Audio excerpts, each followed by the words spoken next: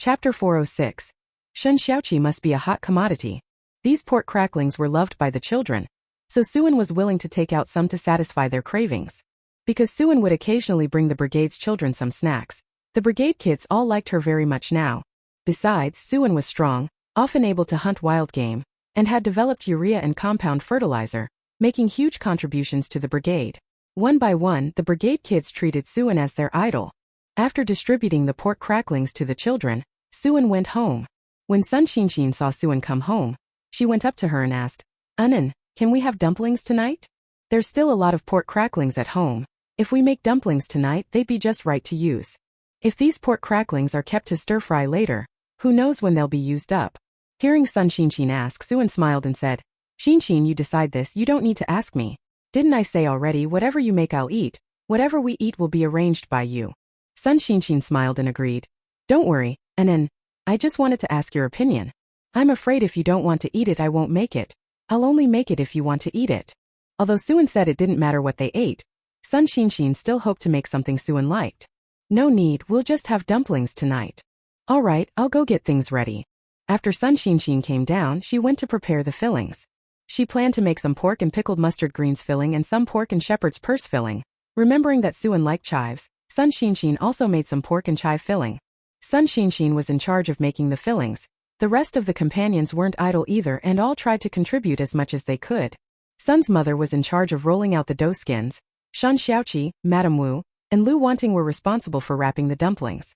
As for Sun Sun and Wu Mingzhong, the two men did not take part. Firstly, there were already enough hands, so there was no need for the two of them to go and help. Secondly, the two men weren't very skilled when it came to kitchen work. The two of them usually took care of the more physical chores around the house, like fetching water and chopping firewood. Kitchen work was still left to the women to handle. Lu Wanting looked at the dumplings she had wrapped, then glanced at the ones Shun Xiaoqi had made, and felt somewhat disheartened. Why did she feel that Shun Xiaoqi's dumplings looked so much better than hers? But Shun Xiaoqi was a grown man, she, a young woman, couldn't even match him in wrapping dumplings. It was really quite a blow to her. Shocked, Lu Wanting stood beside Shun Xiaoqi and said with feeling, "Shun Jiqing, you're getting better and better at kitchen work. If any family's daughter marries you in the future, she'll definitely be very happy." Lu Wanting wasn't flattering Shun Xiaoqi. She really felt that way. After all, too many men nowadays can't cook. Men like Shun Xiaoqi who are busy in the kitchen and can make a good dish are rare. Besides, this man is big and burly, quite handsome, and from a good family.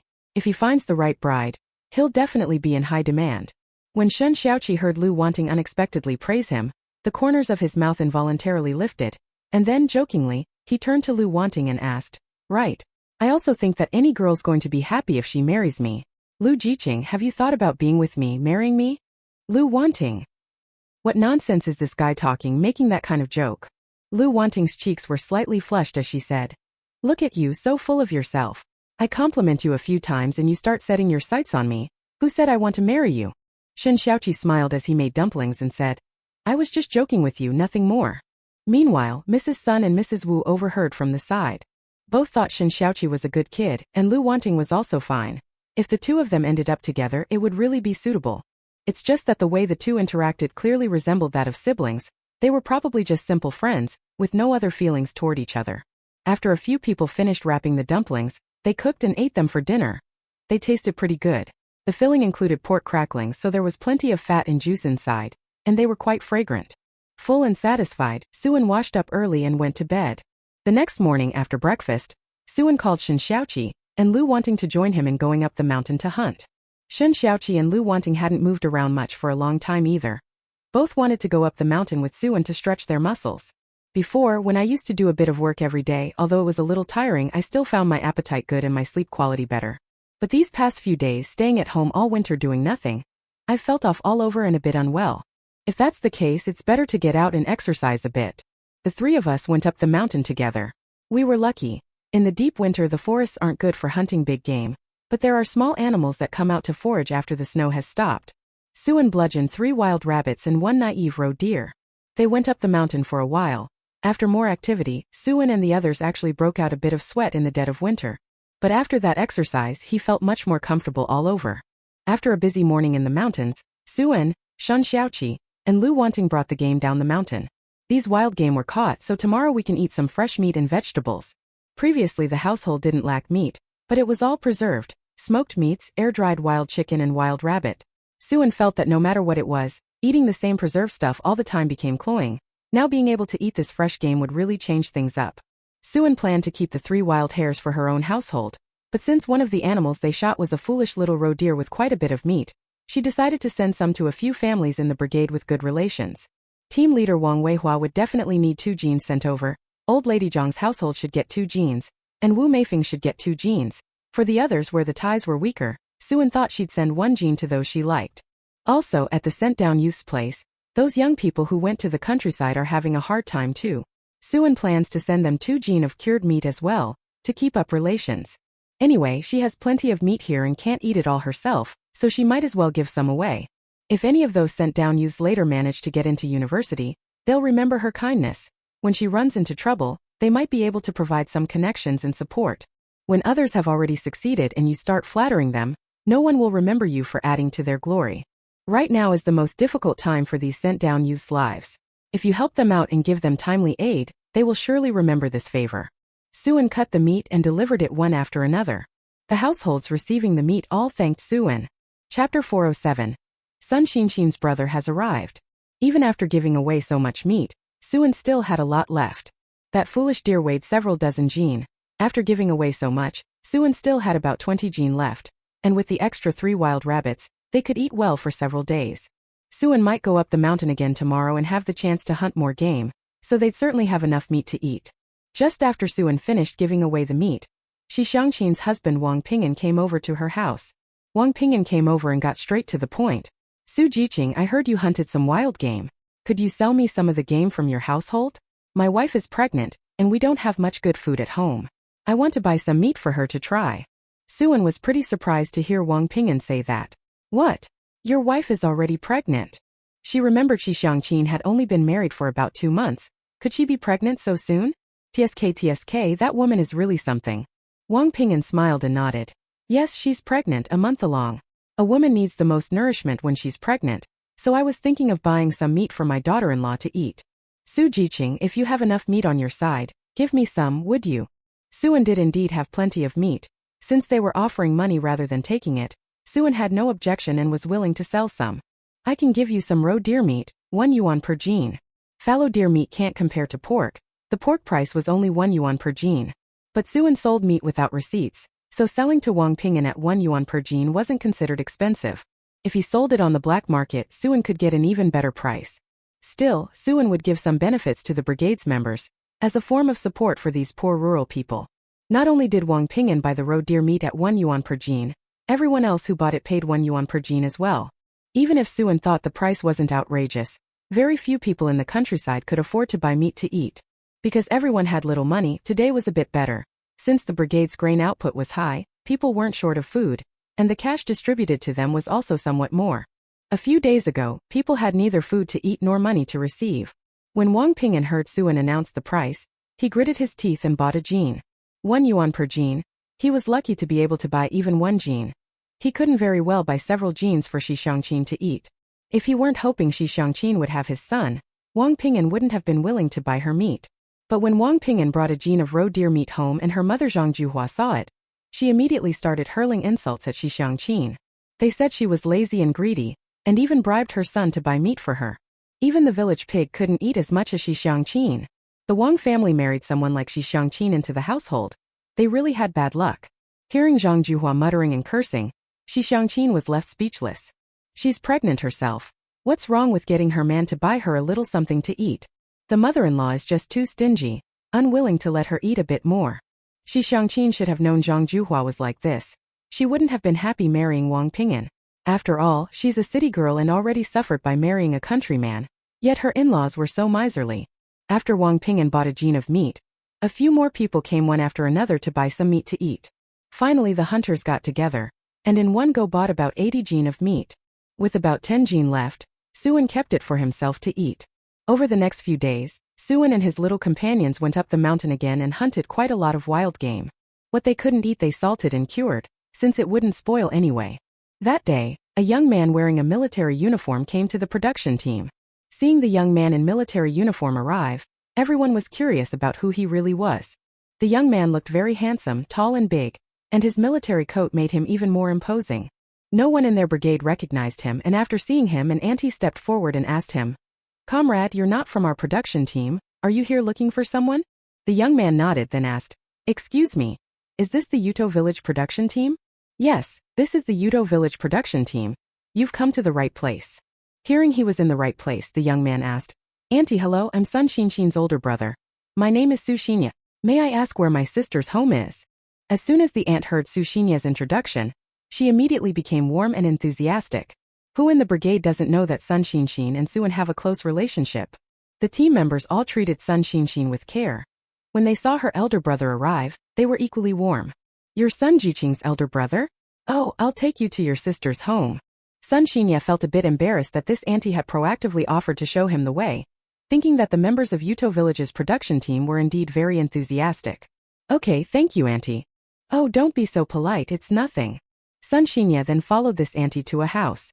Compared with the production team's houses, the one his sister lived in was already considered pretty well built. She led him to the place, and the auntie said to Sun Shinya with a smile, "This is it." Sun Shinya smiled back at her in thanks. Not wanting her help to go unrewarded, Sun Shinya fished 2 hard candies out of his pocket and handed them to her. "Auntie, thank you for bringing me here. Have a candy to sweeten your mouth." Seeing that Sun Shinya had actually given her candy, the auntie felt somewhat embarrassed. Doing a little favor for herself was truly a small thing. It wasn't worth someone giving her precious candies.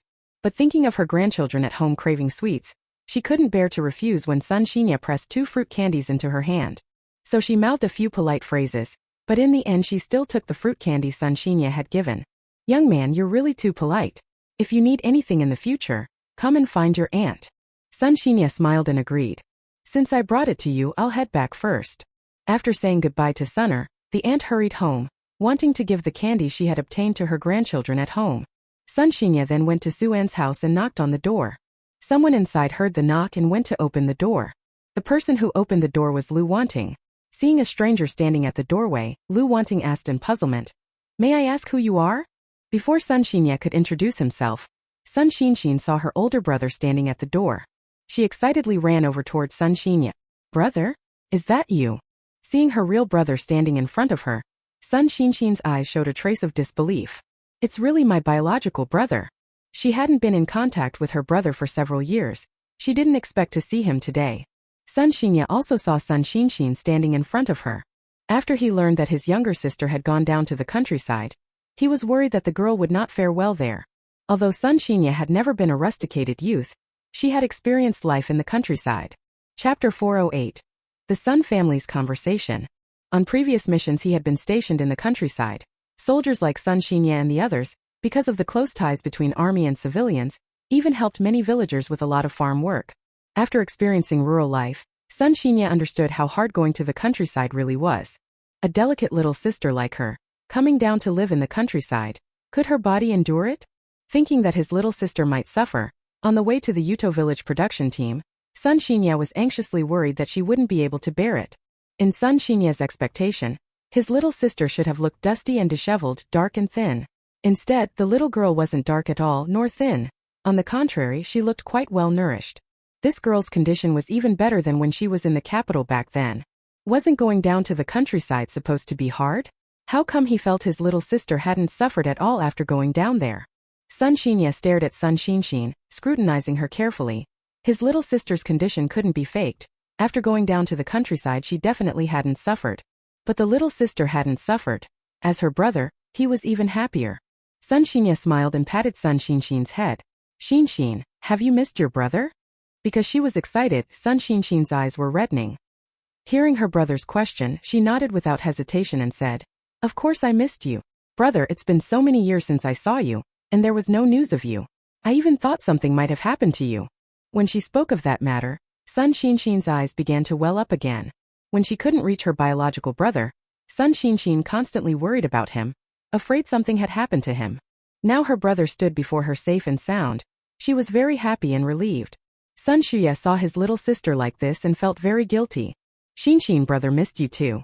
It's not that brother deliberately doesn't contact you, nor that brother deliberately avoids looking at you. My brother was carrying out a very important mission here, and it was a confidential one. He couldn't inform the family. Now my brother has finally completed the mission and come back. I heard you came down here to the countryside, so I hurried over to see you. Sun Xinshin didn't mean to blame her own brother. She knew that the reason she couldn't reach him before must have been unavoidable. He wouldn't stop contacting her or fail to visit her for no reason. Brother, I know I don't blame you. Speaking to Sun Xinshin then shouted loudly into the room. Dad, Mom, come out quickly, brother is here. Hearing Sun Xinshin's words, Sun Xinya's body stiffened for a moment. Xinshin, what did you say? Mom and Dad are here. Sun Xinya only learned that his younger sister had gone to the countryside. He did not know that his father, Sun Shi, was also here. When Lu Zhenting had the Lu family investigate Sun Xinya, they only sent a note to Sun Xinya's unit, explaining Sun Xinshin's current situation. If Sun Xinya completed her mission and came here, she should come to the Yuto village production team to find her. As for the matter of Sun's father, Sun Shi, being exonerated, that happened afterward, so the Lu family did not notify Sun Xinya's unit separately, and naturally Sun Xinya did not know her father had been cleared. Sun Xinshin saw Sun Xinya's shocked and bewildered gaze, so she pulled him and said, Brother, come inside, we'll talk slowly, it's cold out. As Sun Xinya followed Su Xinshin into the house, their father Sun Shi also came out of the room. Seeing their eldest son standing steadily in front of them, they finally felt the worry they had had for him these past days ease. When Sun Shi saw Sun Xinya, his eyes felt hot and teary. When Sun Xinya saw his parents again, his eyes grew moist. Suan heard the movement in the house and then learned that Sun Xinshin's older brother had come. The Sun family had been worried about Sun Xinya's condition before. Now that Sun Xinya had returned safely, the whole family no longer had to worry about him. Suan glanced at Sun Xinya's appearance. Sun Xinshin was quite attractive, and her older brother was no exception, very handsome. It's just that because of serving in the military his skin got a bit darker, but he looked a bit more resolute for it. Seeing Suan staring at Sun Xinyao, Shen Xiaoqi leaned over and murmured in Suan's ear. Little sister, do you think brother Sun Jiqing isn't bad either? And regret getting engaged so early? Suan gave Shen Xiaoqi a look. She was simply looking at Sun Xinyao, nothing more. Shen Xiaoqi said I seemed sentimental, like I was so quick to fall for someone else. So Suan retorted to Shen Xiaoqi, Brother Zhua, you're overthinking it. I still think my partner is better. I'm utterly loyal and devoted to them. Shen Xiaoqi's mouth twitched. He really wanted to know what sort of love potion Lu Zhenting had fed his little sister. Originally he had just wanted to ask, to probe Lu Zhenting's position in her heart. He hadn't expected Lu Zhenting to be so important to her. Because Lu Zhenting held an even more important place in his little sister's heart, Shen Xiaoqi felt even more bitter. It seemed like, as an older brother, he couldn't compare to Lu Zhenting in his little sister's feelings, and the thought made him very saddened. The Sun family members sat by the fire to warm themselves. Sun Xinya had just come in from outside, so his father and mother pulled him close to the fire to warm him up. Sun Xinshin, meanwhile, made a cup of hot malted milk drink for her own biological brother. When the Sun family were all sitting around the brazier, they informed Sun Xinya of their situation. Only after hearing the family explain the circumstances did Sun Xinya understand what had happened. He hadn't expected so many things to have happened at home while he was carrying out his mission. Not only was my little sister sent to the countryside, but our parents were also rehabilitated and returned from the place of re-education. All of this was thanks to Suan's help. As for the name Suan, it was also familiar to Sun Xinya, because Sun Xinya had seen reports about Suan in the China Daily. However, Sun Xinya only saw the article in the Huagua Daily about Suan producing urea. He never saw the later report about developing compound fertilizer. Otherwise he would have seen his own younger sister's photo in the newspaper back then. Seeing that his sister was able to live so well in the production team thanks to Suan's care, and that his parents were exonerated with Suan's help, Sun Xinya stood up, gave Suan a deep bow, and then thanked him. Comrade Su, I really appreciate the help you've given my sister and my parents. I would like to express my gratitude to you here. I will certainly repay you in the future. If there is anywhere I can be of help to you, don't hesitate to ask. Seeing Sun Xinya thank him, Suan hurriedly said, Comrade Sun, you're being too polite. Xinshin and I are good friends. I help her and help your parents. These are things I do voluntarily, so you don't need to thank me. Sun Xinshin also laughed and pulled Sun Xinya down to sit. Brother, Anen and I really are close sisters, you don't need to be so formal with her. Later we can look after her. Just take care of her a bit more where needed. Chapter 409 The Sour Uncomfortable Feeling. Sun Xinya nodded. Although Suan didn't ask him to thank her, he had to engrave this favor in his heart. Because the Sun family members hadn't seen each other for a long time, Sun father, Sun mother, and Sun Xinshin warmly pulled Sun Xinya and asked about his situation. Seeing their son had become much darker and much thinner, Sun father and Sun mother felt heartache for him. These bastards. His son certainly endured no small amount of hardship.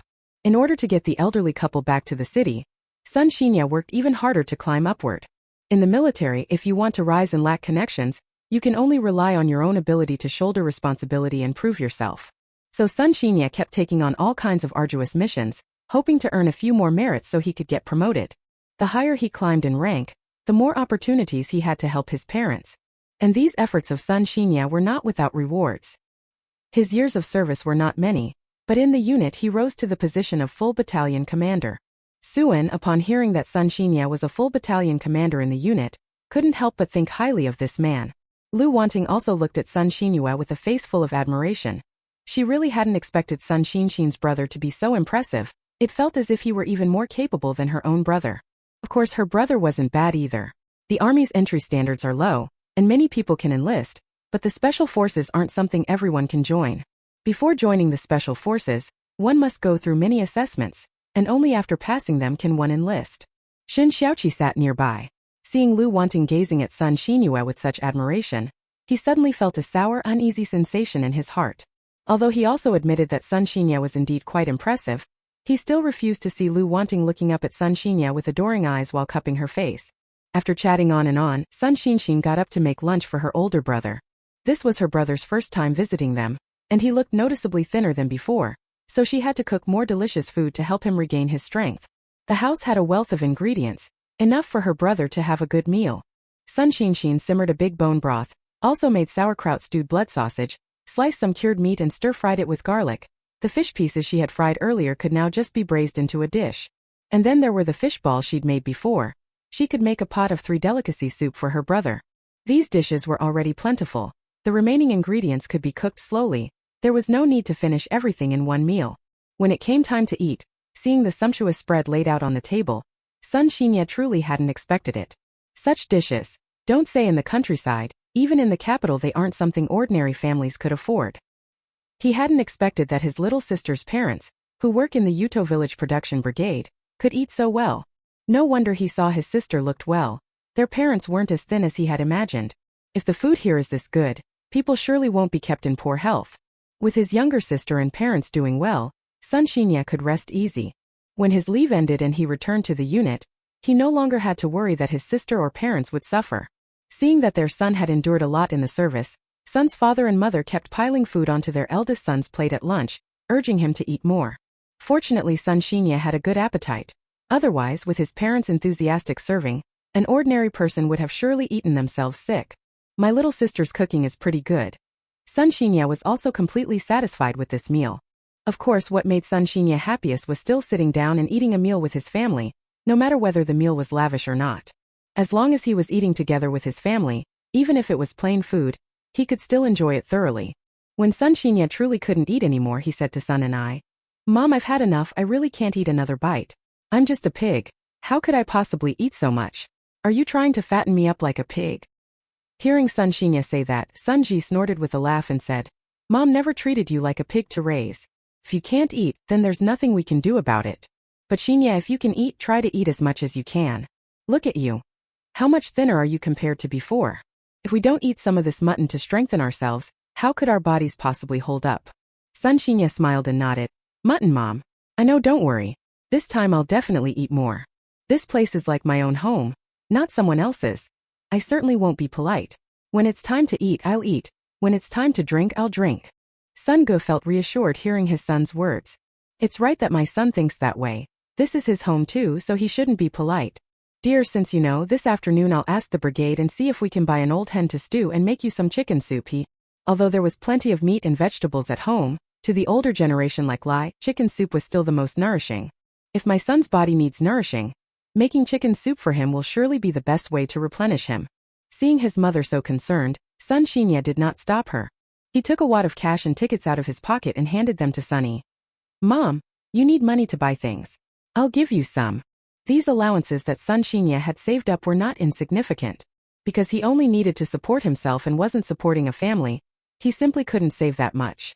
Besides the normal service allowances, the bonuses he earned for carrying out missions were also considerable. His unit basically had no spare money, so he thought of giving the money he had saved to Sun Qi.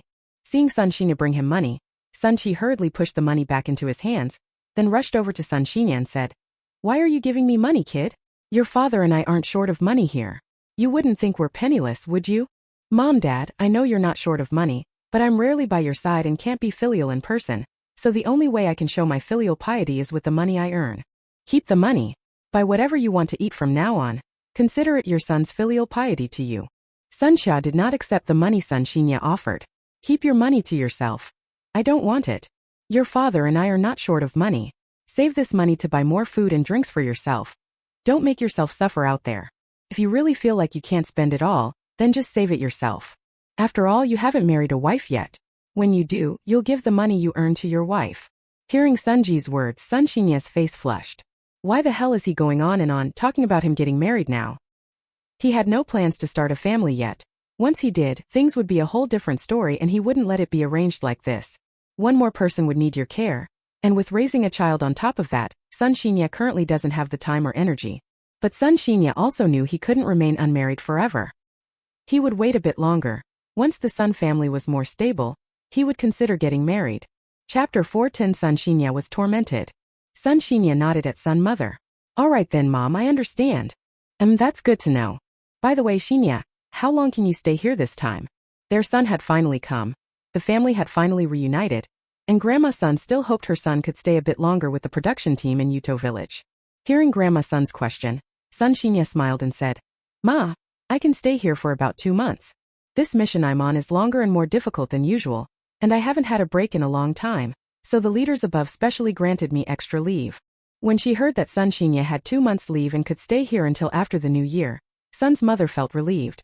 This time their son could accompany them for so long. Thinking that the whole family could be together and spend a lively, festive reunion New Year, Sun's mother was overjoyed. How long had it been since their whole family had spent a reunion New Year together? Thanks to Suan, they finally had this opportunity. Good, that's settled. Have your sister cook you lots of tasty dishes to help you recover. 2 months is enough time for you to get back in shape. After speaking to her son, Sun's mother then loudly asked around the squadron who could sell her an old hen. Sun's mother wasn't short of money. To help her son regain his health, she offered a rather high price. If the price is right, someone will naturally be willing to sell. So it wasn't long before Sun's mother came carrying an old hen. Sun Xinshin and Lu Wanting helped Sun Xinya tidy up the room together. There was still a vacant small room at home for Sun Yehua to live in. Luckily they had built 2 extra rooms earlier, otherwise there might not have been enough space. Because the room had a Kong built, and the Kong was quite large, when Lu Zhenting and Guamiao came over, the 3 men sleeping on one Kong wouldn't be a big problem. Sun Xinshin and Lu Wanting worked together to clean the Kong, then spread soft, warm quilts over it. Speaking of those quilts, credit goes to Suan. He was clever enough to get a lot of new cotton, which is why several sets of winter quilts were made. Cotton is hard to come by now, but Suan had his own connections and methods, and easily obtained dozens of jeans of cotton. If there aren't enough quilts, only Sun Xinshin and Lu Wanting can sleep together. Everyone else will squeeze and crowd in, so there will be extra bedding to spare. Once the room and beds were tidied, Sun Xinshin walked over to her brother, smiling at Sun Xinya. Brother, you must have had a hard time rushing over this time, right? I've warmed the Kong for you. You can get on it now and sleep a bit, rest. Sun Xinshin was still deeply concerned and worried about her own brother. Sun Xinyue replied that he didn't mind not resting and asked if there was any work here that he could do. He, a grown man, had come over hoping to help his younger sister and her friends, and to share some of the burden from their parents. Sun Xinshin couldn't possibly be willing to let her biological brother work himself hard and suffer. She hurriedly soothed Sun Xinyue. Brother, you just arrived. Some tasks can wait for now. Rest up and we'll talk in a couple of days. Sun Xinya nodded. All right, Xinshin, I'll listen to you. Seeing his sister looking at him with such concern, Sun Xinya decided to behave and not let his family worry about him. Sun Xinya thus rested at Suan's place for 2 days. After those 2 days of rest and a full recovery, Sun Xinya refused to rest any longer no matter what. He was a grown man who intended to help take care of his younger sister and parents, not come here to make trouble for them and be taken care of himself. So after resting for 2 days, Sun Xinya found himself some tasks to do. For example, he did the work of cutting and chopping firewood. Because there was a well right in the courtyard, it wasn't necessary to carry water from afar, but someone had to draw water up and pour it into the kitchen water jar, and Sun Xinya took on that job as well. Also, while Sun Xinya was gathering firewood, she went up the mountain to catch some game. At first Sun Xinya thought her skills were pretty good and that she was quite capable at hunting. But she eventually discovered that a few of the younger sister's friends were even better. Especially Suan, who actually hunted a wild boar on the mountain and carried it down. Suan was lucky. He hunted 3 wild boars. After carrying them down the mountain, he called squad leader Wang Weihua to process them. This time Suan also left behind a whole wild boar. They already had enough game to eat here, but Suan wanted to make a bit more, mainly to send some to Jingshi. Meat supply in the city was limited, especially during holidays. Every household wanted to buy meat, so availability became even tighter. So now making a bit extra meant he could send some to the Liu family and the Shen family. Now that Suan had a few more people over, the preserved meats could only be better. Suan wasn't worried they wouldn't get eaten. If they truly couldn't finish them, Suan could give them to that kid Lu Peng to sell on consignment.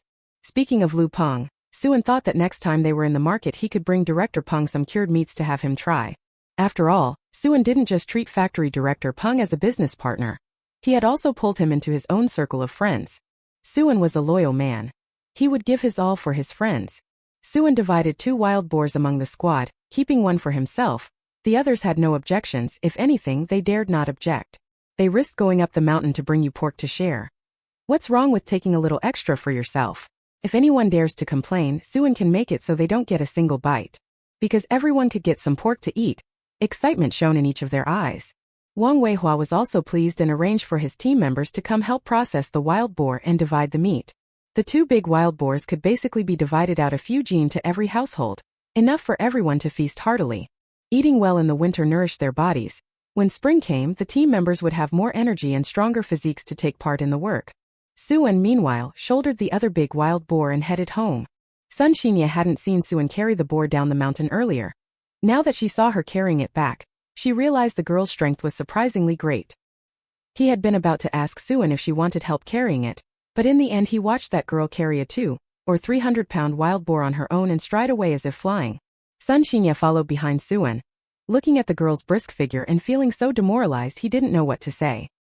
His performance in the military had been excellent, but facing Suan he seemed like a beaten man, pitiful to behold. Originally Sun Xinya had thought that Suan, having developed urea and compound fertilizer, must be someone who relied on brains and talent. Now he finally realized how shallow he had been. Not only was she smart, but her skills were far superior to those of ordinary people. Chapter 411. Shen Xiaoqi was jealous again. My little sister has met such a powerful friend. No wonder she can live so well even in the countryside. No wonder my grandmother's name was successfully cleared. This girl is not an ordinary person.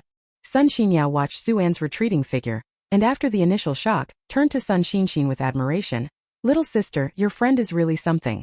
I've never seen a woman so strong. Oh wait, I've never seen a man as strong as her. Sun Xinxin, hearing her brother praise Suan, smiled and replied, Bro, Anin has always been strong. That's nothing compared to when you see her carry 2 wild boars at once. That's real strength. Sun Xinyao's mouth opened slightly. Once again he felt his understanding was shallow. If Suan could carry 2 wild boars at once, it meant her load-bearing limit wasn't just 2 or 300 genes, but 5 or 600, maybe 7 or 800. His strong, truly too strong. If a woman like this chose to join the military, she'd surely be an impressive asset. Sun Xinya didn't say anything more and hurriedly followed Suan back. Such a big wild boar. He wondered if he could be of help, to assist with dealing with it. Now that he was here he should help out more and not come just to eat for free. After waiting for Suan's family, Sun Xinya and the others began to process the wild boar they brought back. Because there were 2 male comrades involved, Sun Xinya told Suan and the girls not to meddle. He and Shen Xiaoqi could handle it themselves. Thanks to the efforts of Shen Xiaoqi and Sun Xinya, the wild boar was quickly finished. The wild boar was processed, but the meat still needed to be made into preserved bacon and sausages, so the work continued. There were many people over here. Everyone divided the work and cooperated, so when they got busy they worked quickly. Just as Suan was planning how much cured pork, how many sausages, and how much smoked meat to make, Tao Danny came over to her place. Seeing Tao Danny approaching, Suan asked her what had brought her. Tao Danny spoke directly about her purpose. Young educated worker Su, Auntie came today to ask you, could you share some of your wild boar meat with me? I want to buy some wild boar meat, cure it into preserved meat, and send it to my son and the others. Even though her son no longer lives at home, Tao Danny still worried about them, afraid they might not eat well in the city. So seeing that Suan had plenty of wild boar meat, Tao Danny came to ask if Suan could spare her some of the best pieces. If not, she said it would be fine. Suan did have plenty of wild boar meat, so sparing Tao Danny a little was no problem. Alright, Auntie Danai, how much do you want? Tao Danai, not wanting to be greedy, asked Suan how much he could spare, and would then decide how much to take. Auntie Da and I within 30 Jin. I can spare any amount for you. Tao Da and I thought for a moment and didn't ask for especially much. She only took 10 Jin. Actually, even if Suan could give her a little more, she still couldn't afford it. 1 Jin of meat is 1 yuan. 10 Jin is 10 yuan. If she can buy 10 Jin, that's already pretty good. This time she'll first send some over to her son and the others. When they slaughter the pig for the new year, she'll buy some more pork from the family pig and make it into cured meat for them to take with them. Suan saw that Tao Danny wanted 10 Jin, so she weighed out the meat for her. Originally she hadn't intended to let Tao Danny pay, but Tao Danny wouldn't feel right taking too much advantage of Suan. After all, the girl often brought her meat to eat. This time she insisted on buying it with money, so she couldn't let Suan give it away. Tao Danny insisted on paying, and Suan didn't refuse any further. The whole afternoon Suan and the others were together making cured meats. Because there were many hands, they worked until dark and those things were finally taken care of. After the cured meats were made and hung out to dry, they could be eaten after a while. The next day, grandfather son and grandmother son thought of making some new clothes for their son, knitting a few new sweaters, so they told son Shinya to go to the county town to buy some fabric and yarn. As for the cotton batting, there was no need to buy any. Last time Suan had made them quite a lot of cotton batting, and they hadn't used it up yet. When he saw his mother needed new clothes made, son Shinya agreed, planning to make a trip to the county town to buy fabric and yarn. Son Shinya also thought about buying more candies to bring back, to treat the brigade members and thank them for taking care of his parents. He couldn't stay with his parents every day. Once the holiday ended, he would have to return to the unit. By then his parents would be here, and would need to get along well with the local team members. Those words were well said. When you eat someone's food you owe them favors. When you accept someone's help your hands are tied. He treated them to candy, not to ask that they take extra care of his parents, but at least so that, for the sake of the candy he gave, they wouldn't be too hard on his parents. Seeing that there was a bicycle at home, son Shinya planned to ride the bicycle to the county. When Lu Wanting saw son Shinya was going to ride the bicycle to the county seat, she stepped forward and said to him, "Riding a bicycle is too slow. Let me ride my motorcycle and take you to the county." Son Shinya saw the motorcycle parked inside the house. At first, when he saw it, son Shinya was quite shocked. A motorcycle had actually appeared here. He later learned that Suan had assembled the bike himself. Suan could even figure out how to synthesize urea. Assembling a motorcycle didn't seem all that surprising. Won't this trouble you? Son Shinya felt a bit embarrassed to bother Lu Wanting. In fact, he could have ridden his own bike into the county seat. Lu Wanting waved her hand. "No trouble, I don't have much to do at home anyway. Besides, we need to buy more oil, salt, soy sauce, and vinegar for the house. I need to go to the county seat to pick some up." This time they had made so many batches of cured meats, so the oil, salt, soy sauce, and vinegar were used up faster and really needed to be restocked. Son Shinya heard Lu Wanting say this and had no objections. "All right, then take me with you to the county seat." Lu Wanting pushed the motorcycle out, swung her leg over it in a dashing move, and hailed Son Shinya to get on behind her so they could set off. Shen Xiaoqi happened to see the moment Son Shinya climbed onto the motorcycle. Lu Wanting sat in front on the motorcycle, Son Shinya sat behind her, the two of them sitting very close together. Seeing Lu Wanting so close to another man, even if that man was Sun Xinshin's own brother, left Shen Xiaoqi with a lingering twinge of jealousy. Just as Lu Wanting was helping Son Shinya settle in and was about to set off, Shen Xiaoqi called after her. Lu Wanting looked at Shen Xiaoqi and asked him, "What? Shen Jiqing, are you going to Qixing County too? If you want to go, get in the car with us. Or is there something you want to buy? I can bring it for you." Shen Xiaoqi glanced at Lu Wanting, then at Sun Shinya and said, "You get out. I'll take comrade Sun Shinya to Qixing County. It's freezing cold in the middle of winter, so cold and windy. You're a girl. What if the wind cracks your face? A girl's rough, cracked skin wouldn't be good looking." Lu Wanting waved her hand casually. "It's fine, I'm not afraid. A little uglier doesn't matter." Chapter 412, introducing a match for Sun Shinya. Shen Xiaoqi looked at Lu Wanting with a serious expression. "You're a girl too, you have to take care of yourself. You haven't married yet." Lu Wanting looked at Shen Xiaoqi in confusion. "No, Shen Jiqing, what went wrong with you yesterday? Why are you meddling in my affairs? I'm not eager to get married. It's better if no one fancies me." "Humph. I'm not talking to you anymore, I'm leaving." "Wait." Shen Xiaoqi called after Lu Wanting again. "Let me go to the county seat instead. I'm a grown man and won't freeze. You, a little girl, could get sick from the cold. What if you catch a cold from the draft, what will you do? Don't you always complain about stomach pain when you have your period? You still don't know to be more careful. If you get chilled by the wind, the pain will be even worse. You should know to take better care of your own body, won't you?" Shen Xiaoqi wore a stern face and spoke very earnestly.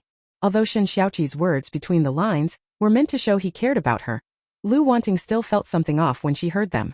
For a grown man like Shen Xiaoqi to mention menstruation outright, how could he possibly have the nerve to say it? Sun Xinxin, on the other hand, thought Shen Xiaoqi's words made a lot of sense. So Sun Xinxin tried to persuade Lu Wanting. Wanting, I think Shen Jiqing is right. We women need to pay more attention to keeping warm and avoid catching a chill. Let Shen Jiqing take my brother to the county seat. You should stay home. Lu Wanting saw that Sun Xinxin had already persuaded him so much, so she got off the motorcycle. Since Shen Xiaoqi was willing to go to the county town, then let him go. She wasn't obliged to go herself. When Shen Xiaoqi saw Lu Wanting finally obediently get off the bike, he finally breathed a sigh of relief. After that, Shen Xiaoqi got on the motorcycle and with Sun Xinya, rode off in the direction of the county town. Sun Xinya sat on the motorcycle thinking this bike was pretty good and really fast. No wonder Lu Wanting suggested riding a motorcycle to take him to the county seat. This motorcycle was somewhat faster than a car, and of course much more useful than a bicycle. Sun Xinya once again marveled inwardly at Su An's skill. That girl was simply a genius, able to assemble such a fine thing. Sun Xinya thought this and whispered into Shen Xiaoqi's ear. Comrade Shen Xiaoqi, your sister is really something. The motorcycle she put together is fast, even more useful than a car. Hearing Sun Xinya's mutter, Shen Xiaoqi paid him no mind. Sun Xinya sulked and rubbed his nose. Whether it was his imagination or not, Sun Xinya felt that Shen Xiaoqi didn't seem to take a liking to him. But why did Shen Xiaoqi dislike him? He didn't seem to have done anything to offend Shen Xiaoqi, did he? Never mind, at worst Shen Xiaoqi was just less warm toward him. As long as the other party hadn't done anything directed at him, Sun Xinya didn't want to make a fuss. After all, once he was no longer at the island village's production team, he would still be counting on people to take care of his little sister and parents. Shen Xiaoqi took Sun Xinya to the county supply and marketing cooperative, where Sun Xinya bought quite a bit of fabric. Besides buying for herself, Sun Xinya also bought for her parents and younger sister. Although her parents and younger sister didn't seem to lack clothes to wear, whether they lacked any and whether they would accept what she bought were two different matters. Shen Xiaoqi also bought some extra yarn, asking his parents to knit a few sweaters for them to wear. After buying those, Sun Xinya also purchased quite a lot of candy and snacks. Shen Xiaoqi bought the household items they were short of and needed: cooking oil, salt, soy sauce, and vinegar. Once they both finished shopping, Shen Xiaoqi rode his motorcycle back to the production brigade. When they got home, Sun Xinya handed the purchases to Sun Ji, but she herself carried the goods directly to the production brigade and called the team members to come collect the candy. The production team of Yuto Village had just eaten the wild boar that Suan had brought, and unexpectedly someone treated them to candy again. First meat, then candy. Life couldn't be more blissful. Sun Xinya finished handing out the candies to the team members and took the opportunity to ask them to look after his parents and sister more in the future. The team members accepted the favors and readily agreed to his request. After all, taking advantage of someone without helping out is hard to justify. Actually, even if Sun Xinya didn't treat everyone to candy, because of the relationship between Sun Xinxin and Suan, and coupled with Wang Weihua's deliberate care, the team members would still pay more attention to Sun Xinxin and her father. After handing out the candy, Sun Xinya left. The team members started whispering among themselves. The team members all thought Sun Xinya was an honest, decent young man, and he was good-looking too. The key point was that he wore a military coat, so he seemed to be a soldier. Good profession, good looks, good character. Many of the older aunts thought that if Sun Xinya weren't married, it would be great to introduce their daughters or nieces to him. Some of the bolder aunts went straight to Sun's father, Sun Xia, and asked about Sun Xinya's situation, taking the opportunity to express their interest in arranging a match. Before those old aunts came to the house, Grandpa Sun and Sun Qi had never thought about this. After all, their son had rarely come back to them, and the family had rarely been reunited. They as parents were filled with the joy of reunion and hadn't considered Sun Xinya's major life events. But now that the village's old aunt suggested introducing matches for Sun Xinya, Sun Qi realized that his son's age might not be small anymore. Previously, when they were sent away and couldn't worry about their son's marriage, now that they had come back, shouldn't they also help arrange things for their eldest son? If it hadn't been for the changes that happened to their Sun family back then, Sun Xinya would probably have gotten married long ago. Sun's father, Sun Zi, thought it was time to start preparing, and even dragged Sun Xinxin along to talk about it. They wouldn't consider this countryside girl. Not that they looked down on country people, but most of the girls in this countryside hadn't had the chance to go to school. Sun Xinya graduated from high school. With that level of education and the gap in family outlook, it's obvious that when the differences are large, it's easy for their worldviews to clash. They should find the son a match whose background is similar, someone he can talk with whose values align with his. If the gap is too great, even if they marry, it's hard to be happy and much harder for the marriage to last. Suanchi thought he could ask his little daughter whether she knew any classmates or friends she could consider introducing to his son. After all, the daughter's classmates and friends aren't far from the son's age/era, and they're also from Beijing, educated and more suitable than a girl from the countryside. When Sun Xinshin saw her father ask if she could introduce a suitable match for her biological brother, she immediately thought of someone. Mom, Dad, among the people I know who have good character and are good in every way there aren't many. Besides Sisterin, there's only Wanting left. Sisterin already has a partner, so I can't introduce her to my brother. Wanting could work. Should I go ask Wanting what she thinks? Sun Fu and Sun Xiang, upon hearing the girls say that, immediately slapped their thighs. How did they not think of it? This girl Lu Wanting really is quite suitable for their son. Chapter 413 Shen Xiaoqi's Confession. Alright, Xinshin. Then you ask Wanting what she means. Dad, Mom, I think we should ask my brother what he means first. If my brother doesn't like girls like Wanting, and I go ahead and tell Wanting before checking, what if my brother disagrees? Wouldn't that be awkward? Sun Xinshin thought for a moment and decided it would be better to first clarify what her brother meant. Sun Sun's mother snorted directly. Wanting is such a good girl. What could your brother possibly be dissatisfied with? What kind of girl was he still thinking of finding? If Wanting can take a liking to him, he'd be the lucky one. After all, the Lu family is fairly well off. They're way more impressive than our Sun family. If Sun Xinya really marries Lu Wanting, it would be our family marrying up. Mom, Dad, although Wanting is great, my brother still has to find her appealing. Anyway, let's ask brother what he thinks first. Sun Fu and Sun's mother thought for a moment and decided to listen to their daughter's opinion, so they asked Sun Xinya first. Otherwise, if Sun Xinshin first asked Lu Wanting's opinion, the girl might have taken a liking to their son, but if their son didn't feel the same, how would they explain it later to the young lady? Sun's mother called Sun Xinya over and told him about this matter. Sun Xinya never imagined his mother would be thinking about finding him a match. Mom, Dad, I'm not in any rush. Wait until things settle down and we return to the city. Then I'll worry about getting married and falling in love. Sun Xinya's mother replied.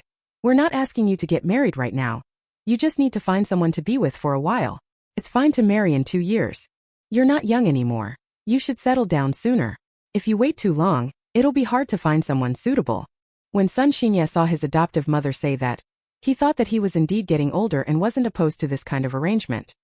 He didn't want his adoptive mother to be worried about his marriage because of him, so whatever she suggested he agreed to. So Sun Xinya said to his adoptive parents, Dad, Mom, you two arrange this marriage for me. If you find a girl you think is good and suitable, I can try getting to know her first. Seeing their son not opposed to this matter, Sun's adoptive parents felt relieved. So the two of them asked, Mom and Dad think that girl Wanting is pretty good. What do you think? If you think she's suitable, have XNXN ask her what she thinks later. When Sun Xini heard his mother mention Lu Wanting, the image of Lu Wanting appeared in his mind. That girl really was not bad, not delicate and skilled too. Maybe because of his time in the military, Sun Xinya didn't like delicate, girly women. He preferred straightforward, open women like this. Seeing who Mom liked was Lu Wanting, and Sun Xinya had no objections. Mom, Dad, I'll handle this kind of thing myself, so don't bother asking my little sister. I've only been getting along with her for a short time. She certainly can't have strong feelings for me yet. I'll stay here for 2 months, do my best to make a good impression first, and then ask about dating someone. As soon as Sun Sun's mother heard her son say this, she felt it made even more sense. After all, their son had only been with them for a few days. Lu Wanting shouldn't have developed feelings for Sun Xinya so quickly. Right, Xinya, what you say is correct. You have to behave well during this time and work hard to win her over. Wanting is a good girl. If you can win her, you'll be very lucky. All right, Mom and Dad, I understand. So over the next few days, Shen Xiaoqi noticed that Sun Xinya was always looking for chances to be attentive in front of Lu Wanting. Shen Xiaoqi, being a man himself, certainly understood what Sun Xinya meant. He suddenly felt a sense of crisis. It was also because of this growing sense of crisis that Shen Xiaoqi discovered something. He seems to have feelings for that girl Lu Wanting. Not the kind of feeling between ordinary friends, but the kind between a man and a woman. Seeing Sun Xinya's attentions becoming more and more frequent, Shen Xiaoqi's sense of crisis grew ever stronger. No, he needed to make a move sooner. If he didn't, Lu Wanting would really be snatched away by Sun Xinya. That day, Shen Xiaoqi directly called Lu Wanting over. Lu Jiqing, I have something to tell you. Lu Wanting asked bluntly, what is it? You can just say it right here. Shen Xiaoqi glanced at the others. No, it's not convenient to say here. Let's go somewhere else to talk privately. Lu Wanting gave Shen Xiaoqi a look. So dramatic. What can't you say in front of everyone that you have to tell me alone? Although Lu Wanting complained like that, she still followed Shen Xiaoqi to speak with him alone. When it was just the two of them, Lu Wanting looked at Shen Xiaoqi and said, Shen Jiqing, what do you want to tell me? Hurry up and say it. Shen Xiaoqi looked at Lu Wanting with a serious expression. Lu Wanting, I want to be in a relationship with you. Can you give me a chance? When Lu Wanting heard Shen Xiaoqi say that, she was momentarily stunned, then widened her eyes and glared at Shen Xiaoqi as she demanded, Shen Jiqing, are you out of your mind? Do you even know what you're saying? Shen Xiaoqi instead calmly repeated, I'm not confused. What I said is real. I want to date you. I think I've fallen for you, not the kind between ordinary friends but the kind of liking between a man and a woman. Give me a chance, let's try being a couple. Lu Wanting was so shocked she coughed violently a few times. Good thing she wasn't eating or drinking at the moment, otherwise she would have choked to death. You like me? What kind of joke is that? Don't try to fool me, I'm not falling for it. Lu Wanting, what do you mean? Am I that unreliable? Who have I fooled? I like you and want to be with you, why don't you believe me? Seeing Lu Wanting not believe him, Shen Xiaoqi grew a little anxious. Seeing Shen Xiaoqi looking so anxious, not like he was joking, Lu Wanting finally believed that this guy really had fallen for her. Lu Wanting was somewhat shocked by this. The two of them usually treated each other like brothers, so suddenly being asked to date Shen Xiaoqi felt a bit odd to her. Lu Wanting had to admit, yes, she did have a certain fondness for Shen Xiaoqi. At the very least, his temper suited her, and in every other way, he was far better than those wealthy playboys in the capital. Lu Wanting hesitated for a moment then said to Shen Xiaoqi, It's not that I'm unwilling to date you, but I have one condition. Shen Xiaoqi quickly asked, What kind of requirement? You have to be able to beat me. I'm not looking for someone weaker than me, she said. Shen Xiaoqi, what the heck kind of weird requirement is that? But since Lu Wanting brought it up, Shen Xiaoqi definitely had to do it. As long as Lu Wanting was willing to be his girlfriend, he would do exactly as she said. Hey, you said it. If I can beat you, you have to be my girlfriend. I keep my word. If you can beat me, I'll definitely be with you. Actually, Lu Wanting could have just agreed to be Shen Xiaoqi's girlfriend. It's that old saying, the easier something is to get, the less people know how to cherish it. Chapter 414. Can't beat a woman. So before becoming Shen Xiaoqi's partner, Lu Wanting felt she had to make things a little difficult for him, to let him know she wasn't that easy to win over. Fine, then bring it on. Shen Xiaoqi couldn't wait to take Lu Wanting down. Lu Wanting cast a disdainful glance at Shen Xiaoqi. Are you sure you want to come now? Shen Xiaoqi, I'm kindly warning you. You're my opponent now, so you should practice a few more times before trying to compete with me. Lu Wanting's words about being foolish only stoked Shen Xiaoqi's competitive drive further. No, he had to take her down now and show this little woman how formidable he was. If you come now, I might not be your match. Although Shen Xiaoqi hadn't trained professionally, he was tall and strong. After going to the countryside he'd done farm work, and he'd accompanied Suen hunting in the mountains, so he'd picked up some of the basics. Given his current strength, he might actually be a match for Lu Wanting. Seeing Shen Xiaoqi ignore her warning, Lu Wanting planned to make him suffer a bit. Since you're not afraid to die, then come on now. As she spoke, Lu Wanting wiggled her fingers, producing a series of crack-crack sounds. Then Lu Wanting taunted Shen Xiaoqi. You go first, I'll let you have one move. Shen Xiaoqi felt looked down on by Lu Wanting, so he charged at her form to show her how formidable he was. Bang! Shen Xiaoqi hadn't even managed a few moves before his face was punched several times and he was flattened to the ground. Lying on the ground, Shen Xiaoqi felt utterly humiliated. It would be one thing if a grown man couldn't beat a woman, but to be handled so badly on top of that. Boo-hoo, I have no face to show anyone. Lu Wanting saw Shen Xiaoqi lying on the ground, put her hands on her hips and smiled. I told you you're no match for me, but you didn't believe me. How does it feel now? You asked for this. Go train yourself properly first. Come find me when you can beat me. Lu Wanting clapped her hands and walked away. However, when Lu Wanting left she was in a pretty good mood, because she hadn't expected Shen Xiaoqi to like her. Being liked by someone who seemed a bit awkward felt kind of nice, didn't it? Shen Xiaoqi watched Lu Wanting's departing figure and gritted his teeth as he climbed up from the ground. Starting tomorrow, he'd have to find his little sister to practice martial arts with, trying to beat Lu Wanting as soon as possible. When Shen Xiaoqi returned with a bruised and battered face, Suen saw him and hurried over, asking, brother, what happened to you? You and Wanting had a fight? She hit you? Shen Xiaoqi's eyes showed a flash of guilt. No, Wanting didn't lay a hand on me. I fell myself. Shen Xiaoqi cared about appearances too. He couldn't bring himself to admit he had been beaten by Lu Wanting. After all, it wouldn't do for a tall man of 1.9 meters to lose to a woman and have word get out. It'd be embarrassing. Suan stared at Shun Xiaoqi's face for a few moments, knowing this older brother was definitely lying. Could a fall cause such perfectly symmetrical injuries? But since Shun Xiaoqi cared about face and didn't want to say anything, Suan wouldn't expose him. Instead she greeted him. Brother, sit down. I'll put some medicine on you. My remedies work well. Shun Xiaoqi obediently sat down. When Shun Xiaoqi sat down beside Suan and saw Suan take out a small medicine bottle and begin applying it to the wounds on his face. Not to mention, after the ointment was applied to his face, Shun Xiaoqi felt a cool, soothing sensation, very comfortable. After the medicine was applied, Shun Xiaoqi turned to Suan and asked, "Little sister, can you teach me a few moves? I want to practice my skills." Hearing Shun Xiaoqi's sudden request, Suan was a bit stunned and looked at him puzzled. Huh? Brother Xiang, why do you want to learn this? I just suddenly became interested and want to make myself a bit stronger. Seeing Shun Xiaoqi wanted to learn, Suan wasn't stingy enough to refuse to teach. Alright, fifth brother, since you want to learn, can follow behind me to learn. But learning martial arts is tiring, so you have to persevere. Shun Xiaoqi thought if Lu Wanting could persevere, what was there for a grown man like him that he couldn't persist with? Okay, I know. I'll stick with it. Suan first had Shun Xiaoqi start training from the most basic exercises, holding horse stance, hitting the sandbag. As it happened, with the cold winter keeping everyone from going out to work, Shun Xiaoqi had time to train properly. Susan had originally intended to continue going up the mountain to hunt these days, but sadly it snowed again. There was nothing she could do, so Susan could only stay home and hibernate through the winter. Fortunately, with the little companions keeping her company, she wasn't alone and didn't find it too boring. Shun Xiaoqi, however, seemed to have been spurred on by something and had been training extremely diligently these past few days. Suan felt that something was off. Shun Xiaoqi definitely wouldn't take up martial arts for no reason. Could it be that after being beaten by Lu Wanting and losing face, he wanted to find a place to vent? Those two always horse around. Could it have escalated into something bigger?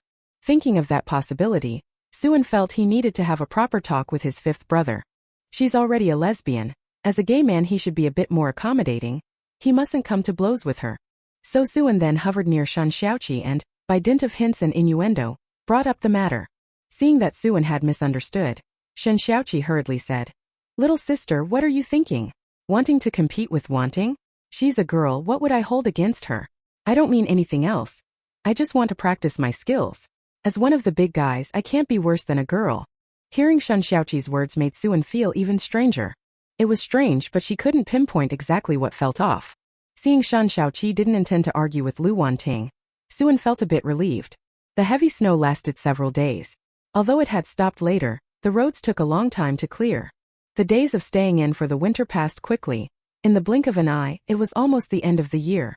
Suan saw it was nearly year-end and still had no news from Lu Jinting and Guo Miao, not knowing whether the two would be unable to finish their mission and hurry back before the new year. Although Suan wanted to see Lu Jinting and did miss that guy a bit, there was nothing she could do when they really couldn't come. She waited until the snow had mostly stopped before going out. Only then did Suan find an opportunity to go to the workshop. A batch of machines at the former mechanical factory had already broken down. Director Peng had phoned Suan, but she hadn't been able to go to the workshop. Now that she could go out, of course she had to visit the workshop to help Director Peng repair the machines. Just in time, Suan went to the warehouse, so she could still restock a batch of goods for Lu Peng before the new year. Riding her motorcycle, it didn't take Suan long to get to the warehouse, but the cold winter wind was truly bitter. After Suan arrived at the warehouse, she first went to the machinery factory. Factory Director Peng had been eagerly awaiting Suan's arrival. He immediately took her to the workshop to fix the malfunctioning machine. If Suan couldn't fix them, the machines would have to be scrapped, and they'd need to buy new equipment. The factory would have had to spend a lot of money. Fortunately, Suan didn't let Director Peng down. She had been tinkering in the workshop for most of the day, and several pieces of equipment were repaired. Director Peng looked at the repaired machines and praised Suan. "Young educated youth Su, it had to be you. I brought several masters to take a look. They all said it couldn't be fixed, and yet you actually fixed it." Suan wasn't humble either. "Of course. Director Peng, my skill level isn't something an ordinary technician can match." Director Peng was amused by the girl and laughed.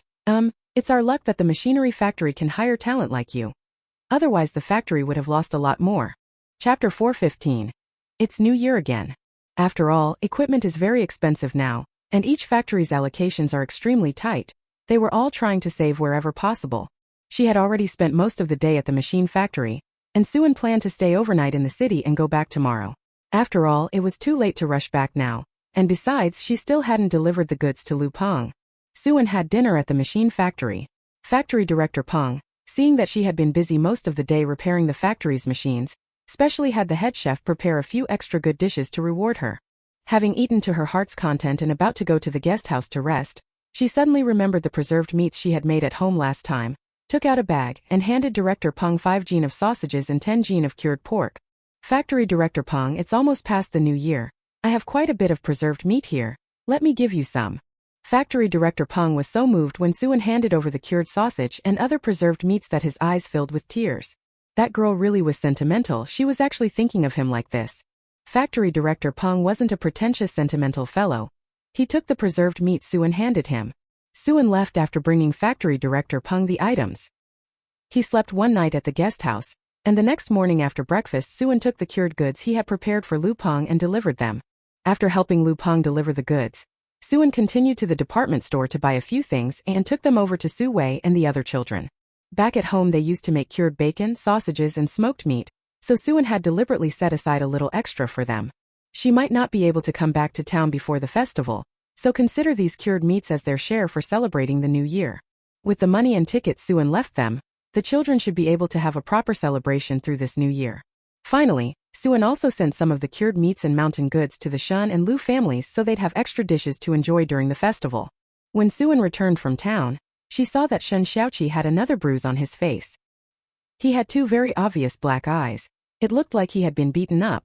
When Suan saw Shen Xiaoqi like that, he couldn't help teasing, "Fifth brother, don't tell me you fell and hurt yourself again." Shen Xiaoqi opened his mouth. He had indeed planned to make up that excuse, but now that Suan had said that, such an excuse was hard to spin. "It's not from falling. I wanted to test the results of my recent training, so I went to spar with wanting a few rounds," Shen Xiaoqi said weakly. He felt embarrassed even as he spoke. After all, a grown man losing to a little girl, there's no saving face in that. Lu Wanting stood beside him and couldn't help laughing when she saw Shen Xiaoqi endure it. "I told you to train more before sparring with me, but you wouldn't listen. You just like seeking punishment." Shen Xiaoqi's face flushed after Lu Wanting's teasing. Suan gave a sympathetic glance at Shen Xiaoqi then said, "Fifth brother, don't be discouraged. How long have you been practicing? It's perfectly normal that you can't beat Wanting right now. Keep practicing a bit more, and you'll gradually catch up." Hearing Suan's encouragement, Shen Xiaoqi's confidence immediately ignited. Then Shen Xiaoqi leaned close to Suan and whispered, "Little sister, I'm your real brother.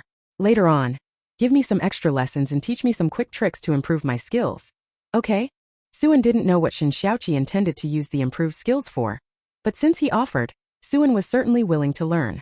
"All right, fifth brother, if you want to improve your skills quickly, you have to endure more hardship. If you can take the suffering, I can teach you.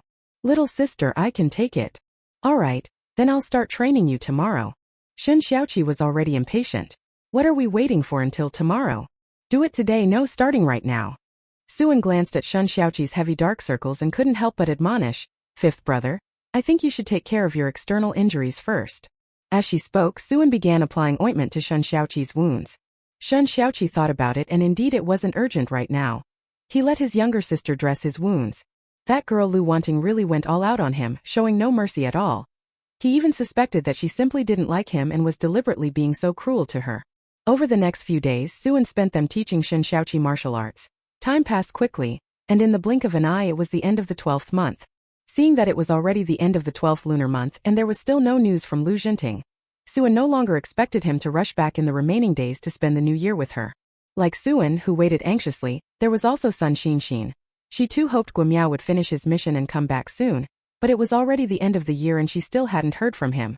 Although Lu Jinting and Guimiao didn't have the chance to come back, Suan and the rest of their small group were numerous enough that everyone could still get together and celebrate the new year lively. At the end of the year, Wang Weihua led the team members to slaughter the New Year pig and distribute the pork to eat. Compared with previous years, this year Yuto Village's production team could be said to have had a very bountiful year.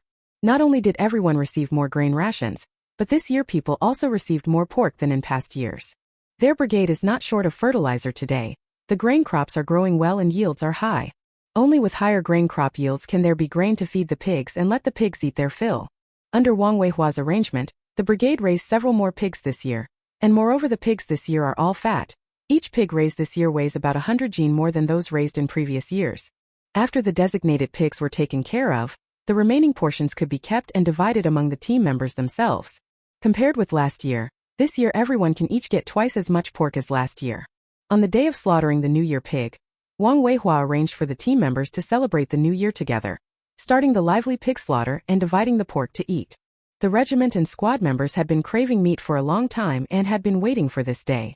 After dividing up the pork, they would have enough meat to celebrate the New Year. Suan and the other sent-down educated youths had already divided up quite a lot of pork. They weren't short of money, so they bought extra as well. Besides pork, Suan also caught some fish. Suan felt the only flaw was that guy Lu Jinting didn't come. If only he could have come to spend the New Year with her. Suan occasionally thought about Lu Jinting, but he soon pushed the guy out of his mind. There were a lot more things to take care of at the end of the year and quite a few things had to be fried. And so, busy and bustling, the whole day of New Year's Eve passed. The youngsters had been busy from morning till night. Finally, around 4 in the afternoon they gathered together and began their New Year's Eve feast. This time there were more people and the New Year was very lively. The happiest of all was still Sun Xinxin's family. After all, it was rare for them to be reunited together this year. Wu Mingzhong and his wife were also very happy. In previous years they lived over by the cattle shed, and the New Year was never lively. Celebrating with Suan and the others this year was truly the most special New Year they'd had since being sent away. Everyone gathered together and finished the New Year's Eve dinner in a lively atmosphere. After the meal, the night had already grown deep. Chapter 416. Lu Jinting cuts contact. Suan provides support. Suan saw the sky outside turning dark and immediately called the youngsters to come out and set off fireworks together. These fireworks were not bought by Suan. They were homemade. Although there were fireworks for sale nearby, Suan felt they were too crude and not as good-looking as the ones he made himself. Suan went to light the fireworks, and his homemade fireworks instantly burst into a brilliant display across the sky. Hearing the noise, the adults and children of the brigade came out to look at the sky and were instantly captivated by such beautiful fireworks. Everyone who lived with Suan knew that she had made these fireworks herself, and after seeing such beautiful displays they admired her even more. After the fireworks were set off, it was still early, and Suan hoped everyone could stay up together to see out the New Year. If they were going to stay up together on New Year's Eve, doing nothing would be too boring, so Suan suggested they play poker. The kids had no objections to Suan's suggestion, and everyone sat down at the table to play poker. Lu Wanning played for a while and kept losing. Those who lost had to accept a punishment. Shen Xiaoqi immediately stood up considerately and offered to take the punishment on her behalf. Suan keenly sensed that there was something off about fifth brother. Could it be that he likes Lu Wanting? If there weren't any affection, he wouldn't protect her like this. Upon considering this possibility, Suan was actually quite pleased. For Shen Xiaoqi to take a liking to Lu Wanting, he really has good taste. That saying was true. Don't let others profit from what should be ours. Suan gathered together the people she thought were good. Lu Wanting naturally noticed Shen Xiaoqi defending her. She figured that the next time Shen Xiaoqi challenged her, she would let him win a little. Once Shen Xiaoqi beat her, the two of them could be together. New Year's Eve passed in a lively way. Early the next morning Suan went to the brigade headquarters to call the Shen family. The Lu family paid their New Year visits, and they also paid respects to Old Song. After the phone New Year greeting, Suan took a stroll around the brigade. Time after the New Year also passed quickly, and in the blink of an eye it was the Lantern Festival. Sun Xinye's holiday was nearly over. He was preparing to leave in the next couple of days. Sun Shi's mother was reluctant to let him go, but since her son had his own business, no matter how unwilling they were, they couldn't stop him from leaving. Sun Xinye thought she'd spent quite a while interacting with Lu Wanting, and that it was about time to confess to her, so she planned to find Lu Wanting and tell her. Just as Sun Xinye was about to go look for Lu Wanting, she saw Shen Xiaoqi burst out and ask Lu Wanting to go out with him. Shen Xiaoqi felt that under little sister Qi's guidance during this period, his skills had improved noticeably, so he wanted to spar with Lu Wanting a few more times to try them out. Lu Wanting had originally intended to go easy on Shen Xiaoqi, so when he asked her out she cooperated and came out to spar. This time Lu Wanting planned to take it easy, but she didn't expect that Shen Xiaoqi had trained hard these past few days, and had become so skilled that he didn't give her a chance to go easy on him. After a few moves, Lu Wanting was successfully taken down by Shen Xiaoqi. Shen Xiaoqi said happily, "Wanting, I beat you, you'd better keep your promise. From today on you're my opponent." Lu Wanting snorted. "Don't worry, I keep my word. Since I promised you before, I'll definitely follow through. Then let's tell the others. We're already a couple now, we can't keep it hidden." Shen Xiaoqi knew that guy Sun Xinye often looked for chances to ingratiate himself with Lu Wanting. Being a man himself, he understood Sun's intentions all too well. Now that he was already dating Lu Wanting, they needed to announce their relationship as soon as possible to prevent Sun Xinya from coveting her. Lu Wanting had no objection. Since she had agreed to date Shen Xiaoqi, this wasn't shameful. There was no need to hide it from others. Seeing Lu Wanting had no objection, Shen Xiaoqi immediately called over his friends. Ahem. I have an important announcement to make to everyone tomorrow. Suan, Sun Xinxin, and the others watched Shen Xiaoqi with curiosity. Seeing him so solemn, they wondered what important matter he had to tell everyone. Under the curious gazes in the courtyard, Shen Xiaoqi raised his voice. Wanting and I formally became a couple yesterday. When he announced the news, everyone except Suan was momentarily stunned. Suan knew Shen Xiaoqi had fallen for Lu Wanting, and guessed that the other day he had succeeded in confessing. What surprised Suan was that Lu Wanting actually agreed to Shen Xiaoqi. With these two together, they'd definitely become a pair of lovable rivals. When Sun Xinya heard that Shen Xiaoqi and Lu Wanting had become a couple, his eyes dimmed for a moment. He still wanted to confess to Lu Wanting, but now there's no chance. Although Sun Xinxin had been hoping Lu Wanting would be her sister-in-law, when she heard she chose to be with Shen Xiaoqi, she still chose to give her blessings. She had to admit, Shen Xiaoqi was also an outstanding man. Her good sister choosing to be with a man like Shen Xiaoqi was a good choice. She believed her future would be happy. The two announced their relationship, and soon everyone in the brigade knew. Shen Xiaoqi and Lu Wanting became a couple, and the team members all thought they were a perfect match. Sun Xinya left Yuto Village production team after only a couple of days. After Sun Xinya left, the weather gradually began to warm. In another month or so, spring would probably begin. When spring arrived, the brigade got busy again. After a winter of recuperation, everyone's health had improved quite a bit. After all, for several years every household had enough grain to eat, and there was more meat than in past years. This winter had been really good. Suan saw that the New Year's Eve had already passed and still hadn't heard any news from Lu Jinting's side, and couldn't help but joke that his task must be extremely difficult to have taken so long to complete. Just as Suan was worrying about Lu Jinting, he received a call from Jingji. It was from the senior leadership of the Special Forces. This time Lu Jinting and Guimiao's mission had run into trouble. Now the team members on this deployment had all lost contact, and they hoped Suan could go provide support. The Special Forces leaders knew this mission was extremely difficult. Only someone as capable as Suan could be relied on to intervene, giving the best chance to rescue those who had gone dark. After Suan received the message from the Special Forces leadership, she immediately said she was willing to go support the mission. She was worried about Lu Jinting and Guimiao's safety, and of course she had to go in person to feel reassured. After finishing the call with the Special Forces leaders, Suan immediately went back to pack her luggage, preparing to set off for Beijing, then meet with the other support team members from the Special Forces in Beijing, and then fly to Hong Kong. Yes, this time Guimiao and Lu Jinting were carrying out their mission in Hong Kong. If you want to go to Hong Kong, taking the train is too troublesome, it takes too long on the road, and flying gets you there fastest. Chapter 417 Arrival in Hong Kong. The longer they delayed here, the greater the danger became for Lu Jinting and the others. Suan didn't have much to pack, so within 10 minutes he had everything ready. Then he rode his own motorcycle, planning to head into the city early. Before Suan left the camp, he reminded his young companions once, saying he had just received an urgent mission and needed to depart immediately. As for Lu Jinting and Guimiao being in danger, Suan didn't tell them so they wouldn't worry themselves sick. After that, Suan went to find the battalion commander, got the letter of introduction prepared, and then sped off to the city. After arriving in the city, Suan boarded the earliest train to Jingshi. On the way to Jing City, although Suanxin was very anxious, she also knew this was not the time to panic. She had a feeling that although Lu Jinting and Guimiao had lost contact, neither of them should be in mortal danger. Finally, after rushing to catch trains all day, Suanxin arrived in Jing City. The Special Forces senior officers had long been waiting for Suanxin. As soon as she arrived in Jing City, they arranged a car to pick her up and, together with other Special Forces members, headed to the city's airport. On the way, the senior leadership of the Special Forces briefly summarized this mission. It turns out that for this operation Lu Jinting and Guimiao were going to Hong Kong to retrieve national treasures that domestic artifact traffickers had smuggled out. This batch of artifacts that the traffickers were smuggling and reselling are very precious national treasures, which is why the state wanted to recover them. But these artifact traffickers were cooperating with and doing business with the largest local triad in Hong Kong. After all, Hong Kong is not under control of the Huagua government right now, so if their side of the government wants to intervene over there, it would be trickier and more troublesome. And on someone else's turf, it's much harder for members of their special operations team to successfully carry out a mission. On the way, Suan roughly understood the circumstances of this mission and guessed that it might have been when Lu Jinting and the others were carrying out the operation that they accidentally exposed themselves, and so were taken by the gangs over in Hong Kong. Once he went to Hong Kong, Suan planned to rescue Lu Jinting and the others, starting with an investigation into that gang.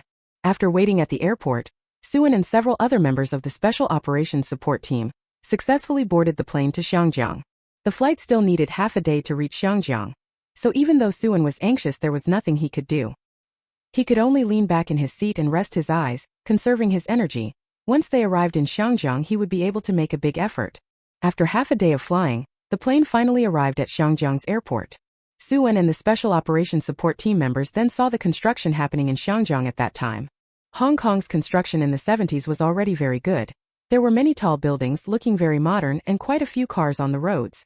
Although the city's development was decent, Hong Kong in the 70s and 80s was still chaotic with many gangs. After Suan and the others left the airport, they first had to find a place to settle. Once they had confirmed a place to stay, they would arrange the subsequent plans. After all, rescuing Lu Jinting and the others was not something that could be accomplished quickly.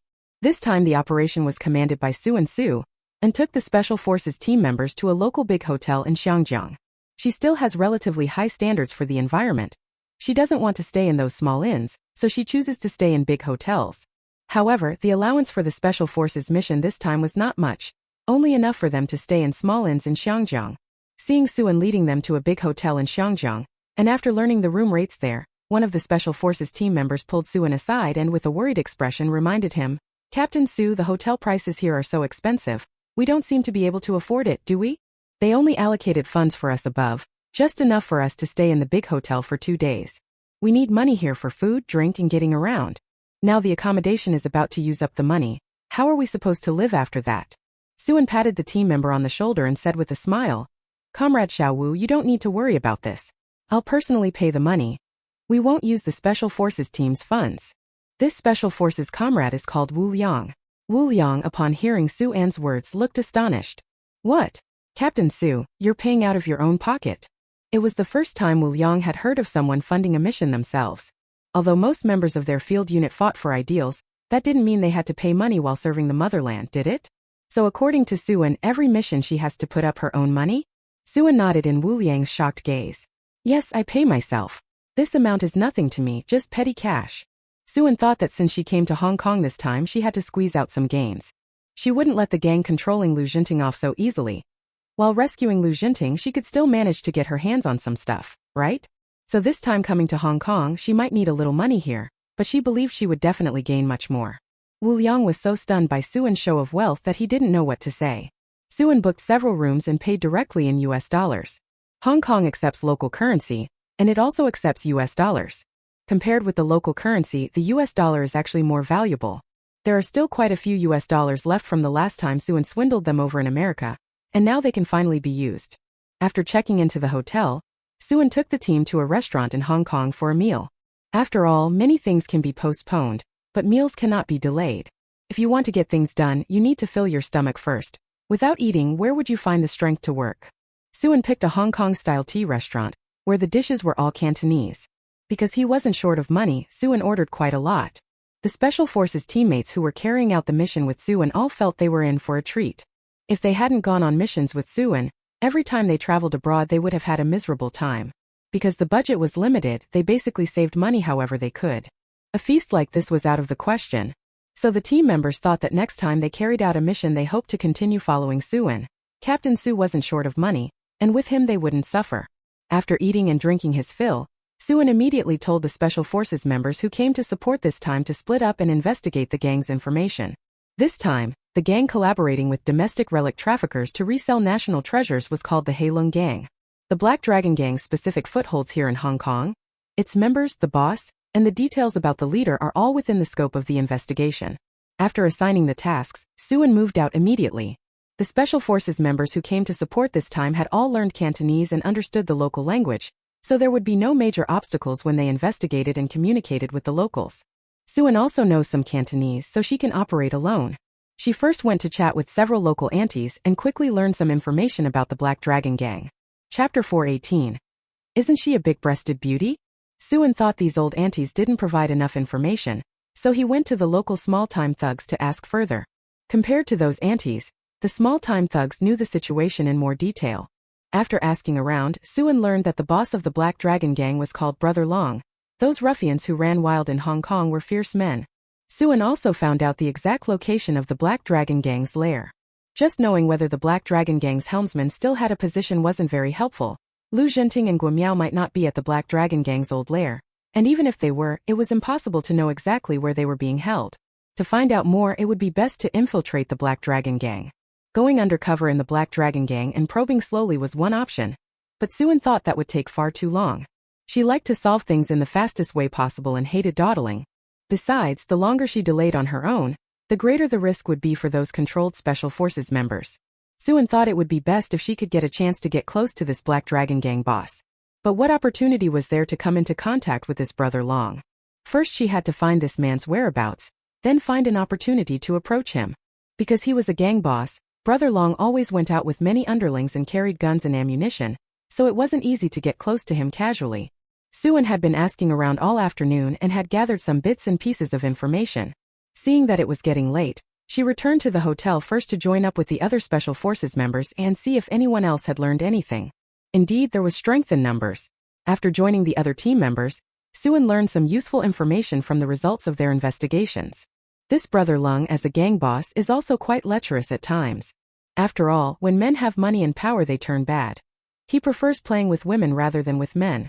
Brother Lung's favorite haunt is a certain club. He often goes there to pick up girls.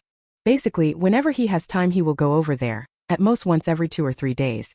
In other words, Suan wanted to see Brother Long, and to get up close to him, the best way was to go to this club. So after chatting with her friends about the information they had gathered, Suan came up with an idea. Men are lustful, right? Last time she had seduced Tianhe Jairu, and this time she could use the same trick again. Suan told the others about her plan. She intended to visit the club that Brother Long frequented, disguise herself as one of the girls there, get close to Brother Long, and then try to learn about Lu Zhenting and the others from his mouth. After Suan revealed her seduction plan, Wu Liang was the first to step forward and warn. Captain Su, won't you be sacrificing too much this way? What if Brother Long takes advantage? You're a woman. Don't put yourself at risk for a mission. Suan waved her hand. What are you thinking? I said sex appeal, but I never said I'd let him take advantage. Thinking about Suan's track record on missions, since she had that kind of confidence, Wu Liang felt it probably wouldn't be a problem. But he still voiced his concern. But Captain Su, from what I've heard, this Brother Long likes women with big sexy breasts. Aren't you a bit too plain for that? Will it work? Suan. You hear yourself. Does she sound like someone plain? How is she bland and boring? And who said she isn't a big boob beauty? Isn't it just that she wears too many clothes, and those mainland-style plain outfits don't show off her good figure? Suan snorted, straightened her chest. Who are you looking down on? Come with me later to buy a few outfits and you'll see you've been wrong about her. Wu Liang. Did he say something wrong and anger Captain Su? After finalizing the plan, Suan took the Special Forces teammates out for dinner. Dinner was still lavish. Suan wasn't about to deprive his own taste buds. Carrying out missions has already been hard enough. If she didn't eat a bit more now, she would really feel terrible. Fully fed, Suan took the Special Forces team members who had supported this operation and went to the mall together. Since she was going to dress up as a stunning sexy beauty, Suan definitely needed a change of clothes. She couldn't go on like she was now. Suan splurged on several sets of clothes, as well as jewelry and cosmetics. Good thing she had her own money. Otherwise the organization's small budget definitely wouldn't have been enough for her. After finishing her shopping, Suan saw it was getting late and had to return to the hotel. The next day after breakfast, Suan went to a barber shop to get her hair permed. When her hair was done, Suan put on makeup, wore her jewelry, and slipped into a low-cut red dress. A voluptuous sexy beauty then appeared before the members of the Special Forces team assigned to this support mission. Wu Liang finally understood why what he said yesterday had made Suan angry. He had previously thought Captain Su was pretty in that innocent kind of way. Now seeing Suan with her big styled waves and blazing red lips, wasn't this exactly the sexy big wave beauty that Brother Long liked? The few men who had come with Suan all blushed and averted their eyes, not daring to look at her directly. If they kept staring, they'd all get nosebleeds. Suan was very satisfied with her current look, and felt that winning over Brother Long was still a fairly easy matter. Next she planned to first blend into the club, then have the madam there arrange for her to meet Brother Long. Suan knew there was nothing money couldn't solve. She had the madam at the club recommend her to Brother Long. All it took was giving him enough money. So that afternoon, Suan went straight to the club that Brother Long frequented and asked for the madam there. The club's madam received Suan, who had come looking. Seeing that Suan was very beautiful, the madam's eyes lit up. If a woman like her worked as an escort in their club, she would surely become the top star. There was such an exquisite beauty. She would definitely help their club attract many more customers. The madam immediately asked Suan Yuan if she would be willing to work as a hostess at their club, promising to provide generous compensation. Suan didn't beat around the bush. She directly slammed a wad of US dollars down in front of the madam. The madam was somewhat stunned. Isn't she supposed to be the one giving this girl money? Why did the girl give her money instead? Facing the Mama-san's puzzled look, Suan directly explained her purpose. Sister Ping, I'm not here this time to work as one of your girls. I'm here to find Big Brother. You can see for yourself with my looks. I wouldn't be satisfied following an ordinary man. I've heard that Brother Long often comes here. I hope that when he comes next time you can recommend me to him. Don't worry, once I catch Big Brother, I definitely won't shortchange you on your reward. Consider this money a small token from me. Once I succeed in being with Brother Long, I'll give you an extra $100,000 as well. Chapter 419 Seeing Brother Long. The madam looked at the dollars Suan had tossed over, a full 10,000. At this time, 10,000 US dollars was still a considerable sum to her. That amount could buy an apartment here in Hong Kong. The Mama-san is just the manager of the club girls, not their owner. She was only receiving a modest monthly salary and a small share of dividends here, so she was very tempted by the high payment Suan proposed. The madam stared Suan up and down a few times, but she couldn't see anything off about her. After all, she was just a woman, and surely wouldn't pose much of a threat or harm to Brother Long. If introducing Suan to Brother Long carries risks, then this Okiya madam still needs to think it over. After all, money is important, but her life is more important. The madam of the Okiya thought it over carefully, then nodded. All right, sister will help you with this favor. Given your looks, you really wouldn't want to serve ordinary people. If you can climb up and win over Brother Long, the good days will be ahead of you. Then as you say, I'll introduce you to Brother Long. Once you've climbed up, don't forget to give me the rest of the payment. Suan laughed and agreed. Sister Ping, don't worry, I'm a person who keeps my word. You helped me, so you're my benefactor. How could I possibly forget you? You're in luck. Brother Long will come tonight. Go get ready, and when he arrives I'll introduce you. I'll have someone tell you about some of Brother Long's preferences first. Once you understand them it'll be easier to win him over, and gain his favor. Suan nodded, thinking this madam was pretty reliable after all. Her money hadn't been wasted. The madam quickly called a woman over, and had Suan explain Brother Long's tastes. There are many girls here who serve Brother Long, so those who have attended to him compiled all of Brother Long's preferences. Knowing a client's preferences and catering to them gives a better experience, and only then will people be willing to come back. This is also why their club is so popular. The girls can attend to the customers' likes. Suan listened to some of Brother Long's tastes and was disgusted by some of them. She thought to herself that a dog of a man just likes to play. His playing was a bit too extravagant. When she met Brother Long, she'd have to accompany this dog of a man and play along properly. Soon night fell. The club is rather quiet during the day, but it livens up at night. Places like this are like that, customers only come at night. Suan waited for Brother Long to arrive. It wasn't long before Suan heard Madam Ping calling to her. Brother Long is here. What's your name? I'll introduce you to Brother Long. Suan casually made up a name for herself. Sister Ping, I'm called Rose. All right, follow me over here and wait beside me. I'll call you when it's your turn. Suan obediently nodded. The madam first went to the door to meet Brother Long. Suan looked toward the door and saw several cars parked at the club entrance, and then a man dressed like a big shot got out. Yes, wearing sunglasses, a gold chain, and with a big paunch, and people around him nodding and kowtowing. If that's not Brother Long, who else could it be? The madam warmly went to the door to greet Brother Long. Brother Long, you're here? Come on in. Madam of the brothel nodded at Brother Long, then went into the club. After the two entered, the madam arranged a private room for Brother Long, then attentively leaned close to his ear and said, Brother Long, I have a girl to introduce to you today. She's new here and still inexperienced. I guarantee you'll be satisfied. In fact, Suan hadn't told the madam she was inexperienced, but the madam had been doing this job for so long that she could tell at a glance whether a woman was a novice. When Brother Long heard the madam's words, he became somewhat interested. Is that so? But Sister Ping, you know my taste. Juveniles are usually bland and insipid. I don't like that. I prefer something more sensual and exciting. The madam immediately smiled and said, Oh, Brother Long, how could I not know your preferences? Rest assured, this girl is not the bland, insipid type.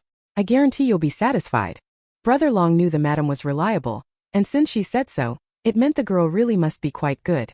So Brother Long asked the madam to bring the person to him for a look. The madam immediately called Suan. Suan then entered the private room and appeared before Brother Long. Knowing that Brother Long liked beautiful, graceful and sexy women, not petty little types, Suan upon entering shot him a few flirtatious glances, her gestures seductive and enticing. Brother Long was instantly unable to resist. Sister Ping, not bad, this woman suits my taste. Brother Long complimented satisfactorily. The madam laughed and said, Brother Long, I knew you'd be pleased. Since that's the case, I'll leave you some time. Brother Long, enjoy yourself. Brother Long was already getting impatient, so he nodded to the madam. Hey Sister Ping, you go out first and make sure the door is shut. Sister Ping knew the customer's rules and of course wouldn't interfere. Once Sister Ping stepped out, Brother Long stared straight at Suan and asked her, What's your name? Brother Long, my name is Rose. That's a good name, just like you. Thanks for the compliment, Brother Long. Brother Long waved at Suan. Come here. You've taken care of me. I won't forget your favors. Brother Long liked to play with women, but he had to admit that top-quality women like Suan were rare to come by. After encountering such a great beauty, Brother Long even began thinking about keeping her long-term. Now he would watch how this woman performed. If Suan could satisfy him, Brother Long wouldn't mind letting her stay with him. Suan smiled and nodded, but didn't immediately attend to Brother Long. Instead she looked at him and said, Brother Long, let's play something special. Tonight I'll take the lead, alright? Brother Long, wanting some excitement, heard Suan and immediately smiled and nodded. Alright, then it's up to you. Brother Long, then sit still first, I'll tie you up. Brother Long didn't think much, obediently nodded, even somewhat looking forward to this novel kind of play. Suan took the rope and tied Brother Long up. Then she leaned close to Brother Long's face and whispered in his ear. Brother Long, I'm about to start, are you ready? Brother Long nodded hurriedly, then closed his eyes, wanting to know how Suan would ravage him. Although Suan hadn't moved further yet, Brother Long was already getting impatient. Just as Brother Long was looking forward to Suan's soft body pressing against him, he found that his mouth had suddenly been covered with a piece of tape. Brother Long was a little stunned. He opened his eyes at once and saw that the coquettish, charming woman from before had changed her expression. She was holding a dagger in her hand, twirling it, then gently pressed it against his neck. Brother Long sensed the danger and tried to struggle, but his body was bound tightly. He tried to shout, but his mouth was sealed with tape so he couldn't make a sound. Chapter 420 Successfully Rescued. Feeling like he'd been tricked, Dragon Brother looked at Suan in terror, sensing the danger. It was the first time he'd been duped. This woman in front of him was clearly very dangerous. Dragon Brother whimpered a few times. Suan lightly dragged the dagger she held across Brother Long's cheek, then smiled and leaned in, whispering in his ear, Brother Long, don't be nervous. As long as you cooperate with me obediently, I won't hurt you. Suan said, I'll rip off the tape on your mouth, but you have to promise not to shout or make a fuss, okay? If you can, just nod. Brother Long hurriedly nodded. He wanted to know what this woman was planning, so he had to speak. After Longu nodded, Suan tore off the tape over his mouth. Right now Longu was tied up, unable to move, and the other person still had a knife in his hand, so he really didn't dare to act rashly. Suan directly rushed to Longu and asked whether he was the one who had captured Lu Jinting and the others. Only when Suan asked that question did Longu realize that the woman in front of him was most likely sent by the Chinese government.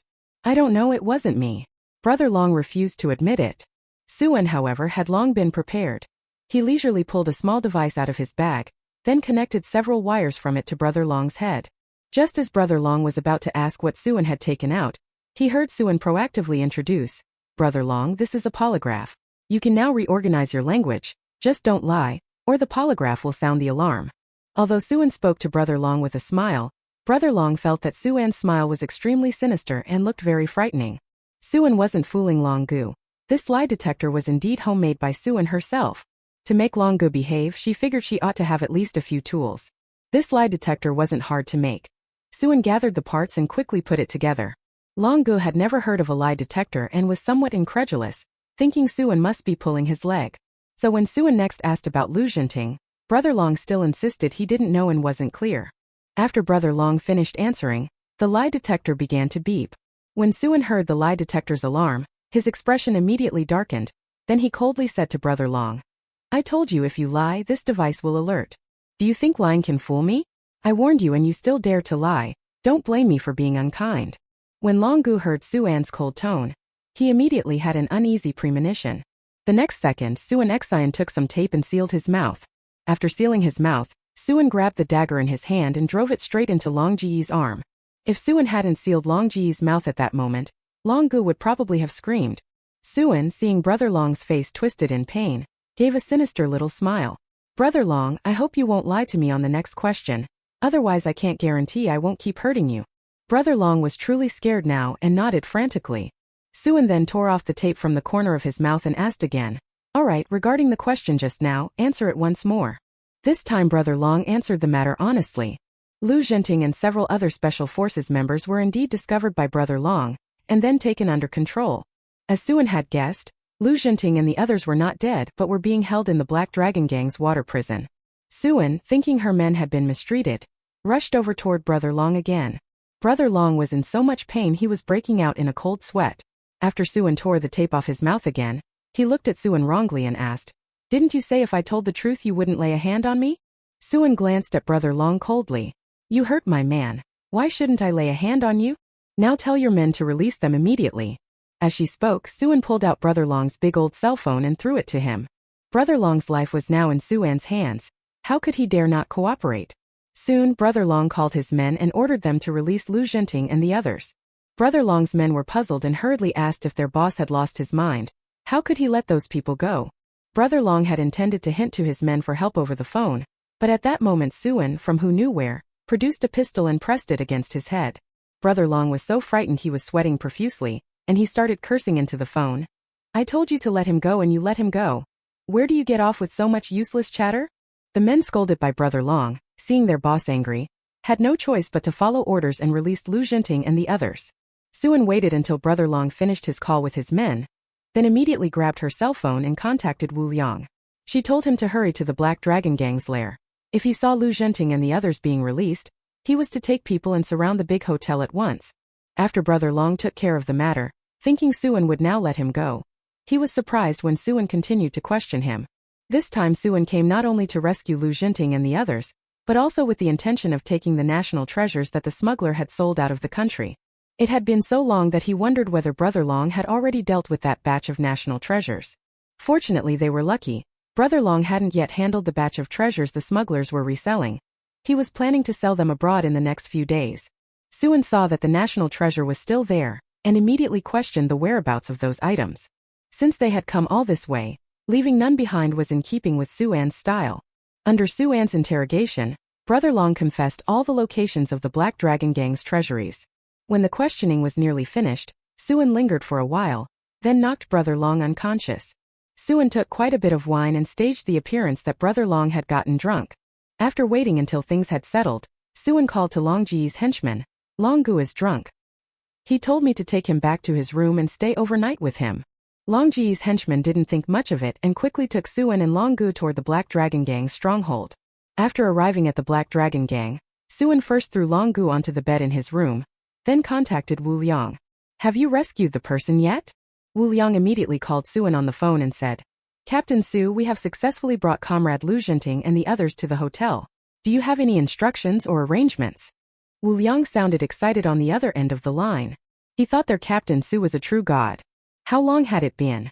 How could they so easily have rescued their trapped Special Forces members? He originally thought this mission would be more difficult, but now that he thinks about it, he was just too lousy. A mission of such high difficulty was something Suin could resolve in no time. Chapter 421, Evacuating from Hong Kong. Suin felt relieved when she heard that Lu Zhenting and the others had safely arrived at the hotel. She said into the phone, "You first pay attention to the surroundings. If there's any danger or anything off, evacuate immediately. If not, then wait for me to return at the hotel. I still have a few things to handle here." Wu Liang replied, "All right, Captain Su, be careful over there." After responding, Suin hung up. Suin glanced at Brother Long on the bed, thinking that the old man was useless now and keeping him would only cause trouble. After all, it was because he colluded with mainland China's antiquities dealers that their national treasures were smuggled out. Suin hurled a lightning sphere at Brother Long. With a crackling sound, Brother Long was scorched. Now Suin was in the Black Dragon Gang's lair. Soon she went to the several warehouses where Brother Long had said the antiques, treasures, and goods were hidden. One important reason the Black Dragon Gang grew powerful in Hong Kong was that they knew how to make money. Brother Long can give his underlings a good life, and only then will they be willing to follow him. Besides dealing in antique jewelry, Brother Long is involved in some other businesses. So his warehouses were stacked with a lot of goods, and these things all became cheap for Suin. After Suin found these few warehouses, he was stopped by Brother Long's men. But these little rogues couldn't stop Suin. Suin directly unleashed an electric shock from his lightning ability, and all of them fell to the ground. Suin successfully cleared out these warehouses, leaving nothing behind wherever he went. After the warehouses were emptied and this time China's national treasure was recovered, Suin finally left. Before leaving, Suin also pulled out weapons from the space, those from the island nation, and proceeded to bombard the place. These gangs did a lot of harm. Since none of them here were good people, what Suin did could be considered eliminating a public menace. After finishing all that, Suin dusted herself off and left, as if none of it had anything to do with her. Riding her motorcycle through the dark night, Suin soon returned to the hotel. Although it was late, Suin still hoped to get away quickly. Blowing up a gang is no small matter, and Suin was a little worried the police here might find some clues. Anyway, leaving earlier is definitely safer. Now that the mission is finished, there's no need to stay any longer. Suin hurried back to the hotel, and after she gave the signal, Wu Liang let her in. As soon as Suin entered, the Special Forces members in the room were all looking at her with intense eyes. This time everyone once again witnessed her ability. Everyone marveled that such a difficult and challenging task had been completed by Suin so quickly and so efficiently. And the one whose gaze on Suin was the most ardent was certainly Lu Zhenting. Lu Zhenting had originally thought he was done for this time, blaming himself for not giving Suin a proper send-off when she left, but unexpectedly this girl came all the way to Hong Kong and rescued him. Guo Miao looked at Suin with eyes just as blazing. Sob, it had to be Sister An. Otherwise he really thought he wouldn't make it through this time. Sister An is amazing. There seems to be nothing she can't handle. Moved, Lu Zhenting soon realized that Suin was different today from before. Suan's outfit this time was very sexy. The dress she wore had a very low neckline, and what was underneath showed off a hint of her charms. He had never seen her look this sexy before. Needless to say, Suin had dressed this way to seduce Brother Long. Seeing others staring at Suin as well, Lu Zhenting instantly grew displeased. He immediately rushed over to Suin, grabbed a jacket and draped it over him, then glared at the others displeasedly. Isn't staring like that impolite? The other members of the Special Forces immediately understood Lu Zhenting's meaning. Lu Zhenting must have misunderstood. When they looked at Suin there wasn't a single impure thought, only pure admiration. Suin looked at Lu Zhenting with concern. You really went through a lot this time, didn't you? Suin saw that there were still wounds on Lu Zhenting's body, and knew that after falling into Brother Long's hands, he must have been abused. Lu Zhenting replied indifferently. And I'm fine, just suffered a few minor injuries, that's all. Suin nodded. It's already the best of a bad situation. But Lu Zhenting, I've already avenged you. I won't let anyone who dares harm you get away with it. Lu Zhenting instantly understood what it meant to have strength protect your spouse. Facing such a powerful opponent, he, a grown man, became the one being protected. Guo Miao stepped forward, wiping his eyes. Sister An, thank you so much this time. If you hadn't come in person, I don't think Ting Ji and I would have lasted a few more days. Wah, you're my lifesaver, Sister An. From now on I'll work like an ox and horse for you, support you in old age and see you off. Suin's mouth twitched. Kit, do you even hear what you're saying? He needs this guy to support him in his old age and see him off? After Suin asked about their conditions he called out. Since everyone can still move, let's get out of here early. The Special Forces members all felt it would be safer to get everything over with as soon as possible. So everyone responded in agreement, and then followed Suin to prepare for evacuation. This operation was all arranged by Suin. If they waited for a plane now they would probably have to wait a while, so Suin arranged for them to leave on a private boat. There are many private boats now. Coming into Xiangjiang from outside may be relatively difficult, but leaving from Xiangjiang is comparatively easier. Because Xiangjiang's economic development is decent, many people from Southeast Asia think about sneaking into Xiangjiang, so there are quite a few private boats along the coast. After Suin and the others checked out, they took a taxi to the seaside. Suin handed a wad of bills to the crew of the private boat. The crew immediately started the engine, and the little boat carried them toward the opposite shore. The opposite shore was Guangdong province. Once they reached there they would be safe. After all, it was territory of Huagua. No one else could make any trouble there. Even if the police over in Xiangjiang uncovered anything, it would be impossible for them to cause trouble inside Huagua. Xiangjiang wasn't very far from Guangdong province. The fishing boat hadn't been sailing long before it reached the opposite shore. But when Suin and the others went ashore, the patrolling Coast Guard still examined them first, fearing they had illegally crossed into Huagua from abroad. Suin immediately produced his official identification. After confirming their identities, the local authorities immediately arranged accommodation for them. Suwon and the others were settled and immediately reported the details of this operation to the higher-ups. The higher-ups did not expect to receive Suwon's call at 3 or 4 in the morning.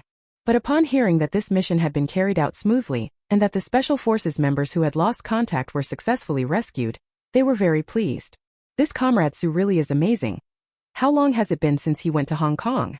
He managed to finish the mission they were given so quickly. Such talent is truly hard to come by. Fortunately, she is willing to serve the Hua nation. The leadership told Suwon to hurry back to the capital with his team, but Suwon said they would have to stay in Guangdong province for another day. Chapter 422 really is divine. The Special Forces leadership thought Suwon and the others needed rest and didn't give it much thought, but Suwon took the initiative to explain why she was staying an extra day. She also recovered the national treasure that had been resold. Having entrusted someone to help, it should arrive in Guangdong province in about a day. This time Suwon evacuated with the Special Forces, and everyone knew she hadn't taken much with her when they left. If she handed the national treasure indirectly, it would definitely arouse suspicion. She couldn't reveal the secrets of her space for the time being. So she only came up with an excuse, saying that someone would help send the national treasure to the Guangdong province. The Special Forces higher-ups never expected that this time Suwon not only successfully rescued their captive, but also brought back the national treasure. Originally they thought it would be enough just to get the person back. They hadn't even hoped the national treasure would be brought back as well. This time Suwon had really given them a big surprise. When she returned to Jingshi, they would have to give her a hefty reward. Actually, Suwon felt that even if the higher-ups gave her no reward, it wouldn't matter. After all, she had carried out this mission mainly to save Lu Jinting. Moreover, having cleaned out several of the Black Dragon Gang's treasuries this time, Suwon also made quite a profit. Just in cash, Suwon walked away with over $1 million Hong Kong dollars. She also helped herself to several large boxes of gold bars and gold ingots. She couldn't embezzle those antiques. After all, they needed to be handed over to the state. But the goods from several big warehouses could still earn Suwon a good profit if he resold them. Among the warehouse goods were high-end electronic products, color TVs, black and white TVs, radios, and cameras, clothes, accessories, perfume, red wine, and so on. These items are scarce goods here in Huaguo. Selling them on the black market would make a huge profit. After finishing the call with the top brass of the Special Forces, Suwon went to rest. After a busy day, I still hadn't slept by the time I got back. Luckily, Suwon has excellent physical fitness. If it were an ordinary person, their body certainly wouldn't have held up. Suwon slept for a few hours and got up the next day to have breakfast, then went to check on Lu Jinting and the others. It was too late last night, and Suwon didn't have a chance to attend to Lu Jinting's injuries. Now she could finally go take a look. Lu Jinting had taken a shower last night and had now changed into clean clothes, no longer as disheveled as he was yesterday. When Suwon arrived, Lu Jinting's brows and eyes were full of smiles. After Lu Jinting finished breakfast, Suwon invited him into the room. Lu Jinting, take off your clothes. Lu Jinting was momentarily stunned by Suwon's instruction, then blushed and said to Suwon, Anan, it's the middle of the day. Isn't this a bit inappropriate? Seeing Lu Jinting had misunderstood, Suwon's mouth twitched. What kind of messy things was this guy thinking in his head? He was injured, had suffered a lot these past few days. Even if Suwon was fond of him, she wouldn't make a move on him at a time like this. Wouldn't that make her a brute? Suwon explained, Lu Jinting, don't overthink it. I just want to check the wounds on you and put some medicine on them so you can recover sooner. Oh, so that's it. Realizing he had misunderstood Suwon, Lu Jinting actually felt quite awkward. After his awkwardness faded, Lu Jinting obediently took off his clothes. Suwon carefully examined this guy. Being stared at like that by Suwon, Lu Jinting felt his whole body burning hot. Facing the girl he liked standing naked before her, Lu Jinting felt it would be hard not to react, unless he was an abnormal man. Suwon saw Lu Jinting's thing and even gave it a casual feel. Still fine, the family jewels aren't hurt. Lu Jinting. After Suwon touched him, Lu Jinting really felt he was about to lose it. But Suwon acted as if nothing had happened, finishing the examination of Lu Jinting's body. Fortunately, Lu Jinting's injuries were indeed only some external wounds. Going back and resting a bit would be enough. Suwon took out ointment and applied medicine to Lu Jinting's external wounds. After Suwon finished applying the medicine, Lu Jinting felt much more comfortable around his wounds. Suwon told Lu Jinting to rest obediently. She had to go out for a while. By the time Suwon went out and came back, she pulled back a cart full of treasures, all the national treasures that had been lost this time. The Special Forces members also hadn't expected Suwon to casually manage to retrieve the national treasures. At this moment, the way everyone looked at her could no longer be described as admiration. They all felt Suwon was practically a god. After Suwon hauled these national treasures back, she boarded the plane to Jing City together with the members of their Special Forces unit. They left early the next morning and arrived in the capital city in the afternoon. The senior leadership of the Special Operations Unit had personally come to the airport to meet them. When Suin and his group returned, bringing the national treasurer back with them, the Special Operations leaders immediately stepped forward and said to Suin, "Suzai, this mission really caused you a lot of hardship." Suin politely replied to the Special Operations leaders, "Not at all. Being able to rescue our Zai and recover our nation's loss is my honor." The top leadership of the Special Forces looked at Suin with deep admiration. This girl was truly outstanding and excellent. This time when she returned they had to promote her. Of course they knew Suin didn't care about such things. After all, she was very casual when on missions. If she were truly ambitious, she would want to climb higher and take on more missions, rather than being so lax as she is now. Suan's situation wasn't the same as Lu Zhanting's. How things were handled here was another matter entirely. Given Suan's abilities and the merit she had earned, it would be unreasonable not to give her a better position. By the time they arrived in the capital and finished reporting this operation to the senior leaders of the Special Forces, Suin took Lu Zhanting to the Lu family home. Lu Zhanting is currently injured and needs care, so it's best that he stays at home. As for the family, you can buy more nourishing things to bring back so he can slowly recuperate his health. Lu Chongbang and Chan Shui didn't expect Suin and Lu Zhanting to suddenly return to the Lu residence together. Judging from the situation, their son probably returned after carrying out a mission, and Suin originally didn't accompany Lu Zhanting on the mission, so why he came back with him this time is unknown. This mission was more dangerous. Lu Zhanting nearly got injured. They didn't plan to tell the Lu family about the dangers encountered during the operation, so as not to worry them. Lu Zhanting only said it was some minor superficial wounds from the mission. Rest a bit and they'd be fine. Chan Shui felt reassured when she saw that Lu Zhanting didn't actually look like he had anything serious. Because Suin had taken Lu Zhanting home rather late, when she was about to go stay at the Shun residence, Lu Zhanting stopped her. "And then it's so late already. Why don't you stay here tonight and rest a bit?" Suin was torn about whether to agree. After all, she and Lu Zhanting weren't married yet, and staying on to live with his grandfather felt somewhat inappropriate. Chapter 423. Economic Reform Policies. But upon seeing Lu Zhanting's pleading look, Suin immediately softened. Well, the scoundrel had suffered this time after all. She should be considerate. After all, she was his partner, wasn't she? Moreover, it was indeed late now, the night outside had darkened, and it would be more convenient to rest for a night at the Lu residence. "Forget it, I'll just rest for the night. It's no big deal." But since they aren't married, it's definitely inappropriate for Suin to sleep in the same room as Lu Zhanting now. It would have been one thing if no one saw them when they stayed at the guest house, but in front of his mother, Suin felt it necessary to behave a bit more reservedly. "All right, then I'll stay." Lu Zhanting was pleased to see Suin willing to stay, but that happiness didn't last long, because Suin still slept apart from him. Woo-woo, he didn't get a single chance to hug her or snuggle up to her. Suin thought that Lu Zhanting had been injured this time and suffered quite a bit, so he needed proper rest. Therefore Suin urged Lu Zhanting to rest well. Chan Shui helped Suin tidy up the clean bed and, knowing how hard Suin had worked these past few days, also urged Suin to go rest immediately. Suin did put in a bit of effort on this trip to Hong Kong, but fortunately it didn't take too long. Suin arrived at the room Chan Shui had prepared for her and immediately went to sleep and rest. After catching up on sleep, perhaps because she knew there was nothing to worry about, Suin slept very soundly and solidly. Upon waking she was full of energy and vitality. After Suin got up, he went to see Lu Zhanting to find out how the guy's condition was recovering. Fortunately, Lu Zhanting seemed to be recovering pretty well. Lu Zhanting had been on leave at home these past few days so he could properly recuperate and take care of himself. Suin had originally planned to buy some tonics for Lu Zhanting, but he didn't expect Chan Shui to have thought of it earlier. Early in the morning she had already bought quite a few supplements for him. Seeing Chan Shui had bought things, Suin felt reassured. Right now Lu Zhanting's condition was to rest well at home and not go anywhere. But Suin thought that since they were already in the capital, it was certainly necessary to visit the Shen family to see their relatives. Suin told Lu Zhanting about it. Lu Zhanting then suggested, "Then I'll go with you to the Shen household." Suin shook her head and refused. "You shouldn't go out right now. Stay home and rest properly. Once your body has recovered, there's no rush to go to the Shens with me." Chan Shui agreed. "Anan is right.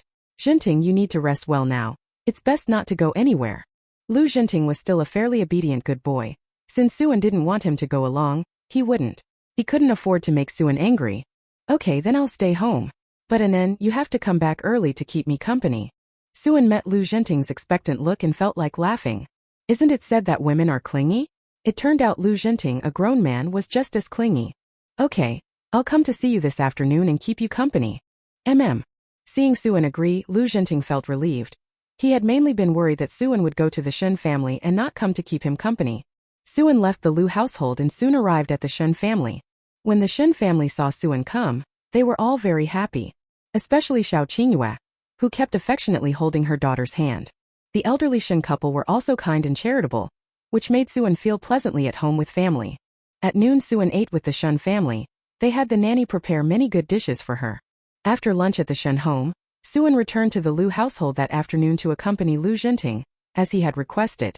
After spending the afternoon with Lu Jinting, Suan came to the Shun residence to sleep that night. Suan looked at the room the Shun family had prepared for her. It was very pink and girlish, the kind of style little girls like. But Suan was more mature inside, and she wasn't impressed by such pink decorations. Whether she liked it or not was one thing. At least she now knew that the Shun family, especially Xiao Qingyue, cared about her. She had never dared to hope her family would pay her much attention before.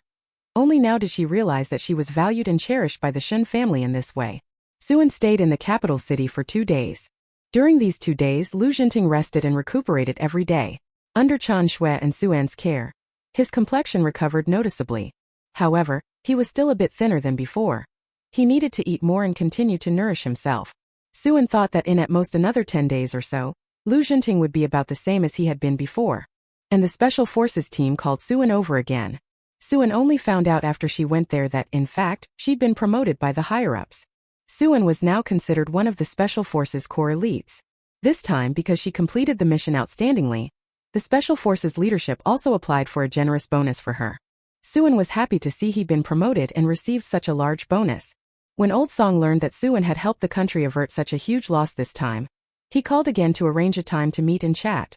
Old Song thought this young man was exceptional. Perhaps he could get some valuable advice from him. For example, Old Song was currently considering promoting an economic reform policy in the country. As for whether this plan is any good or will work, Old Song hoped to get some more feedback. And Suan was a young man of considerable ability and thought. Old Song felt that talking with him might yield some inspiration and ideas. When Suan heard that Old Song had invited him to meet again, he agreed at once. They set the time for 3 days later when Old Song could make time. Suan could go visit him then. Seeing that he could meet Old Song again, Suan thought of the matter he had promised Lu wanting earlier. Unfortunately, the little girl wasn't in the capital, otherwise Suan could have taken her along to see Old Song and mooched a state banquet. If it doesn't work this time, then next time anyway there would certainly be another chance. It wasn't easy for others to see Old Song even once, but Suan was confident he would be able to see him often in the future. Before seeing Old Song, Suan realized the goods in her space hadn't been moved out yet. It looked like she needed to find an opportunity to sell part of this batch in the capital market. After all, she had taken so much from the Heilung gang that if she handed everything over to Lu Peng later, she had no idea when all the items piled up in her space would ever be sold. So it was best to first sell half here in the capital market. Thus Suan went to find the trader she'd worked with last time. This dealer hadn't expected Suan to have obtained so many rare goods and immediately offered a high price. From this batch of goods, Suan roughly earned 700,000 to 800,000. Once the rest of the goods are all sold, making around 1 million should definitely be no problem. So on this trip to Hong Kong, while completing his mission, Suan also made a hefty profit. Suan silently sighed with emotion. The wool outside is still easier to fleece. Chapter 424. Not interested in politics. Huaguosian is still relatively poor, so it's not easy to squeeze out much benefit. If there were another opportunity to go on an external enforcement mission, Suan felt he could ask to participate again. And so, over those 3 days, Suan sold half the goods in his space, then went to meet Song Lao at the arranged time. Because they'd already met twice before, the two of them were fairly familiar with each other. Suan wasn't as nervous as the first time he met Teacher Song. This time he was very relaxed in front of him. Of course, the main reason Suan could relax was that Old Song was a very easygoing person. If it had been a very serious, strict leader, Suan probably wouldn't have been this relaxed upon seeing him. Old Song greeted Suan with a friendly smile, as if looking at a younger member of his own family. Suanji, sit. Old Song invited Suan to sit, then had his secretary bring over 2 cups of tea. After meeting, Old Song mentioned the compound fertilizer, and thanked Suan for helping to develop a more advanced and effective fertilizer. Old Song had already looked over the data to understand the specific effectiveness of this compound fertilizer. It's a pretty good thing. He had previously thought urea already had very good fertilizing effects, and hadn't expected it could be further improved. With such a good thing available, the country's grain harvest will surely increase by a lot in the coming years. Old Song cared about the elderly people of Huagua. hoping they could all have enough to eat and live better lives. Suin made such great contributions and achievements for the elderly people of Hwagwa. How could Old Song not be grateful and praise him? Also, this time Old Song heard that Suin helped the special operations team recover the national treasure they had lost. If that girl hadn't acted, their country's antiques and treasures would have ended up flowing overseas. After Old Song praised Suin at length, he finally began to talk with Suin about economic reform. Suin remembered that the Hwagwa government officially launched economic reform at the end of 1978. He hadn't expected that it was already studying the matter in early 1976. Suin came from the future, so he knew the importance of economic reform. Judging from Hwagwa's subsequent economic development, it was clear that pushing ahead with economic reform was the right decision. Only with economic development can the common people's lives improve and everyone have enough to eat. Only after the country becomes wealthier can there be more funds for construction, research, and development. National strength is built on the foundation of the economy and the military. The Hwa country's military isn't exactly weak now, but its economy has indeed fallen behind. When Old Song discussed this matter with him, Suin naturally offered his own views, analyzing the necessity of implementing reform and opening up policies. Suin thought that if her words could help bring forward the process of reform and opening up in Hwa country even a little, that would be great. After all, the earlier economic reform policies are implemented, the sooner the country can develop, and the sooner the common people can live better lives. Old Song only wanted to ask Suin about her thoughts on economic reform policies. He didn't expect the girl to be able to say so many insightful things. Listening to Suin's analysis, Old Song grew more and more delighted. He realized he had underestimated her before. She had a very distinctive perspective on economic matters. So her expertise isn't limited to scientific research. She has knowledge in many other areas as well, and in fact in many respects she could be considered a talent. Facing such an outstanding talent, how could Elder Song not appreciate her? Elder Song thought that a talent like Suin must be carefully cultivated. Perhaps she could help Hwa country take a stronger path. With that idea, Elder Song asked Suin, "Suin, I wonder if you'd be interested in following me to learn, and later consider pursuing this path?" Faced with Old Song's questions and the deep admiration in his eyes, Suin was somewhat surprised. She truly hadn't expected that Old Song would adopt an idea from her, and even be willing to personally take her on as a student. Suin felt she wasn't suited to the path of apprenticeship. After all, her nature was still rather carefree and she liked being free. After taking office, she might indeed gain quite a few powers, but with the position comes plotting. Afterward she would have to worry about the country's development all day long, thinking of ways to let the common people live better lives. That would certainly be a mentally and physically exhausting task. She admitted that at this moment she was selfish, thinking more about her own feelings and enjoyment. Besides, Suin didn't feel suited to taking the political path. She wasn't a politician and had no experience in that field at all. And after taking office she might have to spar with many people. She might not be able to win them all. Being embroiled in power struggles every day would drain her mentally and spiritually. Even facing Old Song's wish to groom her as a candidate for the academy, Suin felt she still had to disappoint him. "Old Song, I never intended to join the academy, and I don't think I'm fit to join it. I don't believe I'm talented in that area. Such matters are better left to people more suited to them. But please rest assured, Old Song, although I'm not joining the academy, if there are opportunities to contribute to the country, I will certainly strive to do so." Old Song saw Suin say this and didn't force the little girl. Although he hoped she could stay, Old Song respected her personal choice even more. Since Suin was unwilling, let her shine in the position she preferred. This girl is right. She only needs to do her utmost to contribute to Hwa country. She doesn't necessarily have to follow the path of the diplomatic service. Old Song continued talking with Suin. Besides matters of economic reform policy, he also wanted to hear if Suin had any reform suggestions in other areas. When Old Song asked about it, Suin again explained the land reform policy. Now economic reform in Hwa country is imperative. Besides economic reform, another important reform direction is land reform. Because of the planned economy and collective system, rural labor is organized as collective work, which has seriously impacted efficiency. If land reform can be pushed through and plots assigned to households, that would effectively improve efficiency. The land is yours. The more you put in, the more you get out. If you slack off, grain output will fall behind and you'll likely not have enough to eat. Old Song, hearing Suin propose land reform measures, felt somewhat puzzled after she analyzed them. This girl has brought quite a few surprises today. Just like that, Old Song ended up chatting with Suin all morning. Old Song seldom talked with someone for so long. Perhaps that was why today he couldn't help but chat a bit more with Suin. And after the conversation he still looked far from satisfied, hoping to continue talking with Suin. When it was time for lunch, Suan had his meal hosted by Old Song's secretary. The state banquet chef's cooking skills, of course, went without saying.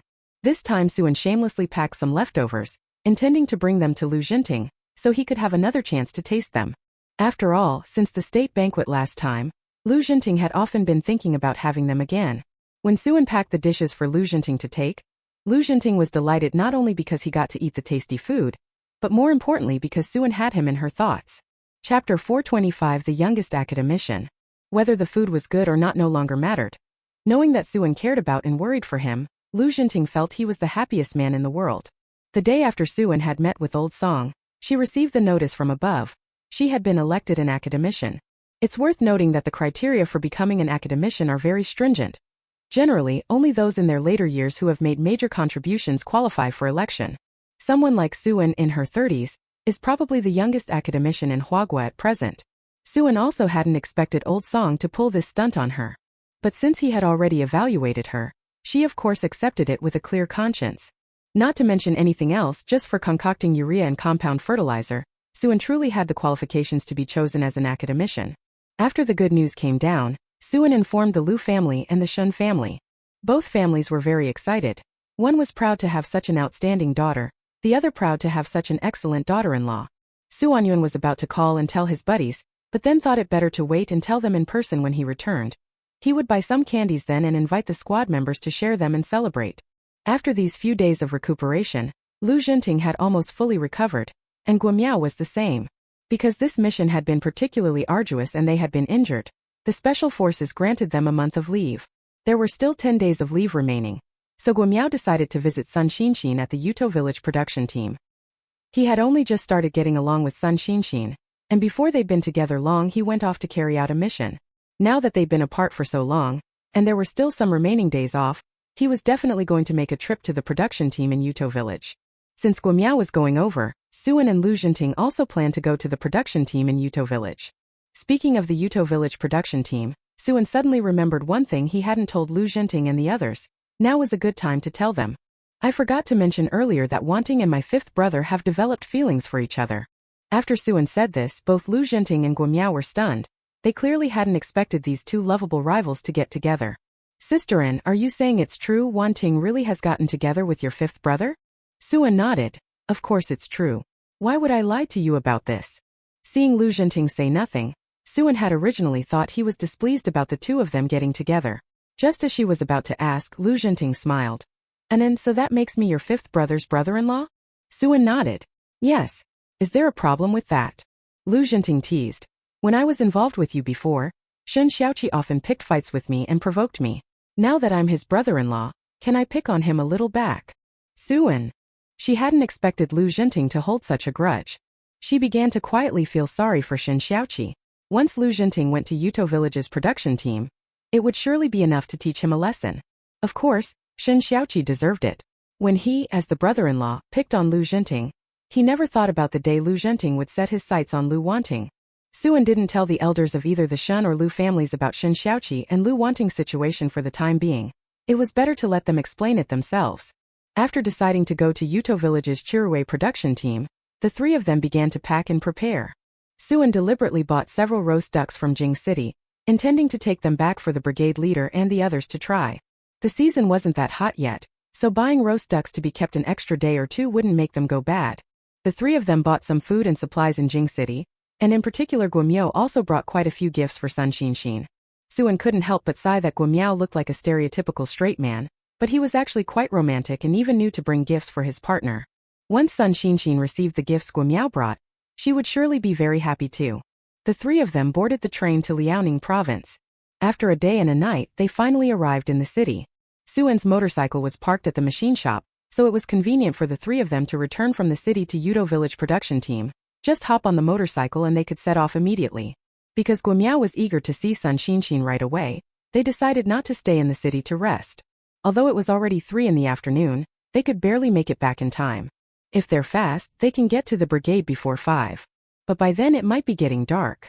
When Suan went to the machinery factory to pick up the vehicle, he also brought a roast duck for Director Peng. The duck was the authentic kind from Jing City. Director Peng had never tried it before, and when he saw Suan bring one, he was so moved he didn't know what to say. Suin and the other two rode the motorcycle and were back at Yuto Village Collective Team in less than 2 hours. When the brigade members heard the motorcycle, they guessed that the young intellectual Xiao Su had returned, and one by one they came out of their houses to look. To their surprise, they saw Suin riding the motorcycle back, but Guamiao and Lu Jinting had come along as well. The team members all greeted Suin. When Suin's motorcycle stopped at the gate, Sun Xinshin and the others came out of the house. Guamiao, you're here too? Seeing Guamiao, Sun Xinshin's eyes instantly lit up, showing a few more hints of delight. Because Guamiao hadn't given prior notice before coming, Sun Xinshin felt particularly surprised when she saw him. After seeing the person he had longed for day and night, Guamiao immediately smiled and stepped forward. Xinshin, I missed you so much. It's been so long. Did you miss me? Sun Xinshin's face flushed after Guamiao's question. This guy really, couldn't he ask something like that privately? Their friends were all nearby, and her mother was right there too. With an elder present, his blunt approach really made her embarrassed. When Guamiao saw Sun Xinshin's flushed face, he knew the little girl was embarrassed. Although Sun Xinshin didn't make a sound in response, Guamiao didn't intend to continue questioning. When no one was around, he'd have to properly ask this girl whether she missed him or not. Suin put down this trip's luggage, and Guamiao, even more solicitous, took out all the gifts he had brought for Sun Xinshin. Seeing how much Guamiao cared about Sun Xinshin, both Sun Tao and Sun Mu were very satisfied. They didn't have high demands for the prospect's son-in-law. Ability and family background weren't the most important things. The key thing was decent character and that he treated their daughter well. After all, the Sun family lacked nothing. As long as Sun Xinshin chose the right person, they only hoped she could find someone who loved her and cared about her. Suin brought out several roast ducks and began handing them out one after another. Regiment Commander Wang Weihua was already excited when he saw Suin return. He hadn't expected that the girl would even bring him a roast duck. Knowing Suin's character, if someone sincerely gives something, he will accept it without worry. At worst, he'd send an old hen back to Suin later. In any case, he wouldn't let the girl be shortchanged. Chapter 426 Special Forces Recruitment Exam. Because of Suin and the other two, the atmosphere at home was a few degrees livelier than usual. Sun Xinshin deliberately made a little more delicious food. And with the roast duck Suin had brought, the whole table ate dinner amid laughter and conversation. After dinner, the three of them washed up and went to bed early. The next day, Suin handed out wedding candies to the team members. Only then did everyone learn that Suin had been elected an academician. Seeing that their Yuto Village production team had such a talent, the team members all felt proud and pleased. Nowadays, whenever Wang Weihua attended commune meetings, he held his chin up. There was no way around it. After all, aside from their Yuto Village production team, no other place could produce a second outstanding educated youth like Suin. After returning from Beijing this time, Suin also told the Wu Zhongzhong couple about the situation over there. This year's situation has changed even more.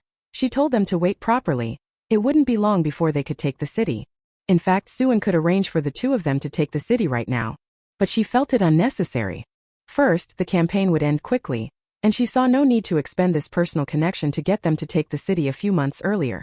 Secondly, given the current situation, things are pretty chaotic over in the capital. It's better to wait a bit rather than act during this unrest. Better to wait until the situation is completely stable before making a move. And right now the couple are staying at her place, so they don't have to suffer and toil like before. Suin will ask the squad leader not to let them do overly heavy or exhausting work. If the couple stay in Yuto Village a while longer, they won't endure much more hardship. After learning about the situation in the capital, Wu Hongzhong felt a greater sense of hope. During this time, Guamiao was busy dating Sun Xinshin, while Lu Jinting cherished the days spent accompanying Suin. During the time in the Yuto Village production team, Lu Jinting took every opportunity to pick fights with Shen Xiaoqi. Before, it was Shen Xiaoqi picking on Lu Jinting. Now that the man had become his brother-in-law, Shen Xiaoqi could only passively put up with Lu Jinting's provocations. Yes, he dared to be angry but not to speak. Shen Xiaoqi now felt very regretful. Had he known this day would come, he should have cultivated a good relationship with Lu Jinting back then. After finishing their leave at the Yuto Village production team, Lu Jinting and Guamiao left. They had to take on their next assignment. At parting, both of them felt a lingering reluctance to let go. But as members of the Special Forces, this was just the nature of their missions. No matter how hard it was, when it was time to leave, they had to leave. By the time Lu Jinting and Guamiao departed, spring had already arrived, and the Yuto Village reclamation team had resumed its busy work. But there still weren't many tasks in early spring. After a while, farm work would increase, becoming heavier and heavier. Suin specifically mentioned to Lu Jinting the plan to plant more cotton kapok this year. Since there was enough grain to eat, they could cultivate a few more mu of cotton kapok. By the end of the year, the brigade members could each have a few more jeans of kapok to make cotton-padded clothes and quilts. Previously Wang Weihua hadn't planted much cotton kapok, mainly because there wasn't enough grain to eat. No matter what, having a full stomach is the most important thing. The fields will certainly prioritize planting grain first, not other crops. Now there really is enough food to eat, and with their ability to use more effective compound fertilizers this year, grain yields can increase quite a bit so they can spare a few more acres to plant cotton. Wang Weihua followed Su-an's suggestion and did it. Everyone in the brigade was very happy to learn they could plant more cotton this year. After they harvested the cotton this year, they hurried to make a few new cotton garments or a few extra new cotton quilts, so that when the severe winter arrived they wouldn't have to worry about being frozen. A few days after Lu Jinting and Guo Miaohao, Su-an received a call from the Special Operations Team. She had originally thought the Special Operations Team was asking her to carry out some difficult task again, but it turned out they were asking whether she could train the newly recruited members. The Special Forces here think there aren't many people with abilities like Su-an. Their Special Forces naturally hope that every difficult mission will have someone as formidable as Su-an to take part. When Su-an joined the Special Forces before, she already said that she would only carry out missions she was willing to do. If she wasn't willing, she could refuse requests from the Special Forces. Since the number of missions she can take part in alone is limited, the Special Forces leadership thought that if they could train more members to be as capable as Su-an, then in the future Special Forces operations would have a much higher chance of success. At the Special Forces leadership's request, Su-an felt she could agree to this matter. She knew the Special Forces members carried out various arduous missions to safeguard Hwa's national interests and to help Hwa develop better. Going herself to train the Special Forces members and improve their abilities would indirectly help the country and its people. As a person of Hwa, she naturally had to contribute her share. Only through the combined efforts of many people like her could the country continue to improve. Seeing Su-an agree to take on the matter, the senior leadership of the Special Forces was very pleased. Su-an then inquired about the specifics of the latest recruitment for the Special Forces. It turned out that the Special Forces would release an official announcement to the public in the next couple of days, and anyone interested in joining could apply. After passing the Special Forces assessment, one can become a member of the Special Forces. The registration period lasts 1 week. Including the assessment time, that means Su-an will need to train these newly recruited Special Forces members in about half a month. Because it is a special unit, many people want to apply to join the Special Forces. But not just anyone can get in. Those selected who succeed are extremely rare. The most basic requirement for the Special Forces is passing physical fitness, having a body that is strong enough. So among the candidates who apply to the Special Forces each year, many are soldiers from units. After all, once picked for the Special Forces, the prospects for advancement are better than in the regular units. Besides the requirements for physical skills, they also need to assess a person's mindset, resilience, and on-the-spot responsiveness. If there are any special skills, that would increase the chances of being selected. After such a high-standard selection, those who emerged have already been outstanding. Even so, there is still plenty of room for learning and improvement, which is why Su-an is needed to help with training. After learning about these matters, Su-an hung up the phone. She remembered that girl Lu Wanting's dream was to join the Special Forces, like her own brother, to serve Hwa State and accomplish something. But previously, although Lu Wanting's skills were stronger than an ordinary person's, they were far from meeting the standards to join the Special Forces. Now the girl had been learning behind Su-an for a long time, and with frequent real mountain training in the countryside, Su-an thought she could try to take the Special Forces exam now. What if she passed this time? Even if she didn't pass, it would be fine. She could take the exam again next time. This time the reference didn't work out, but she could still summarize the reasons for the failure from the assessment, go back and work on her weaknesses, and strive to have a better chance of passing next time. Chapter 427. Lu Wanting and Shan Xiaoqi applied together. Su-an had just returned home from the brigade headquarters when she saw Shan Xiaoqi and Lu Wanting sparring in the yard. Other couples fall in love by composing poetry and enjoying romance, all moonlight and flowers. They were different from each other, always liking to spar a few times, trading a few moves. Anyway, if someone who didn't know the situation saw it, they definitely wouldn't think they were in a couple. As soon as Su-an returned, he called out to them. "Wanting, I have something to tell you." After Lu Wanting heard Su-an call out, she hurriedly stopped, then trotted over to her sister-in-law. "Sister-in, do you have something to tell me?" Shan Xiaoqi looked full of curiosity, wanting to know what Su-an and Lu Wanting were going to talk about. "Wanting, I have some good news. The Special Forces are recruiting a new batch of members. Do you want to try out?" When Lu Wanting heard the Special Forces were recruiting again, a flash of excitement and exhilaration passed through her eyes. "Sister-in, do you think it's a real recruitment? Has the Special Forces really opened recruitment?" Su-an nodded. "Yes, it's a real recruitment." Just now the senior leadership of the special case department called me and said this batch is recruiting team members and asked me to help train them. They will release a recruitment announcement over there in the next couple of days. Anyone who wants to take part can sign up. Once registration ends, it'll be evaluation time. After receiving confirmation, Lu Wanting agreed to try out without hesitation. After all, her dream was to join the special forces. She wanted to show the gay men around her that their women were no less capable than men. When Shen Xiaoqi saw that Lu Wanting was going to try out for the special forces, he immediately said he would go try out as well. After all, wherever Lu Wanting went, she wanted to think she could follow. If Lu Wanting got into the special forces and he chose not to take the exam, then when Lu Wanting carried out missions, the two of them would have to be apart for a long time. If only he could also get into the special forces, things would be different. If both of them were special forces members, they could apply to be assigned as a pair when undertaking missions. The good thing about this was that they didn't have to separate and could still be clingy together every day in the future. At first, to be able to catch up with Lu Wanting, Shen Xiaoqi often sparred with her and trained himself hard to improve his skills. Since his abilities were about the same as Lu Wanting's, there was also a chance he could get into the Special Forces unit. Shen Xiaoqi told Lu Wanting that he would be applying to take the exam together. Lu Wanting naturally supported Shen Xiaoqi in applying together. But if both of them passed the exam, they would have to leave Yuto Village's production team, and then the tractor technician position at their production brigade would need someone else to take over. Fortunately, the brigade has quite a few young people.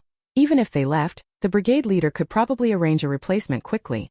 After the two decided to register for the exam, they planned to prepare over the next 2 days to go to the capital city, since the testing and selection would also be held there. Whether they passed or not this time, they would have to be away from the brigade for a while, so they needed to go ask the brigade leader for leave and get a letter of introduction. Suan agreed to help train and join as a team member, so this time she went to the capital with Shen Xiaoqi and Lu Wanting. The three of them went to see the brigade commander, and Wang Weihua quickly prepared their letters of introduction. If Lu Wanting and Shen Xiaoqi were indeed selected for the special forces, they would have to leave Yuto Village's production team and be separated from Sun Xinxin's family. Fortunately, this movement is almost over. Once the situation stabilizes, the Sun family can return to the city. By then Suan can make the arrangements. Getting Sun Xinxin out of the city won't be hard.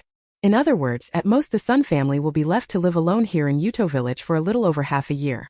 Sun Xinxin felt reluctant to see the young men leave for the time being, so before they departed she made them a little more delicious food to take with them. Sun Xinxin has preserved a lot of jiang sauces. She can keep them and eat them slowly. Also, Sun Xinxin made some beef jerky and pork jerky. These keep for a long time, taste fairly good, retain nutrients, and are very convenient to carry. 2 days later, Suan and the other two set off for Jing City by train. Sun Xinxin reluctantly bade her little companions farewell. Fortunately, her parents were still with her. Otherwise the youngsters would all have left, and she alone remaining at Yuto Village's production team would surely have felt very lonely. Suan and the other two rode the train for a day and a night to reach the capital city. After arriving in the capital, they first hurried to fill out the required registration forms, and only then each went back to their respective homes. Shen Xiaoqi and Suan went to take the Special Forces recruitment exam from the Shen family, and Lu Wanting went to take it from the Lu family. Both families knew they were going to participate in the Special Forces recruitment exam, and were very supportive. However, the Special Forces recruitment requirements were quite strict, so even if the two of them took the exam, they might not necessarily pass. Of course, if they really could pass, it would definitely be a great joy. During the last few days of registration, although the official assessments hadn't started yet, Lu Wanting and Shen Xiaoqi didn't idle. They seized the time to train some more, since that was the only way to increase their chances of passing. Time passed quickly, and in the blink of an eye the assessment day arrived. Early in the morning, Lu Wanting and Shen Xiaoqi arrived at the exam venue. There were many people taking the test this time, around 500 in total, but only 50 would be allowed to stay. That means that out of 10 people only 1 can be retained. In fact, those who can apply to the special forces are all capable people. Anyone without ability simply wouldn't choose to try. Among capable people, standing out becomes even more difficult. So even though Lu Wanting and Shen Xiaoqi have some skills, getting into the special forces through the entrance exam is still not an easy matter. This time the assessment isn't each person individually taking a specific test, but 500 people gathering together for a 1-week intensive training. Only those who can persevere will be able to stay in the special forces. If you can't hold out, even if you make the top 50, you still won't be able to join the special forces. If the group of people who do persevere exceeds 50, there will be a further assessment to select the 50 who perform the best. However, according to the special forces' usual tradition, after a week of intensive training, those who remain are certainly less than 1 in 10. Suan delivered the people to the site, And unexpectedly the person in charge here recognized her. "Captain Su, how do you have time to come by today?" This person knew Suan, but Suan did not know them, since she had never met them. So after the man greeted her, Suan asked curiously, "You know me?" The person in charge of the assessment smiled at Suan. "Captain Su, how could I not know you? Just based on those few missions, who in our special operations unit doesn't know you?" Suan indeed had a notable reputation within the special operations unit. She just didn't realize it herself. Because Suan had successfully carried out those several arduous missions before, her abilities were clearly recognized within the unit. Chapter 428 All passed the assessment. Although Suan was a female recruit, the members of the special forces all admired strength. They didn't look at gender, only ability. Even though Suan was a female recruit, her abilities far exceeded theirs. To the ordinary members of the special forces, she was like an idol elevated to a godly existence. Now that the special forces assessment officer was face to face with his idol, his emotions stirred. The look in his eyes toward Suan was filled with admiration. Suan smiled politely at the others and the man asked, "Captain Su, what brings you here today? Are you here to oversee the assessment of these applicants?" Suan shook his head and explained to the officer, "Not really. I brought 2 friends over." "So that's how it is. I thought you came specifically to learn about the entrance exam." After chatting for a few words, Suan and Lu Wanting together with Shen Xiaoqi waved goodbye and left. Hopefully in a week she would receive the good news that the 2 of them had passed the assessment. These past few days Lu Wanting and Shen Xiaoqi were taking part in the intensive training assessment, while Suan stayed in Jing City keeping the Shen family company. Xiao Qinghua would drag Suan out shopping whenever she wasn't working, and every time they went out she would buy Suan several new outfits. Suan felt her wardrobe was almost overflowing, and she would never be able to wear all the new clothes. She really hadn't dared to imagine this kind of life before. When she used to live with the Su family, let alone new clothes, she considered herself lucky if she could wear clothes without patches. Now that the light boat has already passed 10,000 mountains, let the unpleasantness from before be carried away with the wind. At least this time she gained the love of her family. These past few days Suan stayed at the Shun residence. Besides having the maid prepare more nourishing food for Suan, Xiao Qinghua personally made her some restorative dishes. Xiao Qinghua, who treasured Bird's Nest in the back house, was able to have a bowl of it stewed for Suan every day. So after being kept at the Shun household for a week, Suan had become even healthier from all the feeding. There was a bit more flesh on her face, and her complexion was much rosier. They always say Bird's Nest has beauty and skin-nourishing effects, and that really wasn't untrue. A week later, Lu Wanting and Shen Xiaoqi also finished their training assessment. The results were out, both of them had successfully passed. If you say the 2 succeeded, it still goes back to Suan's initial guidance and training. This time everyone taking the assessment was brought into the mountains. If they hadn't often gone hunting on the mountain with Suan back then, their physical condition certainly wouldn't be what it is now. So after this week of intensive training and assessment, the 2 of them were among the few who persevered. Both of them successfully joined the special forces, an achievement that was both honorable and fortunate. So as soon as it ended, they were already thinking about hurrying home to tell their family and to tell Suan. When Suan learned that the 2 had passed the assessment successfully, she naturally felt happy for them. Only that although the 2 had passed the assessment, after these days of intensive training they looked considerably haggard and worn, and because they hadn't been able to wash, they felt like they'd crawled out of a pile of beggars. Someone unfamiliar might think they were fleeing famine. Seeing them like this, Suan felt a little pang of sympathy. When she first joined the Special Forces unit it was relatively easy. She had been directly invited by senior leadership rather than entering through the normal selection process. The 2 of them each went home to tell their families the good news. Joining the Special Forces is not easy. To outsiders, being a member of the unit is a sign of ability and honor.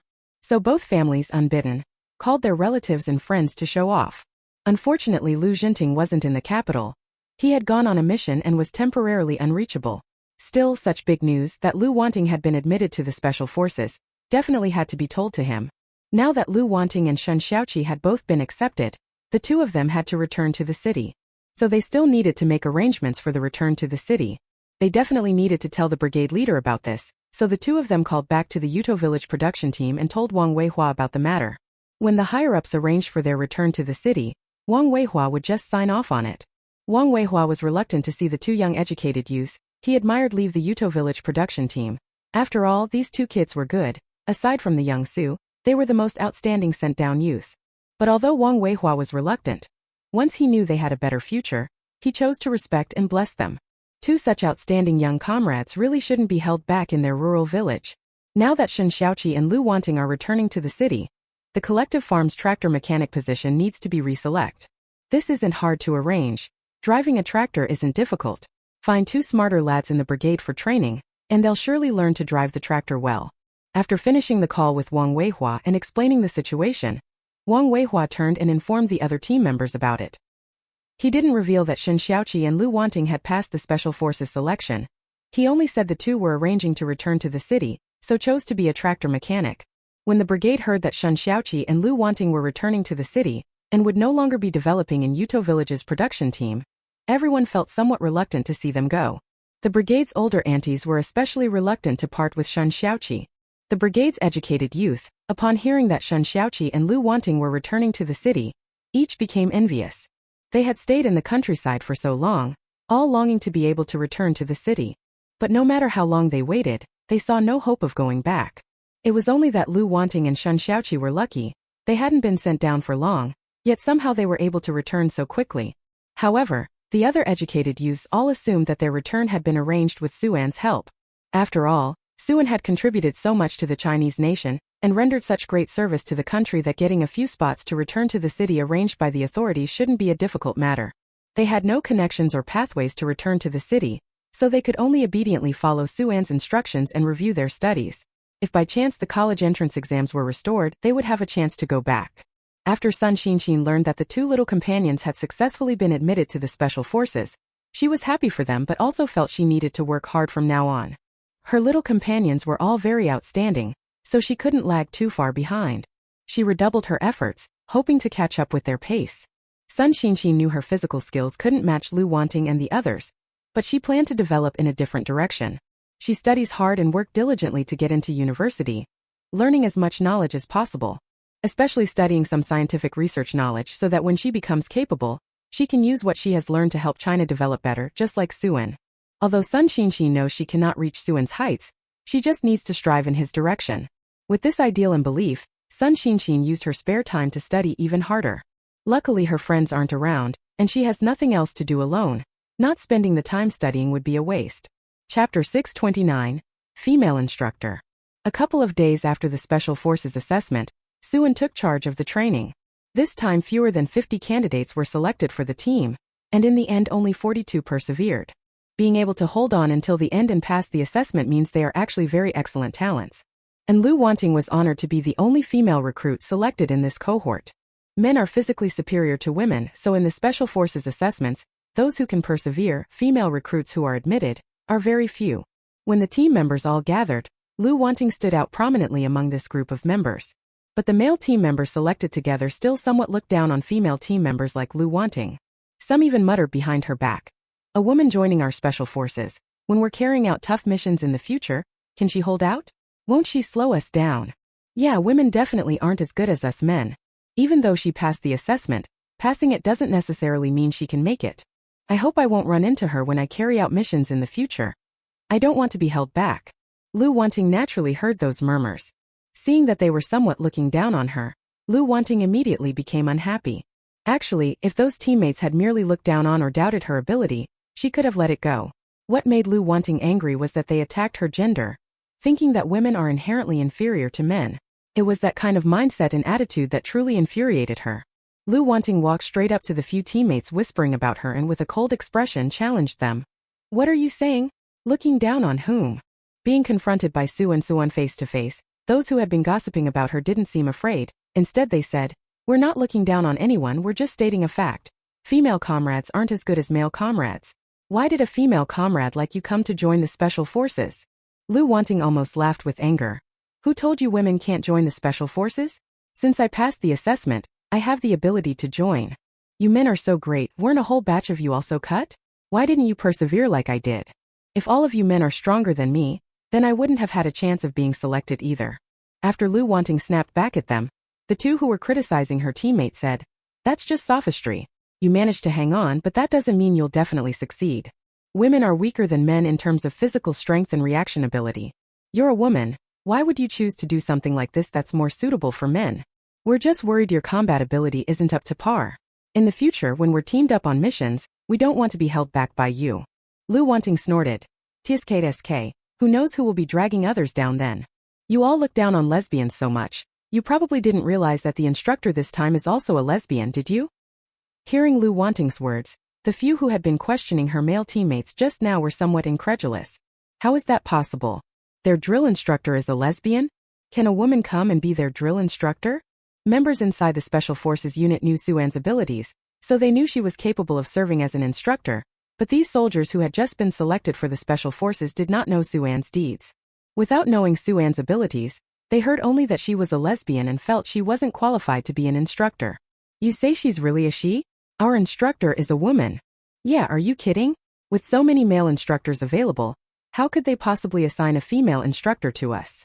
I heard from the people in charge upstairs that for our batch of newly selected Special Forces members, the top leadership attached great importance and specially arranged a tough instructor to train us, so how could it possibly be a female instructor?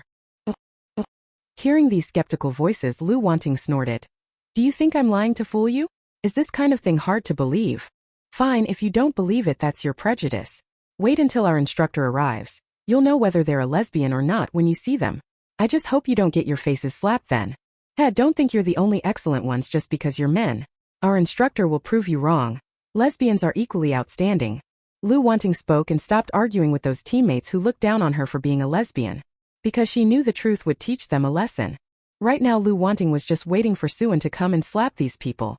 Suan went to meet with the person in charge of this Special Forces team first and handed over some matters.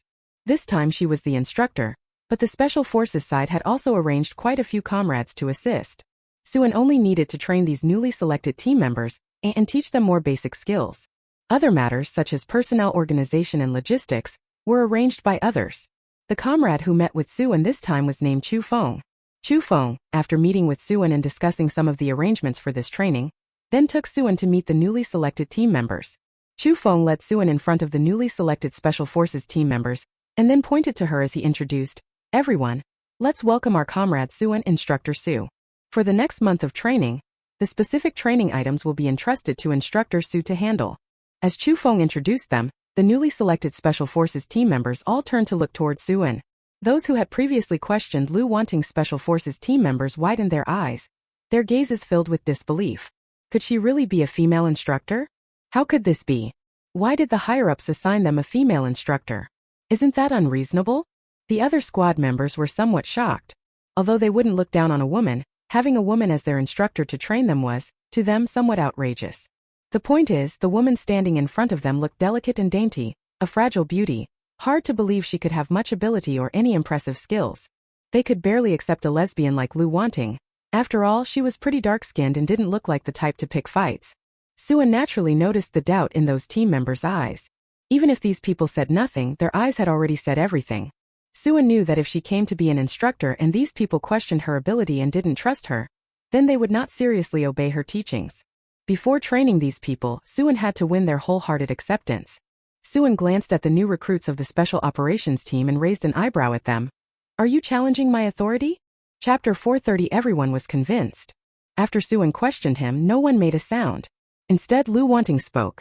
She deliberately raised her voice and, addressing the teammates who had been whispering about her earlier, said, "Weren't you just looking down on a female comrade? Weren't you disbelieving that our instructor is a woman? Now you've seen it too, the one training us is a female instructor. You must be feeling pretty unhappy about that, right? Now the instructor has asked you, so why didn't you dare to make a sound?" When Lu Wanting provoked them like that, the faces of the male team members immediately went green. Although they were indeed somewhat resentful, they still didn't dare openly provoke the instructor.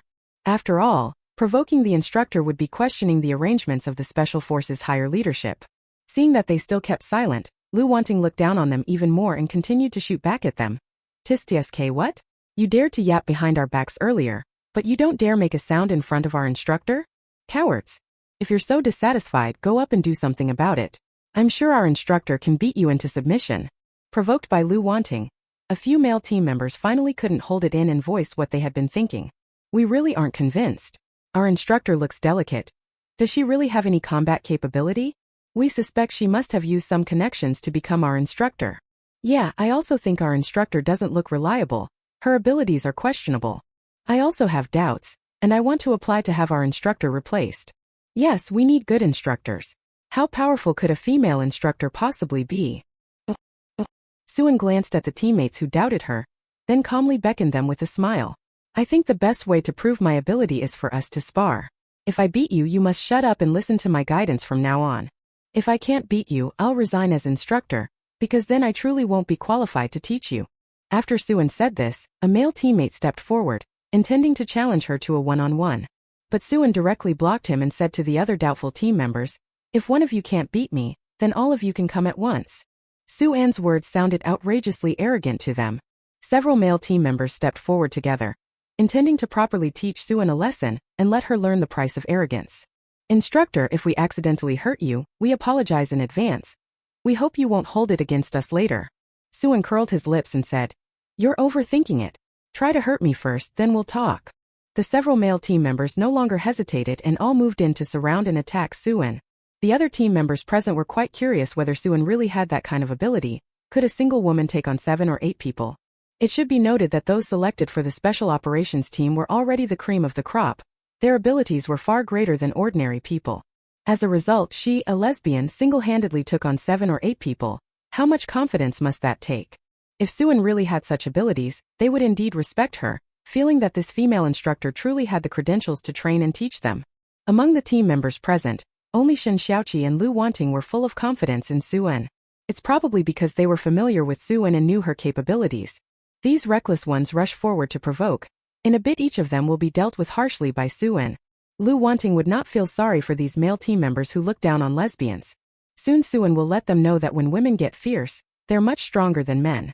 Chu Feng stood to the side and did not stop Suan from competing against the newly selected team members. After all, these newly arrived team members did need Suan to put them in their place. By doing this, Suan could also establish her authority in their minds for the future, and when it came time to train them, they would be more willing to obey her instruction. Suan stood calmly in place, accepting attacks from all directions. She waited until these people were about to strike her. Then she began to counterattack them one by one.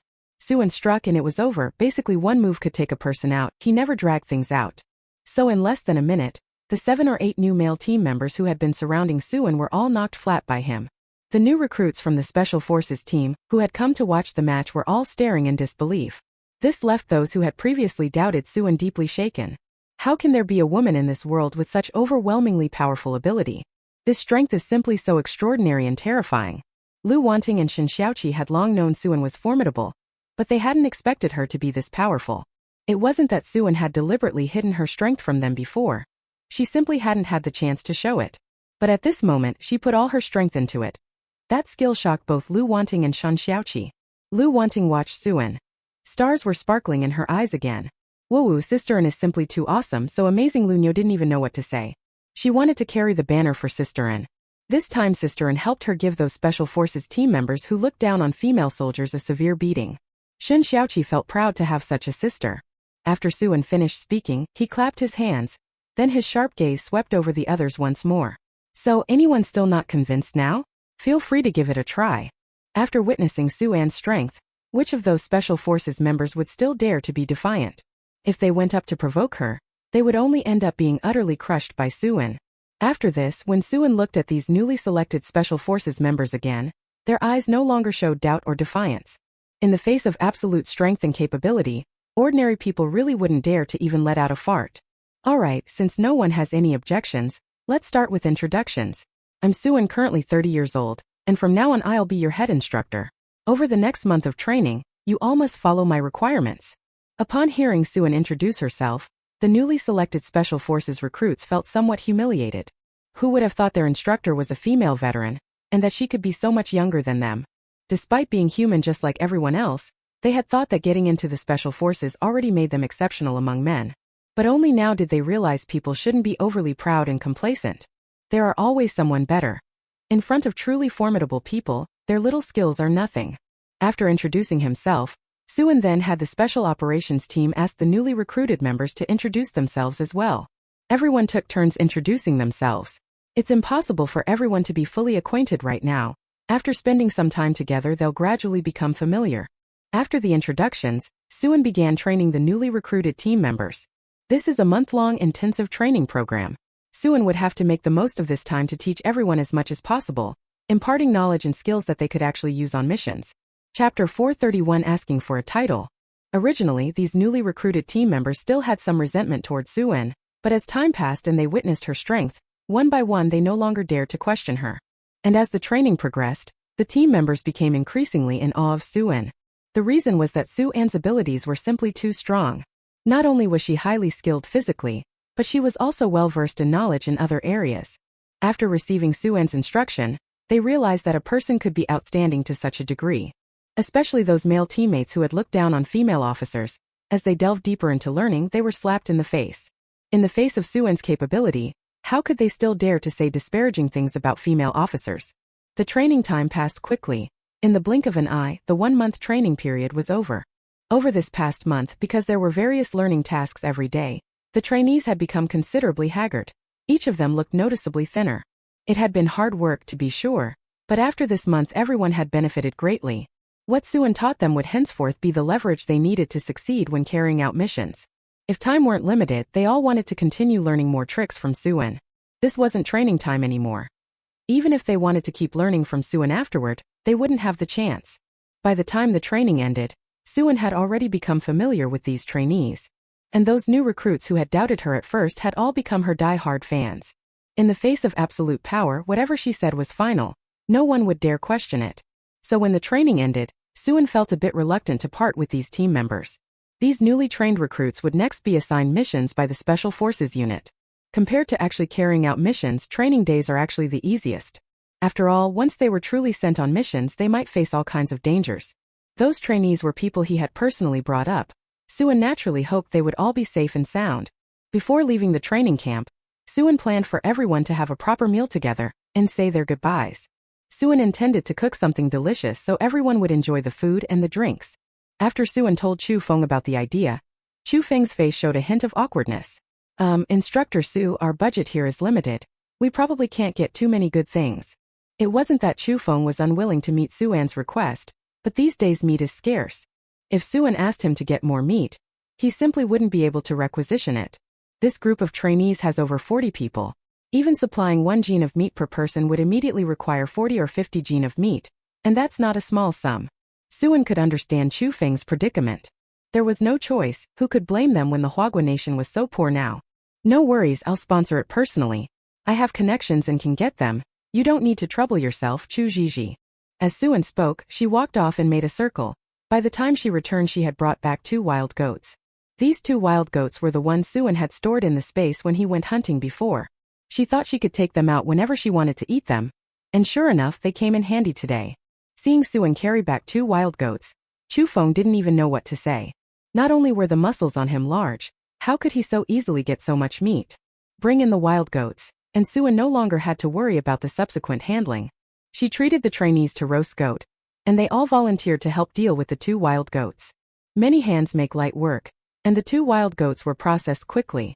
With the cooks from the mess team helping out, the 2 wild goats were soon skewered and slowly roasted over the fire, and then everyone just waited for them to be done so they could eat. The aroma of the roast goat spread throughout in no time. Everyone had endured tough clothes training during this period, so being able to have a meal of roasted goat like this left them all feeling very satisfied. The only sad thing was that after they finished the roast goat, everyone would disband. Suin would no longer be leading their training, and it would probably be hard to see her again in the future. Thinking of this, the team members' eyes were a bit red, and their noses started to sting. Suin had actually developed feelings for everyone as they spent time together. But as the saying goes, all good things must come to an end. Sooner or later they would have to part. At least from now on they would all be special forces, giving them the chance to meet again, and even the chance to go on missions together. The roasted lamb was ready. A group of people sat around and began eating the fragrant roast. After that meal was finished, everyone left the base the next day. Lu Wanting and Shen Xiaoqi each returned home. After a month of training, not only had Lu Wanting and Shen Xiaoqi lost weight, but instructor Suin had slimmed down considerably as well. After all, training and studying are tough. It's hard not to get slim. Wait until everyone's home, have a good meal to replenish yourselves, and then everything will be fine. Lu Wanting and Shen Xiaoqi had a half-month vacation. Once that half-month was over, the 2 of them would have to accept the missions assigned by the special forces. Shen Xiaoqi drew close to Lu Wanting and asked her if she could give him a title in front of her mother. He certainly didn't want to follow her without any name or status.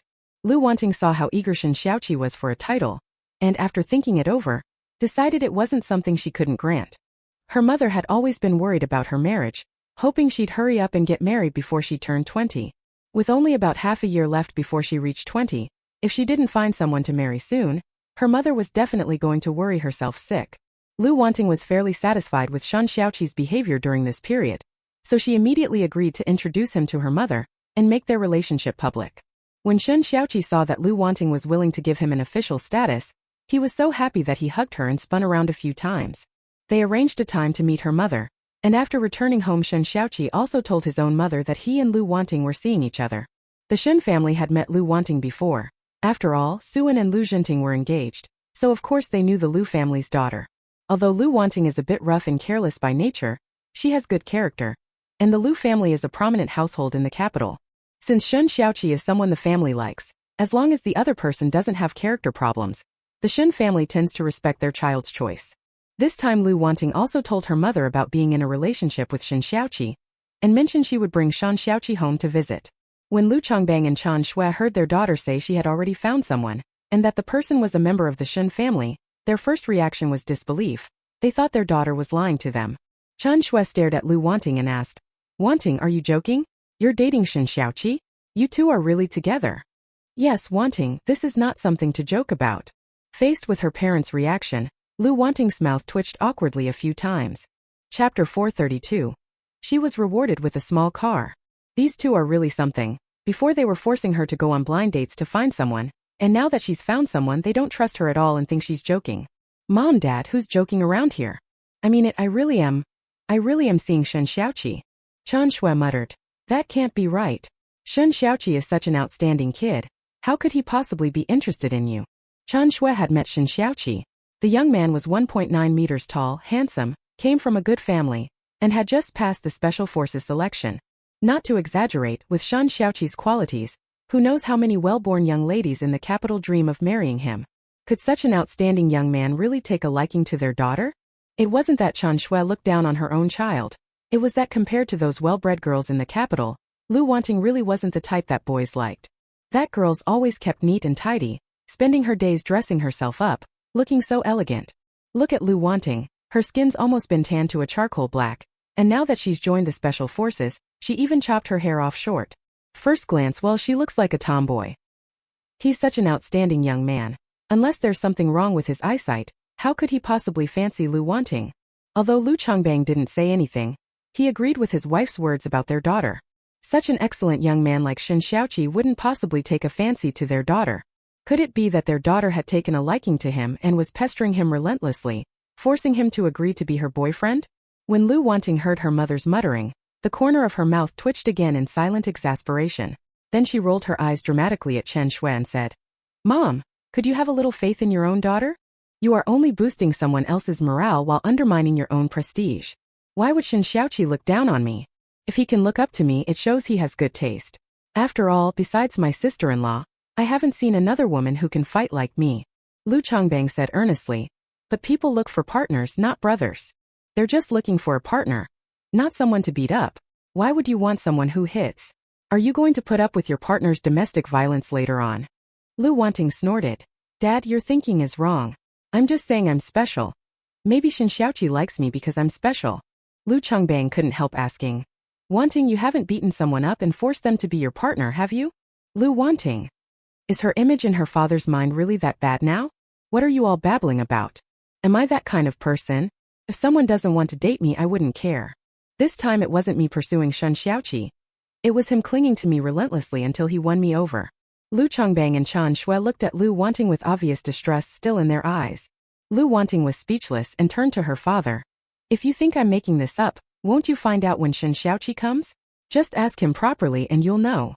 You'll know once you ask them who was chasing whom. I'm not going to tell you, I'm going to take a shower and rest, I'm exhausted." Seeing that Lu Wanting didn't look like she was lying, Lu Chongbang and Chan Shui finally believed their daughter's words. But this matter still caused them considerable shock. Their daughter really had found a match, and he was quite a fine young man. So this girl might have a chance to be married before she turned 30? Thinking of this, Lu Chongbang and Chan Shui felt that much of their worry about Lu Wanting had suddenly eased. It hadn't been 2 days before Shen Xiaoqi came to visit in person. Because it was his first time calling, well, actually it wasn't the very first time, his sister-in-law had come before.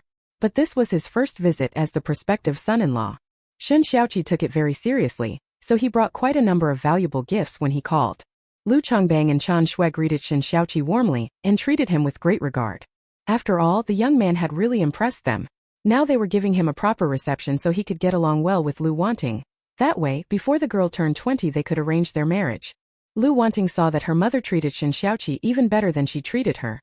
And for a moment she started to wonder who really were her parents' biological child.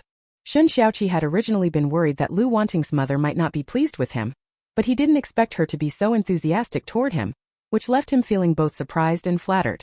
This meeting ended pleasantly. After Shen Xiaoqi visited Lu Chongbang and Chan Shui, the next day he also took Lu Wanting to visit the Shen family. After the mutual visits, Lu Wanting and Shen Xiaoqi still had 10 days left of their holiday. They planned to spend those remaining 10 days returning once more to Yuto Village's production team to formally say their goodbyes to everyone. Also, some of their belongings in Yuto Village would need to be brought back to the capital or otherwise dealt with when they returned this time. Suan saw they were heading back to the Yuto Village cooperative, so she naturally went along. She didn't have any tasks here for the time being, so Suan planned to return to the cooperative first. If there was anything else in the capital that needed to notify her about, she could come back then. What Suan hadn't expected was that, as she was preparing to return to the Yuto Village cooperative, Old Song had arranged for someone to inform her to collect the reward allocated from above. Suan was curious what kind of reward Song Lao had arranged for her. When she received the reward, Suan got a big surprise.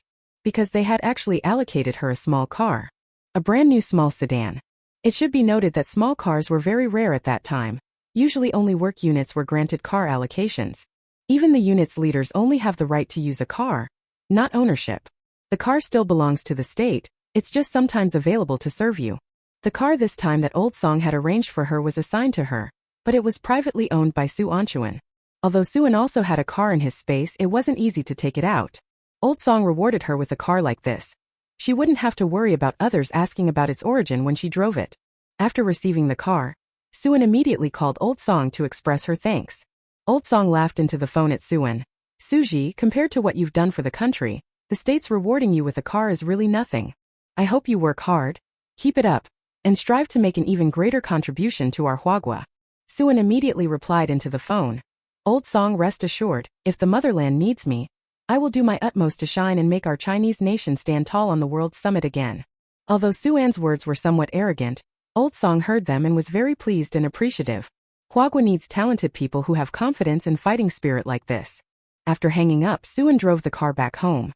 When the Shen family saw Suan return in a small sedan, they were all very surprised and hurriedly asked where she had gotten it and whether it was a special car assigned to her by the Special Forces. Chapter 433, Returning to the Regiment Again. Suan explained that the car had been given to her by Old Song and belonged to her personally.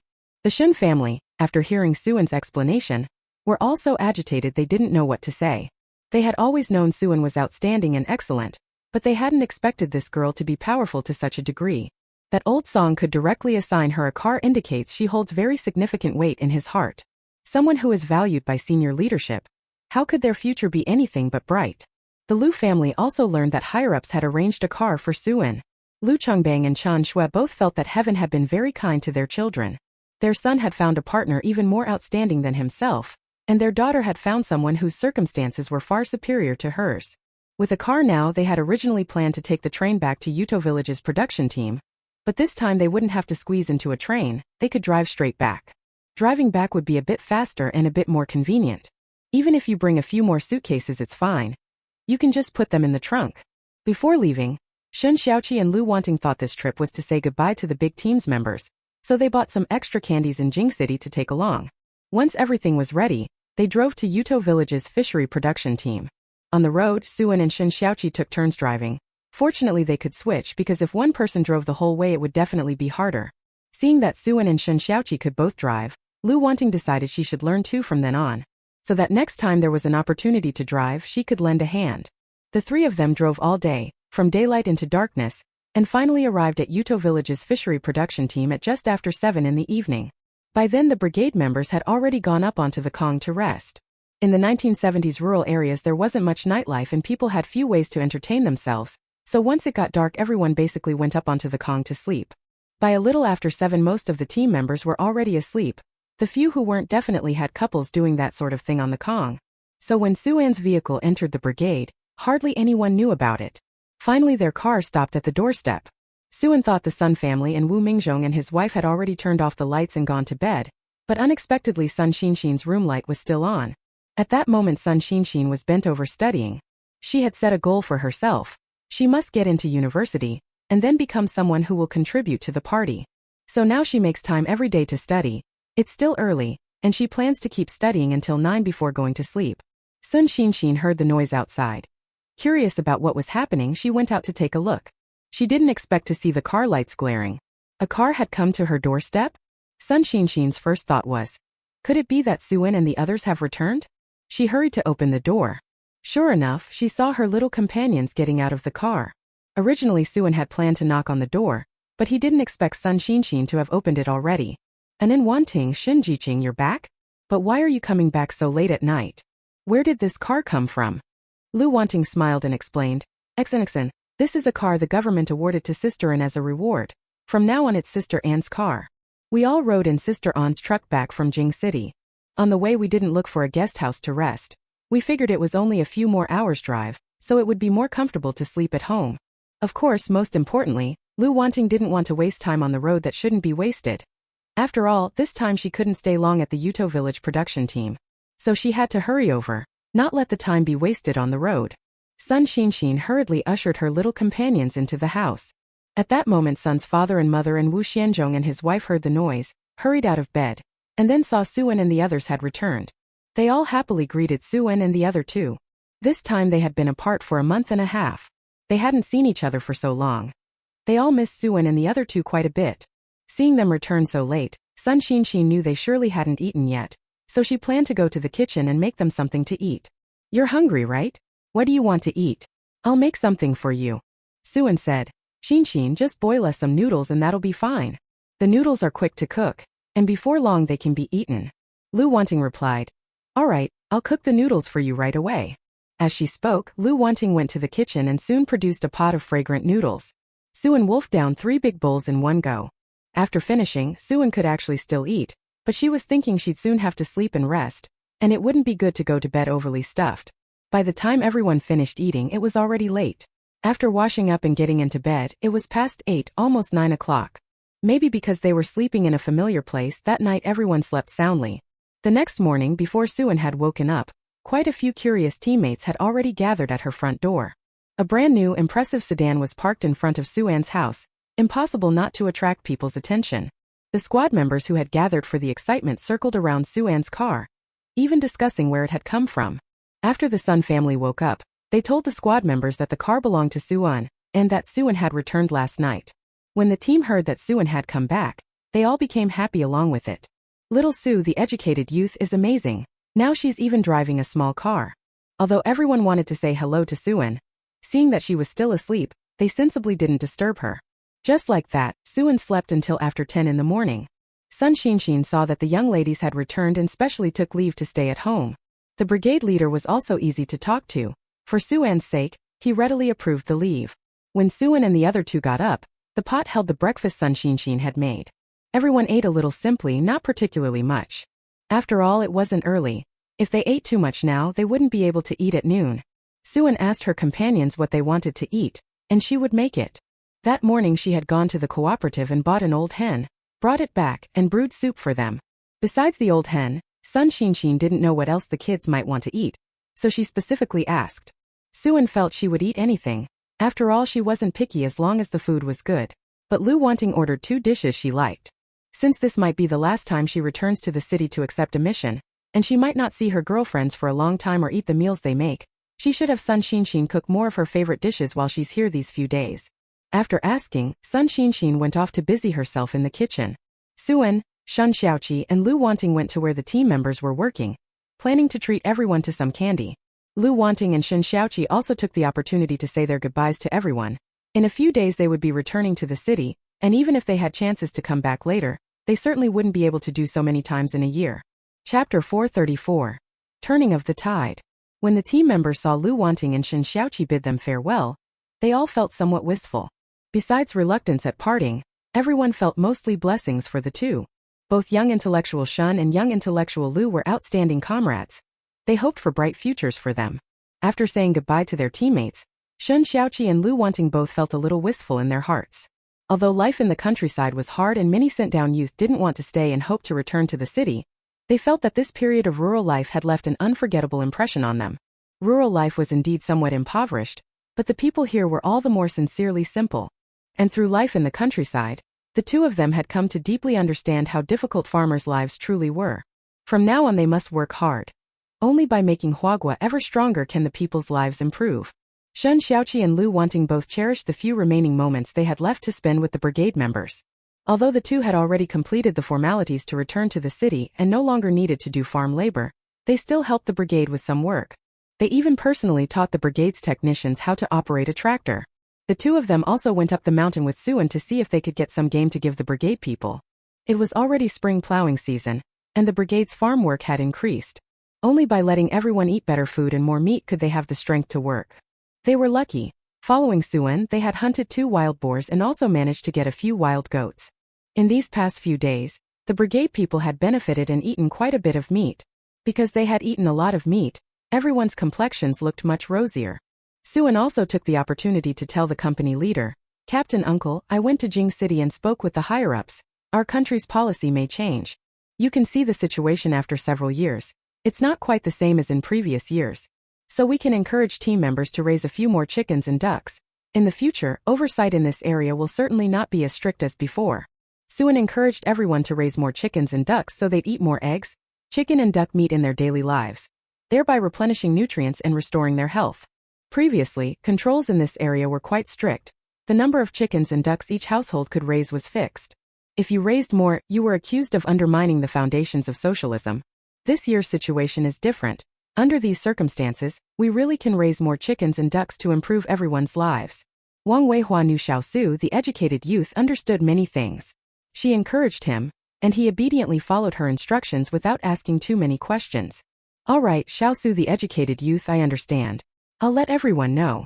A few days later, it was time for Shen Xiaoqi and Lu Wanting to return. Suan wasn't returning to the capital for now. She hadn't received any orders from the special ops team, so there was no reason to go back. Because she wasn't going to the capital, Lu Wanting and Shen Xiaoqi couldn't get a ride and had to take the train back to the city. Suan drove them into town to make things easier. Since she had a compact car, her motorcycle didn't seem appealing anymore. Motorcycles are fine too, but they don't shield you from wind and rain. How could they be as convenient as a compact car? But Suan didn't let his motorcycle go to waste. He donated it directly to the brigade. If members of the brigade need to go to the county seat, they can ride out with the team leader's permission. However, Wang Weihua, to prevent team members from constantly competing to borrow the bike for trivial reasons, still set some conditions for borrowing. For example, if you want to borrow the bike, the fee per use is 50 mao, and this borrowing money will be deposited into the brigade's account. Also, the bike must not be damaged. If you happen to break the motorcycle, you must pay for the repair. Having a motorcycle is indeed much more convenient in urgent situations. The whole brigade was very grateful to Suan. If not for the young educated Su, how could they have the chance to use such a good thing? Not long after driving off, Suan had already dropped Lu Wanting and Shen Xiaoqi off at the city's train station. The two of them reluctantly bade her farewell. Suan smiled at them and said, "Be careful from now on. If you encounter any difficulties while carrying out missions, contact me." The two nodded repeatedly. "Sister, and you also need to stay safe." "Yes, little sister, with us not around, you must take good care of yourself." Suan waved his hand. "Don't worry, I'll take good care of myself." After seeing the two off, Suan drove over to Lu Peng's place. He hadn't delivered to that guy for a while, so this time Suan took a batch of goods out from the space warehouse to bring him. This time Suan was lucky when he visited. The kid was at home and hadn't gone out. The few previous times Suan came looking for Lu Peng, the kid wasn't home. Lu Peng saw a sedan parked in front of his house and wondered who had arrived. Just as he was curious, he saw Suan getting out of the car. Lu Peng's mouth dropped open wide. Wow, his sister actually drove a small car? Back then Lu Peng thought having a motorcycle was already awesome. He didn't expect Suan to be a bit more impressive. After riding a motorcycle for a while, she switched vehicles. Lu Peng stared at the motorcycle Suan rode over in, a pang of envy in his heart. He also wanted to get a small car to drive around, but small cars are hard to buy right now. A car costs tens of thousands of yuan, not to mention that you also need a purchase quota. Generally, only large factories can allocate cars. Under normal circumstances, private individuals have no chance of getting one. Lu Peng felt that he should be happy to have a motorcycle. After all, if it weren't for Suan, he wouldn't even have been able to get a motorcycle. Suan saw Lu Peng edging forward, his eyes practically glued to her car, and couldn't help finding it a bit funny. Seeing me come over, why didn't you say something? You were too busy staring at my car. Hearing Suan's voice, Lu Peng finally came to his senses. Haha sis, sorry, I really was just staring at your car. Lost in it. Sis, you're amazing. Where did you get this car from? Lu Peng wondered whether Suan had smuggled it, when he heard Suan say, this was an award given to me by the Fu. When Lu Peng heard the reply, the little spark of hope that had flared up in his heart immediately died down. If Suan had smuggled it, Lu Peng might have hoped Suan would get one for him too, but since Suan said it was an award from the Fu, he could forget about that. Lu Peng had no chance of being rewarded by the Fu. What he did was shady black market trading, and he'd be lucky if the Fu people didn't come to arrest him. After dismissing that thought, Lu Peng still looked at Suan with eyes full of admiration. His sister was really extraordinary. For the Anfu to award a carriage as recognition, she must have made an outstanding and significant contribution. Although they had worked together for so long, Lu Peng felt that even now he still hadn't figured out Suan's exact circumstances. Of course, since Suan didn't tell him her specifics, Lu Peng didn't dare to ask further. Chapter 435. Lu Peng is getting married. Anyway, as long as he knew Suan was willing to take him along to make money, that was enough. They dealt in unsavory black market business and couldn't reveal too much information. In their line of black market work, the worst thing was being interrogated, people asking questions left and right. My sister's still awesome. Lu Peng gave Suan a thumbs up. Aside from saying she was awesome, he didn't know what else to say. Lu Peng spoke and invited Suan into the house. At that moment, Lu Peng's partner also busied herself by warmly greeting Suan. Unlike Zhang Hong, the woman Lu Peng later found was called Lin Chui, a very steady and down-to-earth woman. However, Lin Chui's family circumstances weren't great. She wasn't from the city but from the countryside. As for why Lu Peng was attracted to and liked Lin Chui, it was introduced by a relative of grandmother Lu. Although this relative of Grandma Lu is from the countryside, when the Lu family was in trouble back then, this relative sent a good amount of grain from the village. If it weren't for that relative's family, it's likely the Lu family would have starved to death that year. Lin Chui was the niece of this relative's family. She was very honest and upright, and her character was perfectly acceptable. Back when Zhang Hong was rejected by Suan, Lu Peng thought about finding someone more dependable, rather than someone pretty. After some inquiries, he found the sincere Lin Chui. After spending some time together, Lu Peng felt that Lin Chui truly was a woman suited for everyday life. Lin Chui didn't spend money extravagantly, and she was very filial to Grandpa Lu and Grandma Lu. Seeing the household being well taken care of, Lu Peng felt she was a woman he could spend his life with. So Lu Peng had now already decided to marry Lin Chui. If they have been together for a while and it feels right, then they should get married. He's a grown man, so he must take responsibility for the woman's feelings. If they don't marry, it's not appropriate for Lin Chui to follow him without status or recognition. Now the weather is getting hot. It's almost early summer. The weather in this season is neither cold nor hot, so holding a wedding would be more convenient. So Lu Peng's wedding date was set for the end of this month. At first Lu Peng was still wondering how to notify Suan to attend his wedding, and unexpectedly Suan came today, perfect timing. He could invite Suan to attend his wedding. Suan Xian and Lu Peng discussed business for a bit. She told him she had a batch of goods from Hong Kong she could get for him. After they finished that matter, Lu Peng said, Sister, I'm marrying Lin Chui at the end of this month. Could you do me the honor of attending the wedding? Lu Peng rubbed his hands together and looked at Suan with an expectant expression. Lu Peng thought Suan was a very capable and competent person. It would be his honor to have someone like her attend his wedding. Facing Lu Peng's expectant eyes, Suan smiled and agreed. Sure, for something as big as your wedding, of course I'll come to attend. After all, the two had worked together for such a long time. Lu Peng had always been loyal and respectful toward her. When it's a major event in someone's life, shouldn't you make time to attend when you're not busy? It's only a few days at the end of this month. Suan specifically asked about the date. It's the 28th of this month. Counting the time, it's only about a week. As long as the special operations team doesn't have any sudden business, Suan will definitely stay here. Now that she has a small car, going back and forth to the city is more convenient, so attending Lu Peng's wedding then won't be troublesome. Seeing Suan agree to come to her own wedding, Lu Peng was very happy. Suan thought that since the kid worked under her, she should help make the occasion when he got married. So Suan casually proposed to Lu Peng, when you get married, my car will pick up the bride. At the time, using a private car for bride pickup at weddings was common only among city folks. In the countryside, very few families could afford a private car, and it was rare to have a wedding where a private car was used to fetch the bride.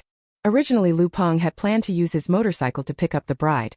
Compared to a car, him riding a motorcycle to fetch the bride was already cool enough.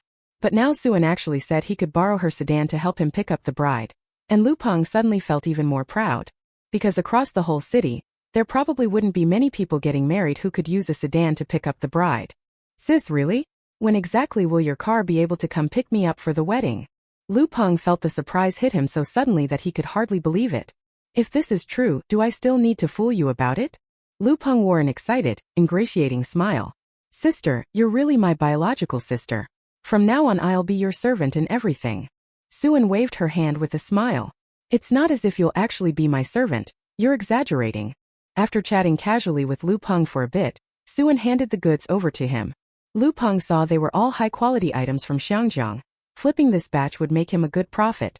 After finishing the conversation with Lu Peng, Suan went to visit Su Wei and the other kids, and took the opportunity to bring them some supplies. The first time Suan saw them, each one was so skinny they hardly looked human, like bean sprouts.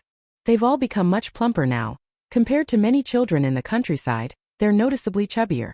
Seeing the children's current condition, Suan felt very accomplished. From Su Wei's words, Suan also learned some of the situation. These children are all very hardworking. They know their chance to attend school is hard one. So at school they study and learn desperately. Whether naturally gifted or not, none of them performed poorly in school. Sometimes even if someone is a bit slow, as long as they work hard enough, diligence can make up for lack of talent. After Suan arrived, the children took out the certificates they had earned to show Suan that they had spent time studying and had not been lax. Seeing each child studying so diligently and achieving excellent grades, Suan felt even more gratified. No one is there to support these children. Even if Suan is willing to raise them, at most he can only provide for their upbringing. Once they grow up and are able-bodied, Suan will not continue supporting them. The problem is if they have no skills or education, they will have a very hard time getting by in this society. Studying is the only way out for children from poor families. They are studying hard now so they can get into university later. Once you pass the entrance exam and graduate, you can be assigned a decent job, and your future life will naturally become different. Suan praised and encouraged them a few words, urging the children to keep up their academic performance. After seeing the children, Suan went to find Factory Director Peng to see if there was anything at the machinery plant she could take care of. Fortunately, things at the machinery factory were stable, and there wasn't much for her to do. But this time Factory Director Peng told Suan another thing. Little Suan Ji, riding on your coattails, I'm getting promoted. Chapter 436. Factory Director Peng transferred to Jing City. When Suan heard that Director Peng was getting promoted, she hurriedly asked, Really? Director Peng, congratulations to you. You're being reassigned to where? Speaking of this matter, Chief Peng couldn't hide the smile on his face. Xiao Su, thanks to you, I've been reassigned this time to the provincial second machinery factory as deputy director. Only then did Suan understand why Chief Peng was so happy. Being transferred from a municipal machinery factory to a provincial machinery factory is not easy at all. Don't be fooled by it being just a single-level jump. Being reassigned from the county to the provincial capital is a big leap. People move to higher places, water flows to lower ground. If the provincial capital offers better prospects, who would want to stay in a small place? There's another rank above the provincial capital when it comes to the national capital. After all, the national capital is the country's top city. It's not comparable to Liaoxing here.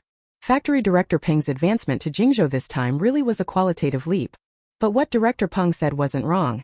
If it hadn't been for Suan, it wouldn't have been easy for him to be transferred to Jingzhou this time.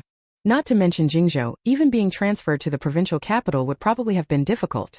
Director Peng understood clearly in his heart that he had benefited from Suan's favor, so he was genuinely grateful to that girl. Unfortunately, he couldn't repay her in any real way. All he could say was that if Suan ever needed help in the future, he would certainly be there without hesitation. Uncle Peng, that really is something to congratulate you on. It just so happens I expect I'll have to develop things in Beijing before long too, so we might have a chance to cooperate there. After this campaign was over, the Sun family would have to return to Beijing. By then the kids wouldn't be in Yuto Village production team anymore, and Suan would definitely have to return to Beijing. He originally thought that after Suan left there wouldn't be many opportunities for contact or cooperation with Factory Director Peng, but unexpectedly Director Peng was also transferred to that mechanical factory in Beijing. Director Peng was just as pleased when he heard what Suan said.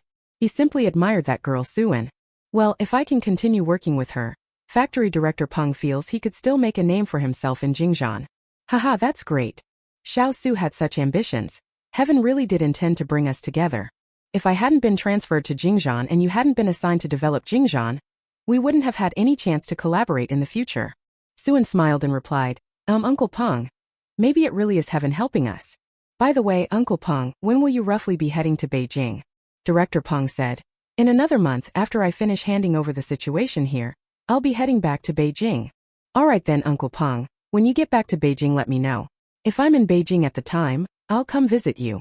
Okay.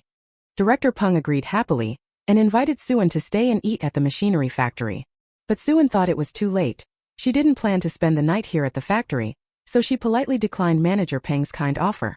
After saying goodbye to Manager Peng, Suan drove back to the Yuto Village production team. Over the next week, Suan's life in the Yuto Village production team was fairly quiet and uneventful. The brigade is now in the busy season for farm work. The members are all laboring in the fields. But this year the Yuto Village production brigade is somewhat different from past years. Everyone is more energetic and has greater hopes for the future. This year Wang Weihua also set up a small-scale poultry farm together with the team members. As for why they didn't start one in previous years, it was because the brigade headquarters didn't have the funds to build a chicken house and couldn't come up with money to invest in poultry. Also, the brigade's harvests were very mediocre. With people not getting enough to eat, where would anyone find grain to raise chickens? But this year is different. The brigade doesn't lack fertilizer, grain yields are guaranteed, so there is grain available to raise chickens. Because in the past 2 years we were recognized as an advanced brigade, the higher-ups also issued some rewards so there was money to raise chickens. Now the brigade has even rebuilt the road.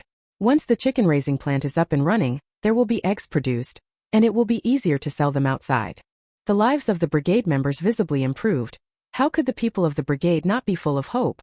For ordinary folks, their demands were very simple: to live and work in peace, to make the most of their days, and to have enough to eat and wear. Everyone's lives were already moving in a positive direction, and that was enough. In the past few days, whenever he had time, Suan also went up the mountain with the brigade to do some hunting, trying to get some game to give the members meat to strengthen their bodies. It was soon the day of Lu Peng's wedding. To make it convenient to provide a car for Lu Peng to fetch the bride, Suan went to the city a day early. On the morning of the wedding, Suan got up a little after 5, then went to the Lu household to help with the preparations for fetching the bride. The Lu house was very lively today. The home had been cleaned spotless and decorated festively. In addition to helping Lu Peng with the bride pickup, Suan also brought a gift for the guy. She gave a red 4-piece bedding set, the most appropriate gift for a wedding. Suan also gave Lu Peng a big red envelope with a full 500 yuan inside. Around a little after 6, Suan drove Lu Peng to Ying Niangzi's house to pick up the person. The bride came from a village about a dozen li away from the city. Because it was rare these days to use a small sedan to fetch a bride, their procession drew quite a lot of attention along the way. Lu Peng saw so many envious looks and felt absolutely delighted. If it weren't for Suan, how would he have had the chance to pick up the bride with a sedan? At this crucial moment in his life, Suan helped him save face. Even though Suan wasn't his biological sister, Lu Peng had already decided to treat her as if she were. When the sedan arrived at Lin Chui's production team, Lin Chui's relatives and neighbors were all stunned to see Lu Peng picking someone up in a sedan. Then they praised Lu Chui, saying that girl is truly lucky. If you can afford a sedan for a wedding, how could your future be anything but bright? Once Lu Chui gets married, she'll be able to go enjoy life in the city. The wedding festivities continued lively. Perhaps stunned by the sedan used to pick up the bride, Lu Peng's pickup went very smoothly, and none of the curious relatives and friends dared to block the door. The banquet was held at the department store in the market district, and relatives and friends from Lu's side all gathered. Because Lu Peng wasn't short of money now, the banquet featured fine wines and dishes. This feast was conducted with great splendor. At the banquet, both Lu Peng and Lin Chui respectfully toasted Suan. Lu Peng knew very well that without Suan, he would still be a hungry little thug, not where he is today. His parents couldn't bear it anymore. This cup that Xiaowei had intended to offer to his parents he instead raised to Suan. After the banquet lively finished, Suan returned to Yuto Village Production Brigade. He thought life could continue quietly, but unexpectedly, 3 days after Suan finished attending the wedding, a few more educated youths came to the brigade. Suan thought the movement was almost over, so why had they sent a few more sent-down youths from above? Wang Weihua was also speechless about this matter. It had been a while since any sent-down youths were assigned from above, yet suddenly a few more had come. Chapter 437. The newly arrived sent-down youths might have come because of her. However, even if Wang Weihua was unhappy about this kind of thing, she couldn't refuse it. The only consolation was that the brigade's conditions were good now. Even if a few more useless educated youths came, it wouldn't matter. The brigade could support them. If this had been a couple of years earlier when the brigade's economic situation was poor and a few educated youths suddenly arrived, Wang Weihua definitely wouldn't have been pleased. After all, most of the educated youths couldn't endure the hardships of the countryside and couldn't create much value for the brigade. Wang Weihua received the notice from above and went to the county seat to pick them up. This time the sent-down youths brought were 3 men and 1 woman. The 3 young men who arrived all looked tall and sturdy, and the young woman didn't seem delicate or fragile either, which made Wang Weihua feel much more at ease. During the process of receiving people for the rustication, Wang Weihua thought these new sent-down youths were pretty good, polite, not the kind of city folks with their noses in the air. But it was precisely that all of them behaved impeccably, excessively polite, that gave Wang Weihua a strange sense of unease. But he couldn't say exactly what was wrong. Wang Weihua felt he must have a bit of a masochistic streak. Before, they had assigned him a delicate, eccentric jiqing, which Wang Weihua had despised. Now they'd sent him a more normal jiqing. Shouldn't he be pleased? Why did it still feel off? Wang Weihua didn't continue to dwell on the matter, and took the several newly arrived educated youths to their settlement. Seeing that they were all quite polite and courteous, Wang Weihua went over some more things they should pay attention to after going to the countryside. After finishing the business with the educated youths, Wang Weihua went to handle the brigade's affairs. Although he was only a small production team leader, Wang Weihua's daily workload was not light. How the brigade's farm work was handled and allocated was all arranged according to his plans. In the 7th year the brigade also set up a poultry farm, and there was more to do than in previous years. The few new educated youths first familiarized themselves with the production team, and on the 2nd day went to the county town to purchase the things that needed to be bought. On the 3rd day these newly arrived educated youths, together with the other team members, began working in the fields. After these several newly arrived educated youths started working in the fields, Wang Weihua was even more satisfied with them. He hadn't expected that these new educated youth would all be quite strong physically, unlike other newcomers who couldn't do much work. But because of this, that strange feeling in Wang Weihua's heart came over him again. Wang Weihua couldn't figure out why and planned to talk over the matter with Suan. Suan, that girl is clever. She might be able to help him think of some strange ideas. Thinking that, Wang Weihua immediately went to look for Suan. When Wang Weihua came to her, Suan rushed up and asked, "Uncle, what did you come to see me about?" Wang Weihua hesitated for a moment, then told Suan about the situation with the newly arrived educated youths. Little educated youths, Su, these newly arrived educated youths are all decent people. By rights I should be happy, but I feel that something is off. After hearing what Wang Weihua had said, Suan also felt that something about it was strange. "Uncle, you clearly know what the educated youths who were sent down used to be like. These 4 who suddenly arrived this time are too normal, which makes them seem abnormal. I suspect they came with some kind of purpose. Captain Uncle, I think we can do it this way. Let's keep an eye on their movements for now and watch for any abnormal behavior later. If there's anything unusual, tell me. Of course, for the time being let's not show anything. Don't alarm those people." Wang Weihua hurriedly replied, "Okay. I'll tell your eldest auntie and have her assign a few more people to keep watch and see if anything's off over there. Captain Uncle, find 2 more informants from the sent-down youth spot. They live at the sent-down youth spot. If they live under the same roof, some feelings are more likely to reveal clues." Following Suan's instructions, Wang Weihua continued to respond, "All right, young sent-down Su, Uncle understands." As Wang Weihua spoke, he quickly began arranging this matter. Suan hoped that these newly arrived sent-down youths weren't here with some ulterior motive, that they wouldn't come to disturb her quiet days. If these people did have impure motives, Suan would certainly deal with them. For the next few days, the brigade appeared calm on the surface.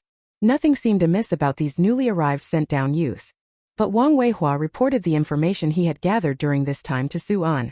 "Little educated youth Su, during this period I had people keep an eye on those few of them. Do you know? Those few have been asking around about the team situation in front of our brigade, especially about your situation. Although you're well known in the brigade and it's natural for the newly arrived educated youths to be curious about you, it's a bit strange that they constantly ask about your specific circumstances. Xiao Su Jiqing, you don't think these people are after you, do you?" Suan also thought that was possible. Given the contribution she made to Huagua, it wasn't surprising that some forces had their eye on her. But what did those watching her intend to do? Want to hurt her? Suan analyzed it for a moment. Most of these people probably weren't out to kill her. If they wanted to kill her, they would just wait for an opportunity to do it. Why bother digging up so much information about her? "Boss, is there anything else odd about these people?" Wang Weihua shook his head. "Nothing else. The others all seem pretty normal in other respects. Apart from looking for chances to inquire about you, the rest of them are quite ordinary. Well, if I had to say something abnormal, there's one little oddity. The informant over with the educated youth told me that these several new educated youths are overly particular about hygiene. They actually take baths every night. Wang Weihua thought being clean wasn't particularly strange, but this matter should be mentioned to Suen. When Suen heard this, his brow immediately knit tightly. Isn't taking a bath every night the habit of our country people? Hard to say, are all these people from our country? What do these our country people want from her? Could it be that Tianhe Xilong's intelligence investigation implicated her as the one who misled things? Suen couldn't guess the reason. He could only watch and wait. Team Leader Shu, I suspect these new sent-down youths might be from country R. Keep a close eye on them and have someone continue to monitor them. Don't let them do anything that could harm everyone. When Wang Weihua heard Suan's words, his brows immediately knitted tightly. What the weren't things going fine? How did it suddenly become that they're from country R? How did these newly arrived educated youth end up being citizens of country R? Although Wang Weihua couldn't figure it out, he knew one thing for sure. Listening to the young educated from Shaosu was never wrong. Yes, if by any chance these few newcomers truly were citizens of country R, their teammates would have to stay alert. After Wang Weihua and Suen finished talking about this matter, they returned. Suen didn't know these people's intentions. If she watched and waited, she worried it might cause some danger. It seemed she had to force these people to show their true colors and resolve the matter sooner rather than later. Chapter 438. Wants to take her to country R. Since they might be after her, Suen thought she could wander around in front of them a bit more. Previously, Suen had spent most of her time at home or up the mountain. These past few days, with some free time, she took a few strolls through the fields. As expected, with Suen deliberately looking for opportunities to make contact, these newly arrived educated youths also had chances to chat and interact with her. Just like Wang Weihua said, on the surface these people looked like they had absolutely no problems. When communicating with them, Suen even felt that these people were quite polite and well-mannered. But precisely because they were too normal, they seemed abnormal. That day, these people had become somewhat familiar with Suen, so they took the initiative to ask her for help. Su Jiqing, we want to go to Sizhou County to pick up a package. Could you drive us to Sizhou? Worried Suen might refuse, one of the sent-down youths named Ling Gang added, Comrade Su, don't worry. We won't ask you to personally smuggle us into Sizhou. We'll give you 2 cans of meat as payment. How does that sound? When Suen heard their request, she immediately realized these people were looking for an opportunity to be alone and get close to her. If she really needed to pick up the package in county, she could have just taken the commune's ox cart. Why bother spending 2 cans of meat to ask her for help? Although she could tell something was off, Suen didn't expose it. Besides, she wanted to know why these people were targeting her. Suen smiled at Gangong and the others. Of course it's no problem. We're all sent-down youth in the countryside. It's only right to help with a small favor. Suen said, then invited them into the car. Seeing Suen agree to their request, a flash of delight and triumph flickered in their eyes. Soon they got into the small sedan. Suen drove toward the direction of the county town. But halfway there, Ling Gang pulled out a handgun and pressed it directly against Suen's forehead. Suen showed a look of panic. What do you want to do? Ling Gang's voice was fairly gentle. Su Jiqing, don't be nervous or scared. We won't hurt you. We just want you to cooperate with us. As long as you cooperate obediently, we'll guarantee your safety. Suen pretended to agree. Fine, don't hurt me, whatever you want to do. I'll comply. Faced with Suan's performance, Ling Gang was very satisfied. Comrade Su, you drive. Follow the route on this. Ling Gang said as he took out a map and handed it to Suen. Suen then asked hesitantly, where is this? Taking you out of Hua country to country R. Suen, we are people of country R. Our government's investigation found that you are a very capable person, having developed urea and compound fertilizer. Therefore our government of country R hopes you can come and serve us. You already know the conditions in Huagua. The people here don't have enough to eat, and their standard of living is far below that of our country. Talents like you, after you defect to our country R, our government will certainly treat you favorably. By then you can live a good life in country R. Not like in Hua country. Ling Gang chattered on, painting many grand pictures. But what Ling Gang said wasn't entirely untrue. He said that people in country R currently don't lack food to eat, don't lack meat, ordinary families often can afford small cars, and the common folk are in quite a comfortable situation. If you look purely at the economic side, the current standard of living of Huagua's people really can't compare to our country's.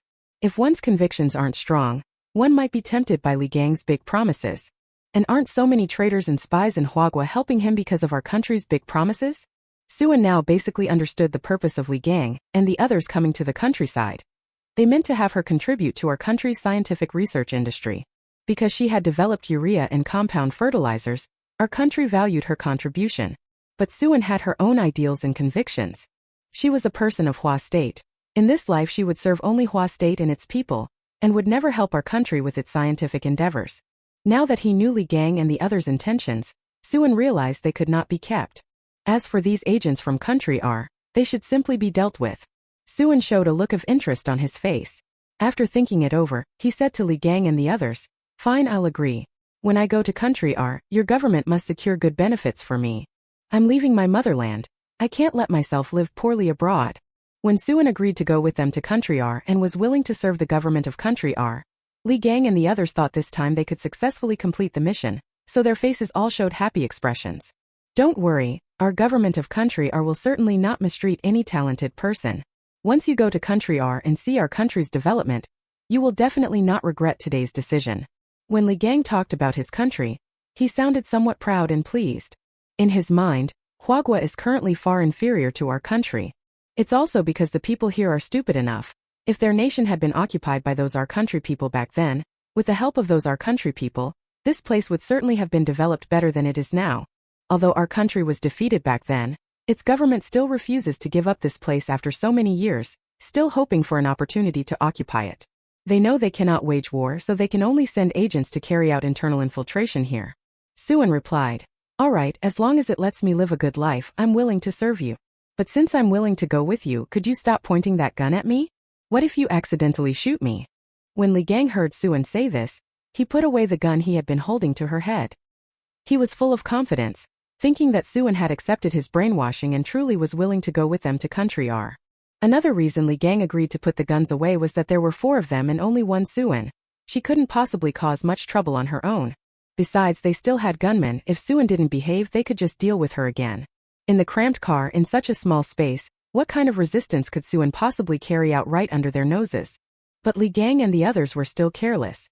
After Li Gang put the gun away, Suan slammed on the accelerator, and the car's speed instantly soared. Then Suan stomped on the brake, and the car came to an abrupt stop. Li Gang and the others inside were thrown forward by their momentum and crashed toward the front.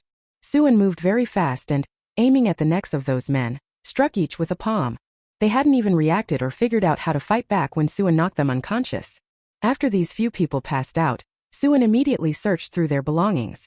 Damn, each of them even had a gun hidden on their person. Chapter 439. Sent to police interrogation. If not for Suan's formidable strength, he might really have fallen into these people's hands. Suan guessed that if she refused to go with them to Country R and refused to help them do research for Country R's government, these people would just tie her up and take her back to R. Suan wasn't unfamiliar with how despicable the people of Country R could be. Back when she went to Country R, the R government had set up underground research labs where they kidnapped scientists from other countries and forced them to do research for R's government. She honestly cooperates fine. If she doesn't cooperate honestly, she'll meet the same fate as those scientists who were controlled back then. Suan immediately confiscated all of these people's handguns. Then she took out ropes from the space bag and tied them all up to prevent any chance of escape or struggle. After she had these people under control, Suan hit the gas and drove the sedan straight to the County Public Security Bureau. Suan's car stopped at the public security gate, and the officers inside, seeing a car arrive, thought some very important person had come. After waiting for them to come out, they saw that the person who had gotten out of the car was none other than Suan. The moment they saw Suan, several officers stepped forward to greet her, and 2 hurried into the station to notify Chang Siyuan.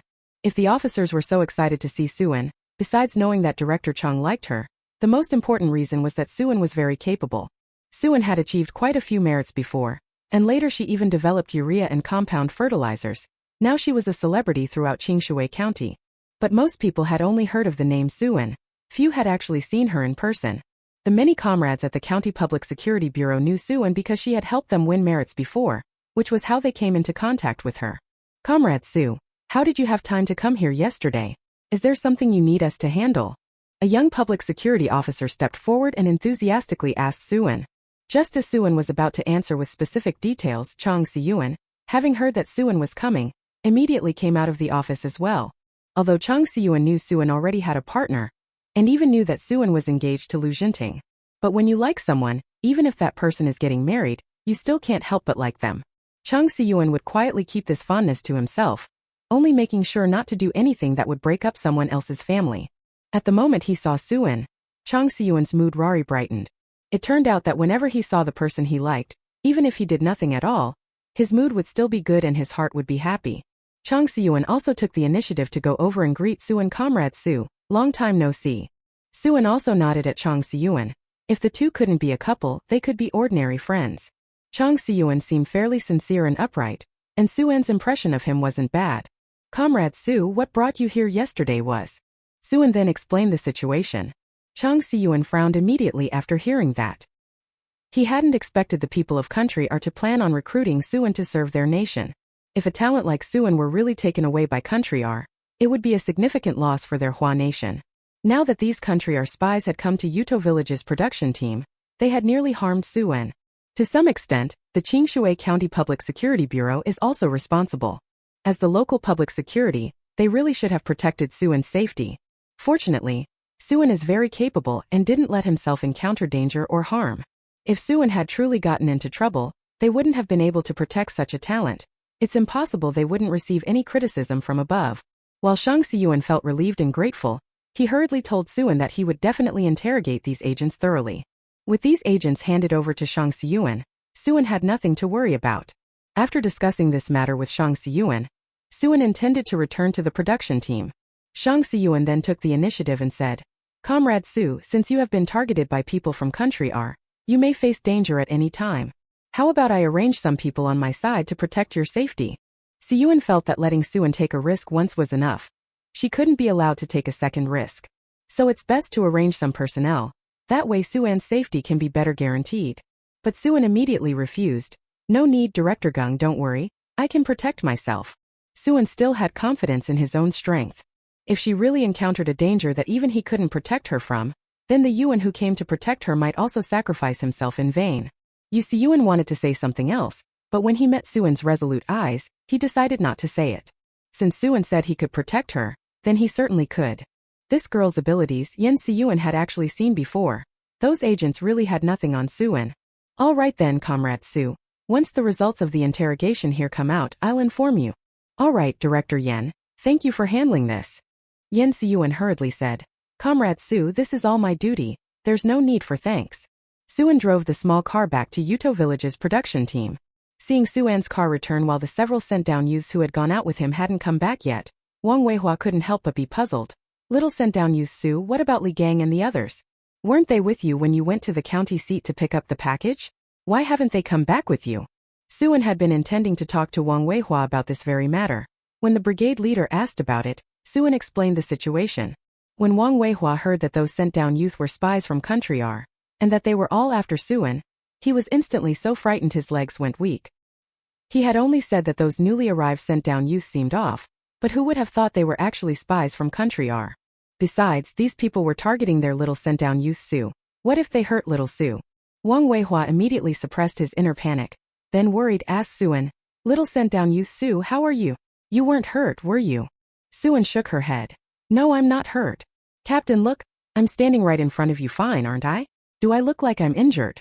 Wang Weihua stared at Suin for a few moments, and seeing that the girl really wasn't hurt, the worried frown on his brow finally relaxed. Seeing Wang Weihua like this, Suin still felt very moved. Wang Weihua's expression clearly showed that his concern for her was heartfelt. Suin and Wang Weihua talked about the matter and then left. Wang Weihua urgently called a team meeting and informed the entire unit that the few returned sent-down youths with Li Gang were spies. When the team members heard this, each of them was utterly shocked. Who would have thought they actually turned out to be agents from country R? Chapter 440. Suin plans to arrange a return to the city. Squad leader, we shouldn't have leaked any information that mustn't be leaked, right? If this got out, would it affect our country's security? Would the higher-ups come after us and hold us accountable? These rural old-timers haven't encountered secret agents before, and are all worried they might have revealed information harmful to the country. Once one person asked, others began to worry too. Yes, I've told them a lot before. They came to me to ask about many things regarding the brigade and little Sue's sent-down youth situation. If I had known earlier that those people were agents, I certainly would have kept my mouth shut. Sigh, it's pointless to talk about it now. Let's just hope those spies don't pass along any information harmful to our Huagua, or to Xiao Su's educated youth. Ah, it's all my big mouth's fault. I talk a lot. I don't know if I've said anything I shouldn't have let out. Seeing the crowd of people start chattering and arguing, Wang Weihua hurriedly raised his voice and said, "Enough, stop discussing this. Anyway, the words have already been said. There's no point in dwelling on it now. Besides, though several our country spies have already been captured and controlled by Xiao Su's educated youth, and handed over to the public security authorities. What I'm telling everyone today is mainly to let you know that from now on, when we encounter strangers, we must all be more alert and take extra precautions. Even if someone around us seems familiar in the future, if they start asking about Comrade Su's situation, it's best that none of you reveal any information, understand?" The team members hurriedly nodded in agreement. When it came to matters involving Suan's safety, the team members no longer dared to take them lightly. After all, Suan was the production team leader of Yuto Village. The team members should always remember Suan's contributions for the good life they now enjoy. After everyone had taken this to heart, Wang Weihua also reminded them of a few other things. For example, the team members must pay more attention in the future, and watch for any unusual activity from suspicious people in the brigade. If they encounter anything strange, they must report it immediately. After the meeting, after he had reminded everyone of the matters to be warned about, Wang Weihua allowed the brigade members to disperse. When Suan returned home, he also told the Sun family and the couple Wu Xiezhong about the situation this time. Seeing that Suan had nearly encountered danger, these people all breathed a sigh of relief on his behalf. Suan recounted the incident and then expressed his thoughts. "These few secret agents have been arrested for the time being, but if I stay at Yuto Village's production team, there might still be other secret agents who come by. If anyone comes charging at me again, might also drag you all into it. I plan to go to the capital city for now, and won't be returning to Yuto Village production team for the time being. I'm leaving, it's better for you and for everyone." Although Sun Xinshin was reluctant to part with Suan, given the current situation, Suan staying in the Yuto Village production team wouldn't just risk their safety. It would put him in great danger as well. Since the people in country have set their sights on Suan, they're unlikely to let go easily. It's indeed safer for Suan to go to the capital city than to stay with the production team at Yuto Village. For the sake of her good sister's safety, Sun Xinshin supported her decision to return to the capital. The Sun family and the couple Wu Yenzhong shared the same view. Safety comes first, everything else is secondary. Having made this decision, Suan planned to tell Wang Weihua one more time that she was going back to the city to take care of matters. Although she had built houses here, they still needed to be left for the Sun family and the couple Wu Zong to live in. Once they had all returned to the city, these houses would be handed over to the brigade to deal with. So after lunch, Suan went to find the brigade leader Wang Weihua, and told him of his plan to leave the city.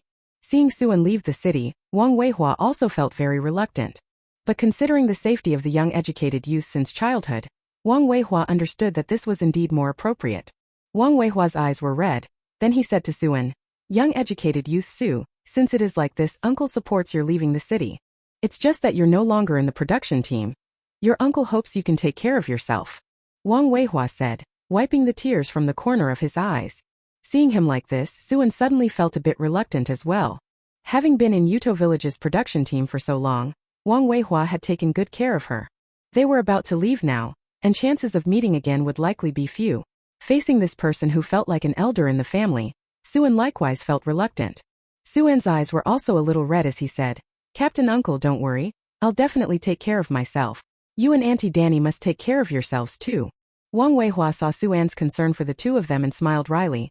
"Young urban youth Su, your Auntie Danny and I are not spring chickens, we certainly know how to take care of ourselves. We're in the countryside. There isn't much that needs doing. You're different, you have more things to keep you busy.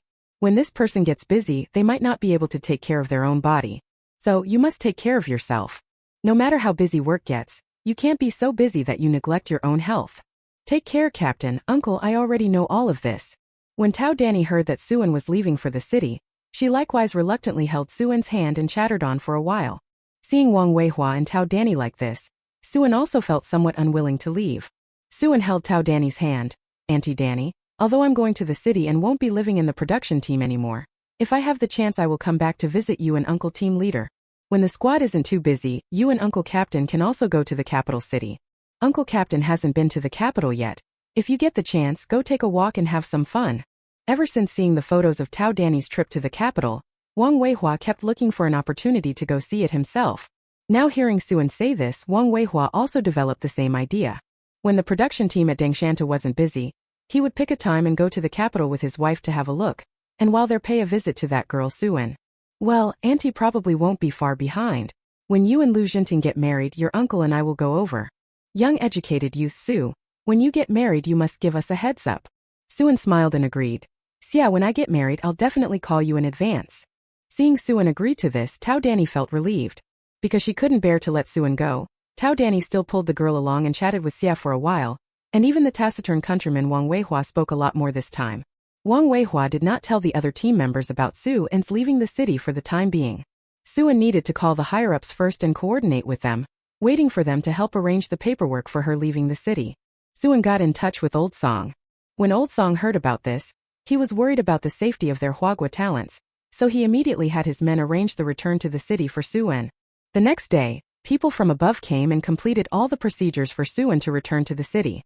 Chapter 441 Preparations before returning to the city. They waited until the documents authorizing Suan's return to the city were issued before the team members learned about her departure. The team members' reactions were much the same as Wang Weihua and his wife's. Everyone was reluctant to see Suan go. Who would be willing to let such an outstanding person as Suan leave? After all, when Suan was with the production team, aside from other contributions, the fact that she often hunted and made sure everyone could eat meat was enough for people to miss her. Suan returned to the city, and afterward no one went hunting to bring them meat anymore. But everyone had heard about our country's spy matter, and knew that if Suan stayed on Yuto Village's production team she might encounter danger. Emotionally they were reluctant to let this girl leave, but rationally they still supported her hurrying back to the city.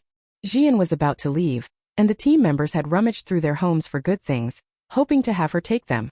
After all, once Suan was back in the city, it would be hard for them to see her again, and they would have no chance to repay her for her help. When Suan saw the whole team sending the best things from their homes to her, she quickly refused everyone's kindness. She knew these people were grateful, but she didn't lack any of the items they were offering, so she told them to keep them for themselves. In the afternoon, Yen Siyuan also came to Suan and informed her of the investigation results on the few agents she had sent yesterday. These our country agents not only revealed their purpose for coming this time, but also named their handler. Everyone involved in the case has been identified. Yuan Siyuan contacted higher authorities for assistance and in one sweep, unearthed several our country agents hidden in Huagua. Because Suan played a major role in exposing these hidden agents, Yuan Siyuan, on behalf of Huagua's public security, expressed thanks to Suan. Suan has distinguished himself again. Any rewards the higher-ups prepare will be arranged separately. After Yen Siyuan explained these circumstances, he had originally still been worried about Suan's safety with the Yuto Village production team, but unexpectedly learned that Suan would be returning to the capital in the next 2 days. Yen Siyuan knew that Suan was a child abandoned by the Shen family. Now that Yuto Village's production team was so dangerous, Suan would indeed be safer returning to the capital city under the protection of the Shen family.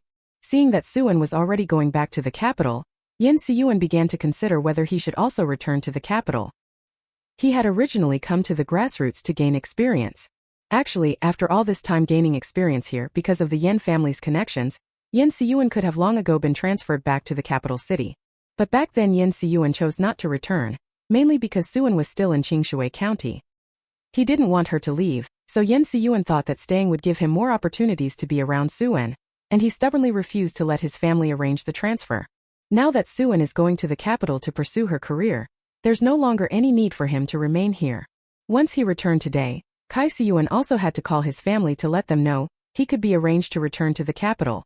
Because Suan needed to go to the capital city, he could no longer come to Qingshui County after that, and he wouldn't be able to restock Lu Peng frequently. So the next day Suan drove into the city again, and personally told Lu Peng about the matter. She would deliver one last batch of goods to him. Afterward she might not send any more. If he had the chance to come here again, Suan might be able to restock him a little. But even without the goods Suan delivered, Lu Peng was currently running the black market business quite well on his own. He could operate it independently. Suan thought that since they had collaborated for a while, once the economic reforms and opening up arrived, the black market business might decline, and by then it would be best for Lu Peng to devise another plan. Suan therefore urged Lu Peng that when the day of economic reform came, he should try to start some legitimate business on his own. In the early days of the reform and opening, as long as you were bold and willing to try doing business, you could basically make money. And in the 80s and 90s, those who chose to go into private business, also had the chance to make a big fortune. Lu Peng knew Suan was no ordinary person, trusted her without doubt, and took all of her instructions to heart. After talking with Lu Peng, Suan went to visit Su-wei and the other kids. The children were all very happy to see Suan come over. Seeing the children's happy faces but thinking about the lack of future visits, Suan felt rather apologetic. Suan explained to the children that he was going to develop things in another place and might not have many chances to visit them in the future, so they would have to take care of themselves. But Suan reassured them that he would continue to provide help. Later she will send them money every few months. It certainly won't affect their daily lives. If they run into any problems they can't solve over there, they can also call her. She just might not be able to answer the phone sometimes when she's busy, so they can go ask Lu Peng for help. After reminding them about a few things, Suan encouraged the children, saying that if they worked hard and got into a university in Jing City, they could meet again there. Suan's words planted a seed of belief in those children. They all resolved to study hard, and once they got into a university in the capital, they would be able to see Suan more often. Especially Su-wei, who silently decided he must work hard. He was determined to get closer to Sister Su. After Su-wei finished giving his account, Suan went to the machinery factory for lunch and had a few drinks with factory director Peng. The two of them boasted back and forth, clinking glass after glass. By the end of drinking, factory director Peng was once again gotten drunk by Suan. Factory director Peng was very hurt. To train his alcohol tolerance, he had been drinking a lot during this period. He had originally thought his tolerance had improved, but when faced with Suan it still fell a bit short. Although he had drunk quite a lot, Suan was still not drunk, so it did not affect driving. So that afternoon she drove back to Yuto Village's production team. But I have to say one thing. Fortunately, in this era drink driving wasn't uncommon.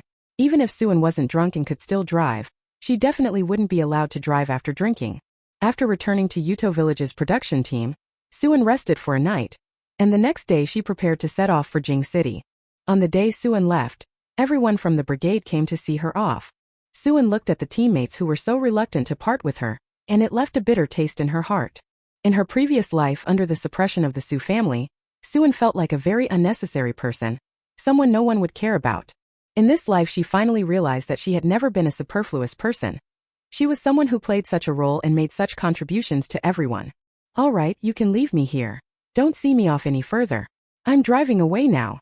Suan saw that everyone had arrived at the village entrance, so he told them all to hurry back and not to accompany them any further. Hearing Suan's reminder, the team members only then stopped in their tracks. But none of them turned to go back. Instead, they wanted to watch Suan leave. Suan stepped on the accelerator and drove off, knowing that if he dawdled here, these team members would never return. Chapter 442. Enjoying the feeling of being the group's darling. Only after Suan's small car disappeared from everyone's sight did the team members return to the production brigade. On the way back, Tao Danny murmured in Wang Weihua's ear, this time young intellectual Su really left me. I feel so empty inside. When the first two siblings left for the city back then, my heart didn't feel this hollow. As Tao Danny spoke, her eyes again grew red. Wang Weihua felt the same way in his heart. They treated Suan as if she were their own daughter.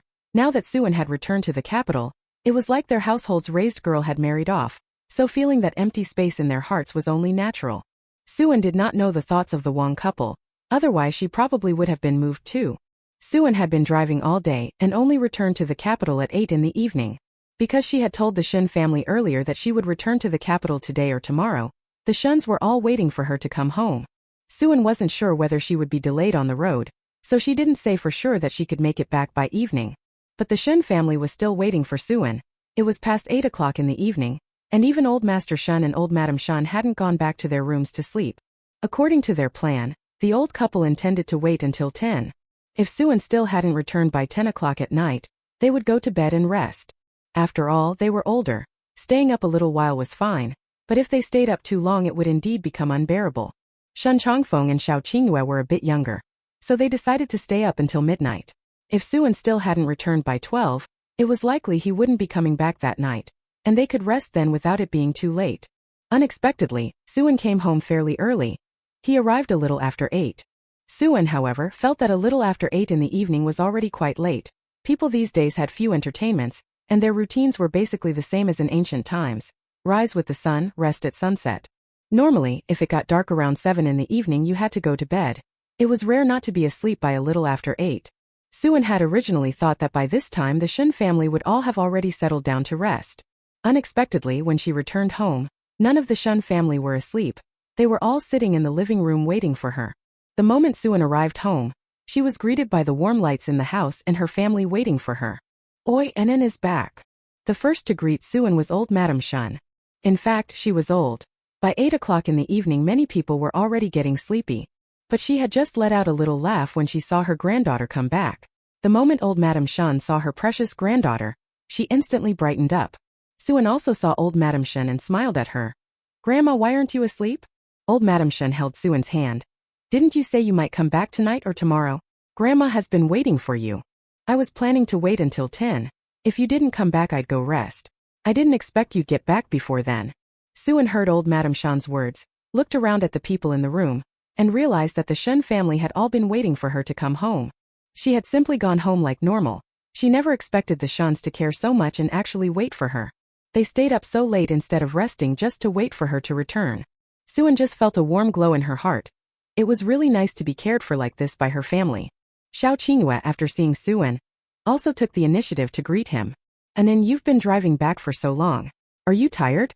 Was it very hard? In response to Xiao Qingyue's concern, Suan smiled and said, Mom, I'm fine. I don't feel that it was that hard.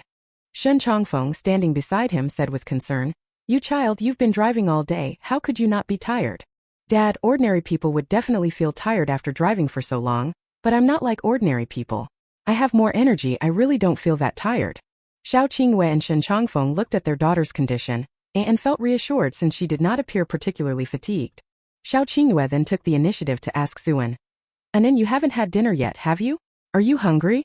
Mom will make you something to eat. You sit down and rest first, Mom will be done soon. The Shen family actually had a maid, but Xiao Qingyue wanted to personally do something for this daughter. This child didn't grow up by her side. As her mother she felt she had failed her too much. Now that Suan had come back to her side again, Xiao Qingyue thought of trying to find opportunities to make it up to her. Helping Suan cook with her own hands, that was also what a mother should do. Suan really hadn't had dinner and was hungry now. Seeing Xiao Qingyue offering to help make food for her, she naturally wouldn't refuse. Okay Mom, just make me some noodles. I'll eat something simple to fill my stomach. Okay. Saying that, Xiao Qingyue went to the kitchen to prepare the noodles. Suan sat down while the Shun family members took turns showing their concern for her. Only now did Suan understand what being the family's darling in those group-pampered novels felt like. Being cared for and spoiled by the whole family felt truly blissful. All the love she lacked in her previous life, heaven seemed to have decided to make up for it in this one. No, rather, these affections always belonged to her. They had simply been taken from her by the Su family in her past life. It wasn't long before Xiao Qingyue had finished cooking the noodles and called Suan over to eat. Xiao Qingyue had braised a pot of beef during the day. Now that the noodles were ready, she topped them with some of the braised beef from the pot, and a fragrant bowl of beef noodle soup was served. Suan happened to be hungry at the time, and faced with such a bowl of beef noodles, he began eating with obvious enjoyment. The beef had been well braised, so the flavor of the beef noodles was, of course, excellent. Suan praised his birth mother's cooking while eating. Mom, it's been a while since I ate what you made. Your cooking has improved again, hasn't it? After Suan finished praising, Shen Chongfeng chuckled beside him and said, Your mother knows you like good food, so recently she likes to experiment with cooking. Anen, you probably don't know, your mother used to never lift a finger in the kitchen. She had never cooked a meal before. She only learned cooking from a chef and practiced, so she could personally make delicious food for you. Look, after studying and training for a while, her cooking kept getting better, and now she could be considered a great chef, which is why what she makes is so tasty. Shen Chongfeng felt a pang in his chest when talking about this matter. Having been married to Xiao Qingyue for so many years, she had never once cooked a meal for him until now. But for the sake of his daughter, Xiao Qingyue was willing to learn. Comparing the two, Shen Chongfeng couldn't help feeling that the disparity in treatment between him and his daughter was really too great. When Suan heard that her mother had, for her sake, changed from a high society lady who never touched a cooking utensil into a professional cook, she couldn't honestly say she wasn't moved. Yes, this is a real mother. From now on she would also reciprocate her mother's love. Chapter 443 took on another mission. After eating her fill, Suan went to rest. The next day she called Wang Weihua again to report in, and gave him a status update. Suan thought that since she was back in the capital, if there were any missions available she could take one on. After all, she hadn't had much to do recently. With free time on her hands, she might as well help the country with something. Well, there's nothing to be done. Her ideological awareness is just that high. Suan went to ask the senior leadership of the special forces. When they saw she was willing to take on a mission, they were overjoyed. They had a mission to carry out in the beautiful country, and were planning to send capable team members there. If Suan could take that mission, all the better. After all, her record in handling missions was plainly evident. This time the Special Forces mission was to go to beautiful country to bring back an expert in the field of computer science. Actually, this mission is relatively simple compared to last time when Lu Jinting went to beautiful country to rescue that scientific expert. The difficulty level is much lower. This computer science expert's personal freedom wasn't restricted, but he might face assassination attempts while returning to his country. Nowadays many countries internationally don't want to see Hwa's development. Regarding these experts in science and technology fields, outsiders naturally don't want to see them return to Hwa, nor do they want to see opportunities for Hwa's development. Suan's mission this time is to protect this computer science expert and ensure his safe return to the country. Suan thought this mission was okay, not particularly difficult. Since they were already going to beautiful country, they could also buy more supplies to bring back. Having made the trip, it would be a big loss not to buy anything. Suan still had quite a bit of US dollars left, so this trip he could buy a lot of things.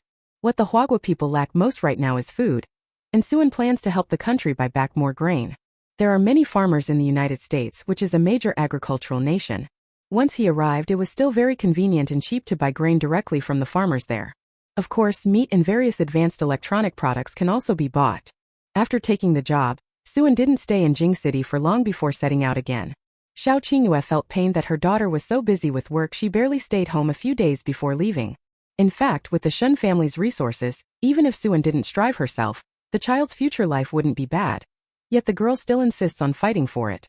Xiao Qingyue only felt a little sorry for Suan, worried she might be tired, but she very much respected her daughter's own decision and thoughts. A few days later, Suan set off for the United States with several members of the Special Forces team. She had already been there once before. This time Suan didn't have many expectations. With such a long time left on the plane, Suan could only endure it slowly. The few Special Forces members who accompanied Suan on this mission were all going abroad for the first time, and since they were going to the United States, they were somewhat excited and wanted to know whether the US now was as good as the rumors. Suan had been on the plane for more than 10 hours and finally landed in the US state of California. America's Silicon Valley is in the Santa Clara Valley in the southern part of the San Francisco Bay Area in California. And the computer magnate Suan was escorting this time also lived here. Whether in this era or in later generations, this place is a gathering ground for tech companies and tech tycoons. This computer magnate is named Zhou Huaishu, and the Special Forces provided his residence address. After getting off the plane, Suan took several other comrades from the Special Forces to first meet with this computer magnate, and then arrange the subsequent return to country matters. The Special Forces members who came with Suan were all visiting the beautiful country for the first time, so they were very curious about the place. After leaving the airport and seeing the city construction on the side of the beautiful country, they were all deeply shocked. They looked at the beautiful country now and compared it to Hwa Nation. It was like two different worlds. If it weren't for this opportunity to come out this time, how could they have known the outside world was like this?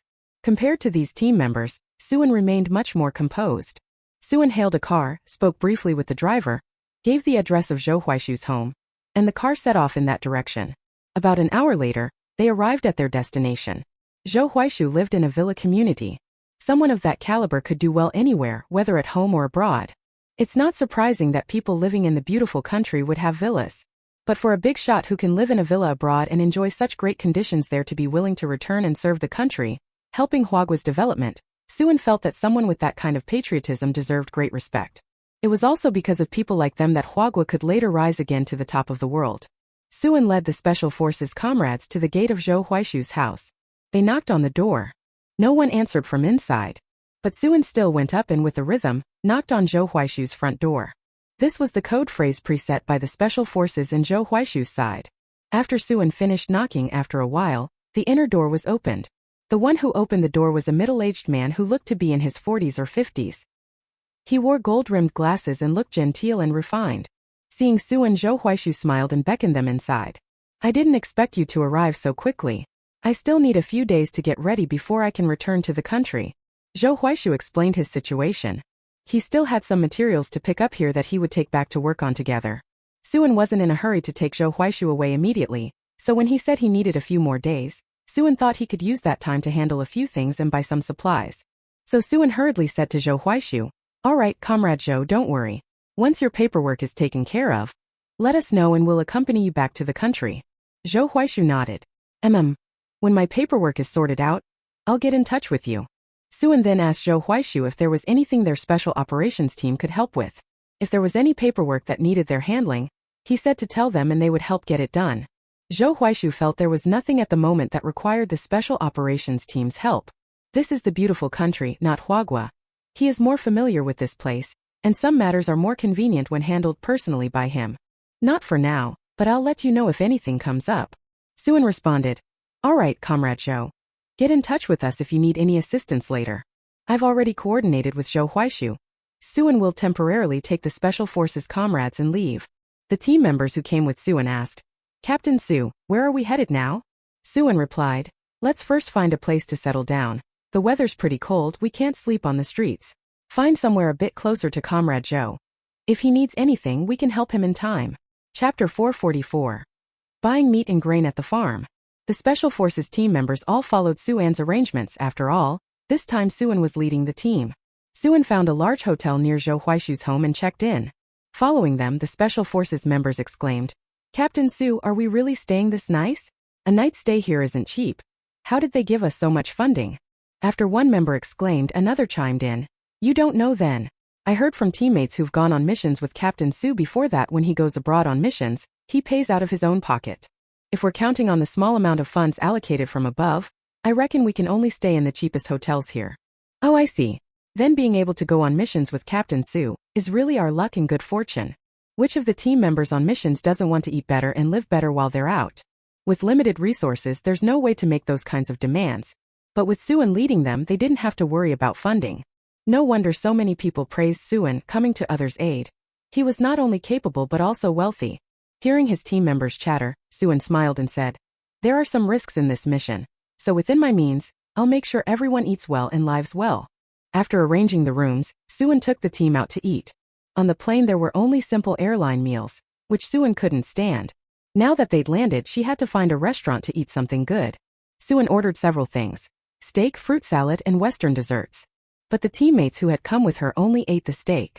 The reason was simple. Back in China it had been hard for them to get meat, but now abroad they could eat meat whenever they wanted, so of course they should eat more. After everyone had eaten their fill, Suan led the team off to rest and catch up on sleep. No one had rested well on the plane. Now it was time to get a good sleep and recover some energy.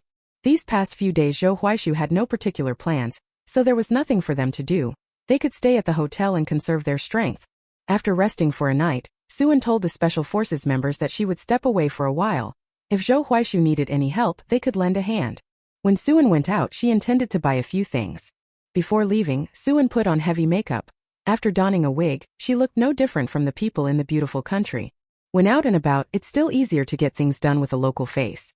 Otherwise, if she bought too many things, not only could she be taken advantage of because of her Asian face, she might also be targeted. Early in the morning Suan went out and first rode a motorcycle to the nearest farm. Just as Suan had anticipated, contacting the farm owner to buy grain was really much more favorable and cost-effective.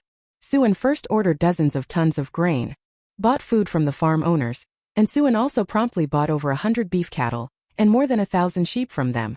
They weren't keen on raising pigs here, and even if they did, Suan was unwilling to buy the local pork.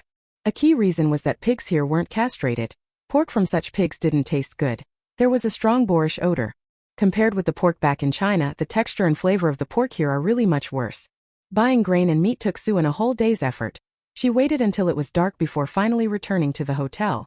By the time she left, the Special Forces members had already eaten. Suan left them some money so they could buy their own meals. After Suan left, he first asked about Zhou Huaishu's situation.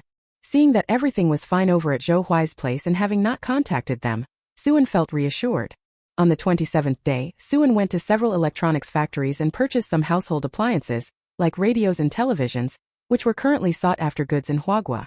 Red wine, cosmetics, lipsticks, silk scarves, accessories, and so on. Suan bought some of those little items as well.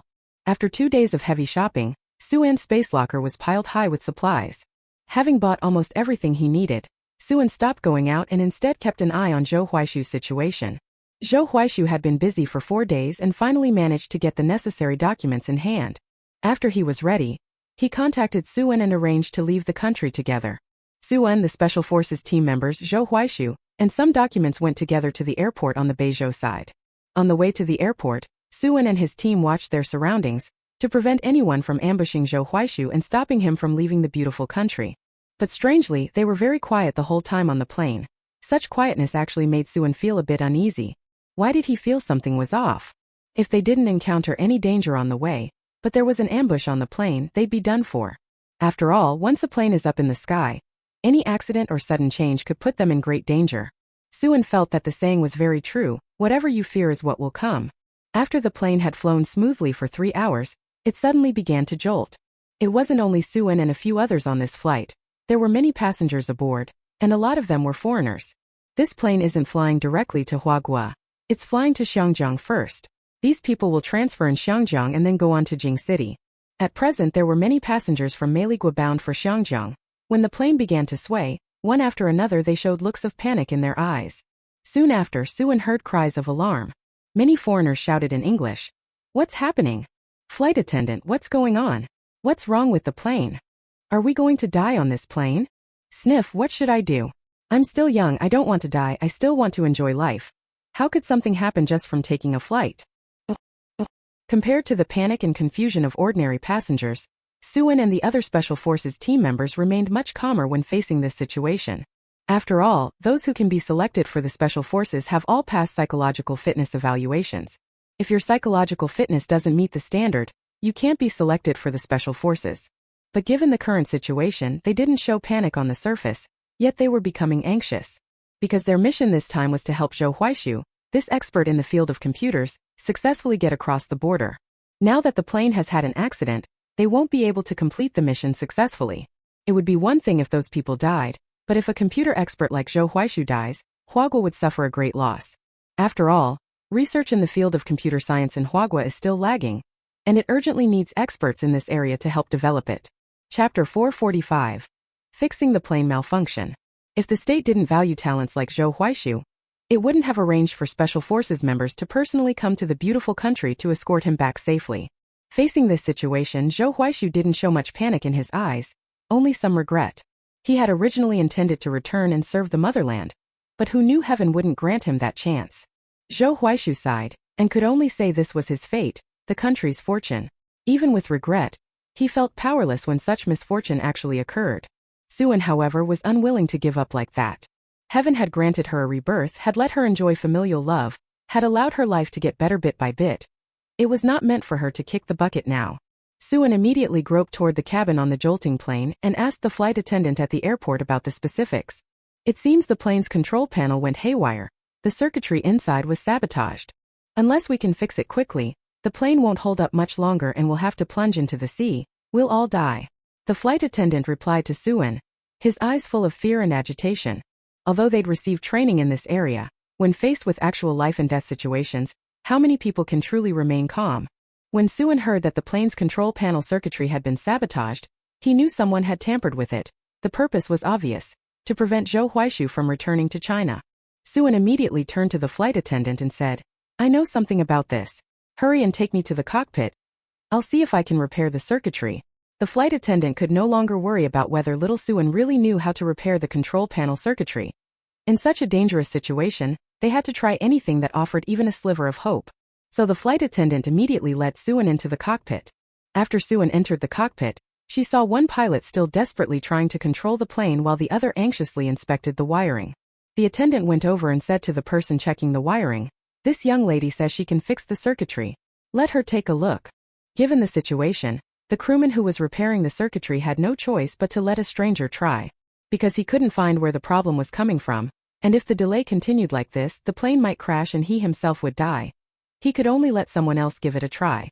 If it worked, at least he'd still have a chance to survive. Suan immediately stepped forward, first touching the circuitry with her hand, then letting her electrical ability flow through the circuits. She quickly detected several faults in the wiring. Amid the plane's turbulence, Suan quickly took out repair tools from her bag. Actually, from the spatial pouch. Fortunately, she has a supernatural body, otherwise it would be hard to keep her balance on such a shaky plane, let alone perform repairs on the circuits. Time was tight now. Every second wasted made their danger grow more severe. Suan's hands moved swiftly. In just a few dozen seconds, she had repaired the several damaged circuits. Once she fixed the circuit, the control panel could finally operate normally. When the pilot saw the plane could operate, he quickly steadied its direction.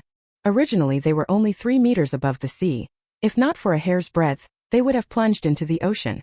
But at that critical moment the plane recovered, and under the pilot's control it shot upward away from the sea and finally cruised smoothly through the air. All of this was truly terrifying. Even the experienced pilot was so shaken he broke out in a sweat. They had flown many flights, but this was the first time such an accident had occurred. At first they all thought they were surely going to die, but unexpectedly there was still room to recover. After the plane continued to fly steadily for a few minutes, everyone knew they should be safe. They knew all of this was thanks to Suin's pilots and crew, and immediately thanked Suin. Their lives were saved by her. Suin felt undeserving of the crew's gratitude. If it hadn't been for them, this plane would have been tampered with. Indirectly speaking, everyone on this plane was implicated because of them. Of course, Suin definitely wouldn't tell anyone about this. Faced with the flight attendants and pilot's thanks, Suin simply replied calmly, "You're welcome. I'm not only saving you, I'm saving myself too." Even so, despite Suin's words, the pilots and flight attendants remained full of gratitude toward him. "We'll report this matter back to their airline. For someone who saved their lives, the airline will certainly offer some reward." After all, if the plane had really had an accident and so many passengers had died, the company would have to pay a substantial compensation. After the plane continued flying for another 10 minutes, Suin knew there likely wouldn't be any more incidents. At that moment the passengers on the plane had also gone through a life-or-death struggle, wresting a life back from the hands of God, and their emotions were still unsettled. The flight attendant followed Suin back to the cabin. The flight attendant felt it necessary to tell everyone about Suin having saved everyone on the plane.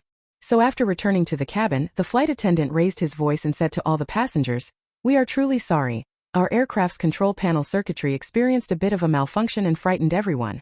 If it weren't for this young lady, who helped us repair the circuitry just now, we might really have been unable to escape the clutches of death this time." When the attendant finished speaking, everyone in the cabin turned to look at Suin. The Special Forces team members who had come with Suin looked at him with deep admiration. They already knew Suin was formidable. They had heard many accounts of his deeds. But this time, after going through this ordeal with Suin, they finally realized just how formidable Suin's strength truly is. If it weren't for Suin, everyone on this plane would probably have been doomed. Now it's all good, they're safe, and Comrade Zhou can be safely brought back. Zhou Huaishu looked at Suin with equal admiration. Originally he thought this time he was going to die and wouldn't be able to serve his motherland, never expecting to be saved from death. The first time he saw this girl, Zhou Huaishu was curious why Huagua had assigned such a comrade to escort him. The little girl didn't look like much, plus being slight and a woman, it was easy for people to overlook her strength. Now Zhou Huaishu knew that if she was someone the state had specially assigned, then she could not be lacking. As for the other passengers, they looked at Suin with gratitude. After all, everyone survived this time thanks to Suin's help. The rescued passengers in the cabin one after another expressed their thanks to Suin. Some even asked about Suin's specific situation, saying they would send money and gifts in return. Chapter 446. Successfully brought back. After all, they had been saved by him. It would be unreasonable if they showed no gratitude. Because Suin was unwilling to leave his contact information, he declined their courtesy. Seeing that Suin would not accept their thanks, they took the initiative and handed him their business cards. "Miss, this is my business card. If in the future there's anything you need help with, you can contact us at the address and phone number on the card. Just tell us what you need help with." Suin thought for a moment and still took the card. What if these connections really come in handy later? Since they said it so plainly, Suin saw no need to be pretentious. Suin saw the business cards handed over. Many were from big-name figures. That made sense. People from the 1970s who could come to the beautiful country and take a plane were impressive. Ordinary people back then hardly had the chance to travel abroad, let alone fly. After accepting those cards and the group's thanks, the passengers' emotions on the plane gradually stabilized. For the rest of the time, Suin didn't dare rest. Instead, he kept a close eye on the situation over here on the plane. If any more unexpected things happen, she can handle them promptly on her end. So, enduring more than 20 hours on the plane, the aircraft finally landed at the airport here in Hong Kong. Once everyone got off the plane, the anxious feeling was finally half eased. But they still hadn't completely relaxed. After all, he hadn't reached the capital yet, so it couldn't be considered completely safe. Since Zhou Huaishu had been targeted, someone tampering with them on the plane didn't mean there wouldn't be further moves. So no matter what, being careful and on guard was right. With the mission handed to him from above, Suin would certainly ensure Zhou Huaishu's safety and bring him safely out of the country. "Captain Su, how do we arrange this now? Do we take a plane from Hong Kong?" Suin shook his head and said, "We won't take a plane. Who knows, even the planes we board might be tampered with. Everyone come with me, we'll go by ship. Once we're on a ship and reach the mainland, We can then apply through proper channels for a special flight to Beijing. After all, once they're inside Huaguo, it won't be easy for outsiders to pull any tricks. Now that Suan is the team leader, everyone follows his orders. Suan said if they wanted to take a boat, they'd take a boat.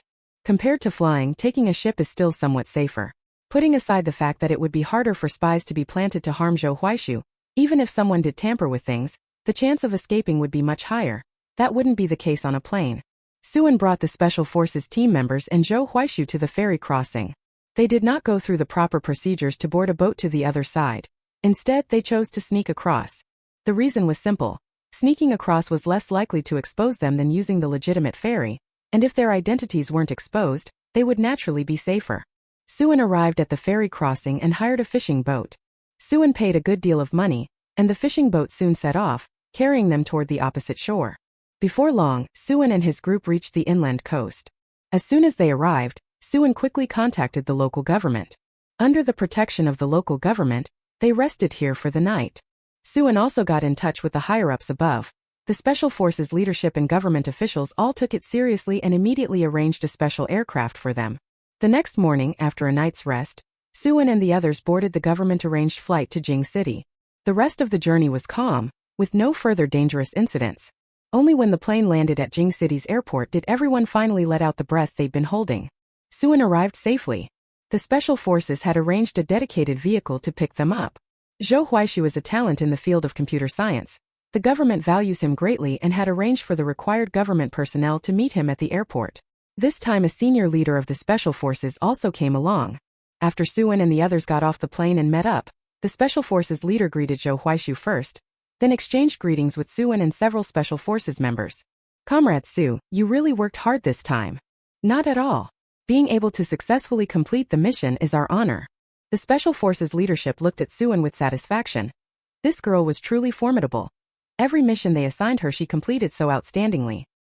He knew that as long as Suan took on this mission, Zhou Huaishu could be safely brought back to the country. It was fortunate that Suan was assigned to carry out the mission. Otherwise, their Huaguo would have lost Zhou Huaishu, this expert in the field of computing. Originally, their country's level in computing was relatively behind. Losing talent like this would make it even harder for them to catch up with developed countries in the future.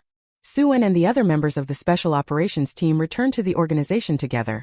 They had to report the specific details of this mission before they could go back. Concerning the danger they encountered on the plane, Zisun also provided an explanation. She waited until the mission debriefing was finished before Su and left the Special Operations team. She didn't need to worry about the other matters. Suan planned to continue giving herself a period of leave. Having completed the mission excellently this time, there would likely be no shortage of rewards from above. However, Suan didn't care about the rewards from above. After all, the money they offered really wasn't much to her. This time, by dealing out the batch of goods from the space cloak, she could make another big profit. Earning a bit more money now would give her the funds to invest in business later. Only after the reform and opening up policy was implemented would she have the capital to make serious money. So over the next few days, Suan partnered with the smugglers in Jing City and gradually sold off the goods the space cloak had bought this trip to the beautiful country. Right now Suan wasn't short on money, so she asked the Shen family to help inquire around to see which properties were being sold. She planned to buy a few more units while the prices were low. If Suan tried to find out on her own, it would probably be difficult to discover suitable listings, but it was different when she had the Shen family making inquiries. The Shen family were locals in Jing City, and they had wide connections, so they quickly helped Suan find suitable properties. During this period in Jing City, Suan was busy with one thing after another, viewing houses and buying houses. As long as there weren't major issues with the property rights and the price wasn't ridiculously expensive, Suan was willing to buy it back. After all, buying the house now was definitely a good deal. Holding on to it would allow it to appreciate for future generations. The Shen family members were somewhat puzzled to see that Suan had bought so many houses. Why was this girl so eager to buy houses? Are properties in Jing City really that cheap? The Shen family themselves also held some real estate assets, and seeing that Suan liked houses, the elderly couple in the Shen family decided to give all the houses under their names to Suan. Chapter 447 First Successful Mission Execution. Especially old Madame Shen. Her natal family had been very powerful back then and had given her 4 sihiyuan, 2 two-room courtyards, and 2 one-room courtyards as part of her dowry. Old Madame Shen planned to give those 4 sihiyuan to Suan, which would just serve as a dowry for her obedient granddaughter. When she heard that Madame Shen said she would transfer all 4 courtyard houses into her name, Suan refused. Although she really liked the houses and was currently keen on buying property, she wanted to buy them with her own money, not inherit them from Madame Shan. It wasn't that Suan was distant from Madame Shan or unwilling to accept her kindness. It was just that Suan felt she wasn't the only younger generation member of the Shan family. If the old lady gave all the properties in her name to her alone, the others would inevitably have objections. Maybe her uncles and male cousins wouldn't mind, but who can guarantee that the two aunts-in-law wouldn't have objections? Who can guarantee that those sisters-in-law from the paternal cousins wouldn't object? Suan still didn't want to be shown too much favoritism, and besides she had money herself, she really didn't need these few houses from old Madame Shan. For the sake of family harmony, and to make others see old Madame Shan as fair and just, it was best that the houses be divided equally among Shan family's children, not monopolized by Suan alone. Even though the 4 apartments couldn't be divided equally among every younger generation member of the Su family, whoever didn't receive a house could at least get some money as compensation. Suan told Madame Shan the idea that had been on his mind. After hearing this, Madame Shan said sharply, "Grandma can leave things to whoever she wants to leave them to. Who would dare object?" "Grandma, I know that if you leave everything to me, no one else would dare object. But I still feel this isn't quite right. I would much prefer our family to be peaceful and harmonious." Madame Shan looked at Suan's earnest little face and in the end agreed. This girl really is sensible, thinking of the whole family. Very well, since she feels that way, we'll go along with our good granddaughter's wishes. She just thought her good granddaughter liked houses, so she gave her a few to make her happy. Since giving houses might not actually please her good granddaughter, there was no need to give them. Suan stayed in the capital for a few more days. Lu Zhenting and Guo Miao returned this time after carrying out their mission. Although neither of them was injured when they came back, both had become noticeably thin and haggard. Every time he went on a mission it wasn't easy. It was normal for him to lose some weight. But after returning there was basically a long vacation, enough to rest and recover it. This time Lu Zhenting and Suan hadn't seen each other for a long time, and when he saw Suan again Lu Zhenting hurriedly expressed how much he had missed him. "And you didn't see me all this time, did you miss me? Aren't you really missing me too?" Suan thought that actually she'd been pretty busy lately and hadn't had much time to miss him. But faced with this guy's inquiry, Suan had to indulge him a bit, say something to make him happy. Suan nodded and said, "Of course I miss you." Having gotten the answer he wanted, Lu Zhenting's face was all smiles. Then Lu Zhenting asked Suan how she happened to be in the capital, whether she had just returned from a mission as well. Suan then told Lu Zhenting the specific situation. She had gone straight back to the city. Lu Zhenting did not expect that Suan had encountered those dangers. But now seeing Suan standing safely in front of him, Lu Zhenting finally breathed a sigh of relief. It's enough that Suan is safe for now. Because Lu Zhenting had been away on assignment for a long time and many things had happened in the interim, Suan carefully went over everything that had occurred during that period with Lu Zhenting. Lu Zhenting was quite surprised to hear that Lu Wanting and Shen Xiaoqi had actually joined the special forces. But he knew that Lu Wanting, that girl, had always been hoping to get into the special forces. If she could pass the exam, it would be a dream come true. After Lu Zhenting came back and rested for 2 days, Suan took Lu Zhenting to visit the Shen family. Guo Miao, after resting at home for 2 days, couldn't wait to go to Yuto Village's production team, wanting to see his partner. Sister and has now returned to the city. He wonders when his partner will be able to come back. If all the Sun family can return to the capital, it will be much more convenient for them to meet from then on. Otherwise, every time Guo Miao returned from an enforcement task and wanted to see Sun Xinxin, they would have to go to Yuto Village's production team, which would delay them quite a long time on the road. A few days after Lu Zhenting and Guo Miao returned from their assigned mission, Shen Xiaoqi and Lu Wanting also successfully completed theirs. Because it was their first mission, the tasks assigned to them by the higher-ups were not particularly difficult overall, and were relatively easy to accomplish. Going forward, the Special Operations Team will decide what kind of missions to assign them next, based on the performance of these new recruits on their assignments. In general, the stronger the ability, the more difficult the mission will be. Each time a mission is carried out, the specific circumstances of the mission are also considered when assigning team members. For example, if you're going to carry out a mission in beautiful country, it's best to choose team members who speak English to go.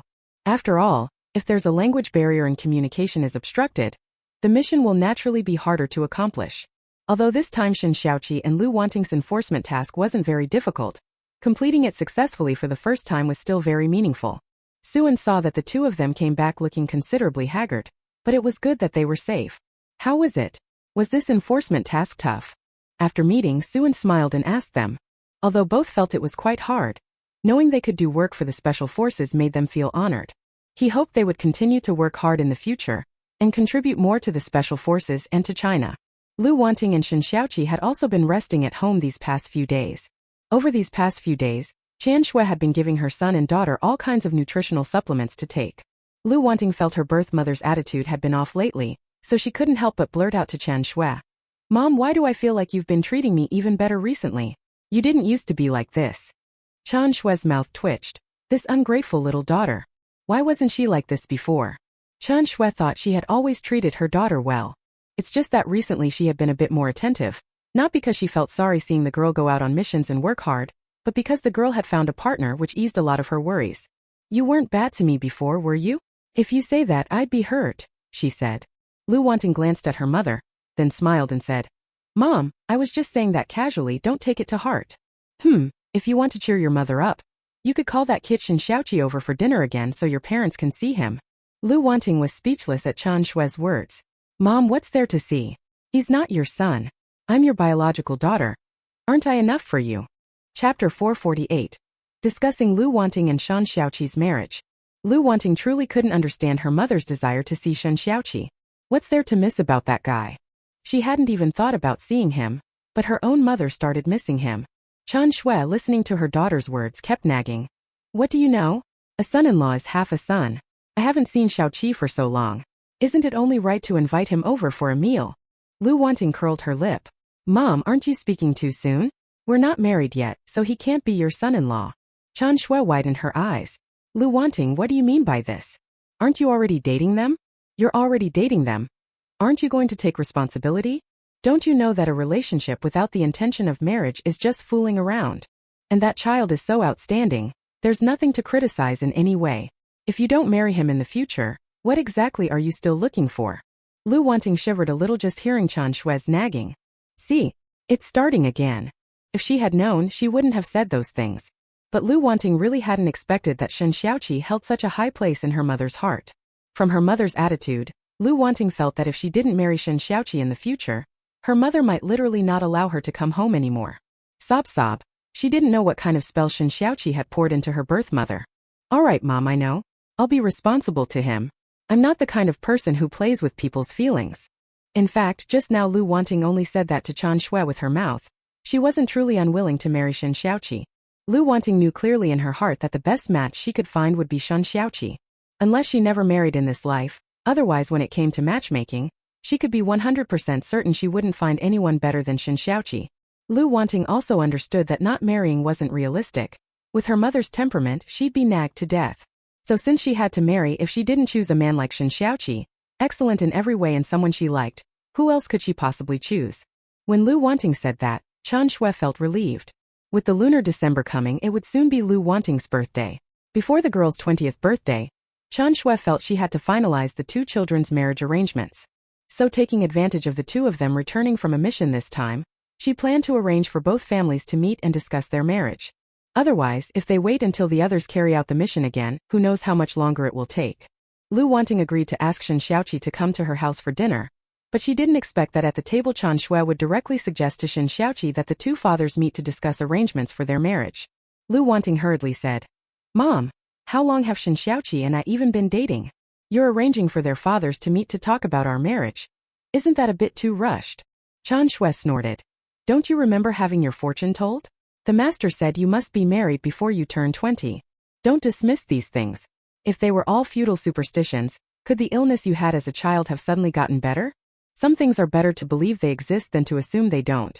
Besides, although you and Xiaoqi haven't been together long, you've had more contact before and know each other's backgrounds. What is there still to be dissatisfied with? These days so many people meet through blind dates and, after barely any time together, get married. Compared to those blind date marriages, you two at least spend some time together and know whether you're compatible or not." Lu Chongbang nodded in agreement after Qian Shui. "Right, Wanting, your mother is not wrong. You discussing marriage now isn't hasty." Although Lu Wanting was unwilling to talk about marriage so early, after hearing this Shen Xiaoqi was very supportive of the matter. He liked Lu Wanting, so he thought of marrying the girl off as soon as possible. After all, the longer he delayed, the greater the chance someone else would compete with him for the bride. So when Lu Wanting's father proposed that they meet to discuss the marriage, Shen Xiaoqi quickly agreed. Seeing Shen Xiaoqi's excited and expectant look, Lu Wanting felt she couldn't bear to watch. But this time Lu Wanting's reaction was still somewhat different from before. If it had been in the past, If Chen Shui had arranged a marriage for her so early, Lu Wanting would definitely have objected. But now she had feelings for Shen Xiaoqi and did not oppose marrying this man. Marriage didn't mean having children immediately. Lu Wanting thought she could discuss it with Shen Xiaoqi, get married and focus on building their careers for a few years, and then consider having children later. After dinner, when Lu Wanting was alone with Shen Xiaoqi, she told him what was on her mind. Shen Xiaoqi didn't care whether they had children early or late. He just wanted to hurry up and marry this girl so others wouldn't get the chance. Fine, whatever you want. Whenever you want kids, we'll have them. Even if you say you don't want children, that's okay. I'll go along with you. Lu Wanting hadn't expected Shen Xiaoqi to say that. If I don't have children, will your parents and your family be satisfied? People in this era still can't accept not having children. If it were possible not to have children, Lu Wanting felt she wouldn't want to have any. After all, having children leaves no energy to pursue a career. Shen Xiaoqi blurted out, having children is something between the two of us. What does it have to do with my father and family? Do I need to listen to them about having children? We're all adults now, not children. We can make our own choices and decisions. If they really force us to have kids and you don't want to, I'll just get sterilized so the family knows I can't have children anymore. Then they certainly won't keep pressuring us to have kids.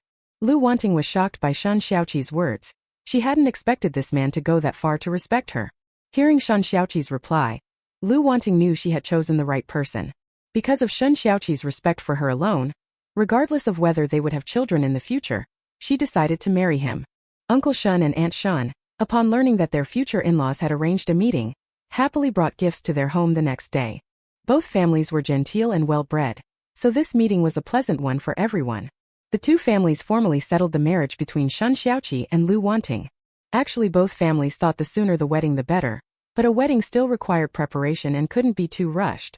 It was already July in the Gregorian calendar, and they set the wedding for November. It was bound to be hot at that time, and there were still several months left. Both families happened to have that time to steadily make preparations. When the elders at home fixed the date, neither Lu Wanting nor Shen Xiaoqi objected. Suan felt the date was not bad. By November the domestic situation would have stabilized. Chapter 449. The Wild Child Becomes a Great Beauty. Lu Wanting and Shen Xiaoqi fixed the marriage date, and everyone rested together in the capital for a while. Afterwards, several of them went off on missions one after another. Suan took on 2 more assignments in the meantime. Soon the time reached October. After mid-October, the situation in the capital city had completely stabilized, and the government announced the end of this campaign. Seeing the capital settled, Suan immediately arranged for Sun Xinxin to return to the city. Suan used his connections to get Wu Mingzhong and his wife back to the city. A few days later, they all returned to the capital. Sun Xinxin managed to come back in time. Lu Wanting's wedding was approaching, and Sun Xinxin's return meant she could join her good sister's wedding in the city. After Su Xinxin returned to the city, Suan asked her about the situation at Yuto Village's production team.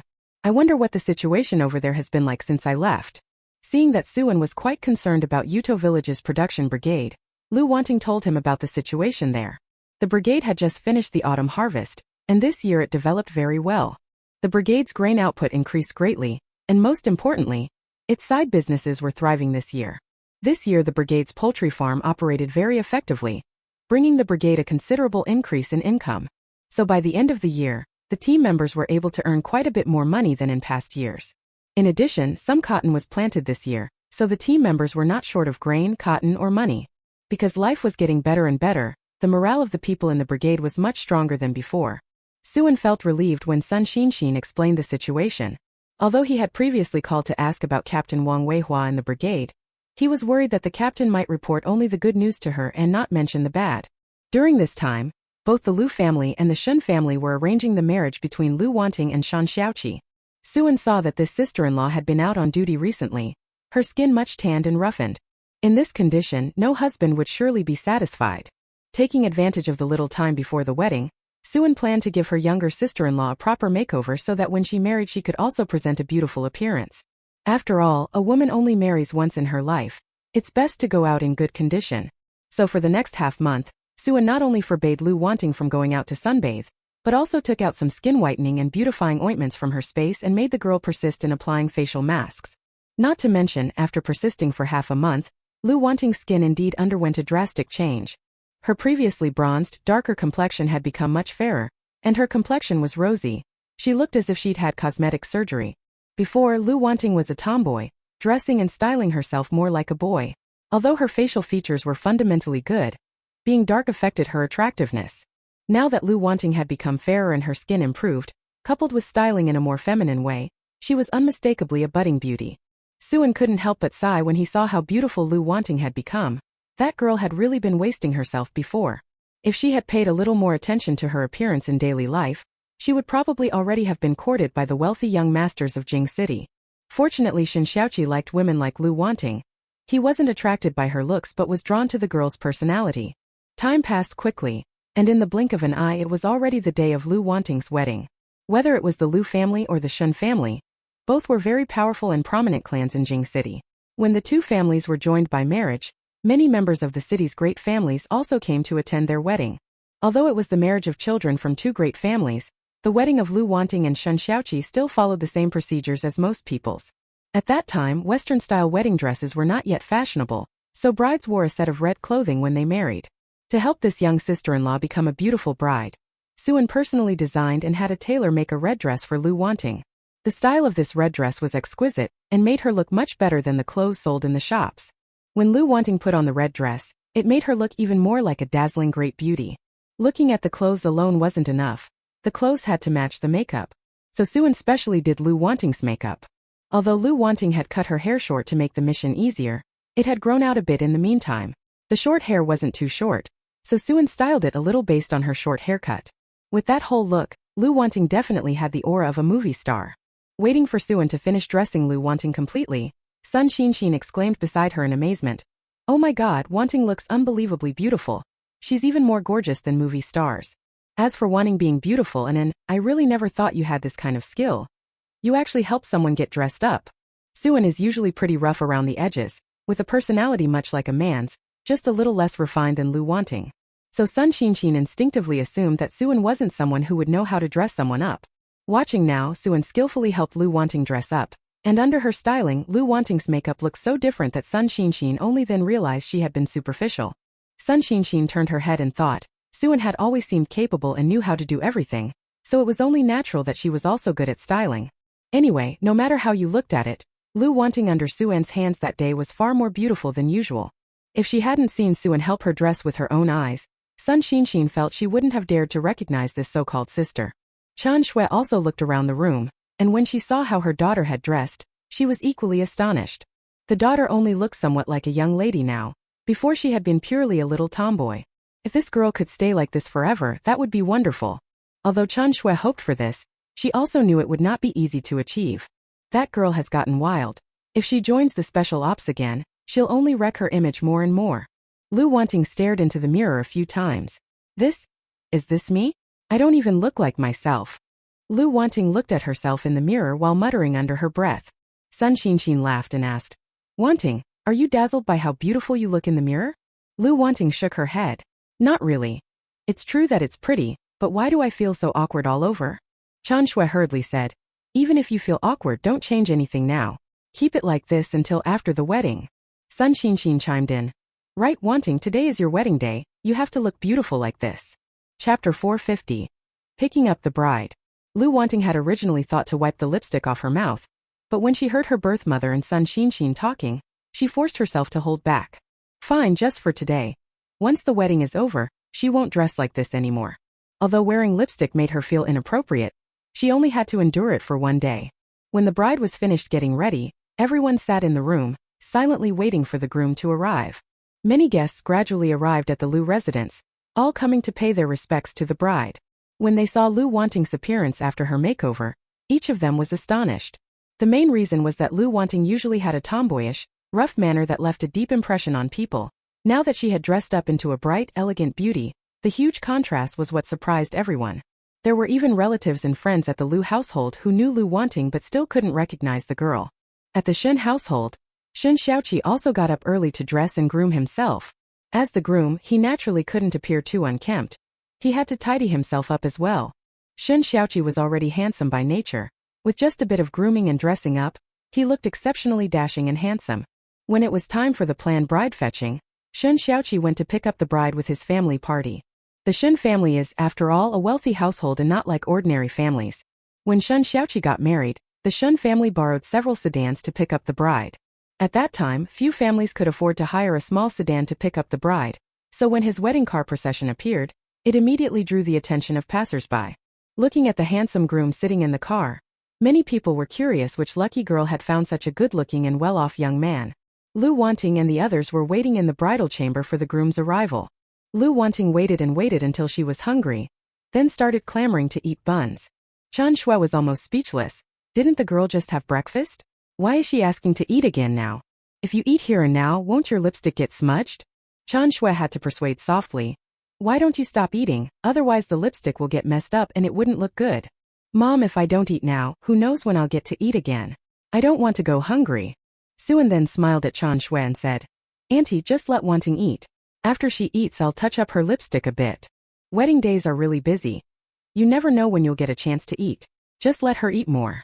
Chen Shui had no choice but to fetch some food. Lu Wanting had just finished eating when Suan retouched her lipstick and they heard people shouting outside. The groom has arrived. Hearing the groom had arrived, Sun Xinshin hurried to close the bedroom door. They needed to prepare some door-blocking games. The groom must cooperate and complete the requirements before he can come pick up the bride. They say the easier something is to obtain, the less one cherishes it, so when it comes to the bridal pickup it's best to add some difficulty. The groom must be made to remember vividly that he had to make quite an effort to win his bride. Surrounded and pushed along by the crowd, the groom arrived in front of the bride's room door. Shun Xiaoqi called toward the room to Lu Wanting. Wanting, I've come to take you. Hearing Shun Xiaoqi's voice, the people blocking the door immediately moved up to it and asked him, You can come to fetch her, but you have to answer one question first. Who will handle the money in your family, who will do the housework, and who will take care of the children? Shun Xiaoqi stood outside the door and answered without hesitation. From now on, Wanting will manage the money at home, I'll do the housework and I'll take care of the children. Hearing Shun Xiaoqi's reply, the people in the room were temporarily satisfied. But this was the first question. Even if he answered very well, they still couldn't let Shun Xiaoqi in yet. Okay, question number 1. What if you make Wanting angry, what will you do? It was a trap question. Shun Xiaoqi's mind was relatively quick, and upon hearing it he replied without the slightest hesitation. Impossible, there's no such situation. I definitely won't make Wanting angry. Seeing Shun Xiaoqi stumble at the pit, the gatekeeper continued to make things difficult and said, Then you do 10 push-ups outside first. Only after you finish them will we let you in. After this request was made, those inside thought the difficulty was a bit low. After all, Shun Xiaoqi is now a member of the Special Forces. His physical strength need not be mentioned, and 10 push-ups should not be very challenging for him. If that's the case, they had to up the difficulty a bit. So the people in the room continued adding demands.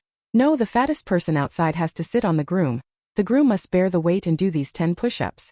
Faced with the gatekeeper's teasing, Shun Xiaoqi didn't get angry. He cheerfully complied. The bride's friends and relatives outside found the fattest person, about 100 and some jin, and he sat directly on top of Shun Xiaoqi. Then Shun Xiaoqi, under that burden, gritted his teeth and did 80 push-ups in one go. Push-ups are already harder than they look. Even doing those 80 without any extra weight would exhaust an ordinary person, let alone someone like Shun Xiaoqi doing them while bearing weight. But even so, Shun Xiaoqi persisted. He worked up a sweat. Outside, the onlookers thought the kid was really going all out today to marry his bride. Seeing Shun Xiaoqi sweating profusely, the man guarding the door stopped making trouble. Blocking the door like that is only done up to a point. You can't keep picking on the groom forever. Shun Xiaoqi was successfully let inside. As soon as Shun Xiaoqi entered the room, he saw the bride sitting on the bed. The bride was extremely beautiful, not inferior to any movie star. The moment Shun Xiaoqi looked at his bride, he was completely stunned. He never would have imagined that Lu Wanting could ever be this beautiful.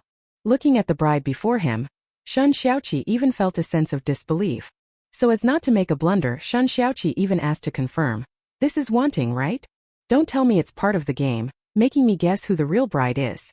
Hearing Shun Xiaoqi, Suan and Sun Xinshin and the others snickered. Maybe Lu Wanting's outfit today is just too different from usual. Look, even the groom doesn't dare to recognize her, huh? Lu Wanting glared at Shun Xiaoqi. Shun Xiaoqi, don't tell me you really don't recognize me? Only when Shun Xiaoqi heard Lu Wanting's voice did he confirm that the bride before him was indeed his little girl. So Shun Xiaoqi gave Lu Wanting a silly smile and said, No, Wanting, of course I recognized you. But you've changed so much since before. I was worried I'd be mistaken.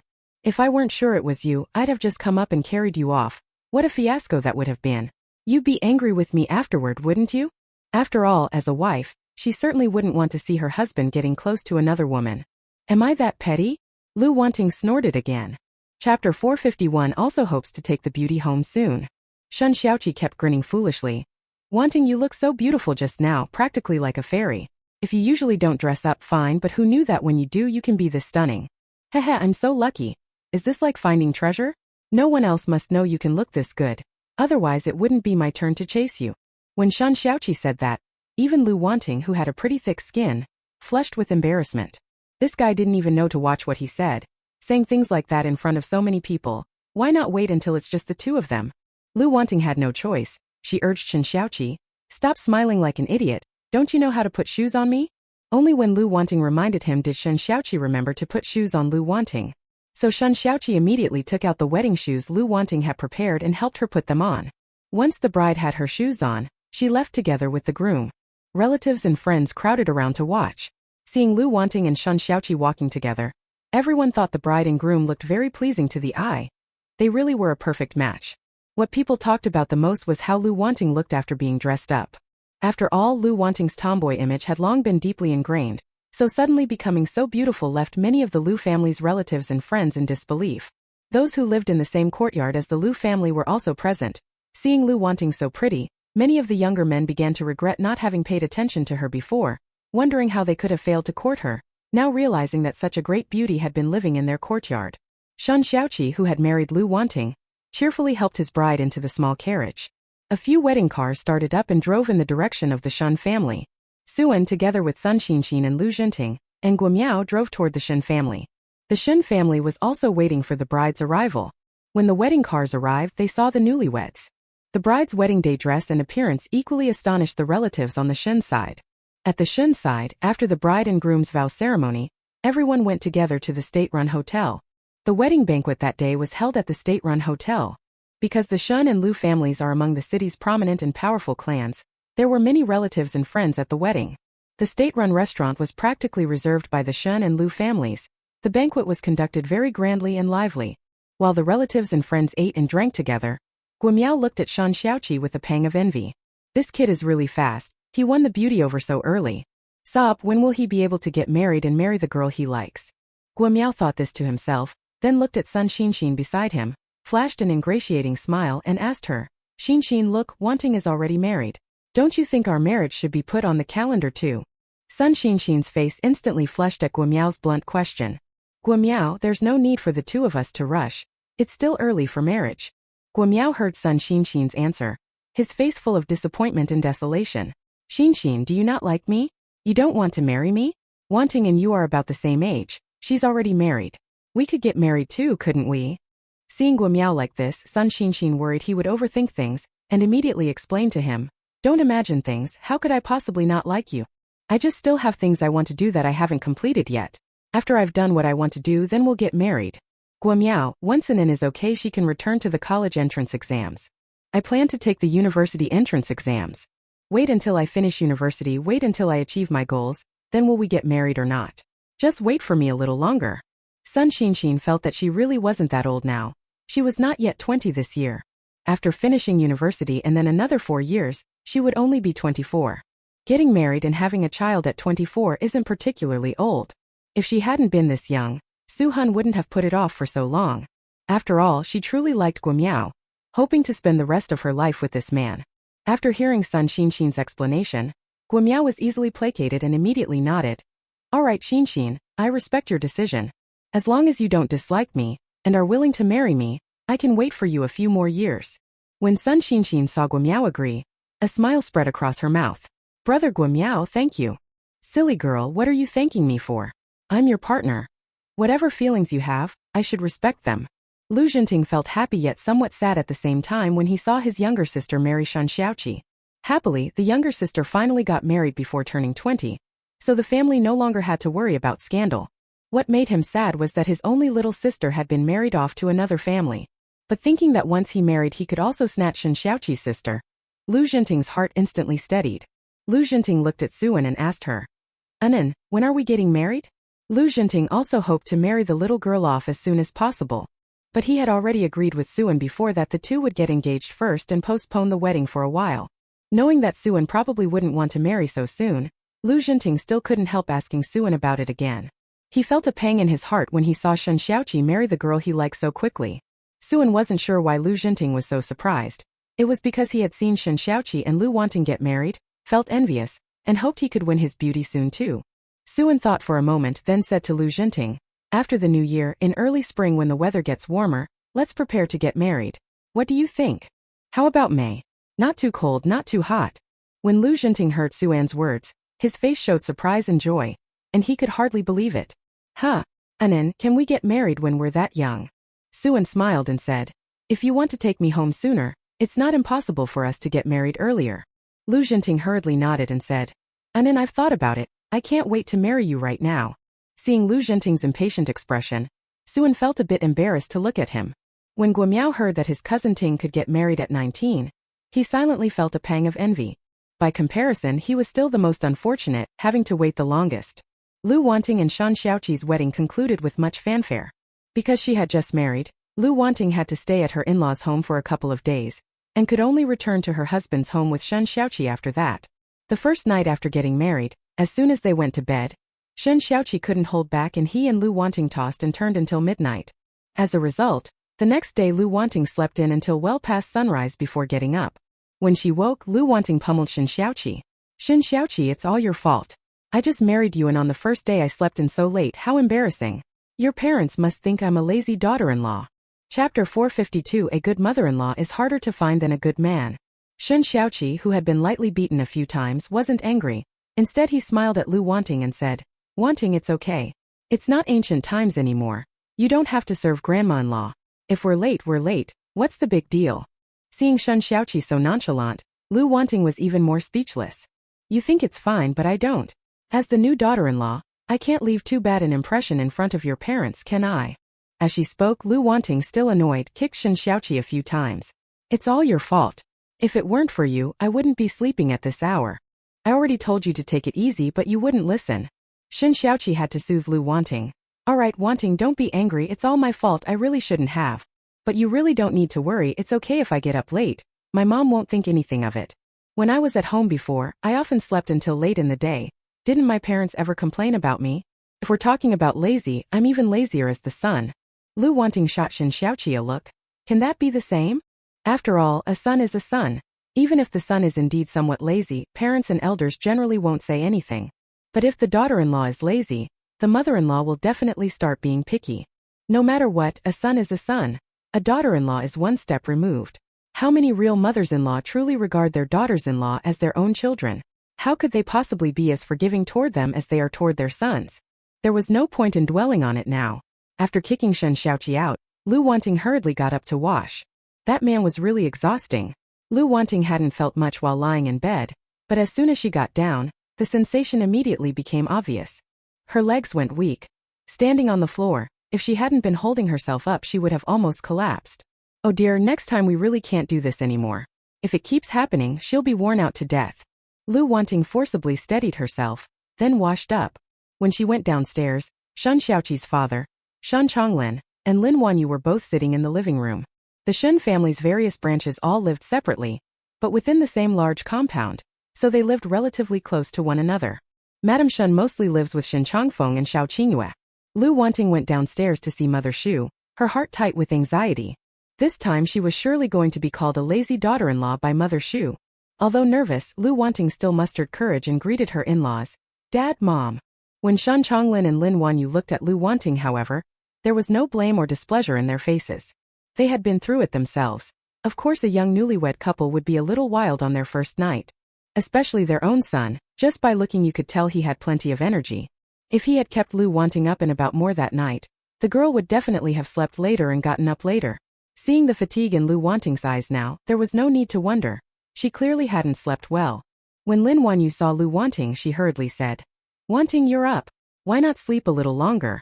There's nothing going on today, no need to get up in a hurry. You can definitely sleep more at home." Hearing Lin Wanyu, Lu Wanting blushed a little. "Mom, what time is it? I just woke up now, how could I possibly go back to sleep?" "That's fine too. If you didn't rest well you should rest more. Why rush to get up? You're already married, there isn't anything important to do today." "Oh, are you hungry? Did you wake up because you were so hungry you couldn't sleep? I warmed your breakfast in the pot. Eat it when you're ready, then go rest." Lu Wanting never expected that her mother-in-law, seeing her get up so late, would show no reproach or disdain. Instead, she was this concerned for her. Lu Wanting instantly felt a warm glow in her heart. She realized she had found a good mother-in-law. Thinking of Shen Xiaoqi, he was also very nice. If he was raised so well, his family definitely couldn't be bad either. After realizing she had a good mother-in-law, Lu Wanting felt even more that her decision to marry Shen Xiaoqi was the right one. Although her personality was a bit careless and casual, she was fairly clear about the current state of her marriage. Most women marry into in-laws and husbands that are not very good. Finding a good mother-in-law is much harder than finding a good man. Lu Wanting felt a bit less nervous and worried, so she obediently nodded and began to get ready for breakfast. At that moment, Shen Xiaoqi had also finished washing up and came down from upstairs. But when she saw Shen Xiaoqi come down, Lin Wanyu no longer looked so pleasant. Lin Wanyu called Shen Xiaoqi to the side. "Come here, I need to speak to you alone." Shen Xiaoqi obediently followed his biological mother, curious about what she wanted to say to him privately. Couldn't she say it in front of Wanting? Could it be that he's really pissed off that Lu Wanting got up late? If that's true, Shen Xiaoqi would probably consider moving out to live alone with Lu Wanting from now on. After all, as her husband, he doesn't want his mother to make things difficult for his wife. They were really just small everyday matters, but living together magnifies those little conflicts. If they lived apart, those tensions would naturally ease up. When the two of them were alone, Shen Xiaoqi realized he had been overthinking. His real mother wasn't disgusted that Lu Wanting had gotten up late. She was scolding him. "You're a grown man, and you don't even seem to know how to care for your wife. You can see Wanting hasn't rested well. Don't blame Mom for meddling. You know she cherishes delicate things. Some matters mustn't be indulged too much. That young lady is not as tough as you, rough fellow. Don't wear her out." Shen Xiaoqi. Fine, the person his own mother looked down on turned out to be himself. After Lin Wanyu's prompt, Shen Xiaoqi nodded seriously and agreed. Okay, Mom, I know. I'll be more careful from now on and take it easy." Having reminded Shen Xiaoqi, Lin Wanyu then urged him to hurry up and eat. After Shen Xiaoqi finished eating and went upstairs with Lu Wanting again, Lu Wanting couldn't help but blurt out and ask him, "Shen Xiaoqi, what did your mother just say?" Shen Xiaoqi understood Lu Wanting's thoughts and guessed she was worried that her getting up late would make her mother still disapprove of her, so he relayed all that Lin Wanyu had said to him to Lu Wanting. When Lu Wanting learned what Lin Wanyu had just told Shen Xiaoqi, her face flushed again in an instant. But knowing that her mother-in-law and Shen Xiaoqi had said those things and cared so much about her health, Lu Wanting still felt moved. After staying at the Lu family for 2 days, Lu Wanting took Shen Xiaoqi and returned to her own home. These past 2 days Lu Wanting and Shen Xiaoqi have been living very sweetly. Besides, Lu's family are easy to get along with, so Lu Wanting felt that being married was pretty good. She felt more at ease at her in-laws than at her natal home. When Lu Chongbang and Chan Shui saw their daughter return with a flushed face, they knew that the girl had been enjoying herself these past 2 days. Chapter 453 Reform brought forward. The Shen family is a respectable household, and letting Lu Wanting marry Shen Xiaoqi truly put them very much at ease. The eldest daughter's marriage issue was settled, and in fact the son's marriage was half resolved too, because the 2 children said they would decide to marry next May. Thinking that the Lu family could marry off such an impressive girl like Suen, Chan Shui couldn't help but begin to look forward to it. After Lu Wanting and Shen Xiaoqi got married, everyone took half a month off for their honeymoon, then went back to continuing their mission. During this time Suen stayed in the capital and went along with Lu Jinting to carry out missions. Basically, whenever Suen was around, taking on missions went very smoothly and they finished them quickly. So the second half of the year passed very quickly. In the blink of an eye, it was the end of the year. After finishing a mission just before the end of the year, Suen planned to take a break and wait until after the new year to continue with missions. On these recent missions, Suen had been to several countries, so he brought back quite a lot of supplies, just in time to sell them during the pre-New Year period when supplies were scarce. So for the next few days, Suen spent his time selling supplies and made a hefty sum. Once this matter was finished, Suen began contacting friends. For example, he called Lu Peng to ask about his situation. That kid was doing pretty well. Although he no longer had Suan's supply of goods, he had his own channels for obtaining supplies. So Lu Peng's black market business was still doing well, and he wasn't short on money for the time being. After running a brisk black market business for so long, Lu Peng had now made quite a bit and saved up a good sum of money. All that money was being kept until the reforms and opening up, when Lu Peng planned to use it to build his fortune. Lu Peng also told Suen another piece of good news. His daughter-in-law was pregnant. 2 months after the couple got married, Lu Peng's daughter-in-law became pregnant. Knowing he was about to become a father, Lu Peng's excitement need not be spoken. Now Lu Peng was just waiting for the child to arrive, so he could find out what being a dad felt like. Seeing this kid's career and family both doing well and looking better and better, Suan was genuinely happy for Lu Peng. How could Lu Peng not be grateful to Suan? If it weren't for Suan, where would he be today? The achievements he can make now are all because he met the benefactor Suan. After finishing the call with Lu Peng, Suan called the Yuto Village production team. Wang Weihua was very happy to receive the call from Suan. Suan mainly wanted to know about Suan's situation in the production team here, and how people's lives in the brigade were doing now. When Suan asked this, Wang Weihua immediately began to speak proudly.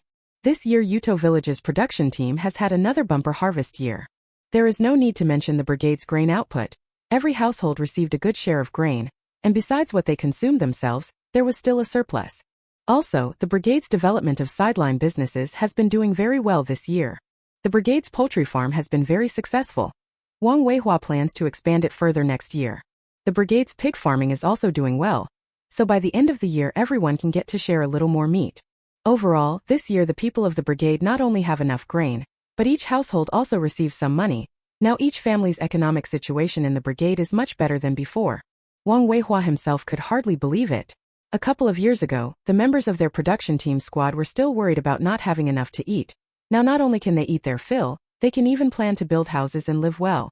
Wang Weihua knew very clearly that the brigade's present situation was all thanks to that girl Suan. So after describing the brigade situation, Wang Weihua said some more words of thanks to Suan. Suan called Wang Weihua, and also sent quite a lot of supplies to Wang Weihua and to Su Wei's side, so that when the new year came they would have goods to spend a good holiday.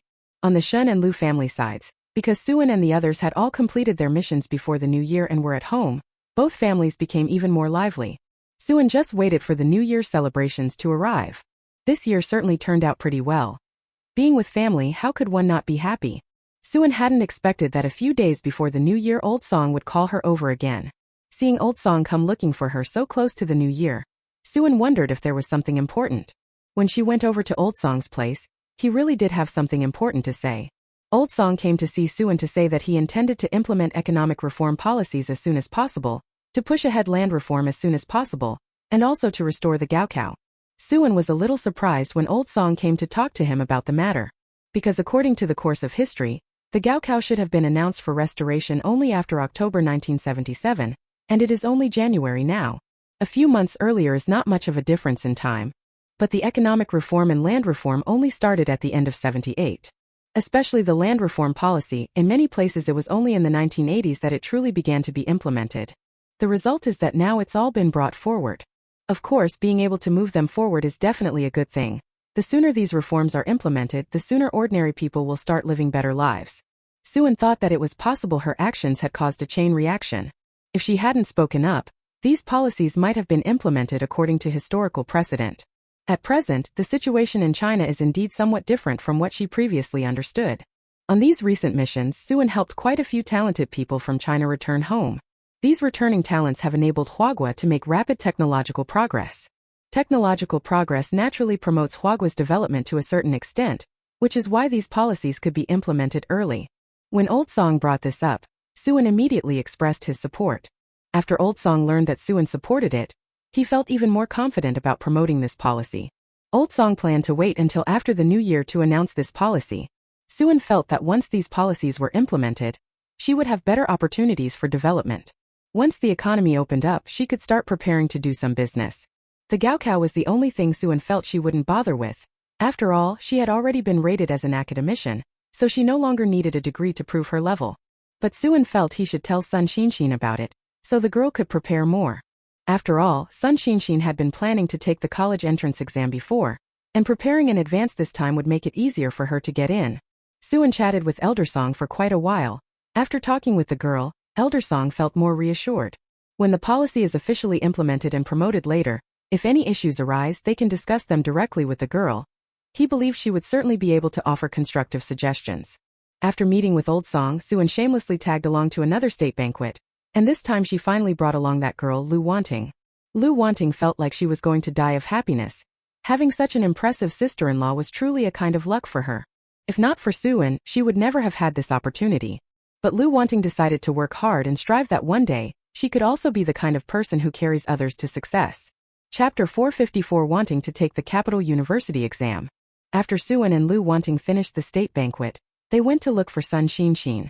During this period Suan and Lu Wanting had been busy with missions, and only in the past few days had they been free. So even though they were all in Jing City, it wasn't often that Suan, Lu Wanting, and Sun Xinshin had the chance to meet. Sun Xinshin, seeing her two girlfriends come to see her this time, was happy and said, "Wanting Xinshin, why did you come over?" Suan teased, "What? Xinshin, are you saying you don't welcome Wanting and me coming over?" Sun Xinshin and Lu Wanting hurriedly said, "Of course not. I just thought you were both very busy and hadn't come to see me for a long time. I can't believe you actually had time to come today." Suan smiled and said, "I was on a mission for a while. These past few days I've been resting at home and preparing for the upcoming wedding. I happen to have time today, and there's also something I need to tell you." Sun Xinshin hurriedly pulled Suan and Lu Wanting inside to sit down. "It's cold outside. Let's go in and talk slowly." "Okay." Suan and Lu Wanting followed Sun Xinshin into the Sun family's house. Seeing Suan and Lu Wanting arrive, Sun father and Sun mother warmly welcomed and entertained the two of them. Since the situation stabilized and Grandpa and Grandma Sun returned to the capital city, the Sun family has been living an increasingly comfortable life. The Sun family had never lacked money. Coming to the capital they had good living conditions, and they had hired a nanny for the household. The couple spent their days in the capital with not much to do. Right now, the two children didn't have many places that required much concern. Sun Xinshin has already found a partner. Her partner is a nice person. As for their son Sun Xinya, he wrote home last time and talked about a girl from their troop, and even sent a photo of the girl for them to see. If the two spend more time together and it turns out to be a good match, they can finalize the marriage.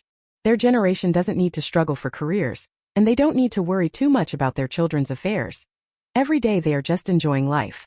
After sitting down at the Sun household, Suan told Sun Xinshin the news that the Gaokao would be resumed, so she could use this time to start preparing for it. After the announcement that the Gaokao would be resumed came out, Suan figured the exam would take place in at most a few months. There was relatively little time to prepare for the Gaokao, so she had to start reviewing in advance. Otherwise, it would still be quite difficult to get a good score. Sun Xinshin had long heard Suan mention that the Gaokao would be reopened, and hearing it again from Suan this time did not surprise her. "And don't worry. I'll definitely prepare well for the exam. I haven't let up on my middle and high school studies. I've been preparing for a very long time. When the college entrance exam actually starts, I'm still very confident I can get in." Now suddenly canceling the college entrance exam, trying to prepare and review so many points of knowledge in such a short time is somewhat difficult. When you know nothing, people will panic. Since she has made the necessary preparations, there is no need to be nervous. Hearing Sun Xinshin say that, Suan also felt relieved. "Although I'm confident I can get into university, I still hope to get into a better one. I'll work harder and try to get into Jing University. Jing University is the most prestigious university in Huagua. Those who get into Jing University are the top students in the country." Sun Xinshin hoped that one day she could be as successful as Suan and contribute more to the country. Thinking of achieving that wish, she would have to work harder and strive to get into the best university in the country. Suan thought the young girl was very ambitious. Ambition is good. The higher the goal, even if she did perform somewhat worse later, she still wouldn't fail by much. "All right, then work hard, Xinshin. I believe you can get into Kyoto University." The three of them rarely gathered together and chatted for quite a while. Sun's father and mother also stayed to have dinner here with them. Seeing that it was getting late, Suan and Lu Wanting simply chose to spend the night at the Sun family's place. Anyway, the Sun family's house was big with many rooms, so they just tidied up a guest room and that would do. Suan and Lu Wanting, however, did not choose to sleep in the guest room. The three girls squeezed together on one bed that night. The three of them huddled together and chatted for a long time. It was only when the night was deep that they finally fell asleep. Lu Wanting chose to stay over, and the result was Shun Xiaoqi left feeling miserable. On a rare mission like this, he finally had the chance to live shamelessly and unrestrainedly with his wife. As a result, that girl left him alone in the empty room. And as for Sun Xinshin staying over, Lu Wanting felt she could finally have some peace and quiet. Since arriving in Jing City these past few days, Shun Xiaoqi had been making too much of a fuss. He wanted it so many times that Lu Wanting felt overwhelmed and unable to cope. Tonight come to the Sun family's place, just so she can rest. After leaving Sun Xinshin's house, Suan then prepared to buy the remaining supplies, getting ready to celebrate. Suan prepared New Year gifts for every family member at home, and also prepared some for the Lu family. The very last few days of the new year ended in a flurry of activity. On New Year's Eve, Suan and the Shun family celebrated together. This year the Shun family also had a rare reunion. Suan didn't spend it with the Shuns. Instead, she went to the countryside. With many people it was lively, and with the household bustling, Suan felt this was the warmest and most festive New Year she had experienced in both her lifetimes so far. However, from this year on, every year after should be no different. On New Year's Eve the whole family stayed up together to see out the old year before going to rest. Early the next morning, Suan woke up to the sound of firecrackers. On the New Year's Day, whether adults or children, everyone changed into new clothes. Suan hadn't had breakfast yet when he saw Lu Jinting come over to the Shen family to pay respects. Seeing Lu Jinting arrive so early, Suan was a bit surprised. "Why did you come so early? Don't you need to sleep in the morning?" Suan had stayed up late last night to keep watch for the new year, so he went to bed rather late. The firecrackers early in the morning were also quite noisy, and he was still feeling sleepy. Lu Jinting said with a smile. "And good morning, I wanted to see you earlier. So I got up early this morning, came over early to pay respects to you and uncle and aunt, and also to see you sooner." Although Lu Jinting was a big burly man, the way he spoke now made people's hearts feel sweet. "Have you eaten yet? If you haven't had breakfast, let's have breakfast together." Lu Jinting smiled and said, "I've already eaten but I can eat a bit more." "Okay, then have some more." Lu Jinting had lost weight on his last mission and hasn't recovered these past 2 days, so he needed to eat more to regain his strength. The nanny had just finished cooking dumplings, and on the first day of the new year, the Shen family all gathered together to eat dumplings. While eating, Suan realized she had bitten down on a coin. She really was lucky. Every time the gruel seemed to yield a coin, it was her who found it. Seeing Suan produce a coin from her mouth, the Shen family were actually quite pleased. By comparison, they all hoped Suan would be the fortunate one. Chapter 455 Policy Reform. After all, compared to them, Suan has endured a lot of hardship these years. Suan had suffered too much before, so naturally everyone hoped she would have a bit more good luck going forward. After eating the dumplings, the family went off to visit relatives and offer New Year greetings.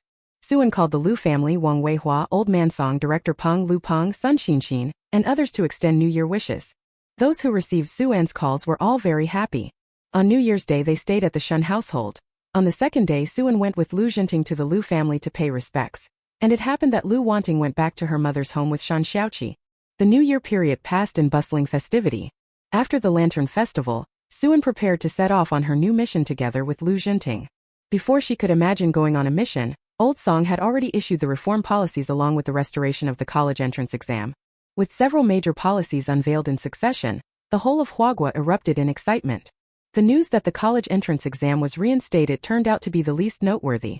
Economic and land reform policies were the hottest topics, shocking people and attracting much discussion. Most of the common people supported the land reform policies. Over the years they had been doing collective work, which severely affected the efficiency and enthusiasm for farming.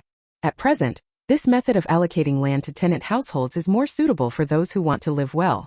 As for economic reform policies, most common people do not really understand them, so compared with economic reforms, land reform policies attract more attention. Those who understand economics tend to strongly support the state's decisions on economic reform. If you look at the current state of Huagua's economy, its development is slow. Compared to those developed countries, Huagua's economic progress lags far behind. If we reform the economic policies now, Huagua's economy might have a chance for further development in the future. Only when the economy truly develops can ordinary people live good lives. Whenever a policy is implemented, there are both supporters and quite a few opposing voices. After all, no matter what you do, it's impossible to make everyone satisfied. Those conservatives thought that such economic reform policies might affect the country's class character. In their view, a country with that kind of class identity, how could it adopt bourgeois practices and open up the economy? Wouldn't that basically be capitalism? Although there were some voices of doubt, the authorities nonetheless insisted on this policy direction. Suan knew about historical development. Living in this era, what one could see at the moment was, after all, limited. Whether this policy would ultimately be good or not, the people of Huagua would be able to tell in a few years. By then, the common people of Huagua should be grateful for the reform and opening up policies launched at that time.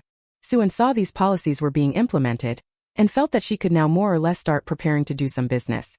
Previously, because there had been no economic reforms, doing business was all speculative profiteering, and she couldn't risk starting up. But once the economic reform policies were announced, business plans could be put on the agenda. Of course, when the policies were first rolled out, many places still couldn't implement them.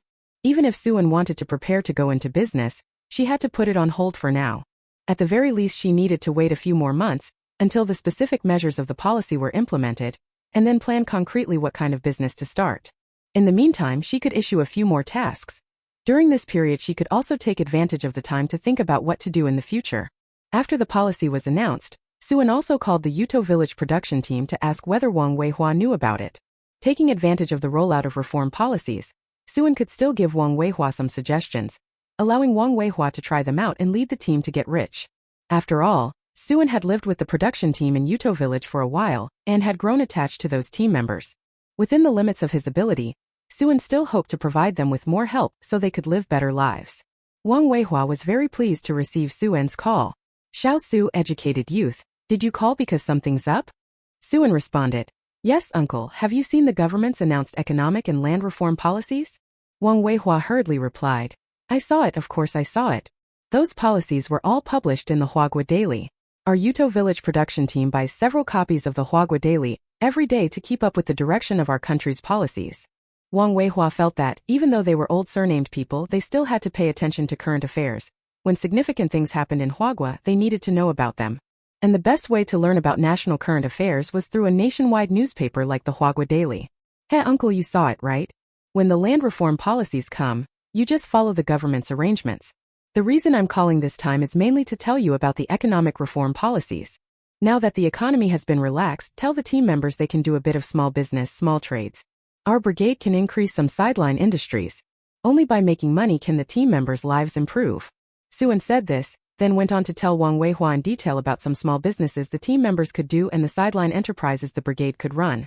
When Wang Weihua heard Suan's suggestion, he was momentarily stunned. Young Su was indeed talented. There were simply too many ideas in that brain of hers. Wang Weihua took Suan's proposal to heart and seriously noted it down. Wang Weihua knew very well that Suan was no ordinary person. That girl's vision and skills were not something an average person could match. If you want to live a better life, you can't go wrong listening to her. Previously, the production team members of Yuto Village followed Suan's arrangements, and that's why their days gradually began to improve. Better, young intellectual Su, you and uncle remember. I'll go make the arrangements later." While the two chatted, Suan asked again about the current situation of the team members, and about the personal conditions of Wang Weihua and Tao Danny. Wang Weihua just smiled as he spoke. It wasn't that he was saying everything was fine just to avoid worrying Suan. It was that life in the brigade really was good now. Wang Weihua felt that the livelihoods of the members of their Yuto Village production team had visibly improved. Speaking of the production team's matters, Wang Weihua thought of those educated youths in the brigade. Previously, Suan had reminded those educated youths to study and review diligently. There might one day be a reinstatement of the college entrance exam. Sure enough, the college entrance exam was truly reinstated, and those educated youths in the brigade were all extremely excited when they heard the news. Everyone was very grateful to Suan for the prior warning. Without him, they wouldn't have had the advantage in their review. The educated youths even specifically told Wang Weihua that if Suan called the brigade again, they would have Wang Weihua thank Suan on their behalf. If they had known how to contact Suan, those educated youth would all have wanted to thank her in person. When Suan heard that the educated youth of Yuto Village's production team wanted to thank her, she felt that her seemingly insignificant help back then had nonetheless changed some people's fates. Chapter 456: The Wedding Approaches. After all they had met, Suan still hoped that those people could all have a better future. After finishing the call with Wang Weihua, Suan went on to carry out the mission assigned by Commander Lu Jinting and the Special Operations Team. This time they were sent to a European country. For Suan, traveling abroad had become commonplace, no longer as novel as it was at the beginning. This mission, as usual, went smoothly, and when Suan and Lu Jinting returned, it was already half a month later. The two of them returned and, without resting for long, moved on to the next mission. And so, Suan took on 3 missions in a row, including the intervening downtime. It all took 2 months in total. Given Suan's repeated high-speed actions and consistent mission success, there wasn't a single member of the Special Forces who didn't admire him. Lu Jinting felt that although Suan hadn't been with the Special Forces long, his outstanding abilities had made him far more sought after than himself. Within the Suan Special Operations Unit, he could be considered a high-ranking figure. If Suan was willing, it wouldn't be long before he could take a top or second-in-command position. However, Suan was reluctant to be the top or second-in-command. After all, that would increase his workload and the number of worrying matters. Suan had more than just the Special Operations Team to keep her busy. She also had other businesses to attend to. During this period, Suan tried to take on as many missions as possible, because she knew that going forward most of her energy would need to be devoted to running the business. By the time this mission was over and Suan returned, it was already mid-April. Suan and Lu Jinting had set their wedding for around Labor Day in May, so now their wedding date was drawing near. Considering the wedding was coming up soon, Suan and Lu Jinting decided not to take on another mission, but to use this time to properly prepare for all the wedding arrangements. Although they had their family's support for the marriage, there were still some things they needed to handle personally. Anyway, missions wouldn't stop forever. If they took on another mission now, there was no guarantee they'd be able to return before the wedding. When the Special Forces leadership learned Suan and Lu Jinting were preparing for their wedding, they stopped assigning them missions and even thoughtfully granted them extra marriage leave. This time Lu Jinting can directly take 2 months off, and after 2 months they will reconsider carrying out missions. Of course, the reason the Special Forces senior leadership was willing to grant Lu Jinting such a long vacation was mainly out of deference to Suan. If it were another team member, a wedding like this at most would only get a 1-month leave approved. Lu Jinting naturally understood that he owed it all to Suan. Having such a highly capable partner made many things in the Special Forces easier for him. Unfortunately, Suan was not committed to developing the Special Operations Unit. If Suan could have become the head of the unit, Lu Jinting would have been even more able to cling to power. During this leave she began preparing the wedding, and Suan did not idle. She designed the wedding dress she would wear. Wedding dresses were not very fashionable in this era, but for every modern woman, they dreamed of wearing a beautiful gown on her wedding day. Suan was no exception. She also hoped to wear a gorgeous wedding dress on the day she got married. At that time, since she couldn't buy a wedding dress, Suan had to design it herself and make it herself. What Suan designed was a pink wedding dress. Compared to white, this color felt more festive and more acceptable. With the pink wedding dress designed, it also looked younger and more playful. After the wedding dress was designed, Suan still needed to find a professional tailor to make it. Fortunately, when traveling through European countries before, Suan bought some raw materials for making wedding dresses. Otherwise, since wedding dresses haven't started to be popular domestically yet, many textile factories wouldn't produce the fabrics needed for wedding gowns. Suan spent several days just designing the wedding dresses. The remaining time was all spent preparing the details of the wedding. The Shen family and the Lu family both took their wedding very seriously, and both were making preparations. As the Shen family's only daughter, everyone wanted to give Suan a larger dowry, so shopping for the dowry was a major affair. Suan's dowry included cash, jewelry, clothing, furniture, appliances, property. Everything else was manageable, but the jewelry and clothing all needed to be custom-made. The Lu family was much the same as the Shen family. They were very pleased with and attached importance to their daughter-in-law Suan, so of course they took more care with the betrothal gifts. The Lu family additionally arranged a small Western-style house for Suan and Lu Jinting as their marital home. It was newly renovated and furnished with the furniture and appliances Suan brought as her dowry, so once the newlyweds married they could move out to live on their own. Although Suan got along well with Chan Shui and Lu Chongbang, Chan Shui felt that familiarity breeds contempt. To keep the mother-in-law/daughter-in-law relationship healthy, it was best they lived separately. They would, of course, still leave a room for Suan and Lu Jinting at the Lu family home, so if they wanted to come back to stay there would be a place for them. Both families prepared for the wedding and still needed to send wedding invitations to notify relatives to come and attend. Suan also sent wedding invitations to his own relatives and friends. Wang Weihua and Tao Danny, the married couple, even came a long way from Yuto Village production team to attend Suan's wedding. It had been agreed a long time ago that when Suan got married, the two of them had to come and attend. Although the production team is already busy now, Wang Weihua being away for 10 days or so doesn't have a very big impact. After all, the land reform policy has already begun, and the brigade's fields have been contracted out to households. Everyone can take care of their own fields. It's not like before when they still relied on him to coordinate farm work and manage the brigade's affairs. With Wang Weihua absent, the brigade still has other cadres who can act as deputies and handle the brigade's matters. Now the squad leader wasn't as busy as before. The things he had to manage had been reduced by more than half, otherwise Wang Weihua really wouldn't have been able to free himself. Besides Wang Weihua and his wife, Suan also informed Lu Peng. After all, he'd worked with this kid for quite a while. For something as big as his own wedding, it was still best to let him know. Whether Lu Peng would travel all the way over or not was up to his own choice. When Lu Peng heard Suan tell him to attend the wedding, he said without hesitation that he would definitely go. Lu Peng wouldn't travel far for someone else's wedding, but Suan's wedding was different. To Lu Peng, Suan was like a rebirth mother. If he didn't go to her major life event, he would be showing he had no conscience. Besides, someone as capable as Suan asking him to attend her wedding was something he should consider an honor. Lu Peng guessed that when he attended Suan's wedding, he would definitely see quite a few important and impressive people. In fact, Lu Peng was right. When he went to attend the wedding and heard those guests at the banquet introduce themselves, he was literally dumbfounded. After notifying Lu Peng, Suan also informed factory director Peng. Factory director Peng is in Jing City, so it's still very convenient for him to come and attend her wedding. Speaking of which, Suan hadn't been in contact with factory director Peng for a long time. Chapter 457. Suan got married.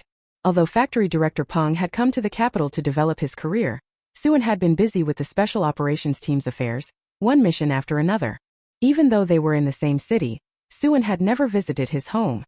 Suan planned to wait until the wedding business was finished this time, and then go visit factory director Peng. Factory director Peng received Suan's wedding invitation and chuckling said on the phone that he would definitely come. As for the Sun family, that's a given. Suan's big wedding day, Sun Xinxin will certainly attend. Today's Gaokao was in June. Suan's wedding day didn't conflict with the college entrance exam, otherwise Sun Xinxin might not have had a chance to attend. As for the other guests, most were teammates and leaders from Suan's Special Forces unit. Relatives and friends from the Liu and Shen families who needed to attend the wedding reception were being notified by the respective matchmakers, so Suan didn't have to fuss over it. The closer it got to the wedding, the more Suan made sure to get enough rest and sleep. After all, only by sleeping and resting well would one's whole spirit be restored. Suan wanted to present herself in the best possible condition for the wedding. Lu Zhenting was also resting and recuperating, worried he wouldn't recover enough and would end up standing before Suan looking like a toad. But even when there were only 3 days left until Suan's wedding, Lu Wanting and Shen Xiaoqi still hadn't returned from the mission. This time the two of them were on a mission for a somewhat long period, much longer than the estimated time. If they don't finish the mission and come back in time, won't they miss her wedding? Suan sighed silently, only able to pray that heaven would let them return as soon as possible, and if possible, that they could make it to her wedding. Whether it was that heaven had heard Suan's prayers or not, the day before Suan's wedding, Shen Xiaoqi and Lu Wanting finally rushed back in the nick of time. Both of them looked exhausted when they returned. They had just completed a mission and hadn't had time to rest, traveling overnight for fear of missing Suan and Lu Zhenting's wedding. Fortunately, they made it back in time. If they had missed this wedding, it might have been a lifelong regret. Seeing these two so haggard from rushing to her wedding, Suan felt both heartache and deep gratitude. In this life, she was completely different from before, surrounded by people who treated her sincerely. And at the same time, the day before Suan's wedding, Wang Weihua and Tao Danny also came to the capital. As before, Sun Xinxin directly invited Wang Weihua and Tao Danny to stay at her home. The Sun family's house was large enough that it was easy to allocate a room for the couple. After the two attended the wedding, Sun Qiu and Sun Shi could still take them around the capital to play and stroll. Last time Tao Danny came to Beijing, she toured the capital, but Wang Weihua didn't come. This was a good chance to make up for it.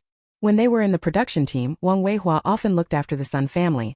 The Suns never had a chance to thank him, so now that he came to Beijing, they naturally wanted to show some hospitality. Lu Peng also arrived in Beijing the day before Suan's wedding. Lu Peng didn't have Suan come to receive him. He found a guest house in Beijing and checked in by himself. Although Lu Peng's selling of counterfeit goods was doing quite well now and he'd made a fair amount of money, he hadn't really traveled far. So this was Lu Peng's first time coming to the capital.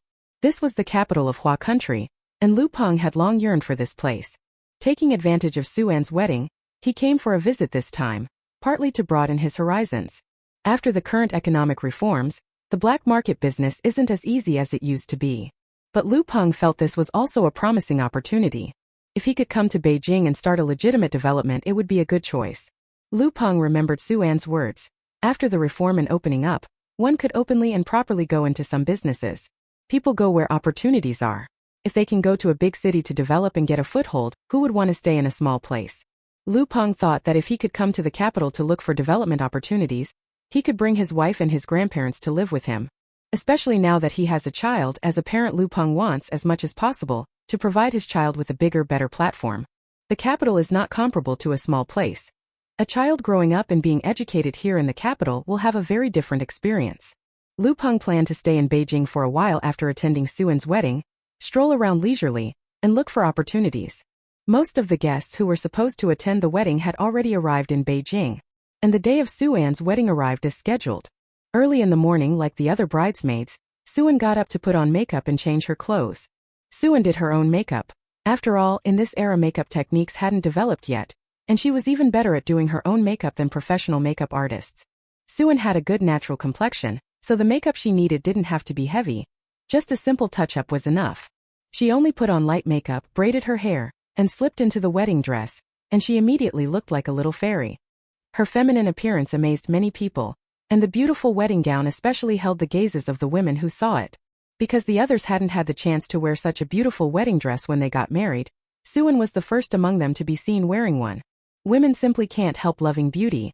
They have no resistance to pretty clothes.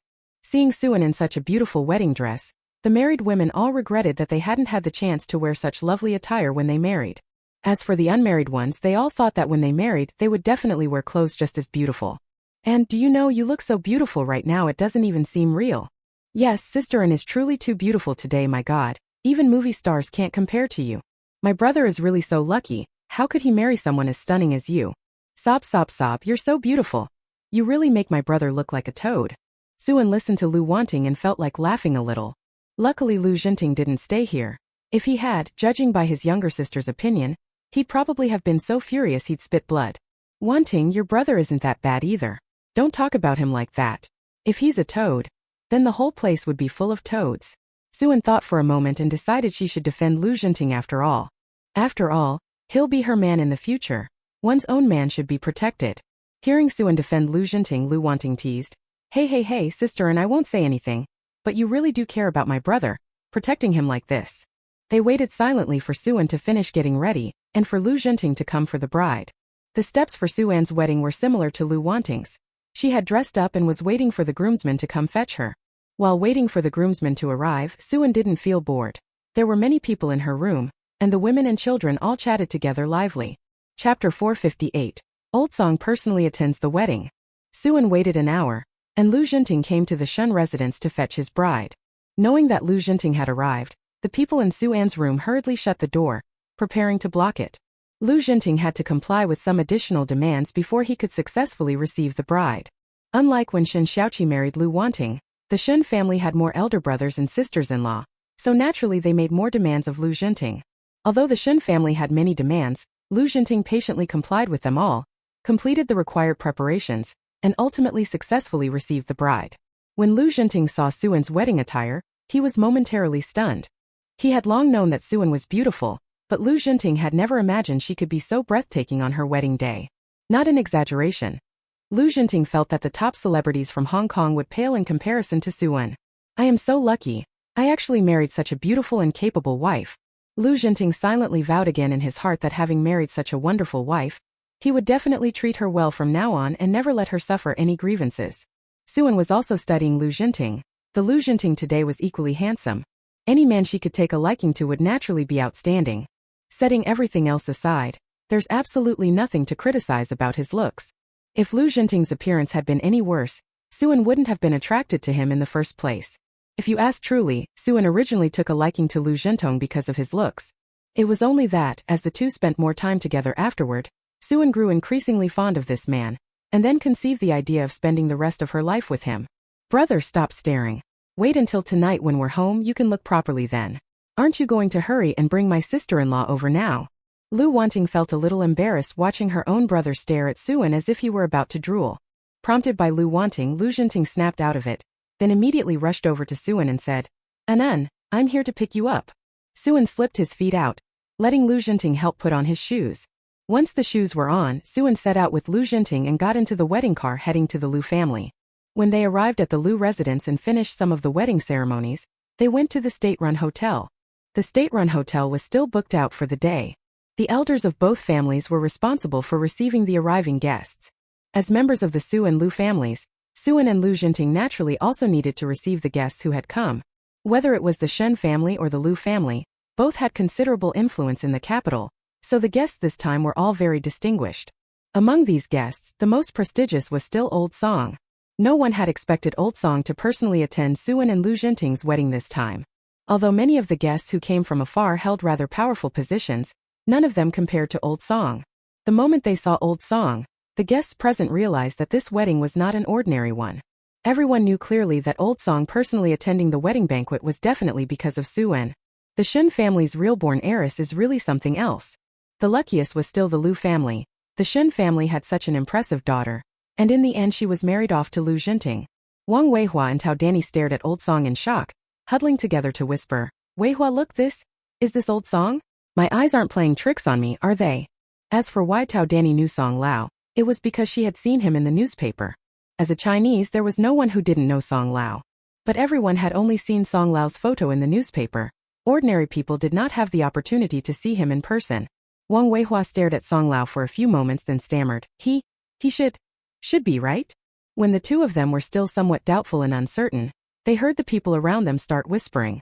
When they heard the people around them quietly say that the person who had come was Old Song, the two of them looked at each other in astonishment and exclaimed, Oh my goodness, Anen is incredible. She actually got Old Song to attend this wedding in person. Yes, this child is remarkable. She developed compound fertilizer and urea, making a significant contribution to our manhwa. Otherwise Old Song wouldn't have come to her wedding himself. Wang Weihua and Tao Danny were right. Old Song's personal attendance at Su-an's wedding this time was indeed inseparable from Su-an having developed urea and compound fertilizer. But it's not just that. Others might not know, but Old Song was clear in his heart. Su-an's contributions to China were more than just those two things. If not for that girl, it would have been impossible to help China retrieve so much research data, scientific technology, and scientific talent. It was all thanks to that girl that China's technological level in these 2 decades was able to achieve such rapid development. Also, it was because of Su-an that Old Song finally resolved to implement the new policy. Although it has only just begun, over the past 2 months foreign investment in manhwa has grown considerably compared to before. With continuous economic reform and deep development, Old Song believes manhwa's future will undergo earth-shaking changes. In the years to come, Old Song feels Su-an will still need to provide some constructive suggestions. This girl has made so many contributions for the Hua nation. Only for such an important event in her life would Old Song attend in person. He wanted to show everyone how much he and the government valued Su-an. Wang Weihua and Tao Danny felt they were lucky to be attending Su-an's wedding this time. If it weren't for being invited to Su-an's wedding, people like them, ordinary country bumpkins, would never have had a chance to meet Old Song. After they returned from the capital city this time, the two of them would have something to boast about to the team. Not to mention the team members, even leaders from the county and city might not have the opportunity to meet Old Song. Sharing the same sentiment as Wang Weihua and Tao Danny were factory director Peng and Lu Peng. Although Director Peng is the head of a large factory, at his level it is still not easy to meet Old Song. He really hadn't expected that Su-an, that girl, would be so amazing. She even managed to invite Old Song to attend the wedding. Thinking that he had a good relationship with Su-an, Director Peng couldn't help feeling proud. Once he returns this time, he will definitely gloat about it in front of the head of their factory. Director Peng came to the Jing City No. 7 machinery factory only as a deputy director, always one level below the factory director. Because he was transferred from a small place, the factory's actual director never thought highly of him. But this time Chief Peng felt he had met Old Song. The former chief definitely hadn't, and this was something he could gloat about and show off. As for Lu Peng, that's another story. Although he had money, he had never been in contact with those big shots. He didn't even have the opportunity to interact with city leaders, let alone someone of Old Song's rank. Chapter 459. The battle lasted 300 rounds. So at this moment, seeing Old Song, Lu Peng's shaken feelings were indescribable. Earlier Lu Peng already knew Su-an was formidable, not an ordinary person. But at this moment Lu Peng gained an even deeper understanding of just how awesome Su-an really was. That he could follow such an impressive person around back then was his good fortune. Because Old Song came, the atmosphere of this wedding banquet can be said to have reached a peak. Both the Shun family and the Lu family felt greatly honored. They were sure that after this wedding banquet was over, without doubt, the status of their two families among the great clans of the capital would continue to rise. Su-an's reaction, however, was very calm. She and Elder Song had met before. But seeing that Elder Song himself came to her wedding this time to support her, Su-an was still very grateful. The wedding banquet was lively and finished. After the banquet, Su-an went with Lu Zhenting to their bridal chamber. Their marital home wasn't far from the Lu family's current residence. Because Su-an had a car, it was only about 7 or 8 minutes drive. But if you don't drive and ride a bike, the distance would be a bit farther, and it would take about 20 minutes to get there. The newlyweds planned to go to the bridal suite first to be affectionate for a while, then in the evening go to the Lu family's place to have dinner with them. The time after the wedding banquet wasn't late, but it was 3 in the afternoon. After Su-an and Lu Zhenting moved into the marital home, Su-an took the initiative to push Lu Zhenting onto the bed. Su-an had been craving Lu Zhenting for a long time, but because they weren't married, she had tried to hold on to her last bit of restraint. After all, people tend to take for granted what's easy to obtain. Although Su-an desired Lu Zhenting, she wouldn't make herself seem too cheap or too easy to get. Now that the two were married, things were different. Su-an no longer needed to be as reserved as before. If Lu Zhenting was her man, she could just take everything cleanly. After Su-an pushed Lu Zhenting onto the bed, She started making her move. Not to mention, Lu Zhenting's 8-pack abs really left nothing to be desired. The feel was surprisingly good. Lu Zhenting, seeing Suan's posture, found his heart pounding wildly because of her. And then it's not dark yet. Are we really going to do it in broad daylight?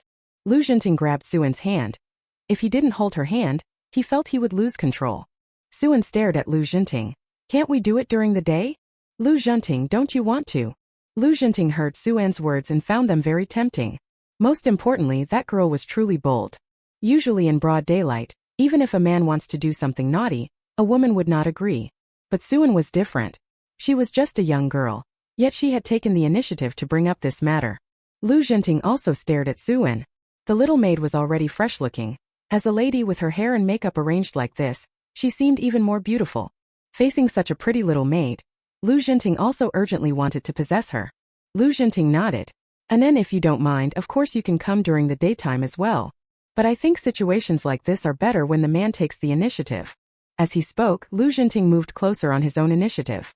After 2 hours of tossing and turning, Suan only felt soreness in his waist and back. 苏安觉得自己身体素质好，在这件事上多半比陆振廷厉害，应该他来占主导地位才对。可是这会儿却觉得，是他高看了自己了。和陆振廷比起来，他还是差了点。刚才一番都是陆振廷占主导地位。They were all thinking about the two of them. After eating meat, they were all very satisfied. Seeing that it was almost time for dinner and that they still had to go to the Lu families for the evening meal, Suan called to Lu Zhenting. It's getting late. We should go to Mom and Dad's. Come back tonight and we'll continue our big fight for 300 rounds. I just don't believe I can't beat you. Even after Fong Kai fell under Lu Zhenting's command, Suan still felt a bit resentful. So Suan planned to come back tonight to continue the battle, determined to take the dominant position. Lu Zhenting had a smile at the corner of his mouth. All right, Nen, come back tonight and we'll continue our big fight for 300 rounds. As they spoke, they drove to the Lu household. Because they had a sedan, it didn't take Suan and Lu Zhenting very long to get to the Lu residence.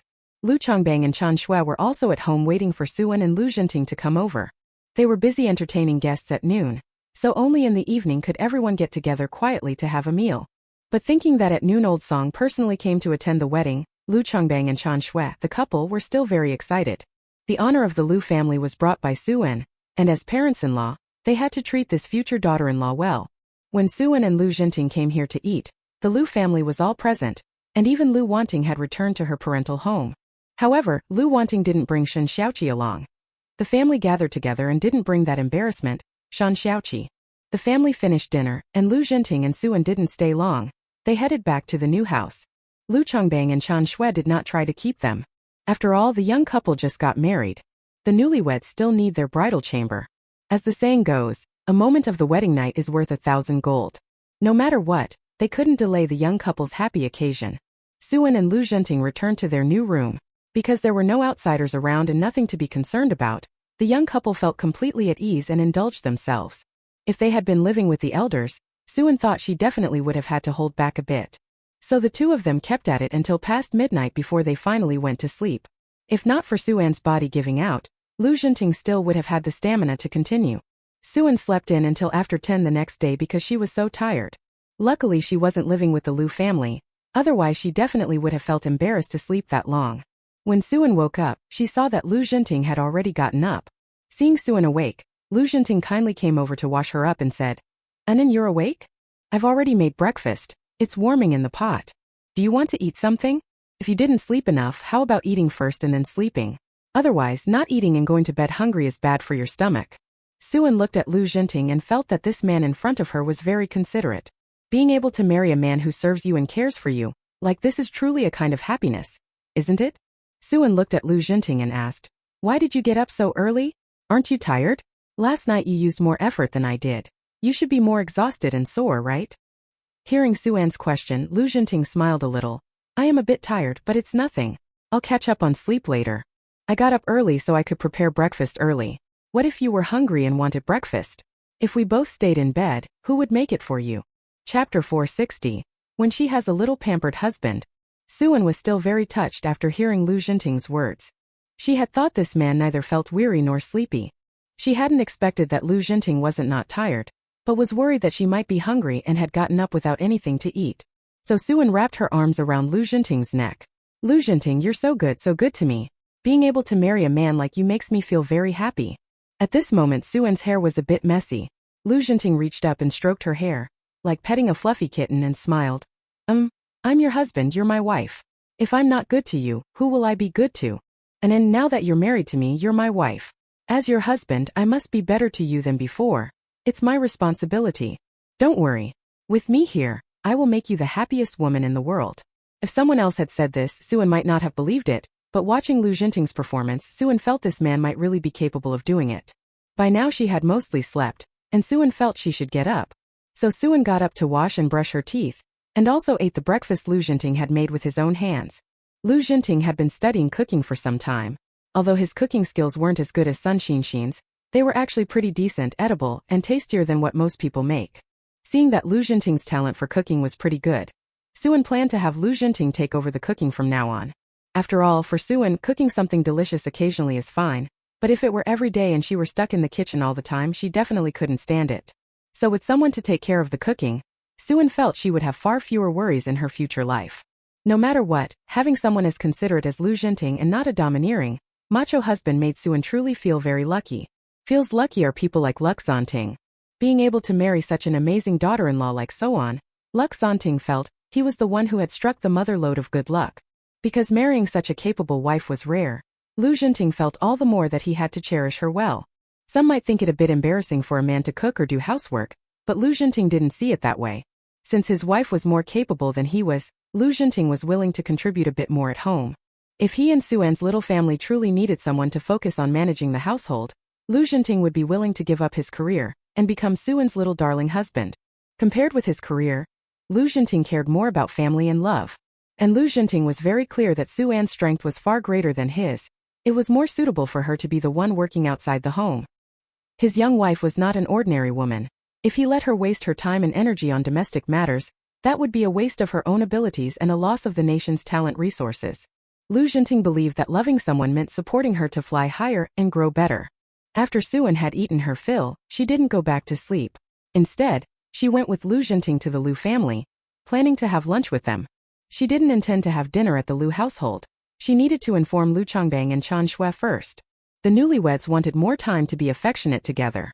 The Lu family's lunch was prepared very lavishly, and both Lu Chongbang and Chan Shui were in good spirits. There was nothing to be done. The Lu family had just married a new daughter-in-law, so it was hard not to be happy. Not to mention that this time the Lu family married into someone like Suan, who was a capable daughter-in-law. Even an ordinary family would be pleased when their son got married and became parents-in-law. After being lovey-dovey for another day, Suan and Lu Jinting visited the Shun family the next day. When a daughter goes to be married, she should pay respects at her new home. Seeing that Suan had finally gone to the in-laws, the Shun family warmly welcomed the young couple's arrival. There was only this one girl in the Shun family. On the day Suan got married, the Shuns were all very reluctant to let her go.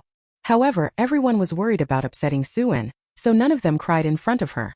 But the Shun family secretly cried behind her back. The one who cried the hardest was definitely Xiao Qingyue. Her precious daughter got married. Xiao Qingyue couldn't help but feel heartbroken. If it weren't for the young lady deciding for herself, Xiao Qingyue actually couldn't bear to marry her off so early. The only thing that comforted Xiao Qingyue was that her daughter married in the capital city, not far away. If she really married far away, Xiao Qingyue would probably feel even more reluctant to let her go. Besides, it wouldn't be bad for her daughter to find in-laws, especially if the prospective family and person are good. Xiao Qingyue understood even better that her daughter was just getting married. She wasn't going to suffer. The Lu family would treasure her just as the Shun family did. Except for Xiao Qingyue, who shed many tears on Suan's wedding day, Shun Chongfeng cried just as bitterly.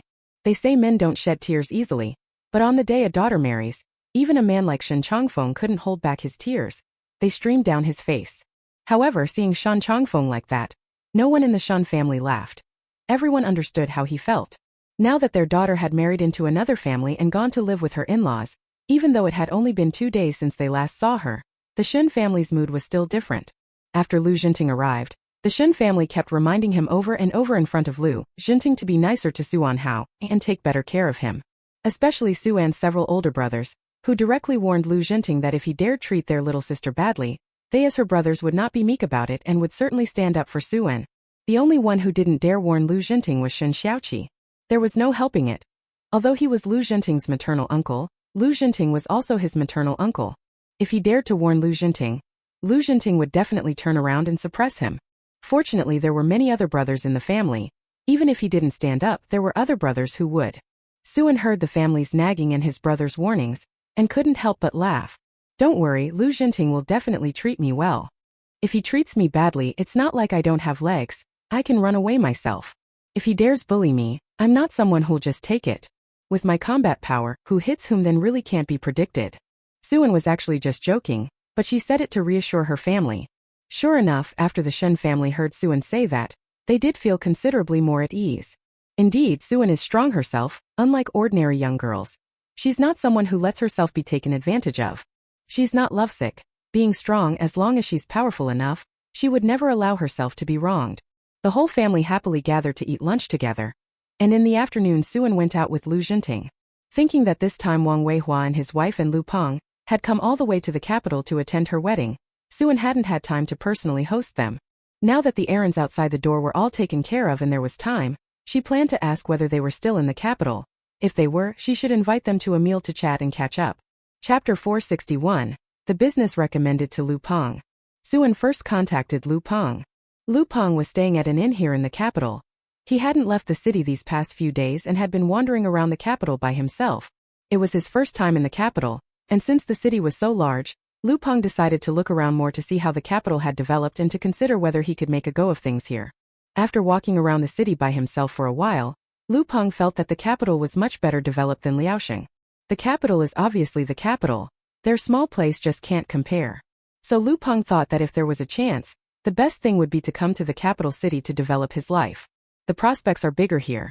If he wanted to do better in the future or wanted his family to have a better life, it would definitely be better in the capital than back home. It's just that Lu Peng had never developed himself in the capital before, and he didn't have many acquaintances here. His roots were in Liaoxing province. If he came to the capital to develop, everything would have to start from scratch. Lu Peng was still quite unclear about the future, and didn't have much confidence. Just when Lu Peng was thinking of coming to the capital to develop but felt very confused, Suan got in touch with him. Lu Peng thought Suan didn't have time to pay attention to him anymore, so he had been casually strolling around the capital himself these past few days. Now that Suan had actually asked him to meet for a meal, Lu Peng was naturally extremely pleased. If he talked with Suan and said he wanted to develop his career in Jingshi, Suan might be able to give some reliable suggestions. He's so impressive that when he got married he even had Old Song personally invite people to the ceremony. He's not an ordinary person. Before meeting, Lu Peng had already come into contact with Suan and knew she was very capable, so this time he was sure he could get some useful advice from her. The two agreed on a meeting time and had lunch together at the state-run restaurant here in the capital. Lu Peng was very moved when he saw Suan. Suan could tell that Lu Peng was excited. This kid greeted her more enthusiastically than if he had seen his own mother. When they were eating, Suan and Lu Peng chatted idly. Lu Peng also directly told Suan that he wanted to come to Beijing to develop himself, and asked Suan if he had any pointers. Since Lu Peng had brought it up, Suan was naturally willing to give the guy some advice. For example, the economic reform policy had already been in effect for 2 or 3 months. When the policy was first decided, it wasn't very specific. Everyone only knew that such a directive existed, but how exactly it would be implemented was still unclear. But now the policy is pretty much clear. The state has settled on pursuing economic reform, and during this period it has relaxed restrictions on private business. In other words, from now on individual enterprise is encouraged. Private people can open shops and can also run factories. That's right, Suan has recently been considering starting a business and setting up a factory to trade. Suan's suggestion to Lu Peng was to first consider opening a supermarket here in the capital, something like a department store. But right now those department stores are all state-owned, so their service quality is another matter, and the sales clerks inside are unbearably arrogant.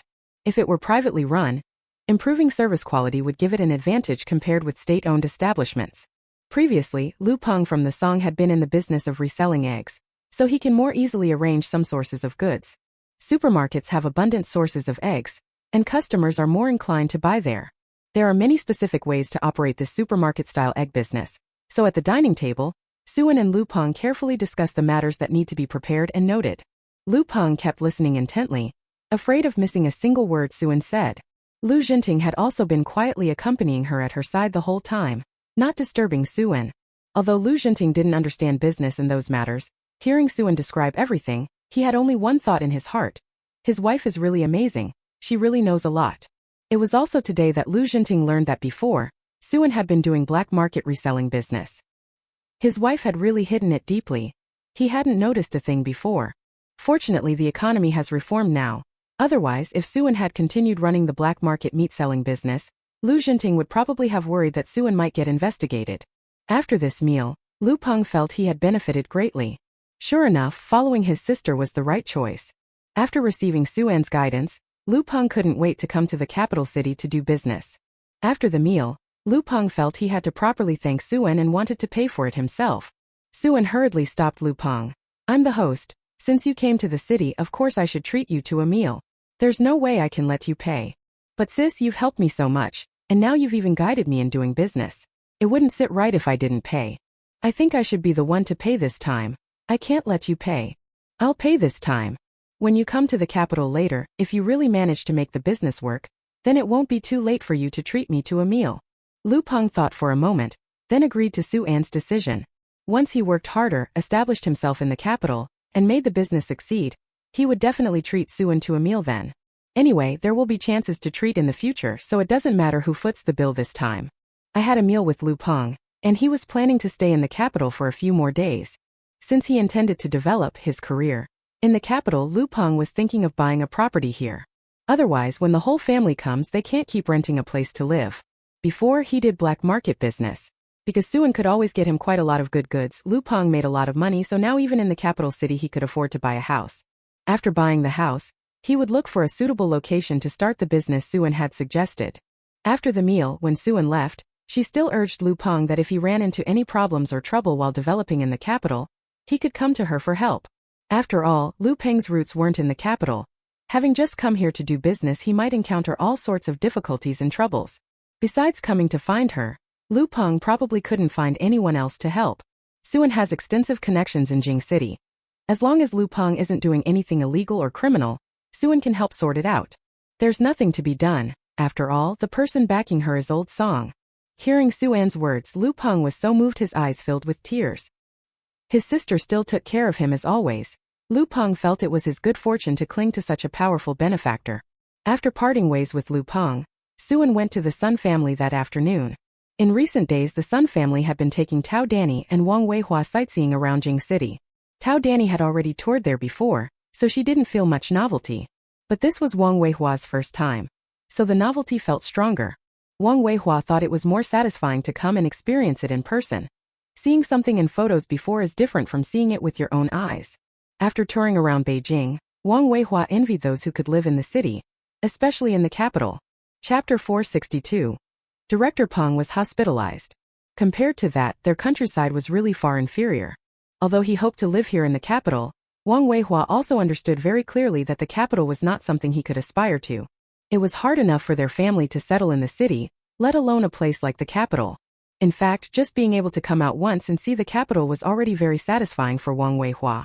After all, in their production brigade, there were still only a few people who had gone far away to see the outside world. All in all, he and Tao Danny were the first people to travel far from home. After spending a few days in the capital city, Wang Weihua felt he had seen enough, and planned to bring up the idea of returning with the Sun family. During these days in the capital, the Sun family had taken very good care of the two of them. They were living very comfortably at the Sun family's. Every aspect of their arrangements had been handled properly, but they couldn't stay here forever.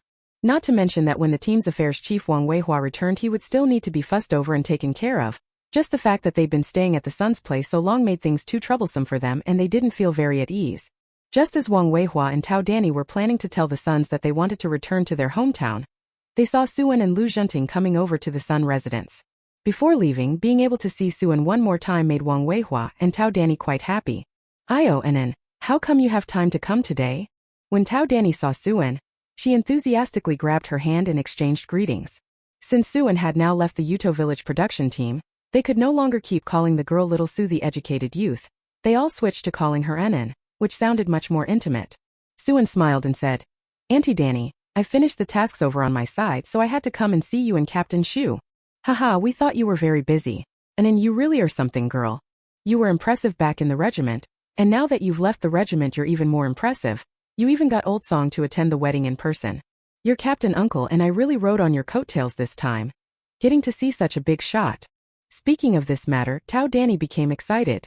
Not only was Tao Danny excited, but Wang Weihua and the Sun family were also extremely stirred.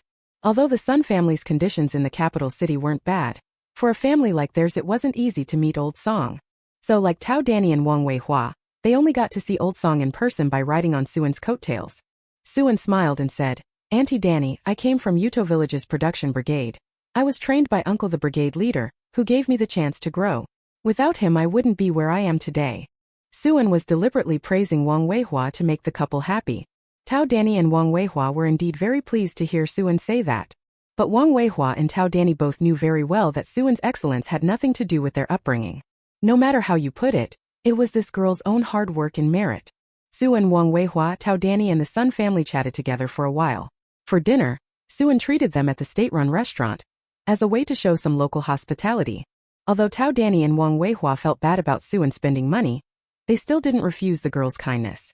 Just as the meal finished, Wang Weihua and Tao Danny mentioned returning to their hometown.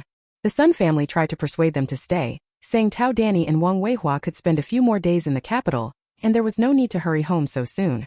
Wang Weihua and Tao Danny both made excuses that the brigade's affairs were busy. They had already stayed several more days in the capital city this time, and it was time to hurry back and take care of the brigade's matters. The Sun family's attempts to persuade them to stay were hopeless, so they only prepared return gifts for Wang Weihua and Tao Danny. The Sun family bought many local specialties and a lot of things from the capital city for Wang Weihua and Tao Danny to take back, which made them feel even more embarrassed. During this period the Sun family had already taken care of them. When they returned after settling down, they had prepared so many gifts for them again. Wang Weihua and Tao Danny wanted to refuse, but the Sun family insisted on giving it to them. The couple only reluctantly accepted it, but they planned to wait until they returned to the production team and send any local specialties over to the Sun family. After feeding Lu Peng and the couple, Wang Weihua, Suan a couple of days later, just in time for the weekend, planned to visit factory director Peng. Since coming to Jing City, he hadn't sat down and had a drink with director Peng for a long time. This time, since she finally had the time and the opportunity, Suan thought she could try to meet factory director Peng. Suan dialed the number director Peng had left her. After Suan called, she found that it wasn't director Peng who answered, but his wife. Seeing that Suan was looking for director Peng, his wife said to her, Comrade, I'm really sorry my old Peng isn't at home. He's been hospitalized. I need to tidy up now and take some chicken soup over to my old Peng. When Suan heard that factory director Peng had actually been hospitalized, he quickly became concerned about his condition. In any case, Suan had worked fairly pleasantly with director Peng before. Suan already regarded director Peng as an old friend, so when something happened to his health, Suan certainly had to show concern, and it would be best if he could go visit. Factory director Peng's wife didn't say why director Peng was hospitalized, but seeing Suan concerned about her husband and thinking she might come to visit, she gave the name of the hospital and the room number. After hanging up, Suan took Lu Zhenting with her to visit director Peng. When Suan went, she also brought some bottled water and nutritional supplements along. Couldn't show up empty-handed. By the time Suan arrived at the hospital, director Peng's wife had just gotten there as well and had brought restorative chicken soup for him. Previously Suan had not interacted with director Peng's spouse, and director Peng's wife Hu Hui did not know Suan either. But when she saw her husband so excited at the sight of Suan shouting, Comrade Xiao Su, what are you doing here? Hu Hui immediately realized who Suan was. Although Hu Hui had never met or interacted with Suan, her husband had often spoken to her about the things Suan had done. Their old Peng was able to be promoted and come to the capital to develop, and when the factory achieved such great results back then, it was all thanks to Suan. Hu Hui hadn't expected this young comrade to be so young, let alone so pretty. Oh my, so this is Comrade Su, how do you do, pleased to meet you for the first time. I've often heard about you from old Peng at home, Comrade Su. You are a great benefactor to our old Peng. Suan saw Hu Hui take the initiative to greet him, so he smiled and responded, Auntie, hello. I hadn't had the chance to see you before. It's my honor to meet you now. Suan spoke, then looked toward director Peng. Uncle Peng, what's wrong with your health? Why are you still in the hospital? I actually planned to visit you today. I called your house but Auntie said you were hospitalized, so I came here to see you. Chapter 463. Start an appliance factory. Appoint director Peng as the factory director. Seeing Suan worry about his health, factory director Peng was somewhat reluctant to say why, otherwise he would surely make Suan anxious. He was so busy running a major enterprise, he couldn't possibly let this girl worry about his affairs. But while director Peng didn't want to say anything, Hu Hui blurted it out directly. Hu Hui said to Suan, our old Peng has been driven to this by anger. Originally it was a good thing that our old Peng could be transferred to Beijing's second machinery factory, but since he wasn't the top boss, he was ultimately overshadowed by the higher-ups. This director always thought old Peng had been transferred from a small place and wasn't very capable, so the factory leadership never really empowered him. So although old Peng was the deputy director of the factory in name, it was just an empty title. He had little real power in the factory, and the people under him didn't listen to him. This time he was finally given a bit of authority, and he thought the director was willing to trust him and let him handle some matters. Who knew the factory director deliberately set my old Peng up, couldn't handle it himself and purposely had old Peng do it so he could take the blame. Hu Huiwei grew angrier as she spoke. She had thought things would get better after coming to the capital. If she'd known it would be like this, they might as well have stayed in the smaller place. In that small place, Director Peng was at least the boss, and he could make decisions about anything that happened at the factory. Although Jingzhou is the capital, after coming here his power was hollowed out. He's just a nominal deputy factory director in name only. Director Peng had originally wanted to stop Hu Hui from speaking, but who knew that in front of Suan this woman would blurt everything out. After Hu Hui finished speaking, Director Peng, afraid Suan would worry about him, hurried to add, "It's really nothing, just a small matter. I'll report it to the higher-ups later." When Hu Hui heard her husband's words, she snorted angrily. "Our factory director has worked in Jingzhou for so many years. His roots are much deeper than yours. If you could file a complaint and the higher-ups would handle it, you wouldn't have to keep feeling so wronged. Old Peng, although the business is important, your health is important too. Look at you. Ever since you came to the capital you've been put upon. This time you were literally worked into a fit of anger. If things continue like this it won't end well. Why don't you listen to me? Let's apply to transfer you out of the capital. Go back home and return to the factory there. Once you're transferred back, at least you'll be the top person with deep roots and real power."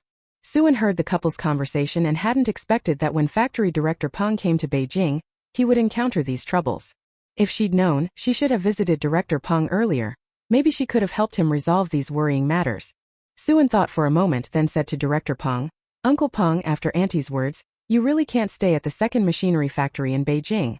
Seeing his daughter-in-law and Suan say this, factory director Peng still felt somewhat reluctant. After all, Beijing is the capital. It was still not comparable to their small hometown. Considering the children's future, his coming to Beijing to develop would definitely be better than staying in the small place. Hu Hui saw her husband's hesitation and said to him, "Look, comrade, little Su has already said so. You should just take the advice. We might as well go back home and not put up with this lousy situation. Better to be the head chicken than the phoenix's tail. If staying here makes you so unhappy, is there any point in remaining?" Suan hurriedly changed the subject. "Actually, Uncle Peng doesn't necessarily have to leave the capital. If you'd be willing to stay, I just happen to have a position here that you could take." As he spoke, Suan explained his plan to open an appliance factory, and told factory director Peng about the job opportunity.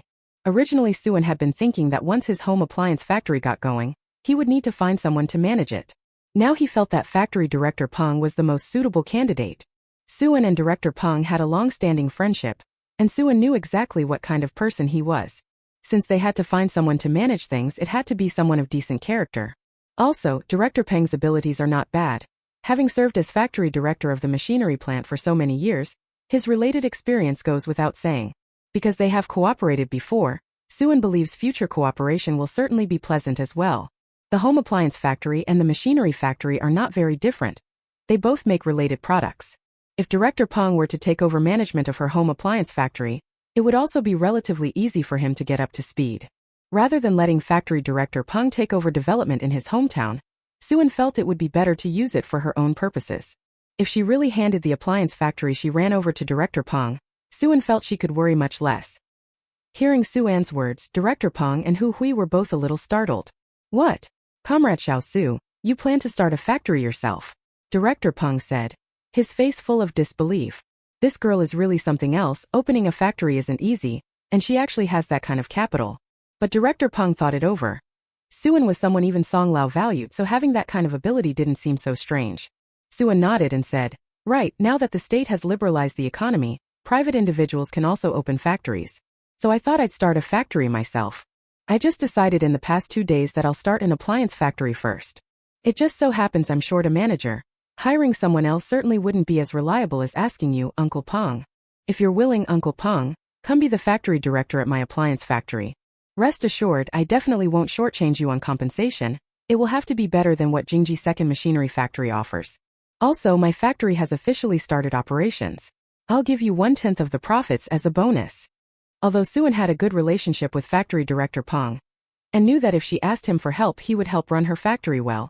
Considering human nature, if you want someone to truly give their all, you must provide them with sufficient compensation and benefits. Suan could give Director Peng 1/10 of the profits. That way, even if she didn't supervise him, Director Peng would surely do his utmost for the sake of that share and help increase the factory's profits. Before Director Peng could answer, Hu Hui excitedly interjected from the side. Old Peng, what are you hesitating about? Why don't you quickly agree to Comrade Xiao Su's offer? This is such a good opportunity.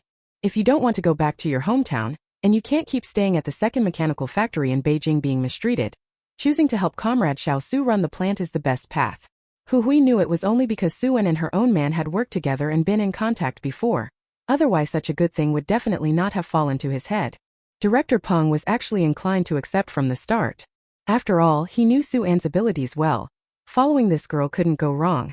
When Hu Hui said that, Director Peng's eyes gleamed, and he said to Suan, Comrade Xiao Su, if you trust your uncle and are truly willing to hand the factory over to me, I'm willing to serve as the factory director. When Suan saw Director Peng agree, one worry in her heart was settled. Her luck should be considered pretty good. Right when they were shorthanded, heaven had sent her such a person. If Director Peng's development at the Jingshuan Second Machinery Factory went very successfully and smoothly, Suan would actually find it harder to recruit people. After all, the factory she was just preparing to build had an uncertain future, and certainly couldn't compare to the more stably developed Jingshuan Second Machinery Factory. Chapter 464. Factory Building Plan. After finishing that matter with Director Peng, they chatted about other things. But Director Peng's mood changed completely. Before Suan came, he had been in a terrible sulk, yet at that moment he suddenly brightened. Once he was discharged from the hospital this time he would resign and stop working. He wouldn't put up with this kind of bullshit anymore. After Suan finished visiting Director Peng and left, she and Lu Jinting spent a few more days as a couple, and then she began getting busy with the factory's affairs. Suan was still very confident about running this appliance factory. She knew the history and understood the prospects of Malai home appliances. As the economy improved more and more, the elderly with the surname would have an increasing demand for home appliances. Suan had money and technical skills in hand, so starting up was naturally much easier. But even if it was easy, it still required preparation. Building a factory is not a small matter. There are quite a few things to worry about. Suan first had to choose the factory's location, then determine the equipment needed for construction, the workers to be hired, and the products the factory would make. Because this time Suan intended to cooperate with factory director Peng and have him help manage her factory, she temporarily didn't have to worry about hiring personnel. When it's time to recruit workers, she can simply have director Peng make the arrangements. Site selection for the factory, the land application, construction of the plant, and matters of the production line and technology, these were definitely things Suan needed to worry about. They couldn't be handed over to director Peng. All of these matters added up, so they required Suan's attention. Lu Jinting had originally thought that with such a long marriage leave this time, he could cozy up to Suan properly. It turned out that before a few days of togetherness had passed, Suan became busy with her own career. Although a little saddened by Suan's coldness, Lu Jinting wouldn't complain or stand in the way of his wife's progress. Whatever Suan wanted to do as her partner, Lu Jinting felt he should encourage her to do it, not hold her back. While Suan was busy with business these past few days, Lu Jinting was at home on leave and took up studying gourmet food, thinking every day about making all kinds of delicious dishes for Suan. Suan was also very satisfied with Lu Jinting's performance these past few days. They say it well. Behind every successful woman there is a man who quietly supports her. Suan felt that this saying fitted her perfectly. With Lu Jinting such a good man backing her, Suan could devote herself wholeheartedly to things. And because Lu Jinting was so good, Suan knew that even if they had children in the future, she would no longer be afraid or worried. Lu Jinting would surely be a good father and take good care of the children. In the past few days, Suan first wrote out a detailed plan for establishing the home appliance factory. After finishing the proposal, Suan planned to give herself a break, rest a bit, and then finalize the factory site. These days Suan was busy with work matters and had somewhat neglected Lu Jinting. Yet this man had no complaints and quietly stayed by her side. So after the work in Suan's hands was temporarily wrapped up, she felt she should spend time with Lu Jinting and make up for neglecting him these past few days. After Suan hurriedly finished what she was doing, she called to Lu Jinting. Lu Jinting, I have time tomorrow. Is there anywhere you want to go or play?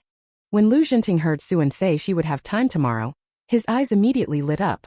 If his wife had time to accompany him, he would be overjoyed. As for where to go, Lu Jinting didn't care.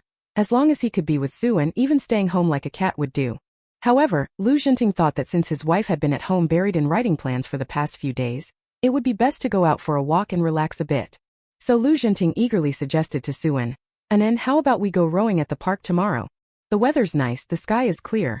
Rowing in the park would be really pleasant." Suan replied, "Fine, then let's go boating at the park." Suan had the same thought as Lu Jinting. It didn't matter where they went or what they did, the main thing was who they were with. Suan's main purpose was to keep Lu Jinting company, so boating at the park was quite suitable. After they agreed on where to go the next day, they went to bed early. The next morning, as soon as Suan woke up, Lu Jinting had already prepared breakfast. When Suan opened his eyes, he saw a lavish breakfast laid out on the table, and a feeling of happiness welling up in his chest. Lu Jinting's cooking skills had improved increasingly. Suan hadn't expected that Lu Jinting had even learned to make wontons and steamed siomai. When Suan tasted the dim sum, it turned out to be very good as well. After they had eaten and drunk their fill, the two of them walked over to a nearby park. At this time, more people had come to the park for dates. Many of those who came to row boats were young couples on dates. Suan felt that coming here to row with Lu Jinting was quite nice. The two of them didn't look out of place at all. They first walked through the park and went to the boat rental area to rent a small boat. The rental fee wasn't high, 50 cents per use, with 2 hours of use per rental, but an additional 2 yuan deposit was required as a guarantee that the borrower would responsibly bring the boat back after borrowing it. Suan and Lu Jinting finished renting the boat and rowed it out to the center of the lake. The weather in May was very pleasant, not cold and not very hot. Suan wore a long-sleeve dress today, her hair simply braided, no makeup yet still very beautiful. Because her features are naturally good. Even without much dressing up, Suan looks great. Lu Jinting isn't bad either. He's tall and handsome, just a bit tanned, otherwise flawless. But then again, a man being a bit darker really doesn't affect anything. Being tanned actually makes him more rugged. The two of them rowed a small boat, and as they drifted along the river, they drew the attention of many people nearby. "Look, that young couple is so beautiful. Both of them are really outstanding looking. Just like the male and female leads in a movie. Yes, they really are good looking. The two of them together are truly a pleasure to behold. Especially that young woman. Isn't she extraordinarily beautiful? How can someone be this good looking? Yes, that skin and those features are so good. I see she didn't really dress up. Yet she can still be so pure and otherworldly." Suan and Lu Jinting naturally heard the surrounding praises. They hadn't expected that going out on a date would make them the center of attention. There was nothing to be done. It's not her fault she's good looking. That face was given by her parents, not something she asked for. Hearing the gazes and murmurs around them, a smile hung at the corner of Lu Jinting's mouth. "Heh, those people are mistaken. They're not out here for a little date as lovers, they're a proper married couple." When Lu Jinting saw that quite a few of the men were looking in Suan's direction, staring at her, he felt these people had designs on his wife. Chapter 465. Declaring Sovereignty. Lu Jinting knew his wife was very beautiful, so it was only natural other men would eye her. He was secretly glad that he had a legitimate status. He is Suan's husband. Even if those people wanted to covet Suan, they wouldn't get the chance now. Lu Jinting deliberately leaned closer to Suan, and even intentionally took her hand. Suan clearly understood Lu Jinting's intention. Was he trying to announce his claim? Although Lu Jinting was a bit childish, Suan still let the guy go. The two of them rowed boats in the park for 2 hours, and after getting ashore they went to the state-run restaurant for a meal. Suan felt that the food at the state-run restaurant got boring after eating too much. It would be better if Jing City had more specialty eateries. As for what Suan wanted to eat most right now, it was still hot pot. Wanting the hot pot flavor, Suan swallowed a mouthful of saliva. If it weren't that Sun Xinshin was in the crucial final exam prep stage, Suan would have thought about going to find her to make some hot pot for her. Unable to rely on Sun Xinshin, Suan planned to prepare the ingredients herself and simmer the hot pot base. So that afternoon Suan had Lu Jinting accompany her to a grocery store and a supply building to prepare all the ingredients needed for the hot pot. After getting home, Suan went straight to the kitchen and began simmering the hot pot base. Lu Jinting had eaten hot pot before. Back when he was at Kayuta Village production team, Suan had let Sun Xinshin make it for everyone. Heard that the hot pot base recipe was decided by Suan and Sun Xinshin, and later Sun Xinshin was responsible for simmering it. Lu Jinting hadn't had hot pot for a while, and suddenly found himself missing the taste of it. Right now Suan was simmering hot pot base. Lu Jinting hurried over and asked Suan, "Anan, you're making hot pot base, are we having hot pot?" Suan nodded. Isn't tomorrow the weekend? I'll invite my parents and your parents and Wan Ting and the others too. We'll all get together and have hot pot. Lu Jinting thought, indeed tomorrow is the weekend. Both sides of the family will have time, so it'll be nice for everyone to gather. All right, I'll call and let them know. Great, let them all come here. We'll have hot pot here tomorrow. After Lu Jinting agreed to this matter, he made the call. Lu Jinting notified and invited both parties, and Lu Wanting and Shen Xiaoqi also accepted the invitation. When they heard they could go for hot pot, Lu Wanting and Shen Xiaoqi were quite enthusiastic. They were somewhat nostalgic for the taste of hot pot. Since leaving Yuto Village production team, they hadn't eaten this kind of thing for a long time. Just in time, Lu Wanting and Shen Xiaoqi were going on another mission in a few days. Being able to eat a hot pot before they left, wouldn't that bring a sense of happiness? After notifying both sides to bring relatives, the next morning Suan and Lu Jinting went out early to shop for hot pot ingredients. Suan bought some beef and mutton. These were exactly the things for hot pot. Besides those, Suan also bought some tripe. However, at that time boiled tripe wasn't as popular in later generations. In everyone's eyes, this was just beef offal, not something to eat. If you wanted to buy it, the price could be very cheap and economical. So when Suan bought the tripe, he spent only a little money to buy a big pile. Suan was instead relieved that these ignorant people didn't recognize good ingredients. If they knew about tripe and would eat it, they'd all want to buy it, and Suan certainly wouldn't be able to get any. Beef and mutton, tripe, fish, brain, shrimp and various vegetables. After buying several big bags of things, Suan called to Lu Jinting to come home. Once they arrived, they still needed to wash the ingredients they had bought before cooking. Lu Jinting saw Suan struggling forward with several large bags of groceries, and couldn't help finding it a bit amusing. And then wait a moment. Suan heard Lu Jinting calling and stopped to look at him, then asked him, "What's up?" Lu Jinting nodded. "There's something. Give me what you're holding. You're a little girl. Why are you carrying these heavy things? You should definitely let me carry them." If Lu Jinting hadn't said that, Suan wouldn't even have noticed the issue. Seeing that this guy had brought it up, Suan finally realized. These aren't heavy. I can carry them." But Lu Jinting still took the things from Suan's hands. "I'm a man, I'll carry them. I know you're strong, but we're married. If you make me carry everything, people will say I don't treat my wife well. A grown man should at least be considerate and know how to care for his wife." After hearing Lu Jinting's explanation, Suan snorted with a laugh. "Ridiculous. Then you come and bring it up." Lu Jinting treated her well, and Suan didn't want outsiders to think he was neglectful of her. Since Lu Jinting had offered, Suan handed him the things and let him carry them. The two of them had just arrived home when they discovered Lu Wanting and Shen Xiaoqi were there too. Seeing the two of them arrive so early, Suan even asked, Wanting, why did you come so early? Even though you're here now, you'll still have to wait a while. No hot pot for the moment." Lu Wanting smiled at Suan and said, "Sister-in-law, we don't really have much to do at home, it's boring. Might as well come to your place earlier. If there's anywhere that needs help, we'll come back and lend a hand." When Suan heard Lu Wanting say that, she stopped being so polite with her and with Shen Xiaoqi. They had indeed bought a lot of ingredients today. Everything needed to be cleaned up. Especially the bought tripe. It had to be thoroughly washed, otherwise that stuff has a rather strong smell. With more hands helping, the work became much easier. Suan and the others worked together for a while. Around 10 in the morning, both sets of parents arrived here. Suan had them sit for a bit. The hot pot couldn't be eaten just yet. Although the ingredients had been mostly prepared, the broth still needed a bit more work. Suan simmered some bone broth. The broth would be needed later as the base for the hot pot. Not everyone among them could eat spicy food or loved spicy food, and some ingredients weren't suitable for cooking in a spicy pot, so Suan prepared two types of broth bases. One was a numbing spicy broth, the other was a clear broth. The clear broth hot pot used the bone broth as its base. Both mothers weren't in a hurry. They had come to eat hot pot not because they had nothing to do, but mainly to have a get-together. The two mothers sat in the living room.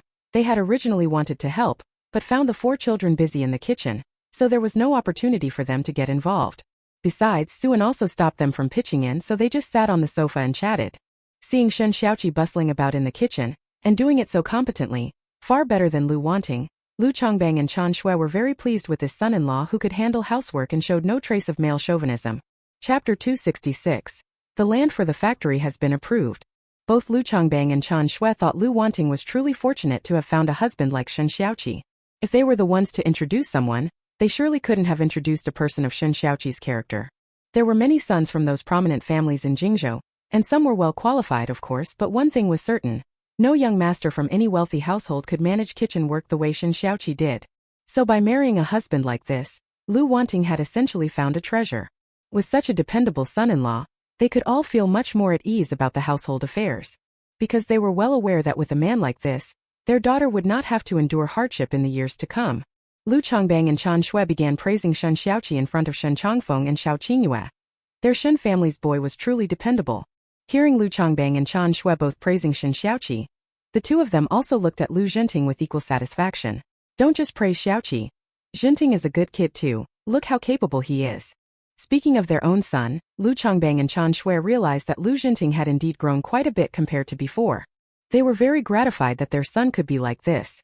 In their view, a son must treat his daughter-in-law well. Especially with a daughter-in-law as precious as Suan. If Lu Zhenting didn't put on a good show, the daughter-in-law might run off. The two sides complimented each other's businesses for a while, and had a very pleasant conversation. With the hot pot base ready on Suan's side, she invited both sides' guests to sit at the table and eat hot pot. Both parties were having hot pot for the first time, and this way of eating was quite novel to them. They had eaten many dishes before, and basically everything had been prepared and served ready to eat. But something like hot pot where you cook your own food at the table while eating they had never seen. However, once they tasted the flavors they all thought it was very good. The spicy broth was very aromatic, and the non-spicy broth brought out the flavors of the ingredients just as well. The hot pot tasted great, and with both families gathered together, everyone enjoyed the meal very much. After finishing the hot pot, Suan and Lu Zhenting rested at home for another day, and the two shamelessly made love in bed for quite a while. After spending a few days with Lu Zhenting, Suan went back to focusing on her career. The factory land must first be secured. Because of Suan's current connections, applying to the government for a plot of land was relatively easy. Suan didn't even have to tell Old Song in person. Government officials who knew about their relationship warmly took Suan to the capital to select a plot. Suan didn't choose a site in the center, but selected a location in the suburbs. After all, land in the city center is relatively precious. Although Suan has a good relationship with Old Song, she still cannot use his connections to get too many conveniences for herself. Choosing a location on the outskirts is quite good. There is more land out here, so even if the plot allocated to her is a bit larger, it won't put the government in an awkward position. Besides, the city is constantly developing. Suan has chosen the suburbs now, but given the city's development in recent years, the urban boundary will soon expand outward, and by then this suburban plot won't be in a bad location. Once the factory site was settled, Suan immediately proceeded with arranging the construction of the factory buildings. This matter is relatively simple to handle. Find a relevant construction bureau to help build the factory.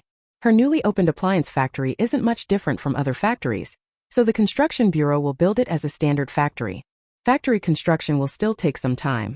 Suan will use this time to finalize the machinery and production lines, and also to confirm which appliances need to be produced.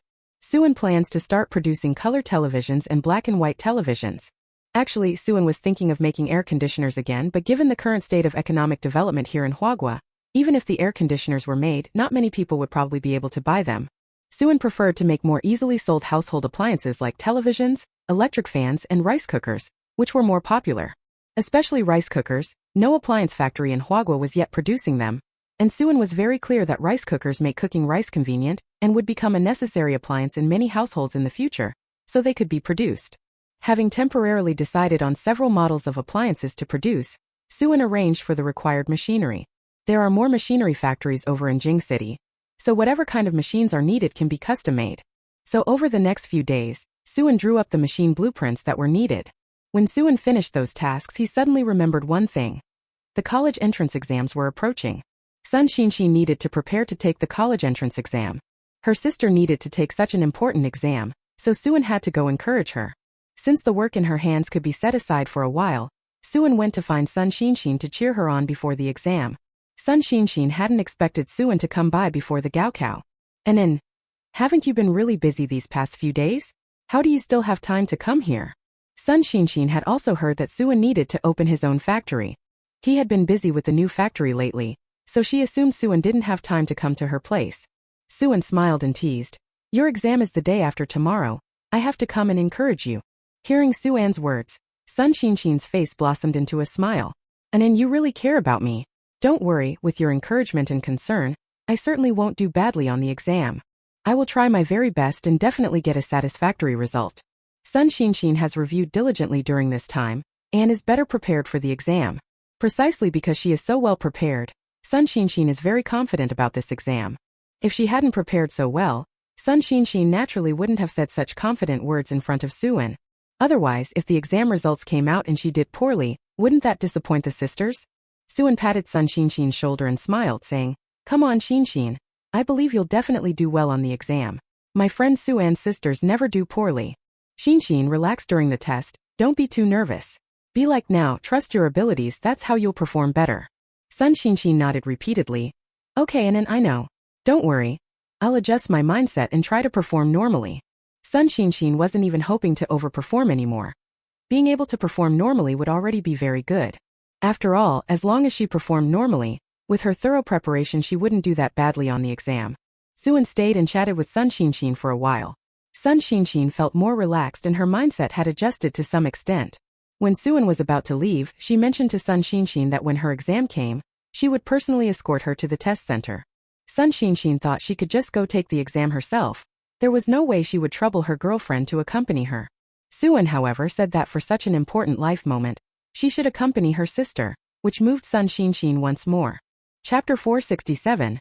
Getting back on track. When the day of Sun Xinshin's exam arrived, Suan drove over to take her sister to the exam venue. There weren't many people like Sun Xinshin being driven to the exam, most had come by themselves. So before Sun Xinshin even took the exam, upon arriving at the exam venue she became the center of everyone's attention. When the exam time arrived, Suan waited outside for Sun Xinshin. The girl went into the exam hall to take the test. Besides Suan waiting outside the exam hall, Sun Xinshin's mother Sunmu was also waiting outside. However, most of the candidates who came to take the exam came alone. Few were accompanied by family. Because the resumption of the college entrance exam was rather hurried, many people didn't prepare much. In just a few short months they had to review knowledge from junior and senior high school, so time was tight.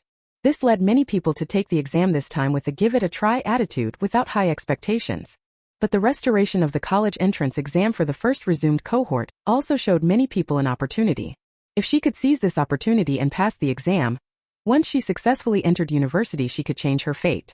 Because a university degree in this era still carried considerable weight, unlike university degrees in later generations. In this era, anyone who could get into university would be assigned a job after graduation, and the jobs assigned were generally better. Sun Xinshin had taken exams for 2.5 days this time. After finishing, she completely relaxed and only had to wait for the results. Before this exam, Sun Xinshin had been very confident. Now that it's over, she feels even more that she performed well. Because of this exam's questions, Sun Xinshin could solve most of them. These past months Sun Xinshin had been studying for the exam without a moment's rest, never daring to relax. Now that it's over and she knows she did fairly well, she can finally unwind a little. Suan also knew that after finishing such a major exam Sun Xinshin needed to relax, so he suggested spending the next few days driving and strolling around Beijing with her. Too bad Lu Wanting went off on a mission, otherwise she could have stayed with Sun Xinshin. After Sun Xinshin finished her exams, the happiest person was still Guomiao. On the 7th day after Sun Xinshin finished her exams, Guomiao rushed back from a mission. Although he didn't make it to accompany Sun Xinshin to her exam, at least now that she's done he can be with her to relax. Suan then took Sun Xinshin, Guomiao, and Lu Jinting with him to go camping nearby and did some barbecue himself.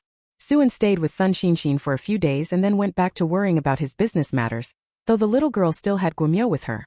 He needed to keep an eye on the factory, monitor the custom machines, and also find markets for his products, negotiating with the wholesale building in Jingbei, and cooperating with supply and marketing shops.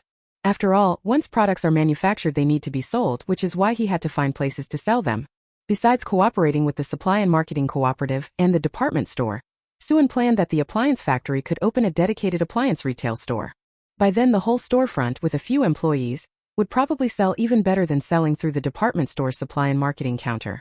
Because their own store would allow the staff to give more introductions and help customers understand the electrical appliances they produce. And while Suan was busy, Lu Jinting's wedding leave came to an end. As soon as the holiday ended, Lu Jinting had to return to his mission. This time Suan did not intend to go on any more missions, because she still had her own business to attend to. Once her business was well underway and she could leave Director Peng to worry about things on his own, Suan would then consider taking on important Special Forces missions.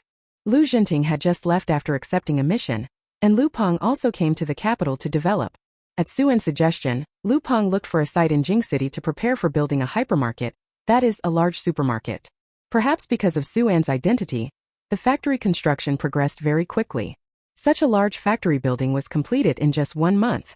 Suen's custom-designed machinery and equipment had also almost finished production. So once the factory building was ready, Suen brought the machines back, solving the production line issue. The remaining matters at the factory would need Director Peng to lend a hand. Suen told Director Peng to come to the factory to prepare for work and take charge of recruiting employees. Since Director Peng resigned from the second machinery factory in Jing City, he had been recuperating at home during this period, and his health had long since been restored. Director Peng was also someone with a strong sense of purpose and couldn't stay idle. After resting at home for this while, he actually felt restless all over. Others hoped to be able to rest more at home, but he was hoping to get back to work as soon as possible. Suen hadn't contacted him during this time, and Director Peng was nearly frantic with worry. Now that Suen had finally contacted him and assigned the work, Director Peng was actually quite pleased. Factory Director Peng immediately agreed to Suen and went straight to the factory to arrange these matters. Suen knew Director Peng's capabilities, so she felt very confident handing the hiring matters over to him. And since she had chosen Factory Director Peng to be in charge of his new plant, some things had to be boldly entrusted to him to arrange. Director Peng was very effective. Within a week he had arranged all the people needed for recruitment. Actually, hiring people in this era was simpler than in later generations because job opportunities were hard to come by. Especially in the city there were many unemployed youths. Once a job opening appeared, many would scramble to take it. If this were a later time, recruiting workers might not be so easy. With the factory building, production lines, and labor all taken care of, and the product manufacturing techniques sorted out, Suen had Director Peng start preparing to begin production. Of course, the products still require some time to be finally manufactured. After all, production materials need to be procured, and the staff must undergo some related training. But overall, their home appliance factory can be said to have gotten on track. As for Lu Peng, his supermarket site selection is also settled. He found a place with a good location and a very spacious venue and rented it. Following Suen's suggestion, Lu Peng signed an 8-year lease with the landlord in one go. Worrying that if his business picked up later the landlord might raise the price, so he deliberately rented a longer term. Actually, if it had been possible, Lu Peng thought about renting for a few more years, but the landlord was only willing to rent for 8 years. Lu Peng figured 8 years wasn't a short time, so he decided to settle for that for now. Actually, renting for too long isn't great either. If the business fails, that portion of the rent will just be a loss. After the storefront lease was finalized, Lu Peng started worrying about the renovation and layout. For the renovation and layout, Lu Peng followed Suen's suggestions and put in quite a few display counters, with goods arranged by area. His supermarket wasn't small, 2 floors, each a little over 200 square meters, totaling 400 to 500 square meters. This scale is even somewhat beyond that of Jing City department store. Now that Lu Peng was busy with the renovations, he was also still dealing with sourcing issues, trying to find suppliers whose product prices were still reasonable. Chapter 468. Special Economic Zone. Once these matters were handled, Lu Peng estimated his supermarket would be able to officially open in less than a month. Lu Peng was also eagerly awaiting the opening day, wanting to know how his business would actually do, and whether it would really be able to make money. If it could, then all his career aspirations could be transferred to the capital, and he could bring his family to live there together. Because the business hadn't taken off yet, Lu Peng didn't dare bring his family there now. If it failed and he couldn't do it, he worried that after coming he'd have to go back and forth. All that fussing would be too much for the elders and children. With things easing up a bit in Suen's hands, he went to check on Lu Peng's situation. Seeing that things were going smoothly for Lu Peng as well, Suen relaxed. Suen gave Lu Peng a few more suggestions. When he was close to opening, put up some flyers to promote his supermarket's opening. Even if his supermarket was good, it still needed publicity. At the very least, people needed to know such a place existed. It would be best if Lu Peng held some promotional activities or a raffle at the opening, as this would attract more customers. Lu Peng heard Suen's suggestions. His eyes sparkled, and he admired Suen immensely. He didn't know why, but his sister was just that awesome, always able to come up with constructive suggestions. They were all human. Yet Lu Peng found it strange how Suen's mind seemed to work so much more flexibly than his. Although Lu Peng wasn't as smart as Suen, he felt he wasn't completely useless. At least he knew how to cling to someone powerful. Now that he was clinging to a big shot like Suen, how could things go wrong going forward? After Suen finished asking about Lu Peng's situation, he realized he'd been busy with business matters lately and hadn't visited his father, so he decided to stop by the Shen family. When the Shen family saw Suen arrive, they were all very happy. However, seeing that Suen looked somewhat haggard, the Shen family all felt terribly distressed. This girl has been busy recently. Look, she seems much more worn out. The one who felt the most sorry for Suen was still Xiao Qingyue. She immediately stewed chicken soup at home to help replenish Suen's health, and had the girl stay at her natal home for the next few days so she could cook more food for her. Suen knew Xiao Qingyue cared about and worried for her, so she naturally would not let that kindness go to waste. No matter what, having family to care for you is still a kind of happiness. Suen had been staying at the Shun residence these past few days, and Xiao Qingyue kept finding new ways to cook for her. Suen felt that Xiao Qingyue's cooking skills had improved considerably. Now Xiao Qingyue was indeed quite amazing. Besides being able to make all kinds of dishes, she could also make Western-style desserts. Now that the reform and opening up had begun, in the capital city someone had learned Western-style pastries and opened the first pastry shop. Xiao Qingyue thought Western pastries were nice and her daughter would surely love them, so she paid to learn this craft. So whenever Suen wanted to eat pastries, she could make them for her daughter at any time. Sure enough, having completed her training, Xiao Qingyue made pastries for her daughter. The daughter seemed to really like them and even praised her baking skills. Seeing her daughter's happiness while eating the pastries, Xiao Qingyue felt even more that learning this craft had been the right decision. Suen had gotten thin from being exhausted by being busy with matters at the home appliance factory, but thanks to a few days of care from Xiao Qingyue, she'd put on a little flesh again.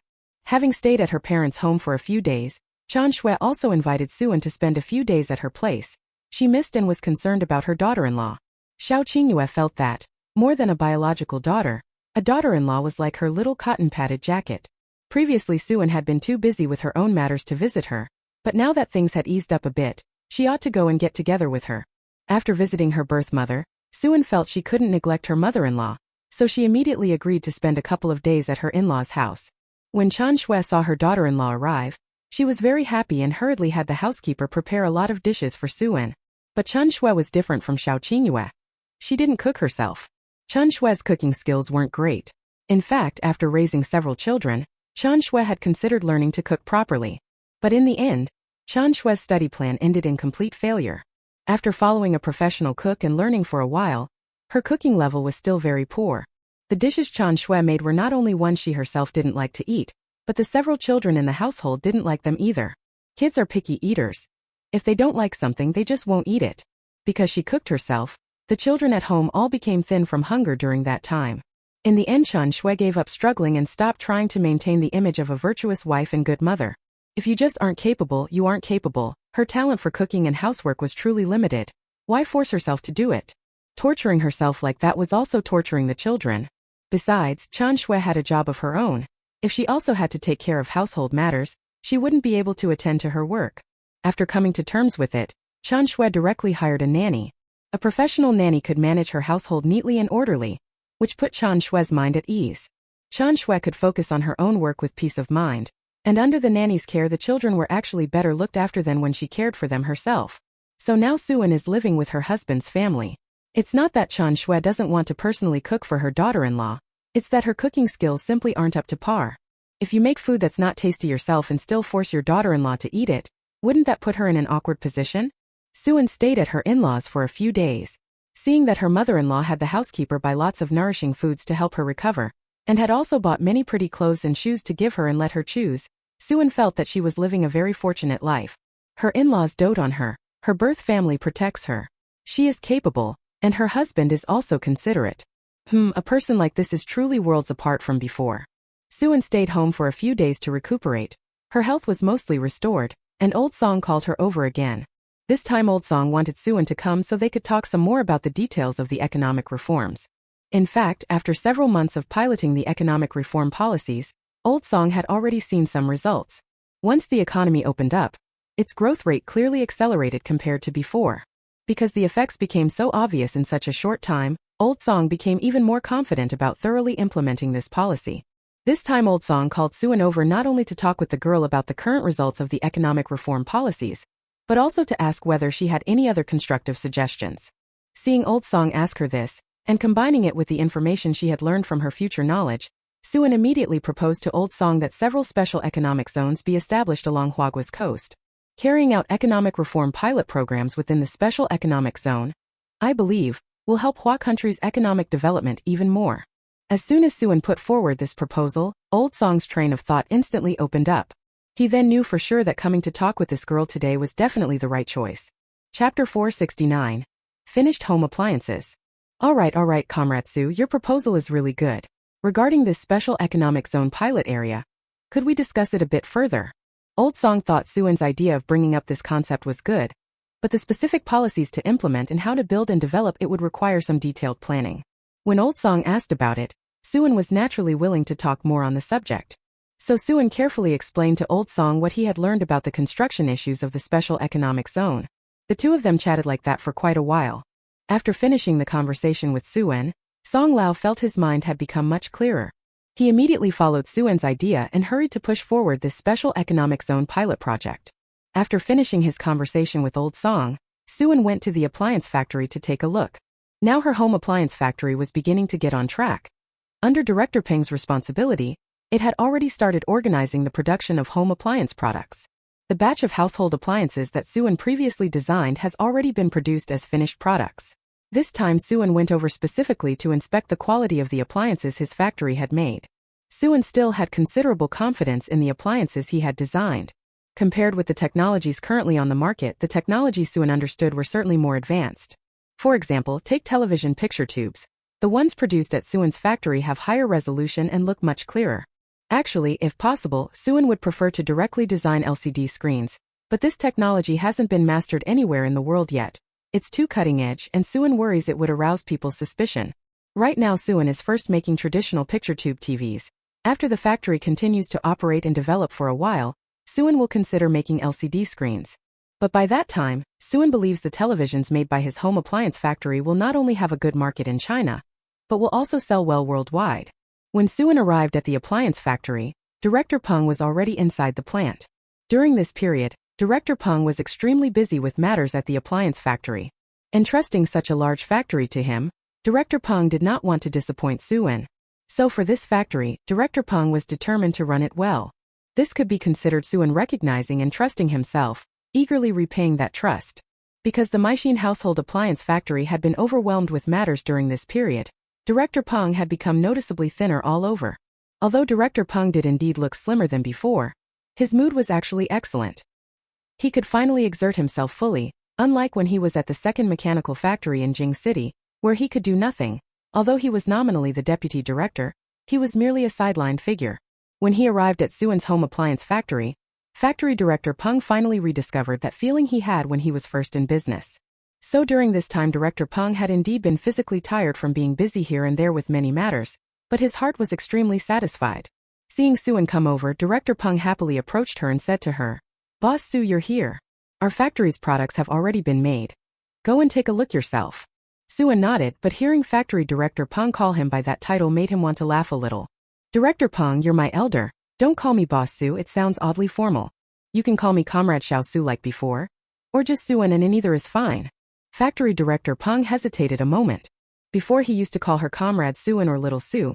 Wasn't it because Suwon had been a nominal technical consultant at the municipal machinery factory back then? Now things are different. This factory was opened by Suwon, which makes Suwon effectively his superior. Calling her Little Su now would make it seem like he wasn't showing her much respect. Factory Director Peng thought it over for a moment, and decided he could call Suwon Unan. Not using seniority terms made it sound more intimate, but still a bit more respectful than calling him Comrade Xiao Su. Suwon went with factory manager Peng to inspect the products their factory had produced. Suwon first went to inspect the televisions produced at the factory. There were two models of television. One was a black and white TV, the other a color TV. The appearance of the black and white TV was certainly not as pleasing as that of the color TV, but it had the advantage of being considerably cheaper. The color television looked very good, but in terms of price it really had no advantage. In fact, in this era not many families could afford a television, especially in the countryside. Being able to buy a black and white set was already good, and a color TV was beyond imagination. But Suwon knew that would develop. Now that the reform and opening up have begun, everyone's lives will get better day by day. As people grow better off, more and more households will be able to afford a television. And as a product for the people's entertainment, the television is definitely the top choice. Whenever a family's living conditions improve even a little, the first thing they think about is buying a television for the home. It is for this very reason that Suwon's home appliance factory decided to make televisions. The market prospects were simply too good. Suwon looked at the televisions produced by his factory. Whether the black and white sets or the color ones, the picture clarity was higher. Factory Director Peng smiled at Suwon and said, "Anan, the two television models we've made are both of higher quality than the television products currently on the market. I believe that when our TVs go on sale, they'll quickly take over the market." Factory director Peng had always been very confident in Suan's abilities, and after seeing the finished televisions, he felt even more confident about the future of this appliance factory. After factory director Peng finished speaking, Suan nodded and said, "I also believe our product is good. The public's eyes are sharp." After looking at the television sets, Suan went to inspect the rice cookers that had been produced. The rice cookers were also good. Their basic steaming and cooking performance was excellent. Because they were a new model and not yet on the market, being the only supplier meant there was even less concern about sales. This time Suan carried out several rice cookers from the factory and sent them to the Shen family and the Lu family. With rice cookers, cooking at home will be much more convenient from now on. Factory director Peng saw Suan carrying a rice cooker home to use, so he rubbed his hands and asked Suan, "Anan, these rice cookers look really handy. Could I take one home to use as well?" "Don't worry, I'm not going to sneak one away. I'll pay for it according to the factory's set price from now on." If it weren't for the rice cooker not being on the market, Director Peng would have bought it on the spot. Now if he wants to use one immediately, he can only purchase it at the factory. Listening to Director Peng, Suan smiled and said, "Director Peng, you're the factory director. What's the big deal about taking a rice cooker home? If you really want, you could even take a color TV home." Chapter 470. Sun Xinxin gets into Peking University. Factory director Peng knew this meant Suan no longer treated him as an outsider, but saw him as one of their own. But Director Peng still had his principles. Even though he was the factory director, taking things from the factory storeroom still had to follow the rules. He couldn't consider the storeroom's contents his personal property just because he was the director. That's not acceptable. Whatever the price should be, it should be that price. Anything I take from the factory must be paid for at the normal rate. Factory director Peng stated his principle, which made Suan even more convinced that choosing someone like him to manage the factory was the right decision. His character is reliable, so he wouldn't be thinking of usurping the factory's profits. Only someone with boundaries and principles could make her feel comfortable entrusting the factory to him. After Suan reviewed the factory's situation, she left the remaining matters to factory director Peng to handle. Contact the department stores and supply and marketing cooperatives to sell the products. Director Peng can arrange all of that. In addition, Suan also asked Director Peng to have someone find a suitable storefront. Since their factory's products are now being produced, it would be best to set up a related retail outlet going forward. Compared with department stores, places like the supply and marketing cooperative, with their own shops, make it easier for customers to learn about their products. Upon hearing Suan's instructions, although factory director Peng was somewhat puzzled, he knew that he only needed to do as Suan said. Since that girl made this arrangement, it must have been for a reason. After leaving the appliance factory, Suan went to the Shen residence carrying the rice cooker.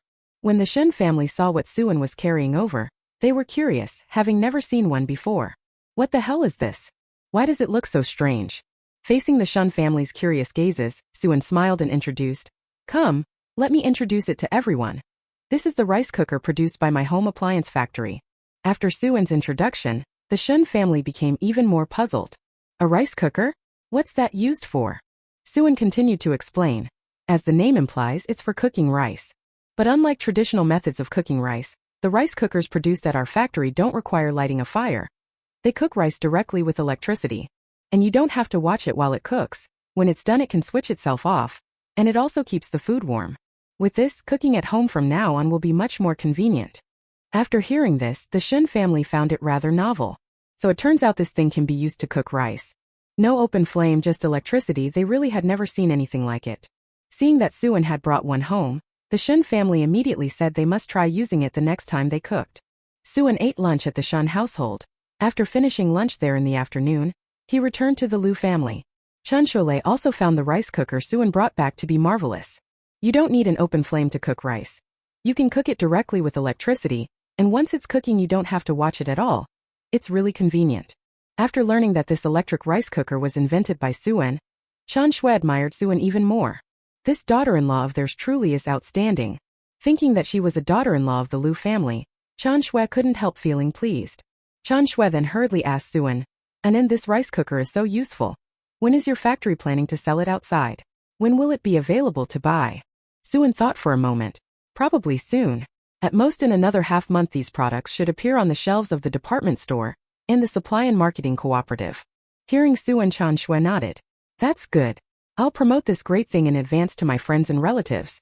When your product hits the market, everyone will be happy to buy it. I'll tell them each to buy one to try it out." Regarding her daughter-in-law's career, Chen Shui felt that as the mother-in-law she had to offer her support. She couldn't help with other tasks, but she could still do this little thing.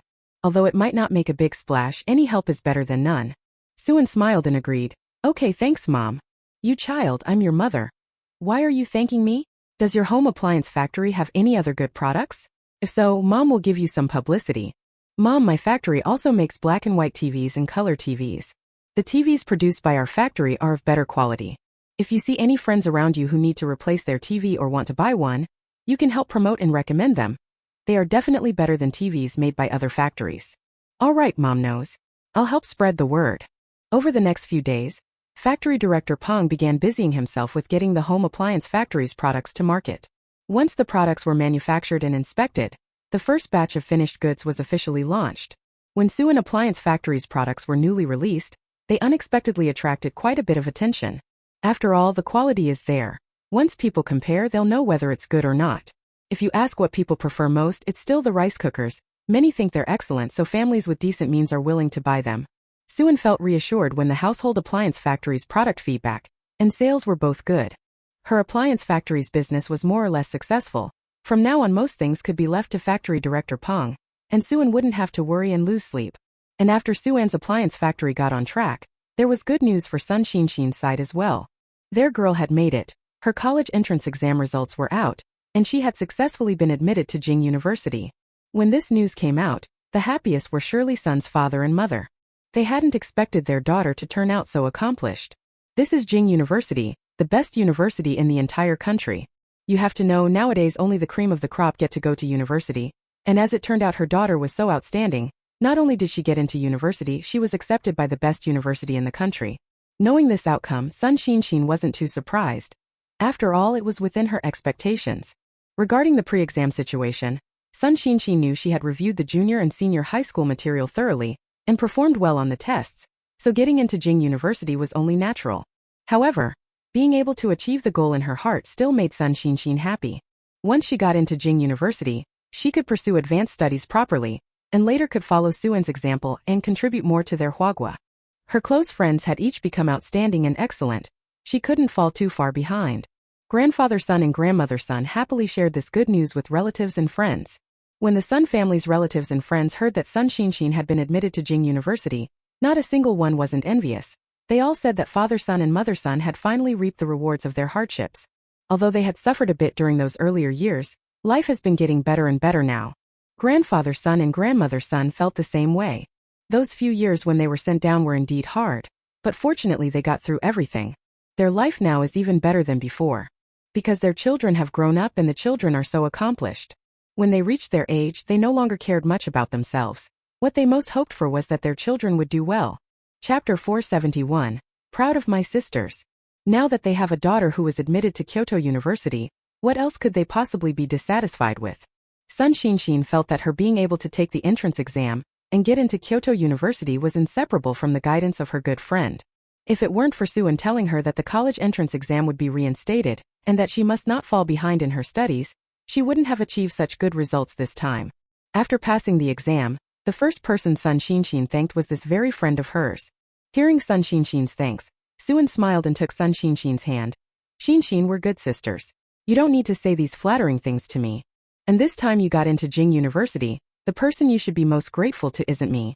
It's yourself. It was your own hard work that got you such good results. It's not because of anything I said that you did so well. Sun Xinshin nodded heavily. Then I won't say those flattering things to you anymore. It's a pity Wanting hasn't returned yet. This good news can't be shared with her. No rush, Xiar. It's not too late to share it with her when she gets back. It'll still be a surprise for her when she finds out. Sun Xinshin responded and was a bit impatient, hoping her close friend would hurry back so they could share this joy together. Sun Xinshin planned to call Wang Weihua and Tao Danny to let them know. After all, when they were in the production brigade, the brigade leader and his wife had looked after them a lot. Besides, the last time Tao Danny went back, she specifically said that when her Gaokao results came out, if she got into college she must be told. Thinking this, Sun Xinshin immediately dialed the phone of the Lita Village Production Brigade. After Tao Danny answered the call, she asked Sun Xinshin without thinking, Exine girl, you're calling me to tell me you passed the college entrance exam, aren't you? Sun Xinshin asked in surprise into the phone. Auntie Danai, I hadn't said anything, how did you guess? A cheerful laugh from Tao Da and I came through the receiver. Hasn't the college entrance exam admission results been published in the last couple of days? You calling me now must be to tell me about that. Sun Xinshin laughed too. Auntie Da and I, you're right. I did call to tell you this. I got into university. Tao Danyu hurriedly asked. Xen, which university did you get into? It's a prestigious one, right? That girl Sun Xinshin was smart and studied diligently, so Tao Danyu was sure Sun Xinshin must have gotten into a prestigious university. Yes, Aunt Danyu, I got into Jing University. There was a few seconds of silence on the other end of the phone, then Tao Danyu's voice rang out in delight. Oh my Xian, you are amazing. Kyoto University, you actually got into Kyoto University? This is our Huagua's best university. I just knew it, you were bound to do well, but getting into Kyoto University is still really not easy. Xian girl, you really are something. I'll go back and tell your team leader uncle and the whole battalion. Knowing you got into Kyoto University, I guess many people will be jealous to death. Tao Danyu grew more and more excited as she spoke, as if a child of her own had been admitted to university. In fact, to Tao Danyu, Suwen, Sun Xinshin, and Lu Wanting were all her juniors, treated the same as her own children. Hearing that they had achieved such results, that they had prospects now, Tao Danyu was naturally as happy as if it were her own children. Sun Xinshin felt a bit embarrassed at being praised by Tao Danyu. Although getting into Peking University was truly impressive, Sun Xinshin knew she could not become complacent. Because she knew very well that getting into Jing University was only the beginning, she and her girlfriend still had a considerable gap to close. She had to work even harder and keep pushing forward so that, like Suwen, she would have the chance to contribute to Hua Nation's development. Tao Danyu also mentioned on the phone that back then there were quite a few university students in their Yuto Village production team. Because many of the sent-down youths followed Suan's advice, they reviewed in advance. That year, among those of them who took the exam, a total of several were admitted to undergraduate programs and 3 to junior college programs. Whether undergraduate or junior college, as long as you got admitted, the future was secure because after graduation you would be assigned a job. These educated youths, taking advantage of this gaokao, could be said to have changed their destinies and life trajectories. And among those who passed into university, the person they were most grateful to was still Suwen. Because the Yuto Village production team produced so many university students at once, they became famous in the county this time. Reporters from the city also came over and did a feature on the matter, saying that their brigade was producing talented people in large numbers. As members of Yuto Village's production team, they naturally basked in the reflected glory from this. Suwen and Sun Xinshin heard that those sent-down youths from Yuto Village's production team had also passed the exams in such numbers, and they too became happy. It is a pleasing thing to see everyone have a better future. After Sun Xinshin was admitted to Peking University, her grandparents decided to host a celebration banquet for their daughter, and invited relatives and friends over for a meal.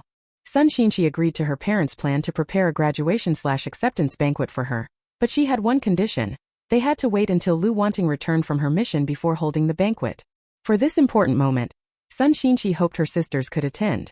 Also, Guamiao hadn't come yet. Only when both Lu Wanting and Guamiao attended would the banquet be considered complete. Grandfather Sun and grandmother Sun knew their daughter valued Lu Wanting, so they gladly agreed to the matter. Once the graduation celebration was held, that was enough. As for when to hold it, it really wasn't that important.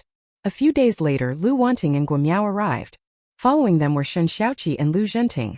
When she learned that Sun Xinshin had been admitted to university, still Kyodai, Lu Wanting said happily, Xinshin, congratulations. My sister is really amazing to get into Kyodai, that makes me proud. Wherever I go now I can brag a bit. After all, ordinary people don't have a sister who got into Kyodai.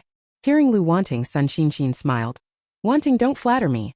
Getting into Kyodai is indeed impressive, but I'm nothing compared to Nen. I'm just an ordinary Peking University student. Nen has already been elected an academician. So I still need to keep improving, and curb arrogance and impatience. Suwen heard Sun Xinshin express such resolve, and knew her sister would surely achieve greatness in the future. The worst thing is pride and complacency. After a little success, people become smug. Xinshin, anyway, you're still amazing. As your sister, I'm proud of you. A few girls were together laughing happily. Only sincere friendship could feel so genuinely pleased at another's success. Chapter 472, Sending Sun Xinshin to University. Besides Suwen and Lu Wanting feeling happy for Sun Xinshin, Guamiao heard that his relative had actually been admitted to Jing University, and also felt enormously proud. Guamogong congratulated Sun Xinshin, and Baotou immediately went off to boast about it in front of his brothers and friends. Having someone who got into Peking University was enough to make them envious. Of course, Guamiao knew that the people envying him certainly did not include Lu Zhenting. Although Sun Xinshin was very capable, She was still a bit inferior to his Anjia. If you talk about the most awesome person, it has to be Suin without a doubt. But Guamiao is not someone who doesn't know contentment either. He knows not everyone can be as fortunate as his brother Ting. Being able to pursue someone as good as Sun Xinxin is already an enormous blessing for him. Seeing that Lu Wanting and Guamiao had arrived, the Sun family also began preparing for the graduation celebration. Many people thought Sun Xinxin getting into Kyoto University was awesome, so there were lots of relatives coming to the Sun household for the celebratory feast. They were all pinning their hopes on this girl Sun Xinxin to make something of herself and later be able to give her relatives a hand. Sun Xinxin's graduation/acceptance banquet was held in a lively, festive way. With the college entrance exam results finalized, Sun Xinxin didn't have much to worry about. During the period from now until registration at the start of term, she could stay home and rest properly without having to be busy with anything. Coincidentally, Guamiao had also come, so he could accompany Sun Xinxin every day. The two young lovers took advantage of both being free at the same time to spend this period together, and further cultivate and deepen their feelings. As for Suin, he also used this time to accompany Lu Jinting. After all, this guy rarely came along on assignments. Thus, Lu Jinting's half-month vacation quickly came to an end, and he had to undertake a new assignment. When Lu Jinting went to carry out this new assignment, Suin accompanied him. Suan's appliance factory has been running quite steadily lately, and she didn't have much to do for the time being, so she had time to go on a mission with Lu Jinting. That way the couple could keep being close together, and Suin could also take the opportunity to help Hua Nation a little more. This time the mission's location was a European country. The West's level of economic development is much higher than Hua Nation's, so whenever she went abroad Suin could always pick up some nice things. Because Suin participated in this mission, it was completed in just 10 days. Since the previous task was completed quickly, Suin and Lu Jinting didn't rest and immediately took on another assignment. The next mission took nearly half a month and was successfully completed. After 2 missions back-to-back, Suin and Lu Jinting earned a bit of time off. This time Lu Jinting took a month-long break. So for the next assignment, Suin temporarily won't be accompanying Lu Jinting. She needs to spend some time on her business. Right now the appliance factory's business is very steady. After 2 months of development, Suan's appliance factory's electric fans are very popular with the people here in the capital, so they sell very well. This time Suin will need to prepare some new household appliance products.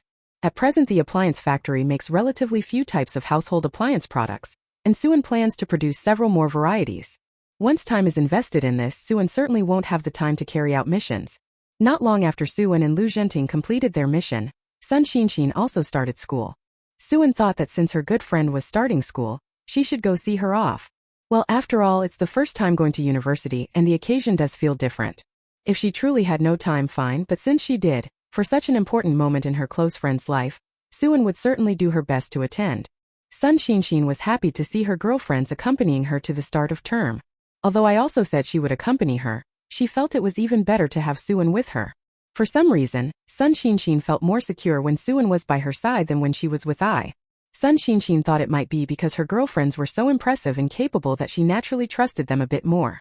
Suin and Sun Xinxin had agreed that she would drive her to school, so the next day she drove over to pick Sun Xinxin up and take her to register at the school. Seeing her good friend drive over to give her a lift, Sun Xinxin hesitated for a moment, then turned to Suin and asked, "Unin, don't you think it might be a bit too flashy if I take your car to school today? Why don't we still take the bus? I'm just starting university. I still want to keep a low profile and not become the center of everyone's attention." Suin actually thought driving would be more convenient. After all, driving goes straight there, while taking the bus would involve a bit more detouring. But since Sun Xinxin said so, and as good sisters don't want to be too conspicuous, Suin felt there was no need to drive to school. "Okay, Xinxin, we'll do as you say. If you want to drive, drive.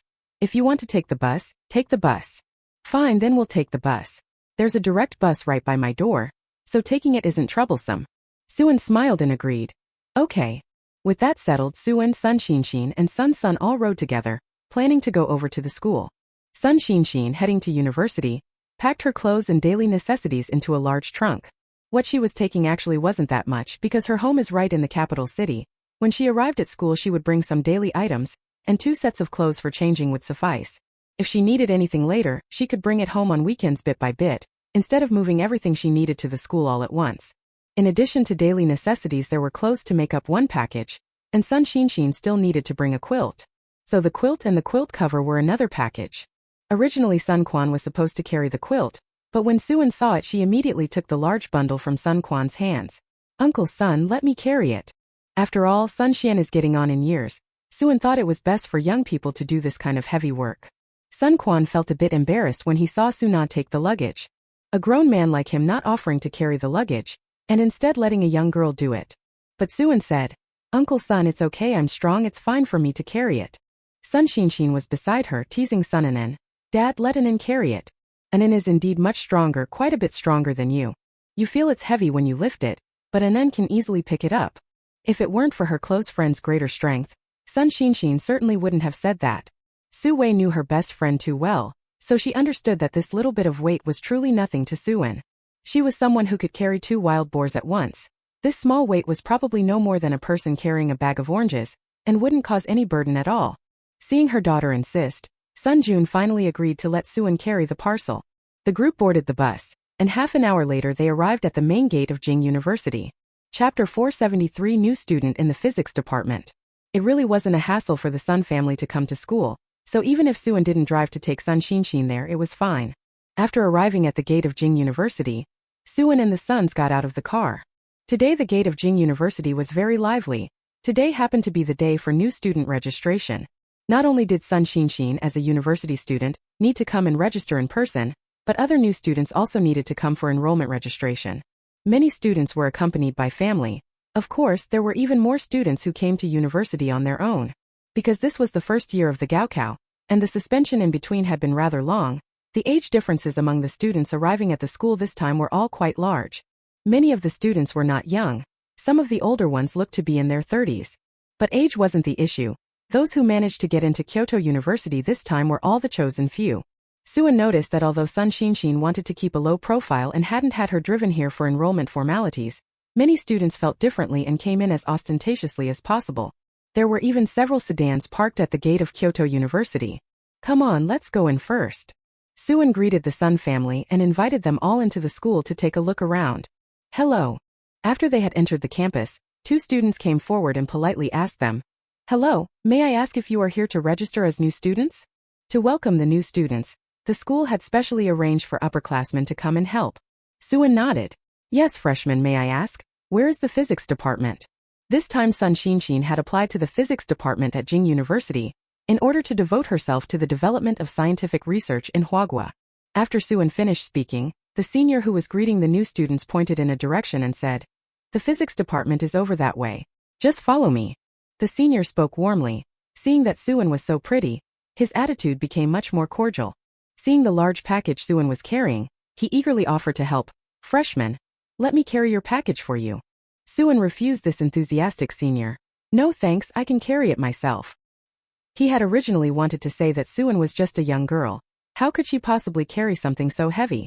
It turned out that Suan trudged forward in the direction he pointed, carrying the bundle on his back and puffing, which proved the rumors true. Not only could she carry it, but while carrying such a heavy load she was actually faster than others were when they weren't carrying anything. This senior was genuinely surprised by Suan's strength. The young girl looked delicate and frail. How could she be so strong? Aren't women typically supposed to be weaker? Seeing how fast Suan moved, the senior immediately followed and continued deliberately making conversation with Suan. "Female student, you're a girl and you applied to the physics department? That's impressive. This year we only have 2 female students in physics. One of them chose it because her father was a professor in the physics department, and being influenced by her family she applied to study physics. In ordinary families without related professionals, very few girls apply to physics. First, there are not many girls who are interested in science. Second, doing research is also very hard work, which leads to physics always having the fewest female students each year. Based on past admissions, having even 1 female student in the physics department was rare. Often there wasn't a single one.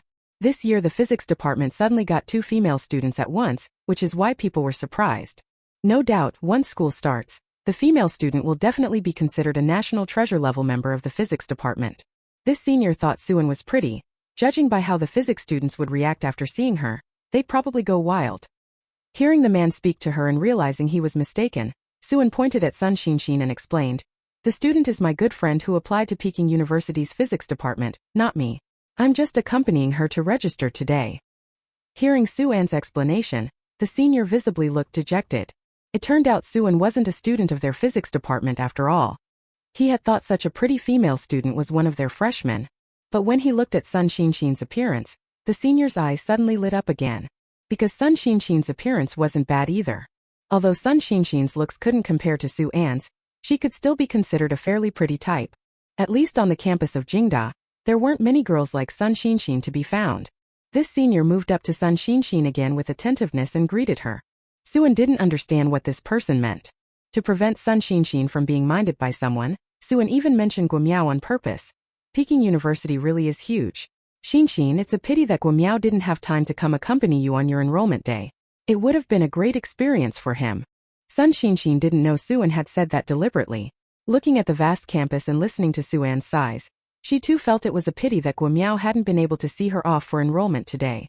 Isn't it because Guamiao is still on a mission and hasn't returned, so he truly didn't have the chance to see her off? Although it was a bit regrettable that he couldn't come to see her into school, Sun Xinshin felt she needed to understand the nature of Guamiao's work. Guamiao is part of the special forces. He needs to help Huagua carry out important missions. Her own enrollment was meant to help the country handle major affairs and contribute to the people. In comparison, her starting school now seemed insignificant in the face of the nation's and the people's interests. Sun Xinshin smiled and replied to Suan, "It's okay, Inan. When he comes back, if there's time, I'll take her around here. It's not too late." The senior welcoming new students heard the conversation between Suan and Sun Xinshin, and the little spark that had ignited in his heart was extinguished. What? Even a girl as beautiful as Sun Xinshin has someone she likes? Seems I'm out of luck. Originally he had thought that studying at the same school might give him a chance to pursue Sun Xinshin. After all, freshmen who have just arrived don't understand many parts of the school, and find it hard to adapt. At the beginning there are many things at school. If I stay by her side and help out with some of them, it's easy to win her favor. But now she's already agreed to be with someone else. Doesn't that mean I have no chance? Suan and Sun Xinshin chatted as they made their way to the Peking University Physics Freshman Registration Office. But because many new students were arriving at that time, the registration office had a bit of a line. Suan then hurriedly said to Sun Xinshin, "Xinshin, you and Uncle and Auntie rest for a bit. I'll help you get in line. There are more boys here, I'm better at it. If you get pushed and fall, that would be terrible." Sun Xinshin felt touched by her good friend's concern. She didn't let Suan's kindness go to waste, so she nodded and said, "Okay, Anan, I'll wait here for you. Wait your turn, then come back to me." Chapter 474. She simply doesn't want to take the Imperial University exam. It's not that she can't pass. Okay. Suan cued. Sun Xinshin obediently sat down beside her mother to rest and in the meantime watched her own things. Sun Xiuxiu's grandmother saw Suan personally lining up with her daughter and said emotionally, "Xinshin, you've really met a true sister. Anan treats you even more affectionately than her own sisters. Anan is that close to you, so you must remember what she has done for you and treat her well in return, understand?" Hearing her grandmother's admonition, Sun Xinshin replied, "Don't worry, Mom and Dad. I'm not some thankless person. Anan's kindnesses to me, I keep them all in my heart. When I get the chance, I will definitely repay Anan." Seeing that his daughter knew to remember Suan's kindnesses, Sun Xian and Sun's mother felt relieved. This is how relationships between people work. When you are kind to me, only then can I be kind to you. If you don't treat me well, I naturally have no reason to treat you well either. Who doesn't want their efforts to be reciprocated? Suan was in line, but at that moment another female classmate arrived. After this female classmate arrived, she didn't patiently queue. Instead, she tried to cut in line to register. The senior students assigned to receive the new students were very polite when they saw this newcomer, and they did not stop her from cutting in line. Suan saw this cutting in line and was somewhat displeased. She then addressed the female classmate. "Hey, I'm saying, miss, shouldn't you get in line? First come, first served. Since you came later, shouldn't you honestly stand at the back? We're all university students. Do you really have no manners or sense of rules?" Suan's voice was loud, so as soon as she finished speaking, the students from the physics department around them all turned to look at her. Seeing Suan so beautiful, the male students in the physics department all lit up one by one. Wow, did the physics department just get a major beauty? Previously, female classmates in their physics department were rare, let alone someone as pretty as Suan. But this year their physics department not only had 2 female applicants, they were both very pretty. The classmate who cut in line was the daughter of Professor Chan of the Kyoto University Physics Department. Her name was Chan Sueki. Chan Sueki was 20 this year, and she was a well-known beauty. But after the physics students compared notes, although Chan Sueki was fairly pretty, they still all felt she wasn't as good-looking as Suan. Originally, Chan Sueki had planned to finish the enrollment procedures early. Being a female student and the daughter of a physics professor, she felt it was no big deal to use a bit of influence. Who would have thought that a female classmate would stand up and accuse her of cutting in line? Chan Sueki was used to being fawned over. Now that someone was taking the stage away from her at Jinda, She felt a bit humiliated. When she saw Soo-an's appearance, Chan Sweki felt a twinge of jealousy. She had thought she already looked quite pretty, but she hadn't expected that the girl before her looked even more attractive than she did. Chan Sweki had originally thought that once she entered university, she would surely become the campus beauty of the physics department, and then become famous at school. Now someone even prettier than her had appeared, and she would surely be overshadowed. Thinking this, Chan Sweki felt even more hostile towards Soo-an. I'm a girl, I've been standing in line a long time and I'm tired. What's wrong with cutting in line? Chan Sweki replied to Soo-an displeasedly, feeling she was meddlesome. No one else objected, it was just her being fussy. Soo-an sneered coldly. Just because you're a woman you expect special treatment? The leaders have said that women can hold up half the sky. You're a comrade in the women's ranks, but you can't be far more delicate than the men. As a fellow woman comrade, I hope you won't fail to live up to what the leaders expect, and don't hold the rest of us women back. Chan Sweki understood the meaning behind Soo-an's words. Wasn't this woman mocking her, saying she was bringing shame to the women comrades? My father is a professor of physics. I think I do have a bit of privilege. Chan Sweki deliberately brought up her father's identity now, trying to press down and warn Soo-an. This woman had better rein herself in and not offend her. If she didn't, her father could make things difficult for her academically, give her some trouble, and Soo-an would definitely suffer for it. Soo-an wasn't stupid either. She knew Chan Sweki was threatening her. When Chan Sweki said her father's identity, she looked a bit pleased with herself. Soo-an sneered. So what if your father is a physics professor? Is that your excuse for using privileges? As his daughter, shouldn't you set a better example? Do you think using your connections is something to be proud of? If you act like this, we'll have to go and have a serious talk with the school leaders, asking whether you're cutting in line, breaking the rules, and using your father's status as a professor to get special treatment on campus is acceptable. Soo-an's outburst actually frightened Chan Sweki a little, and her face instantly paled several shades. Chan Sweki knew that if this matter was really brought before the school authorities, the school definitely would not tolerate students abusing privileges like this. In fact, she had only meant to scare Soo-an on purpose. She hadn't expected that after hearing about her father's status, the woman would show no restraint, refuse to give face, and even push back stubbornly. With no other choice, Chan Sweki gritted her teeth and obediently went to the back of the line. However, even though she obediently queued, Chan Sweki had already taken a grudge against Soo-an. If this woman dared not to give her face and opposed her, she would make it impossible for her to get by in physics. Soo-an was also in line, and before long it was her turn. When it was her turn, Soo-an waved to Sun Shinshin. Shinshin, I'm up, hurry over. Sun Shinshin hurried forward and handed her admission letter and some documents to the person in charge of new student registration. After she signed her name, she received some items from the new student registration desk. Chan Sweki, who was standing behind, then realized that Ji Soo-an was not a student of Jing University and had just been standing in line for her own good friend. When she found out Ji Soo-an was not a new physics student at Jing University, a mocking smile curled at the corner of Chan Sweki's mouth. She deliberately sneered at Soo-an. So you're not a Jing student after all? I knew it. Someone like you could never get into Jing. You're not even a Peking University student, and you still have the nerve to help people line up, acting as if you were a Peking University student. Seeing Chan Sweki belittle her, Sun Shinshin stepped up to defend Soo-an. What are you saying, classmate? My girlfriend doesn't care about taking the Peking University entrance exam. Not that she lacks the ability to get in. If she wanted to, what university couldn't she get into? Don't underestimate people. Chan Sweki thought Sun Shinshin was just helping Soo-an brag. She doesn't want to apply? Peking University is the best university in our Huagua. Who wouldn't want to take the entrance exam? There is only one situation in which someone doesn't take it. They don't have the ability to get in. Some people, before bragging, don't know to practice a bit or to understand how much they're really worth. Chapter 475. She's going to give a lecture at Peking University. You. When Sun Shinshin stepped forward to argue with Chan Sweki, Soo-an grabbed her. Shinshin, don't argue with her. Even if you do, she won't believe you. But I will prove it to her. Classmate, if I can later prove that Kyoto University was merely something I didn't want to take the exam for, not that I couldn't get into, then could you publicly apologize to me and admit you were wrong? As Soo-an spoke, he even deliberately gave Chan Sweki a challenging look. Chan Sweki of course didn't believe Soo-an actually had any ability to prove he could get into the Imperial Academy. He simply didn't want to take the exam. Jing University was the school everyone scrambled to get into. Who would be capable of passing the exam but choose not to go? Soo-an was just being stubborn with his words, just bragging.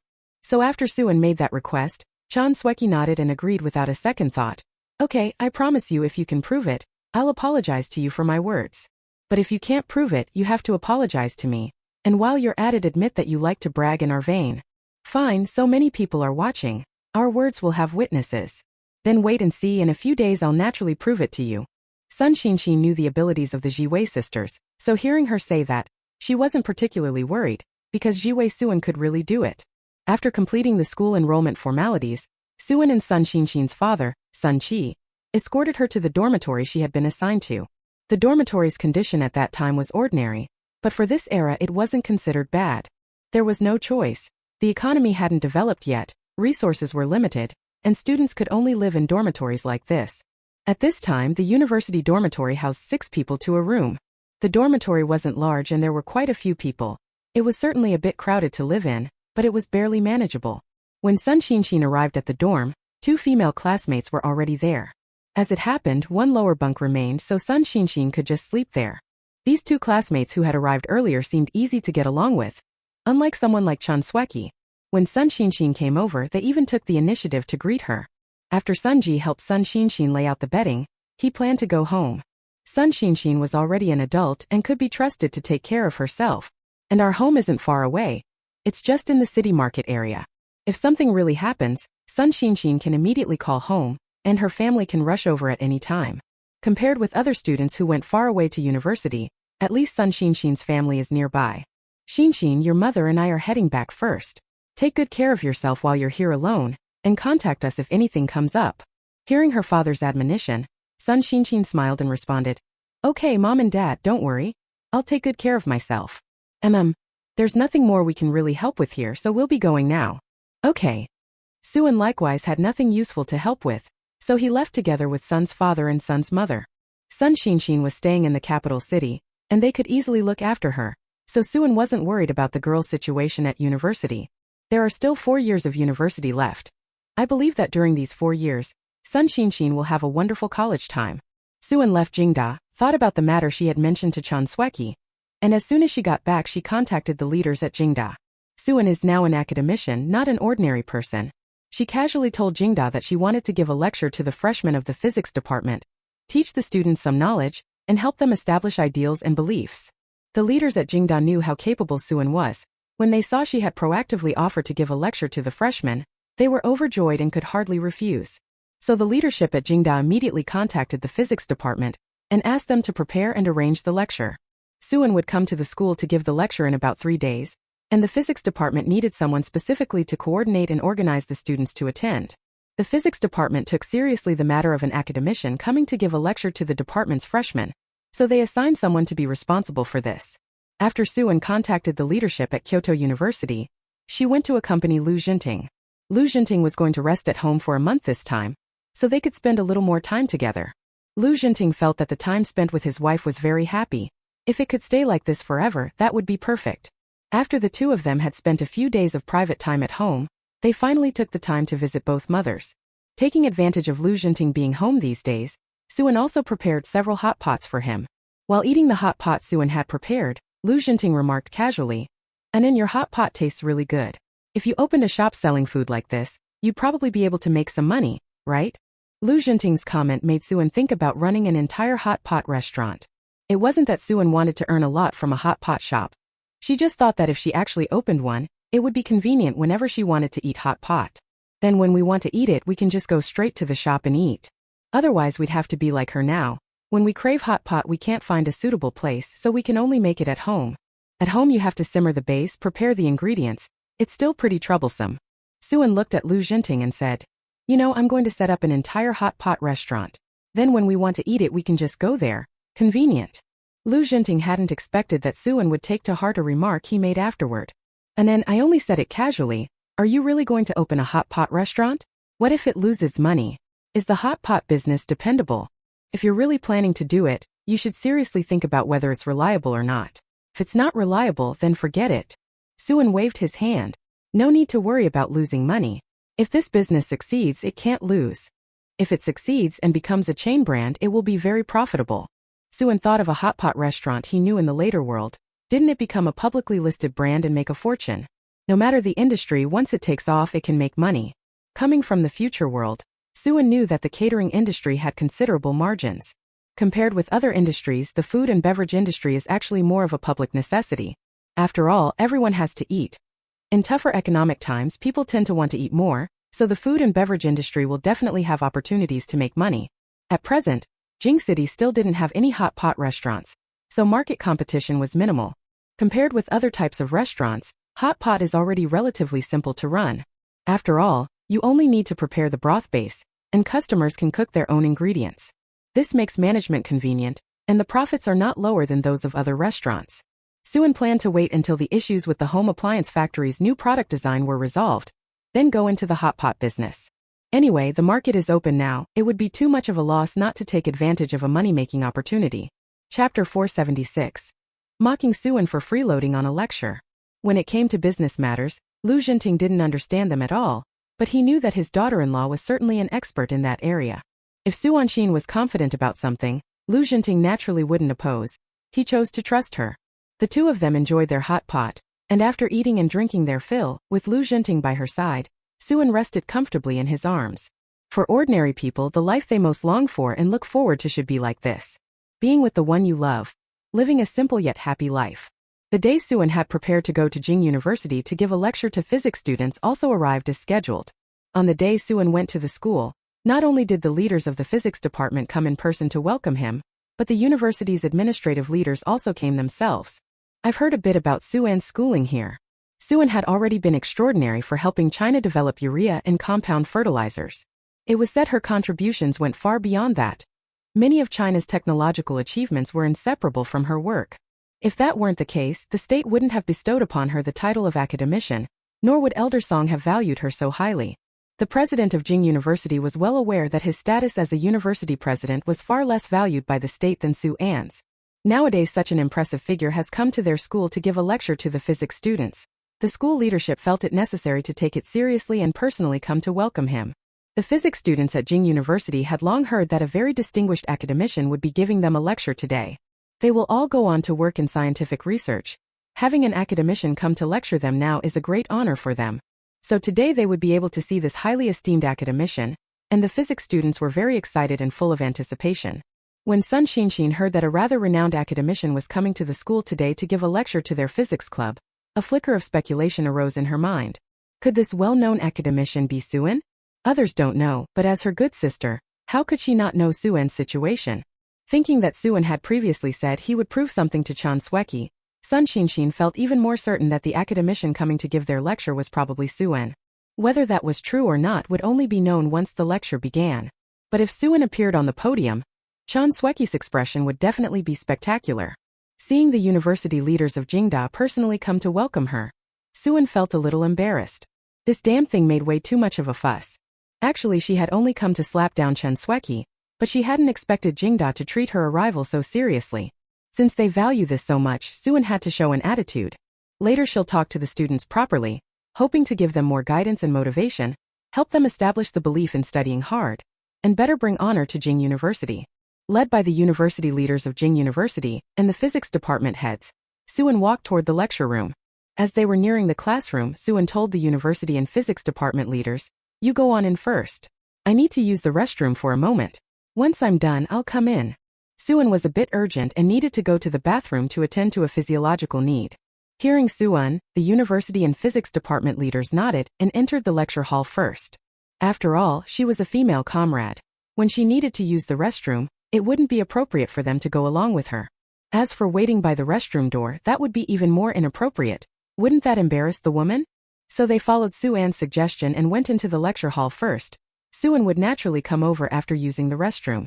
Suan finished in the restroom and, as she was coming out and preparing to enter the lecture hall, ran into Chan Sweki, who had come to hear the lecture. Seeing Suan at that moment, a trace of disdain and contempt showed up in Chan Sweki's eyes. Before, Suan had offended her. Now that she ran into Suan again, Chan Sweki deliberately confronted him and, looking for trouble, humiliated him. "Oh, it's you? Are you here to come into our classroom to listen to the lecture? You're not even a student of Jing University. What right do you have to come here? Some people really have no shame. You're not a Jing University student, yet you come wandering around Jing University for no reason. Are you pretending to be a Jing University student on purpose?" After Chan Sweki finished speaking, many of the surrounding students looked at Suan with strange expressions. Those who could get into a prestigious school like Jing University tended to be somewhat proud, So they indeed looked down on someone like Suin, who wasn't a Jing University student but pretended to be. Suin wasn't trying to compete with Chan Sweki. Hearing the sarcasm in her words, he sneered. I'm indeed not a Jing University student, but I didn't come to listen to the lecture, I came to give it. After Suin spoke, Chan Sweki looked at him with even more disdain. Some people have the nerve to say their boasting isn't even rehearsed. Are you here to give a lecture? I think you're more like here to dream. If you want to attend a lecture at Kyoto University, study hard and get into Kyoto University properly, why shamelessly freeload your way into a talk like this? Oh no, someone like you surely didn't have the intelligence to get into Kyoto University. Although there may be something off with your intelligence, your character can't be problematic too, can it? Suin stared at Chan Sweki. He wasn't angry at her taunts, but looked at her as if she were a little clown. After Chan Sweki finished babbling, Suin looked at her and asked, Are you done talking now? If you're done speaking, can I come in now? Don't block the way if there's nothing wrong. Suin said this, then intended to enter the classroom. Chan Sweki saw that Suin still wanted to go inside the classroom and continued to block her, saying, What's wrong with you? How can you be so shameless? I've already said, since you're not a student of Jing University, please don't attend the lecture with our Jing University students. Suin stared at Chan Sweki and said, I don't think you understand plain language. I said I'm going in to give the lecture, not to listen to it. You've got quite the mouth on you. You couldn't even get into Jing University, and you still think you can give a lecture. I can tell at a glance you're not very cultured. What qualification do people like you have to give us a lecture? Would the students at Jing University listen to someone like you? You probably don't know that the person giving today's lecture is an academician of Huaghua. People like you, I reckon, will probably never have a chance to come into contact with someone like that in your lifetime. The commotion outside alarmed the attention of the school and the physics department leadership. This time Professor Chan Sweki's father, came along to attend the lecture. So the physics department leaders directed Professor Chan, what's happening out there? Go take a look. Professor Chan hurriedly responded to the physics department leadership, then turned and went to the classroom door to check the situation. Chapter 477. She turned out to be the academician giving the lecture? Although Professor Chan was a professor in the physics department, that only made his status somewhat more prestigious than an ordinary person. But in front of the department leaders and the university administrators, Professor Chen's status still wasn't quite enough. This time the department leaders personally accompanied Professor Chan to meet Suin with the school's leaders, which also meant they intended to groom and promote him. For such a small matter, it was impossible for the school or department leaders to inspect it personally. Assigning it to him was the most appropriate. Professor Chan exited the classroom, and then saw his daughter blocking Suan's way. Professor Chan immediately had a bad premonition. My daughter can block anyone she wants, but she can't block Suin. You have to understand, Suin is the academy professor giving this lecture, highly regarded by the school's leadership and the department heads. Chan Sweki also saw her father approaching. Sweki, what are you doing? Mr. Chen's tone held a trace of reproach. This girl had better pray she hadn't offended Suin. If she really had, his future promotions would be hopeless. Professor Chan was not content to be only a physics professor at Jing University. He still hoped to climb higher. Chan Sweki didn't catch the meaning behind her father's words. She hurriedly pointed at Suin and explained to Professor Chan, Dad, I met someone and this person is not a student from our Jing University. She's not a student of Peking University, yet she expects to come into our classroom to listen to a lecture. Doesn't that make no sense? Our Peking University is the most prestigious institution in the country. It's not a place for those messy outsiders to come. Fortunately, I had seen her before and knew she wasn't a Peking University student. If I hadn't seen her before, she really would have slipped in. Chan Sweki said this, then begged, Dad, hurry and have someone drive her out. From now on, our Peking University's gatekeepers must be more strict. Those messy outsiders really can't be let in casually. After Chan Sweki finished speaking, she proudly looked at Suin, the meaning very clear. If Suin had any sense, he would hurry up and leave, otherwise her father would arrange for someone to throw him out. When Professor Chan heard his daughter's words, his face darkened even more severely. He had a bad feeling rising in his heart. It turned out it was waiting for him here. Professor Chan felt this time his daughter would be the death of him, and he said sharply to Chan Sweki, What nonsense are you talking? This is Suin, academician Su, who came to give a lecture for the new students of our Peking University physics department. You not only blocked her way, but also misunderstood her and treated her with such disrespect. Sweki apologized to her right now. Professor Chan spoke, then hurriedly moved closer and apologized to Suin. Academician Su, I'm truly sorry. My daughter didn't recognize you and misunderstood you. I have asked her to apologize to you. I hope you won't hold this against her. When Chan Sweki heard her father's words, her mind suddenly exploded, and then she looked at Suin in disbelief, then glanced back at her father. Dad, what did you say? You're not joking, are you?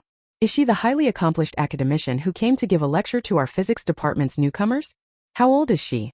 How could she already be an academician? Chan Sweki couldn't believe Suin was so formidable, and even Sun refused to believe Suin was so formidable. After all, she had just humiliated her. If Suin had come to give a lecture to them as an academician, wouldn't her face have been slap sore? Professor Chan, seeing his daughter refuse to apologize properly and even raise objections, immediately became furious and slapped her across the face. I told you to apologize to academician Su, not to question him. Is there any mistake? Do you think I wouldn't know? Today I accompanied the leaders of Jing University and the heads of the physics department to welcome this academician Su. Chan Sweki clutched her slapped face, feeling a sharp pain in her cheek. From a young age, Chan Sweki had been doted on and pampered by her family. Professor Chan, as a father, usually couldn't even bear to scold, let alone lay a hand on her like he did now. But today's situation was indeed different. The person Chan Sweki had offended was Suin, an academician whom the school leadership valued highly. If Professor Chan didn't put on a show in front of Suin and punish Chan Sweki, he could forget about getting ahead at Peking University in the future. After that slap, Chan Sweki's mind cleared up. Father was probably not mistaken, so Suin really is an academician? Chan Sweki looked at Suin in disbelief. Thinking back to what Sun Xinshin had said earlier, if Suin wanted, getting into Jing University would be a piece of cake. It wasn't that she didn't want to take the exam, she was just too lazy to, so she simply didn't. She became an academician so effortlessly. What need would there be to take the Jing University entrance exam? After all, even if you searched all of Kyoto University, there wouldn't be many academicians to find. When Chan Sweki realized Suin's identity, she felt nothing but remorse. Had she known Suin was this formidable, she certainly would never have offended that woman. But what's the use of regretting something like that now? What's done is done. There's no medicine for regret. Suin tilted his chin up, and his smile took on a roguish edge. I told you I would prove I just don't want to take the Jing City exam, not that I can't pass. I'm giving you a demonstration right now, see? That should prove it, right? Now apologize to me, not just for your rude behavior a moment ago, but also for the bet we made before. By now quite a few students had gathered around, each of them looking at this place. Standing in front of her fellow department classmates, Chan Sweki felt very embarrassed to apologize to Suin at this moment. But she was also very clear now that she had to apologize. Chan Sweki had no choice. She just gritted her teeth and apologized to Suin. After seeing Chan Sweki apologize, Suin stopped holding on to the matter. Actually, she just wanted to give Chan Sweki a warning, so that she would know not to look down on people in the future. Now that her goal had been achieved, Suin saw no need to keep dragging the issue on. Besides, she was after all an academician, and it wouldn't make sense for her to keep quarreling with someone who had just started university. Professor Chan and Chan Sweki weren't too fussed about Suin not taking the matter seriously, so they both breathed a sigh of relief. But this time Chan Sweki was truly frightened. There were now a few beads of sweat in her palms. And after this incident, Chan Sweki also understood a truth. Never judge a book by its cover. Suin looked indeed slight, but who would have expected that someone so slight could be so capable? He had even become an academician. Suin entered the classroom. Leaders from Peking University and the physics department escorted her to a seat. She sat in the very center of the lectern. Many students were seated in the hall. When Sun Xinshin saw Suin sitting on the lectern and looked at that sister at the moment, she knew her guess had been right. Chapter 478, Writing on a Close Friend's Fame to Boost One's Profile. Because she had already guessed in advance, she wasn't very surprised when she saw Suin again at this moment. The moment their eyes met, Suin winked at Sun Xinshin. When the other students saw that the academician giving their lecture this time was such a young woman, they couldn't help but click their tongues. Suin looked even younger than many of them expected. For someone so young to have achieved so much was truly unimaginable. They had thought that getting into Kyoto University already made them remarkable, but now they realized that there is always someone better. There were plenty of people more capable than them. They needed to guard against arrogance and impatience, and keep working hard. When the time came for the speeches, the students were already seated. The school leaders first gave an introduction about Suin's background. After the students heard about Suin's identity and deeds, there was even more admiration in their eyes. They had all heard of urea and compound fertilizer, but what none of them had expected was that the researchers behind these two things would be so young. Suin had made such great contributions to the country. No wonder she could become an academician. After the school's leaders introduced her, Suin delivered a passionate speech to the new students of the physics department. encouraging everyone to study physics and science and technology well, and to contribute to the development of Huagua. And after Suan's speech, it planted the seeds of aspiration in many people's hearts. They had to study hard to read and learn for the rise of China. After the speech, the school leaders even specially arranged for Suan to have a meal at the school. Suan then said to the school leaders, "I also have a good friend who is a freshman in the physics department. Since I rarely get the chance to come here, could I bring her along for the meal?" Suan deliberately called up Sun Xinshin, intending to get the girl noticed by the school's leadership and the heads of the physics department. Once Sun Xinshin made that impression, things would certainly be a bit more convenient for her at the school. If the teachers could look after her a little more, they could help with her studies and further education. Suan's small request was something the school and the physics department leaders agreed to without a second thought. So Sun Xinshin, riding on her good friend's influence, successfully made connections with the leadership at Jingda University and the physics department. After finishing lunch, Suan left Jingda. After that, Suan began to get busy designing new models for the home appliance factory. Additionally, Suan also needed to start preparing matters for the hot pot restaurant. But Suan thought that if she handled this alone, she might not have enough energy, so it would be best to find someone to cooperate with. Suan thought of Lu Peng. Lu Peng is still pretty sharp. Partnering with him to do business is definitely no problem. Previously, Suan had suggested to Lu Peng that he open a grocery store similar to the supermarkets of later times. Now Lu Peng's supermarket had opened, and business was very booming. There were actually some similarities between his earlier speculative profiteering and running a business, so Lu Peng could get up to speed quickly and handle things skillfully once he focused on doing business. After deciding on the hot pot restaurant idea, Suan went to see Lu Peng. Lu Peng is now settled in Jing City. He bought a house, and after making his supermarket venture a success, he brought his wife, children, and his grandparents to live in Jing City. Lu Peng and his daughter-in-law Lin Chui's first child was a little girl, and now the baby was already a few months old. Suan thought that for her first visit, she should bring a little something. She had never seen the baby. For a first meeting, she ought to bring a small gift. For such a young child, the small gift Suan had in mind was to give the baby 2 sets of clothes and a pair of little shoes. She bought a small gift for the child and also picked up some other nourishing presents. Then Suan went over to Lu Peng's place. The whole Lu family knew Suan, so when they saw him coming, everyone was very warm and enthusiastic. Lu Peng had been raised by Suan. Back when they were in their hometown doing black market trade, Suan had been the one to support Lu Peng. Now that they had come to the capital, Lu Peng was also beginning to prosper again precisely because he had followed Suan's suggestion. So Suan's kindness to their family was immense. Of course, when they saw her, how could the Lu family not be warm and enthusiastic? When Lu Peng saw Suan approaching, he greeted her even more warmly, saying, "Sister, how did you find the time to come to my place today?" Suan had come early that morning. If she had been a few minutes later, Lu Peng would already have been out the door. Suan smiled and said, "I came to see you because I have something to discuss." Lu Peng then had Suan sit down. "Sis, then sit down, let's talk slowly." "Okay." As Suan sat down, she handed the gift she had brought to Lu Peng. Seeing that Suan had even brought a gift this time, Lu Peng quickly said to her, "Sis, you're being polite with me. We're family. There's no need to bring anything when you come by. It's nothing, just a few little things, not a big deal. I bought some for the kids and the elders, not for you." Since Suan had already bought them, Lu Peng just said that and still reached out to take them. Lu Peng knew that since Suan had bought them sincerely, if he refused to accept them, Suan would actually be displeased. Suan and Lu Peng sat down and began to discuss the matter at hand. Suan said she wanted to open a shop in Beijing and run the business, but she didn't have that much energy to spare, so she needed someone to take charge of organizing the storefront. If Lu Peng is willing, she is willing to cooperate with him. If the hot pot business succeeds, the two of them will make money together. Lu Peng knew Suan's ability. Partnering with her on the restaurant venture would never make him lose, only earn. Such an opportunity wouldn't be available to others. Since he had been given this chance, he should naturally cherish it. So when Suan brought it up, Lu Peng agreed without a second thought. "Sis, I'm thrilled you thought of me when there's money to be made. How could I possibly say no? Don't worry, leave this project to me. I'll definitely handle it."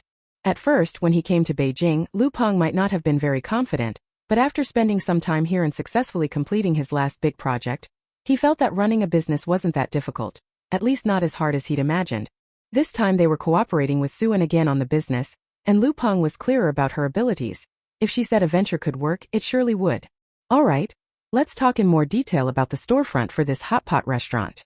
Suan said this and discussed the preparations for opening the shop with Lu Peng in detail. Suan had already explained to Lu Peng the various aspects of opening the shop quite clearly. After hearing Suan's detailed breakdown of how to set up the hot pot restaurant, Lu Peng felt even more confident in this venture. Chapter 479. Lu Wanting injured. There wasn't actually much for him to do on this side. He just needed to obediently follow Suan's requirements. Lu Peng, on the other hand, was eager to try opening up new business avenues. After all, he was also someone with ambition. Actually, if you simply consider making money, the money Lu Peng earned from his previous black market dealings would have been enough for their family to live on for a lifetime. But a person should have some goals and aspirations. Lu Peng isn't really short of money right now, but he still hopes to have better prospects and move up a level here in Jing City. That means he must work hard and build the business up. Suan and Lu Peng talked for a long time. And at noon Lu Peng invited Suan to have a meal at his home since he wanted to host her.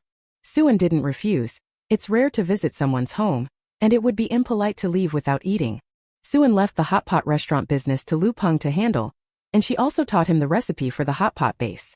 Suan knew Lu Peng was quite capable, and she estimated that it wouldn't take long before her first hot pot restaurant could be up and running.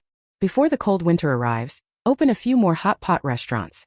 In the dead of winter, being able to have a steaming hot pot is really a good choice. Suan handed the hot pot business over to Lu Peng to manage. She continued designing furniture on her end. But compared to before, Suan now tried to make time every day to accompany Lu Jinting. Career matters are important, but one's loved ones must not be neglected either. While Lu Jinting was on leave at home, this time Lu Wanting and Shen Xiaoqi returned from a mission together. The two had a bit of trouble on this return. During the mission, Lu Wanting sustained a minor injury. Her arm was dislocated and will need some time to recuperate. It's not serious. With a month of rest or so she should recover. While recuperating, Lu Wanting certainly could no longer carry out missions, so the Special Operations Unit readily granted her an extended leave. Thanks to Lu Wanting, Shen Xiaoqi also benefited and was likewise able to take a month off to stay home, precisely so he could look after and accompany Lu Wanting.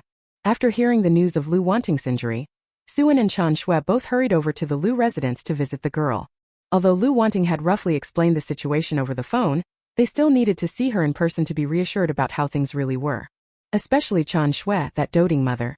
She was even more concerned for her daughter. When Suan and Chan Shui arrived at the Lu residence, Shen Xiaoqi was bustling about, attending to Lu Wanting. Although Lu Wanting's injury this time wasn't too serious, Shen Xiaoqi was heartbroken with worry. Shen Xiaoqi planned to carefully make her more nourishing food to help her recover. So when Suan and Chan Shui went over to the Lu family, they saw Shen Xiaoqi busy preparing nourishing food for Lu Wanting. Seeing a grown man like Shen Xiaoqi bustling about in the kitchen just to take care of Lu Wanting, Chan Shui, as the mother-in-law, felt very gratified and very touched. This girl of hers really is lucky. She had worried that with her daughter's carefree, blunt personality, she might not be lucky enough to find the right partner. Their Lu family's circumstances are indeed pretty good. Saying that Lu Wanting can't get married is a bit exaggerated, but it is somewhat difficult for her to marry someone a bit more mediocre. But this girl, with her not very great condition, actually managed to find an outstanding and excellent gentleman like Shen Xiaoqi. Chan Shui sat down watching Shen Xiaoqi hurry about inside in front of Lu Wanting. Wanting, Xiaoqi is really a good kid.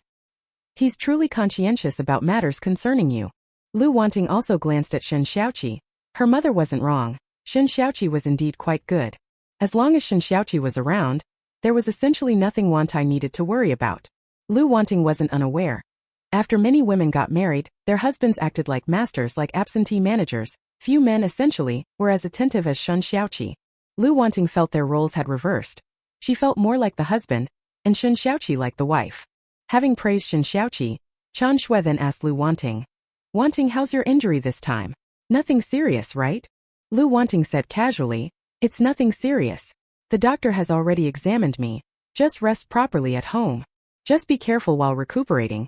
Don't move around recklessly." Chan Shui nodded at Lu Wanting's words. "That's good. Fortunately it wasn't Xiaoqi who got hurt. It's better that you were injured than Xiaoqi." Lu Wanting heard her own biological mother's words, and felt the corner of her mouth twitch violently.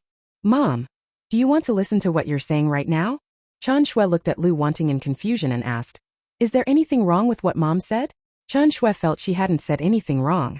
Lu Wanting said speechlessly, "Mom, I'm your biological daughter. Shen Xiaoqi isn't your blood son. Why did you still hope I would get hurt instead of Shen Xiaoqi? In your heart, has Shen Xiaoqi's place even surpassed your own daughter?" Seeing that Lu Wanting had misunderstood, Chan Shui hurried to explain, "Mom just thinks Xiaoqi is better at taking care of people. If you were hurt, Xiaoqi could look after you.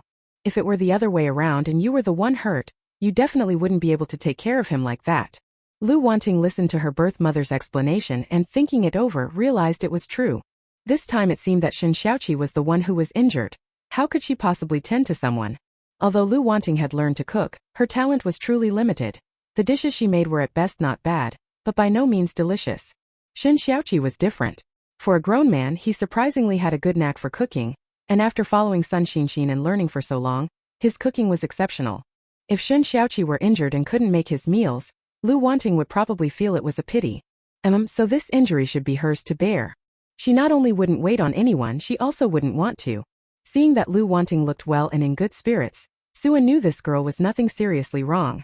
But watching Xiaoqi bustling about, Qian Shui thought her son-in-law had had a hard time on this mission. He'd come back thin and exhausted. He hadn't even had a chance to properly recover, and his wife still had to wait on him, which felt a bit unfair.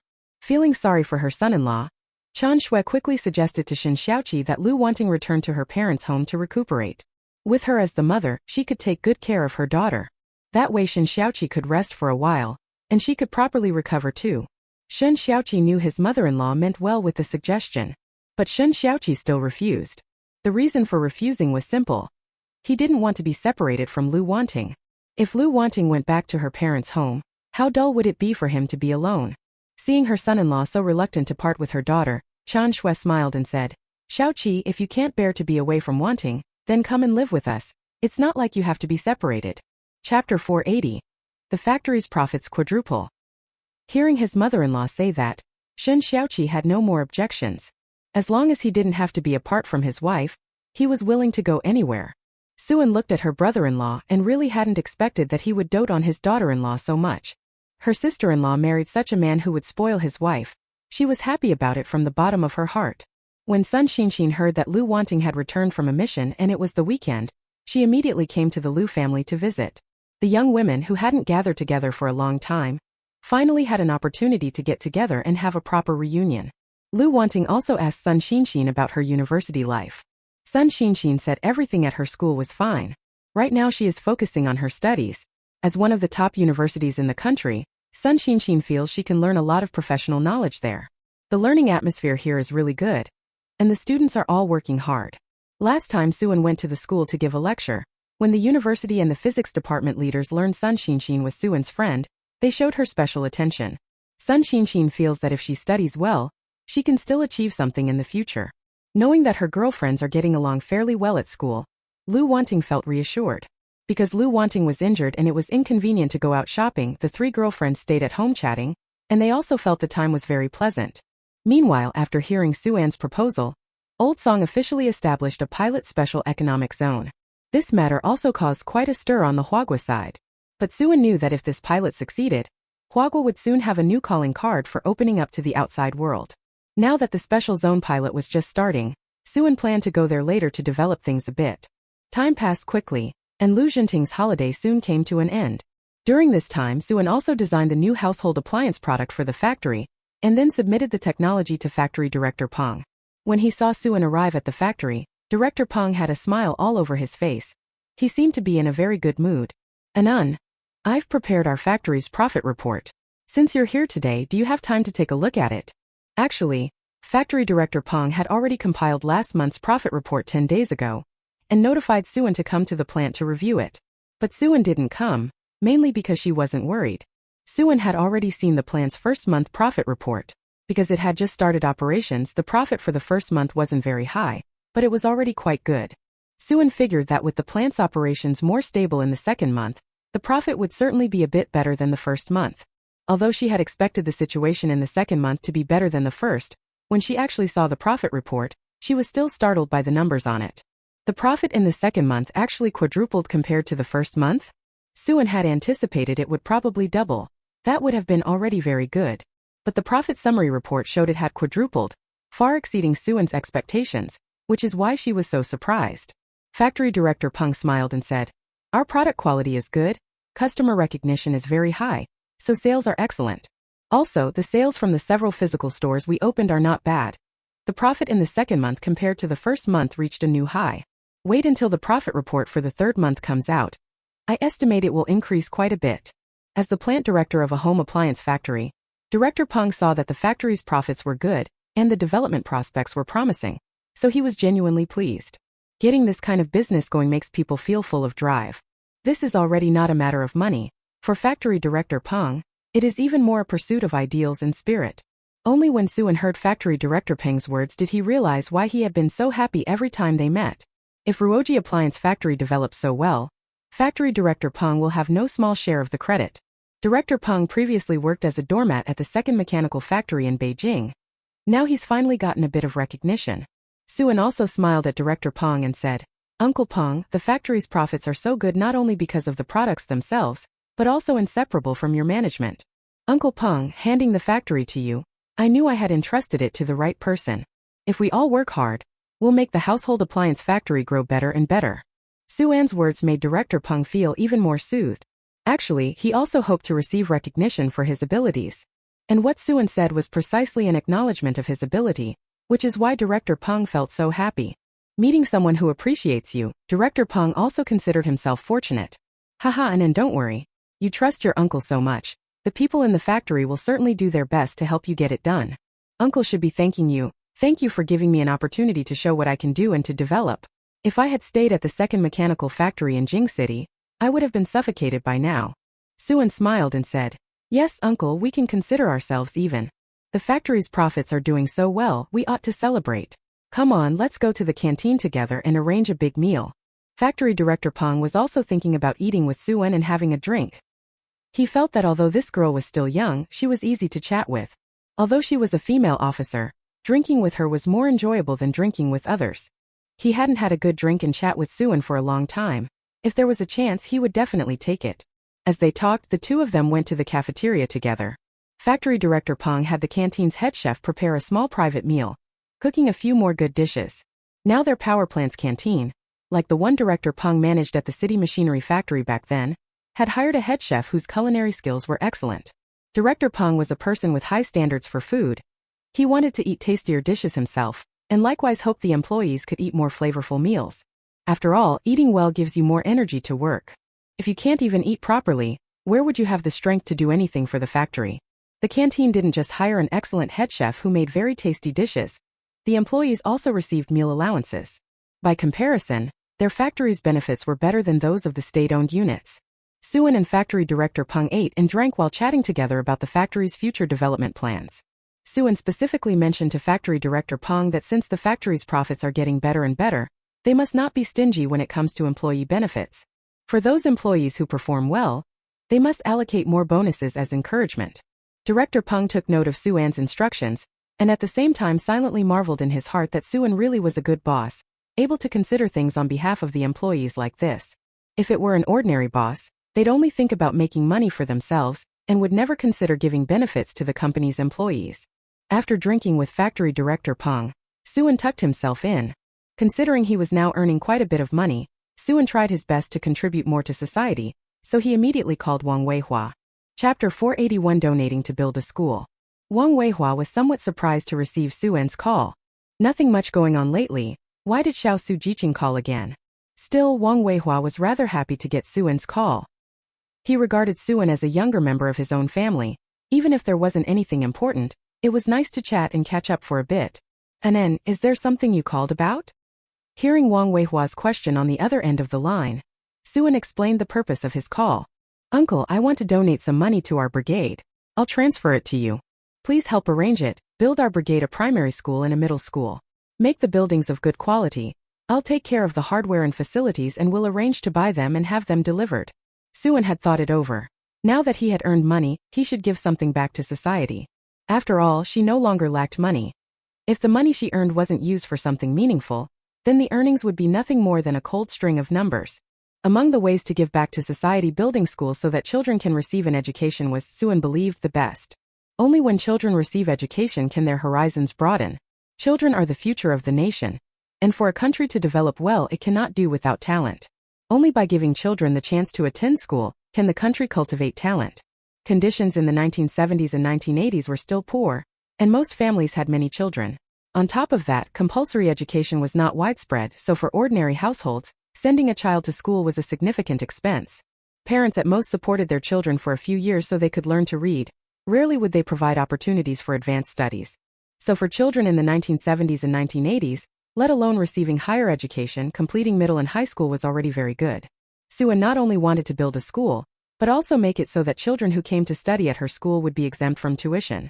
This way, more and more children will be able to afford to study and attend school. If Suan doesn't have enough money, he may not be able to help many children. As her career flourished and she earned more and more money, she was able to build more and more schools and help an increasing number of students. Especially children in some poor areas need more help, so they can receive an education. Wang Weihua didn't expect that when Suan called him, he would actually propose building a school for the commune production team. Although the production team now had a primary school, there was no middle school. Children from the brigade who wanted to attend junior high had a harder time and had to go to the town. If the production team built a middle school, it would be much more convenient for their children to attend junior high in the future. Wang Weihua also understood Suan's meaning. The girl was proposing to build a school for their production team, not just an ordinary school, but one with better resources and facilities. Suan requested a house built of green bricks and tiles, which would be much sturdier than the earth and adobe building at their current elementary school. That girl was doing a good deed for the brigade, so how could Wang Weihua possibly refuse? So when she called, Wang Weihua kept responding, all right, and I'll take care of this right away. With your uncle on it, don't worry. We'll make sure everything is handled properly and neatly. Suan knew Wang Weihua was reliable, which is why she felt comfortable entrusting the matter to him to arrange. Besides the matter of building the school, Suan also mentioned to Wang Weihua that Yuto would send him a bit more money, and Wang Weihua could then use that to help support some struggling families in the production team. After finishing the formal business, the two only then began to chat about some trivial matters of daily life. Suan asked after the situation of the Rushi Brigade. Wang Weihua roughly told Suan about the current situation of the Yuto village production team.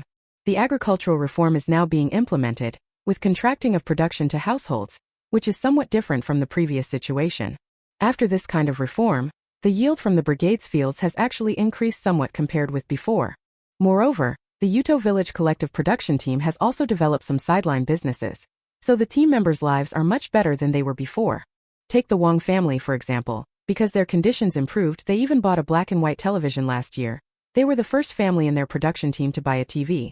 As everyone's circumstances improve, there will surely be more and more households able to afford a television. Suan chatted with Wang Weihua for a while before hanging up. After ending the call, Wang Weihua cheerfully went to inform the brigade members of this good news. When Wang Weihua told the members of the Yuto village production team about this matter, each of them grew excited. Little Su is really a fine educated youth. Now that he's already settled in the city and left our Yuto village production team, he still thinks of us and helps us so much. Yeah, Xiao Su the educated youth really has an unassailable character. Before she helped us when she was here, and even after she left she's still helping us. Back when Xiao Su could come down to our Yuto village production team, it was truly our good fortune. This girl not only has skills but is also grateful. No wonder she's getting on so well. Heaven itself would be more inclined to help someone like her. I hear that now Xiao Su the educated youth has gained Old Song's favor. This girl's future is bound to be limitless. Suan still didn't know she had become the hot topic of animated conversation among the members of Yuto Village's production team. After finishing the call with Wang Weihua, Suan went back to tending to her own matters. Time passed quickly. Lu Zhenting's vacation was over. Reluctantly parting from Suan, he went back to his missions. Lu Wanting's injuries healed quite well. Her recovery was going smoothly. Wang Weihua was also very effective. He personally oversaw organizing the village team to build the school. This time the primary and middle school were built together, and the classrooms were solid blue brick and tile buildings. Suan also reminded them to build playground facilities for the students to play with, such as ping-pong tables. However, in the space of a month after Wang Weihua mobilized and reassigned a large number of people, the school was nearly finished. When Wang Weihua was about to finish building the school, he even specifically reported the progress to Suan. Seeing that construction at the school was nearly complete, Suan contacted a local furniture factory to have desks and chairs custom-made. Besides the desks and chairs needed for classes, Suan also helped order some recreational equipment like basketballs, soccer balls, and table tennis gear. In addition, Suan specially ordered and donated some extracurricular books to the school, so it could establish a small library, allowing the children to read more extracurricular books and learn about worlds beyond the classroom.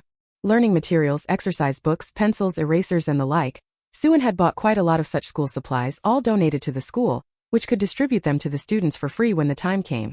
Yuto Village's collective production team school was the first school Suin piloted and donated. If the pilot here proved successful, Suin could continue funding further school constructions. Chapter 482 The first New Year spent together after marriage. When the work of donating and building the school was mostly done, Lu Peng also began preparing to open a hot pot restaurant. This was the first hot pot restaurant in Jingshi. On the first day the hot pot restaurant opened, Suin even went over personally to attend the opening ceremony.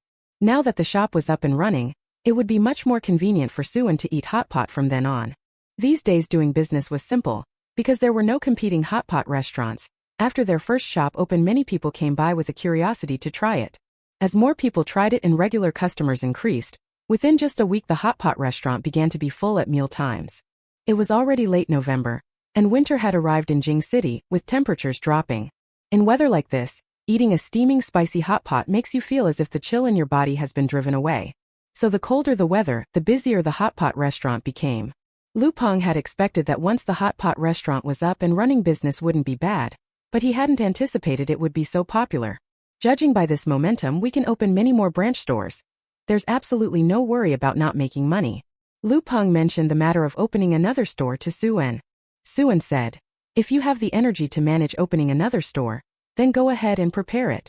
But you have the supermarket business, and this newly opened hot pot restaurant has just started to find its footing. Do you have the energy to handle it? Lu Peng hurriedly said, sister, time is like a sponge, squeeze it and there will still be some. Besides, I'm not handling this alone. I have many reliable brothers under me. I plan to get my brothers to help me manage it together. Previously Lu Peng dealt in the black market business and had quite a few brothers under him. If the black market business became hard to run, Lu Peng had found another good path, so he also wanted to bring along his old good brothers. Actually, doing this wasn't just helping his old comrades, it was also helping himself. His business might grow bigger and bigger. One person couldn't handle too many things alone, so he needed to find hands to help. It's better to ask your own brothers for help than to ask others. Especially those who had worked with him before and were reliable, they could be put to use. When Suin heard Lu Peng say that, he followed him to make the arrangements. Opening more branches and expanding operations is a good thing. After all, one more store means a bit more profit. Setting aside being too busy, if you can handle it, it's good to go about arranging it. They waited until the hot pot restaurant's business stabilized before launching the new household appliances. Suin newly released a washing machine, an electric fan, and a refrigerator. But the washing machine and refrigerator were being bought by better-off families. Ordinary households still couldn't afford these two appliances. The appliances from Suin's factory offered a better user experience and high value for money, so their products have been selling very well recently, and many out-of-town department stores have come to discuss procurement in person. Factory director Peng thought that at most next year their appliance factory would have to open a satellite plant. Otherwise production wouldn't keep up with demand. When it came to the appliance factory, Director Peng was even more dedicated and diligent than Suin. He didn't feel tired. Helping out with Suin's appliance factory, and watching the plant grow bigger and stronger step by step gave Director Peng a strong sense of accomplishment. We won't talk about what happened earlier at the second mechanical factory in the capital. Even at the hometown mechanical factory, where he served as the official factory director, he wasn't as driven as he is now. After all, when Suin handed this plant to him, it had only just started. He had witnessed its steady improvement with his own eyes, which felt somewhat different from being handed an already established factory. By the time Lu Jinting returned with another assignment, it was almost the end of the year. At year's end, Su Anqing had more and more business matters, and naturally grew busier and busier. During this period, Lu Peng directly added 3 more hot pot outlets. The appliance factory's order volume was also relatively large, and business was visibly booming. Because business had brought in quite a bit of income during this period, Suin went on to fund the construction of 2 more schools. At the end of the year, Lu Jinting returned from carrying out a mission. His luck was fairly good, and he had completed the mission a few years ago. If he had been a few days later, he wouldn't have been able to spend the new year with Suin.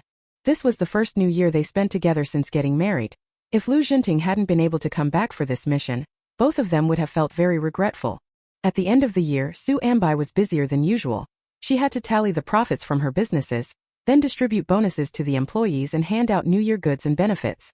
Compared to other financiers, Suin was much more conscientious. Having earned the money herself, she certainly wouldn't skimp on the employees' benefits. Thus, it wasn't until the 18th day of the Lunar New Year that Suin finally took a proper rest and quietly waited to celebrate the New Year with her family. That year Suin returned to the Lu family for the New Year, but Lu Wanting went to her in-laws to celebrate. Chen Shui thought it was fortunate that her son had married and brought his wife back. Otherwise, their daughter having married off would mean one fewer person at home. That way, the number of people celebrating the new year was at least balanced. On New Year's Eve, Suan spent the holiday with her in-laws and stayed up through the night with Lu Jinting. They fussed from before midnight to after midnight, spending a full 2 to 3 hours in bed. As she lay down, Suan thought tomorrow was definitely ruined. She wouldn't have the energy. Now her body felt completely emptied. With all the firecrackers early tomorrow morning and so little sleep, she was sure she'd be a wilted, limp little wreck. Lu Jinting was radiant. For some reason, no matter how long he and his daughter-in-law had been at it, he still felt full of energy. Holding Suan as they fell asleep, Lu Jinting felt very happy. Being able to stay up for the new year with the one you love, to fall asleep in each other's arms. This was already the greatest happiness. The next day, just as Suan had expected, the two of them woke up to the sound of firecrackers. Suan's aunt's family had already finished breakfast, so she took Lu Jinting with her to the Shen families to pay New Year visits. As for Lu Wanting, she had just missed Suan. She needed to go back to her parents' home to pay New Year respects. On the first day she paid respects to the mother-in-law and also called Old Song to send her regards. Unexpectedly, Old Song invited Suan to come to his home for a visit, and to continue chatting with the girl about economic reform. Previously Suan and Old Song always met at Old Song's office. If he was invited to Old Song's home, that would carry a very different meaning. This indicated that Old Song regarded Suan as more than just an ordinary acquaintance. Receiving Old Song's invitation, Suan naturally wouldn't refuse and planned to bring Lu Jinting with him. This was a chance for Lu Jinting to show his face before Old Song. If Lu Jinting later didn't join the special forces but pursued an official career, having Old Song's patronage would make his advancement much easier than for an ordinary person. When Suan told Lu Jinting about going to visit Song Lao's home, Lu Jinting was somewhat surprised, then immediately filled with admiration for his daughter-in-law. Compared to him, his daughter-in-law was far more formidable. Song Lao actually thought so highly of her. Able to bask in his daughter-in-law's reflected glory and have more contact with Song Lao, Lu Jinting was naturally very pleased. Chapter 483 Entrustment. The two of them bought gifts on the same day and went to Song Lao's home. When Suan arrived, all of Song Lao's children were there. Song Lao's younger generation were all outstanding and excellent. Basically they all held important positions in various departments. This time Song Lao invited Suan over mostly to introduce these younger family members to him. Old Master Song is getting on in years and doesn't know how much longer he can contribute to this country. If someday he himself is no longer around, it's uncertain whether the younger generation of the Song family will have the connections Suan can rely on. Old Master Song truly valued Suan, which is why he wanted to pave the way for the girl, so that if she encounters difficulties later she can turn to people with influence. Madam Song then led her in introducing his younger generation at home, explaining what positions they held and what duties they performed. Suan more or less understood what Old Song meant. Suan felt fortunate to have met someone like Old Master Song who appreciated and esteemed her. In fact, there were quite a few people even more outstanding than her. But many talented horses never meet their own patron. After finishing introducing his juniors, Old Song spoke earnestly to Suan. "Comrade Su, I'm getting old, and I don't know how much longer I can serve our Huagua. When I'm gone, Huagua will be upheld by your new generation. Especially an outstanding comrade like you must do more for our Huagua, so our Huagua can grow strong. So our people can be prosperous and not be bullied." Suan felt that Old Song's entrustment was weighty, and she naturally felt some pressure. But Old Song cared about Huagua and its people. He personally entrusted her with this matter, and Suan certainly would not refuse. She immediately promised that as long as given a day, she would work harder and contribute more to their country and its people. After finishing those topics, Old Song pulled Suan aside and talked a bit about the country's reform situation. Every time he chatted with Suan, Old Song felt there were quite a few things he could learn from. And Old Song found that following Suan's suggestions always produced consistently good results. That's why he wanted to ask more questions, so he could help Huagua's economic development go even better. Although Suan wasn't an expert in this area, he came from the future and, compared to people of this era, had a more forward-looking perspective and knew which directions could be developed more lucratively. After chatting with Old Song for a while, Suan and Lu Jinting had lunch at the Song residence. This time Lu Jinting came with Suan to pay New Year respects to Old Song, and indeed he left a good impression in front of Old Song and the younger Song family members. If Lu Jinting needs help in the future, Old Song's younger generation will be people whose connections can be relied upon. Years later, time passed quickly. Lu Jinting had used up his annual leave and had to go on a mission. This time Suan planned to accompany Lu Jinting on the mission. Their new mission was to the United States, to retrieve an important piece of scientific research material. This research material was crucial to Huagua's technological development. Suan remembered old song's instructions. When encountering a mission that was this important to Huagua, she would personally go. After all, with her there, their chance of successfully completing the mission would be higher. Lu Jinting was glad that Suan was accompanying him on the mission. That way the two of them could continue staying together. Also traveling with them were the other members of the Special Forces team. This time the Special Forces members who accompanied Suan on the mission were all happy. If Suan hadn't been there, their budget for this trip to the beautiful country would have been limited, and they'd have been stuck eating bread and staying in shabby hotels. But going on a mission with Suan was different. Everyone in the Special Forces knew by now that whenever Suan went on a mission he paid out of his own pocket, putting the team up in the best hotels and taking them to the finest restaurants. Following her, the team didn't look like they were on a mission so much as on a vacation. Also, Suan's skills were strong and the efficiency after completing tasks was high. So basically no one had to suffer. Suan and Lu Jinting took the team by plane. After more than 20 hours they finally arrived in the beautiful country. This was not Suan's first time here. It was his fourth. Once they arrived, Suan, familiar with the route, led the team to settle into a luxury hotel, and they had a lavish Western meal. After soaking in a hot bath, Suan finally took out the documents. The documents specified the location where Suan and his team needed to retrieve the materials.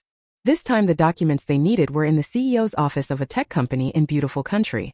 This tech company controls very advanced research technologies, especially in the field of aerospace. Beautiful country and Hua country are different. Here military weapons and equipment are still manufactured by private companies, unlike in Hua country, where military weapons are basically controlled by the state. Because this tech company is so powerful, and their security system is so badass, breaking through their defenses to get into the CEO's office and obtain the research materials Hua country needs is still somewhat difficult. It's a bit difficult, but since he accepted the mission, Suan naturally planned to do his best to overcome the challenges. The information provided by the Chinese side included specific details about this tech company and their security situation. After reading through the entire dossier, Suan felt this matter was somewhat thorny. This mission was harder than the previous one. He estimated he'd have to stay in the United States a while longer this time. The difficulty is great, but Suan certainly won't give up easily. This set of data is extremely important to Hua country's military and aerospace sectors. Thinking of old song's entrustment to him, Suan hoped he could do his utmost to help Hua country accomplish more. After finishing the materials, it was already late. Suan wasn't in a hurry at the moment, so she caught up on sleep and rested well. After being on the plane for so long, Suan hadn't rested properly, so lying on the soft big bed now, she fell asleep in a few seconds. After sleeping well, the next day Suan went out to look around with Lu Jinting. They planned to visit this technology company to learn more about the situation here, so they could devise a strategy to obtain the data. Although Lu Jinting felt this mission was somewhat difficult, with his wife by his side he had an inexplicable confidence and felt they could complete the task. Suan spent several days hanging around this tech company, trying whenever he was alone to find a chance to get inside. In fact, the management here was relatively strict. If Suan didn't have spatial abilities, it would have been really hard to slip in. After probing for a few days, Suan had basically figured this tech company out. To get into the president's office you had to get past 4 layers of security, so it wasn't that easy to get in and obtain the documents. If this time Suan did not personally take charge and instead relied on other Special Forces members, she felt that this Special Forces mission would end in failure. After figuring out the situation, Suan planned to take action. Chapter 484 Re-encounter with Steven. This time Suan planned to go alone for the operation, with the Special Forces team providing support outside. Although Lu Jinting was a little worried about Suan's safety, he knew even better that letting Suan go alone was safer than going together with him. If he or the other team members followed, they might become a burden to Suan. They also weren't doing nothing outside the tech company. When Suan went in, they had to make a commotion outside. Only after the people from the tech company were distracted did Suan have more opportunities to slip into the CEO's office. Lu Jinting and the other team members, following the plan Suan had set up earlier, secretly started a few fires outside this tech company. Before long, several places in the tech company were on fire. As Suan had anticipated, after the company caught fire, most of the staff here focused their efforts on fighting the fire. Suan took advantage of the tech department's confusion and headed toward the CEO's office. There were 4 security locks. Suan spent quite a bit of effort to get them open. Luckily she had electrical powers, otherwise breaking through those checkpoints wouldn't have been easy. After slipping into the interior of the CEO's office, Suan breathed a small sigh of relief. She then began rummaging through the things in the executive office. Such important documents were mostly kept in the safe. To her surprise, Suan found a combination box in the CEO's office. The box was locked with a code. Suan continued to use her thunder-type ability, and as the crackling of electricity sounded, she quickly cracked the box's code. Suan Shin felt a twinge of emotion. Fortunately, most security at this time could be bypassed with passcodes. If it were like the future, requiring facial recognition or fingerprints, it might have been much harder to get in. Suan saw several documents in the safe, quickly took them out, and opened them to have a look. Seeing that these were the documents she was looking for, Suan intended to quickly store them in her space, and then leave the CEO's office. Just as Suan hadn't finished putting the documents away, she heard an alarm outside, followed by footsteps coming this way. Suan frowned. Although she could directly hide in a space, once she went in she might find it hard to get out. Having lost such a highly confidential document, security here would certainly be tightened. Suan couldn't stay hidden here forever. If she stayed too long without coming out, Lu Jinting and the other Special Forces members would probably start to worry. Suan thought maybe she'd stop hiding and face them head-on. When the people came in, she would immediately knock them out. While she was knocking them out, she'd make her escape. Hiding and sneaking around would only cause her to miss the best chance to get away. Just as Suan was about to confront him head-on to deal with the person who had broken into the office, he discovered that the newcomer recognized him. The man was Steven, the one Suan had rescued from the mob in the beautiful country. Yes, it was that blonde, blue-eyed handsome guy. After Steven walked into his own office and saw Suan, he too was slightly taken aback. Ever since those two meetings, Steven hadn't stopped thinking about that Eastern girl. Back then he had nearly died at the hands of those gangsters. It was this formidable Eastern girl who rescued him. But after they parted that time, Steven never saw Suan again. Steven had thought he would never see Suan again. He never expected to encounter this Eastern girl today. Seeing the person he had been longing for day and night, Steven was very excited. Now Steven didn't care why Suan had appeared in his office. Instead he smiled at Suan. "Miss, it's been a long time since we last met. I didn't expect we'd have the chance to meet again. Seeing you again makes me very happy." Suan met Steven's sincere smile and felt a little dazed. She smiled at her. Suan, who had been hiding behind, nonetheless bashfully brought the hammer down. Steven had just finished speaking to Suan when he heard a loud voice from outside the door. "Mr. Steven, how are things in there? Has someone broken in to steal the data?" The voice drew closer and closer.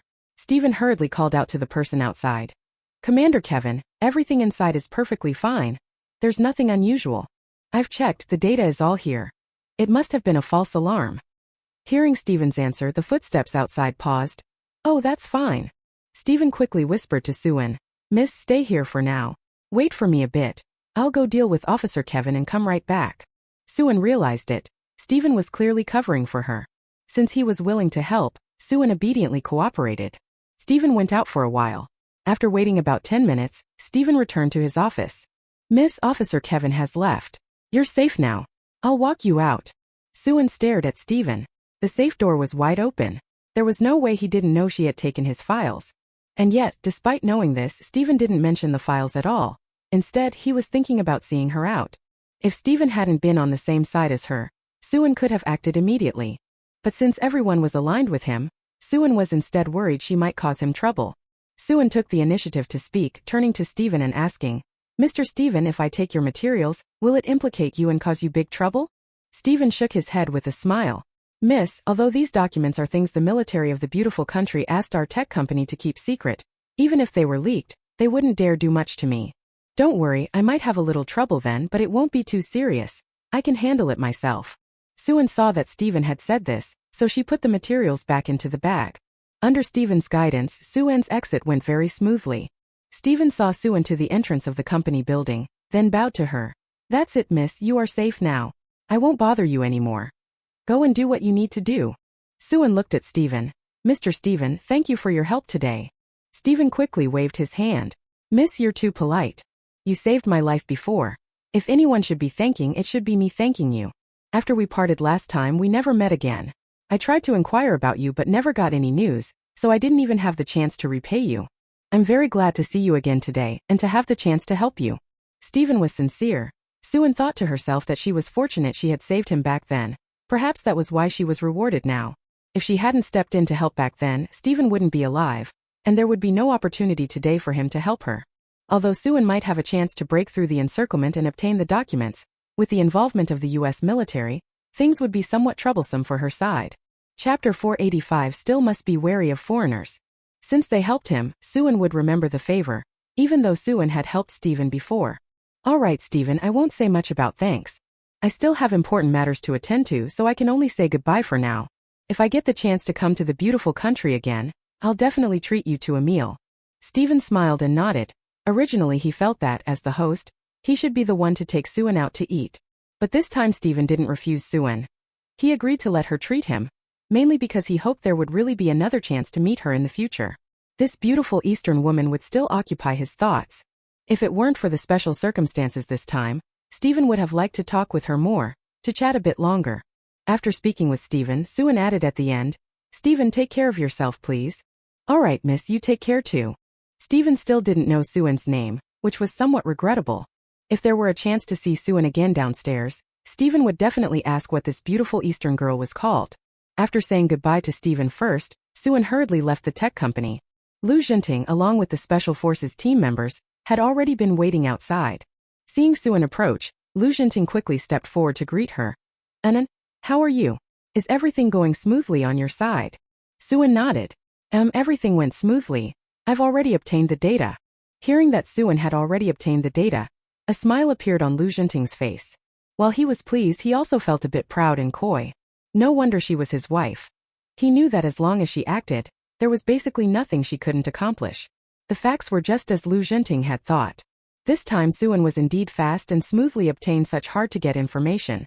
Besides having some luck, it was mostly due to Suen's abilities.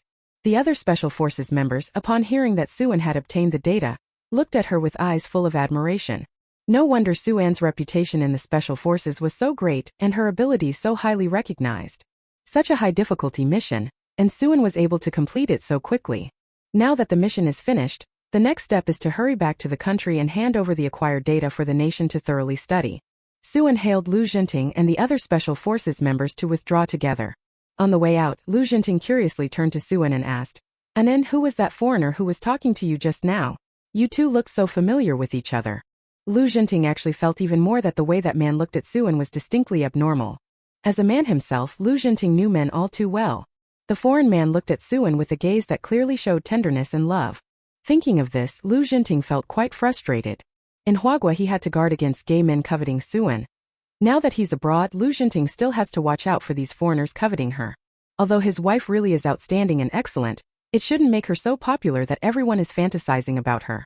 Lu Jinting is my lover, so I didn't hide these matters from Suen and roughly told Lu Jinting what happened. Didn't I previously take down the blood gang in Meili State?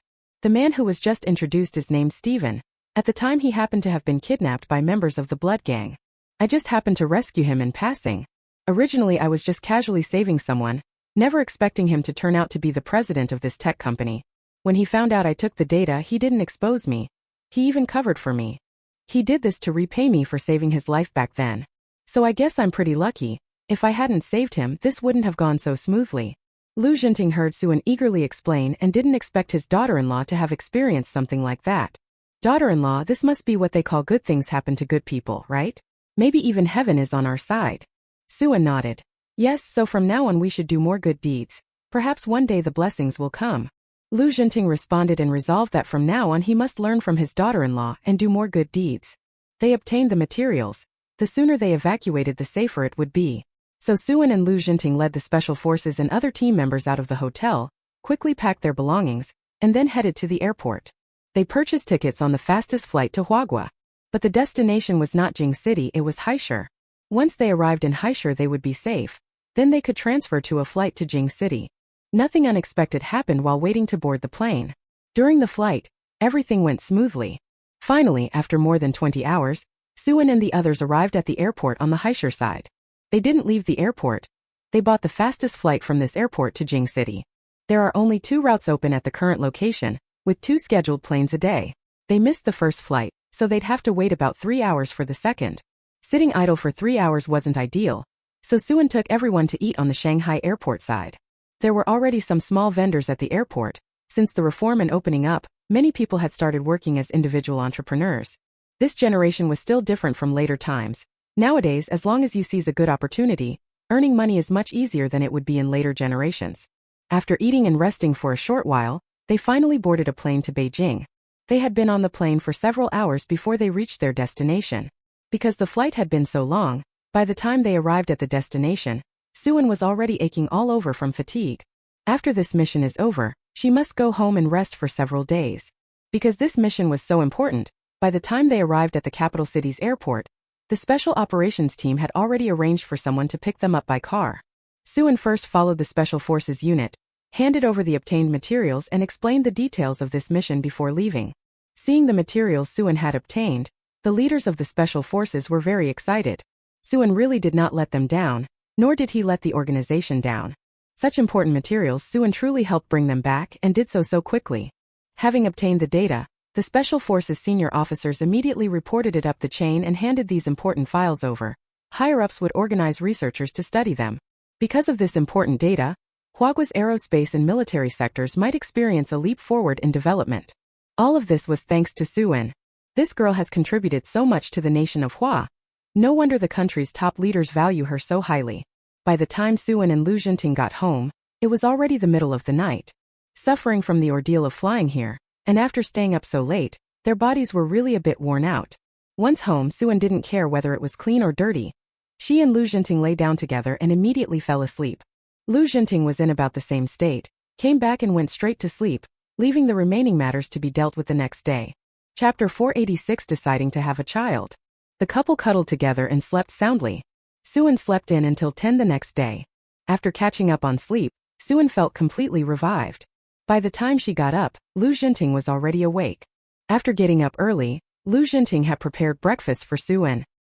He was worried that she might wake up without anything to eat and feel hungry, so he had gotten up early to prepare everything in advance. Lu Jinting had cooked millet porridge, fried some eggs, and stir-fried a plate of shredded potatoes. There wasn't much at home, so he could only make do.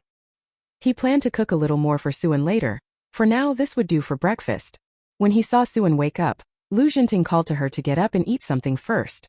If you want to rest after eating, then by all means keep resting. Suan was almost finished sleeping, so he got up to have breakfast. Waking up to have a prepared breakfast ready for you to eat felt very nice. Suan felt that this was the meaning of a woman getting married. Women want to marry to find someone who can take care of them, to make their life better, not to find themselves a master. But nowadays many men in China are somewhat chauvinistic. Men like Lu Jinting and Shan Xiaoqi, though not 1 in a million, certainly 1 in 1,000 exist. So for Suan and Yen, things like fear of marriage simply don't exist. As long as you meet the right person, marriage can be very beautiful. Suan felt she wasn't that old. If she waited until she was older, she would need to start preparing to have a child with Lu Jinting. Having a child would make it feel more like a home, and would bring more warmth in retrospect. Suan didn't want to have a child too late. The later a woman has a child, the more dangerous it is and the harder the recovery. Since she had decided to have a child, she should do it sooner. With Lu Jinting as such a reliable husband, Suan believed that once the child was born, he could take care of it too. Also, although both had their own careers, their families on both sides were very dependable. Besides, they were not short of money. Even if their families couldn't help, they could hire people by spending money. In that situation, they didn't really need to worry too much about how much having a child would delay their careers. Suan was 21. She planned to have a child before turning 25. If things settled down later, having one around 23 wouldn't be impossible either. After finishing breakfast, Suan went to take a shower. Both of them had finished washing and getting ready before calling the Lu family and the Shen family to inform them that they had returned from their mission. Chan Shui and Lu Chongbang were at work, so they asked Lu Jinting and Suan to come to their home for dinner in the evening, and told the housekeeper to prepare a few more dishes. On the Shen side, Xiao Qingyue was at home. When she heard her daughter had returned, she asked her to go to the Shen household for lunch. Suan did not refuse, had lunch at the Shen home, and planned to go to the Lu home for dinner. The family all lived in the capital city, so this was convenient for such arrangements and routines. Suan hung up. Then she and Lu Jinting got in the car and drove to the Shen residence. Even though this mission outing hadn't kept Suan away for long, Xiao Qingyue had been thinking about her daughter constantly after not seeing her for several days. Seeing his daughter and son-in-law arrived, he happily served them dishes and chatted warmly with them. Suan and Lu Jinting rested at home for a few days, and then Suan went off worrying about matters she cared about again. The home appliance factory's work was going very well, so Director Peng discussed opening a branch factory with Suan. Since he was going to open a branch factory, there were many things Suan needed to handle personally. Suan went to the factory and discussed the branch factory matters with factory manager Peng. This matter was mainly Suan's decision. He had to carefully consider where to build the branch factory. After some thought, Suan decided he could build the branch factory over by Heiress. They could actually build a branch factory in Pengcheng, but considering that area has only just started developing and that manufacturing is more advanced in the south, their products might not have much competitive advantage there, so it's still more appropriate to first build the branch factory here in Heiress. Since they're building a branch factory, Suan has to consider applying for the land and related matters. Other arrangements can be left to factory director Peng to find people to handle. As for building the plant and applying for land, this sort of thing isn't actually difficult. Putting aside Suan's connections, even if he had none, local governments everywhere are eager to attract investment and would be happy to have someone come build a factory. After all, once the factory is built, the government will get tax revenue, and it will also help solve local employment issues. Zai was busy overseeing the factory and taking care of the child, so Suan temporarily neglected Lu Jinting. Lu Jinting saw that his wife had a child to look after, so he didn't disturb her. By the time the rest period was almost over and the holiday ended, he resumed his duties. This time, without Suan tagging along, Lu Jinting certainly wouldn't carry out the mission so quickly. Especially for some higher difficulty missions, taking several months is quite common. Besides the home appliance factory branch, Suan began to ponder other businesses. She planned to build another food factory. Right now, children in Huagua have too few kinds of snacks. Even if she didn't think about the kids, Suan still wanted to consider her own taste. Once her snack factory is built and produces a greater variety of snacks, it will also satisfy her own cravings. In the future, when she has children, her kids will be able to eat a wide variety of snacks as well. Thinking about future food safety issues, Suan felt even more strongly that building a food factory was important. At least with his own factory, Suan could guarantee the quality of the food. If it were someone else's factory, then food safety would be much harder to ensure. When he said he would, he really meant it. Suan began preparing to build a food factory. For this batch of snack production, Suan personally did some research. Thinking that Sun Xinshin had considerable knowledge about food, Suan even specifically consulted the girl about the making of certain snacks. Once a person gets busy, time passes quickly. In the blink of an eye, several months after the new year had passed, and Lu Jinting completed his mission and returned at the end of April. He was quite happy to make it back in time for their wedding anniversary. It was he and his wife's first wedding anniversary. He wanted to be with her and give her a little anniversary gift. If Lu Jinting hadn't come back and Suan hadn't deliberately mentioned that they would celebrate their wedding anniversary together, Suan would have almost forgotten. She had been rather busy with work and personal matters lately, so she really hadn't remembered this at all. Fortunately, Lu Jinting remembered. For their wedding anniversary, Suan wanted to have a proper celebration to commemorate it. So Suan arranged to go eat Western food with Lu Jinting. To be precise, they were going to a candlelit dinner. Starting this year, the number of storefronts in the capital city has noticeably increased compared to before. Besides the usual Chinese restaurants, Western restaurants and Japanese places and so on have opened. So if Suan wanted Western food or Japanese food, it was much more convenient than before. As the reform and opening up deepened, the shops on this side of the capital city became increasingly plentiful. When their wedding anniversary arrived, Suan and Lu Jinting set out to go shopping first thing after breakfast. Whether they bought anything wasn't important. What mattered was the process of them going shopping together. Chapter 487. The daughter-in-law's belly still hadn't shown any movement. The two of them went shopping, saw a movie, strolled around the park, had Chinese food for lunch, and then had Western food together for dinner. After finishing the candlelit dinner on the way back, Lu Jinting finally took out a small box and handed it to Suan. "Hi, this is a gift I brought you. See if you like it." Suan hadn't opened it yet, but immediately replied, "A gift from you. I definitely like it." Lu Jinting looked at Suan with a face full of indulgence. "You have to see it first before you can say that." "Alright, then let me see." Suan opened the small box and found a diamond ring inside. Under the lights, the diamond ring sparkled with a captivating brilliance. Suan glanced at the diamond on the ring. It was quite large. This must be worth a lot of money. Women had little resistance to this kind of bling.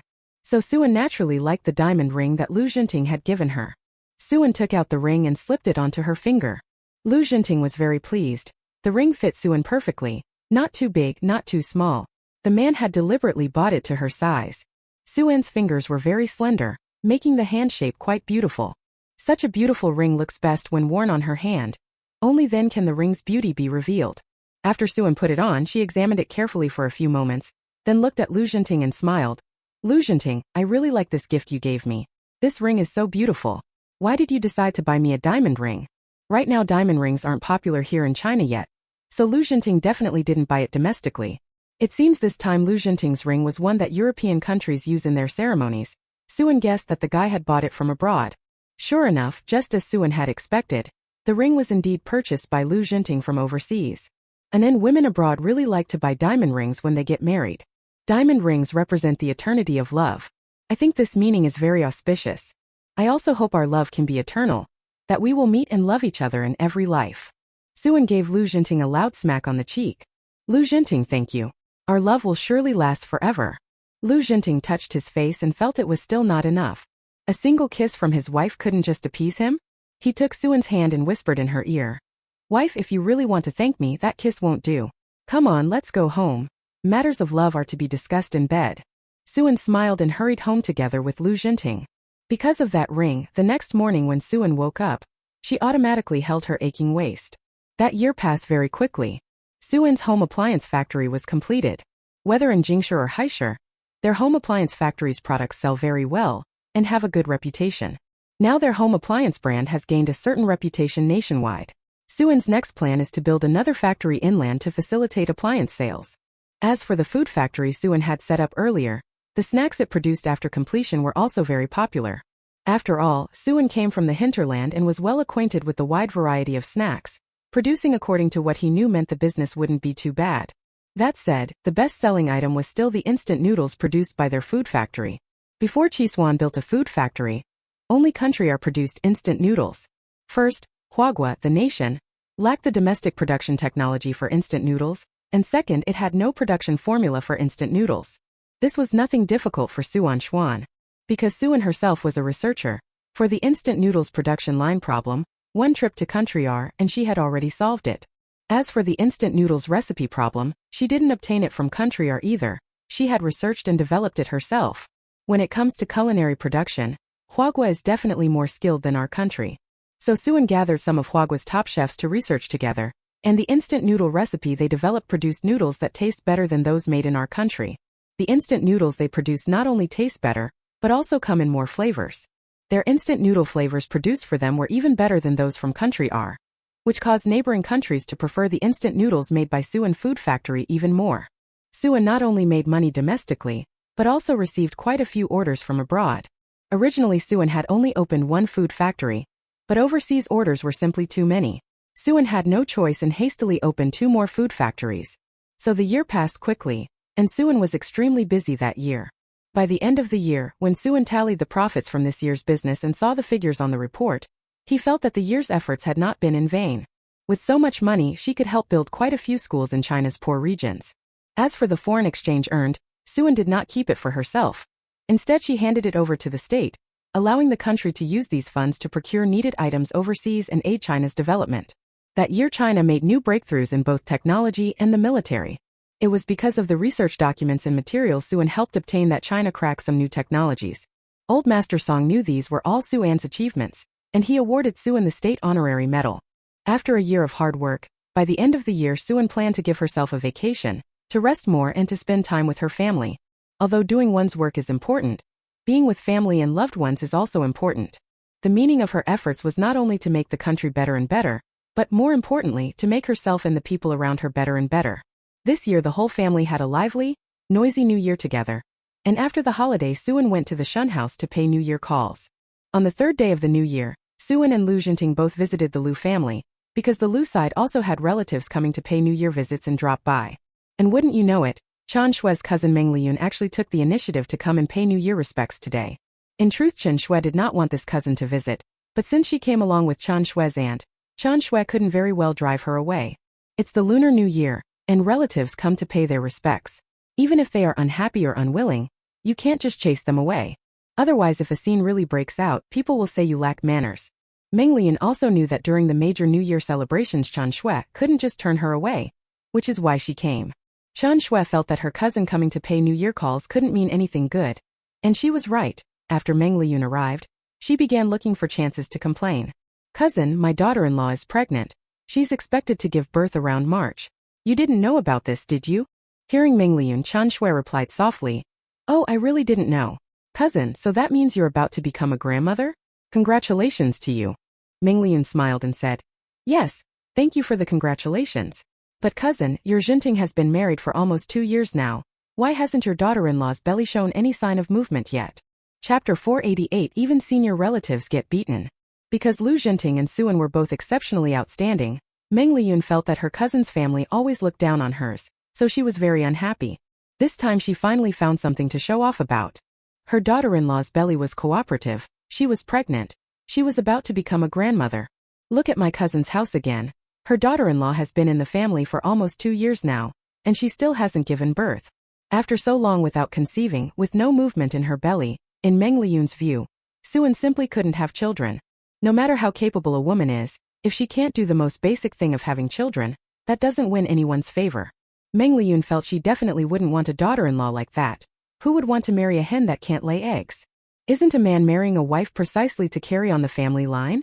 If you can't carry on the family line, what's the point of a man marrying you? Meng Liyun deliberately mentioned this in front of Chan Shui just to disgust her cousin. No matter how capable a daughter-in-law is, if she hasn't had a child she's useless. Chan Shui watched Meng Liyun showing off and felt a twitch at the corner of her mouth. Cousin my Zhenting and Anan aren't planning to have children for now. You know, Anan is very capable and has her own career to focus on. Having a child now would really hold back her career development. So the two of them plan to wait a bit longer, and consider having children after they're less busy with work. Anan is still very young now. It's not too late to have children later. I'm not in a hurry, and the young couple is certainly even less hurried. Seeing Chan Shui say it so nicely, Meng Liyun thought her cousin was just being obstinate and saying that on purpose. Which newlyweds wouldn't want children? Even some working women I know haven't heard anyone say they would delay having kids for a few years. Cousin, what are you saying? For us women, the most important thing is having children. After marriage, career matters have to be set aside for a while.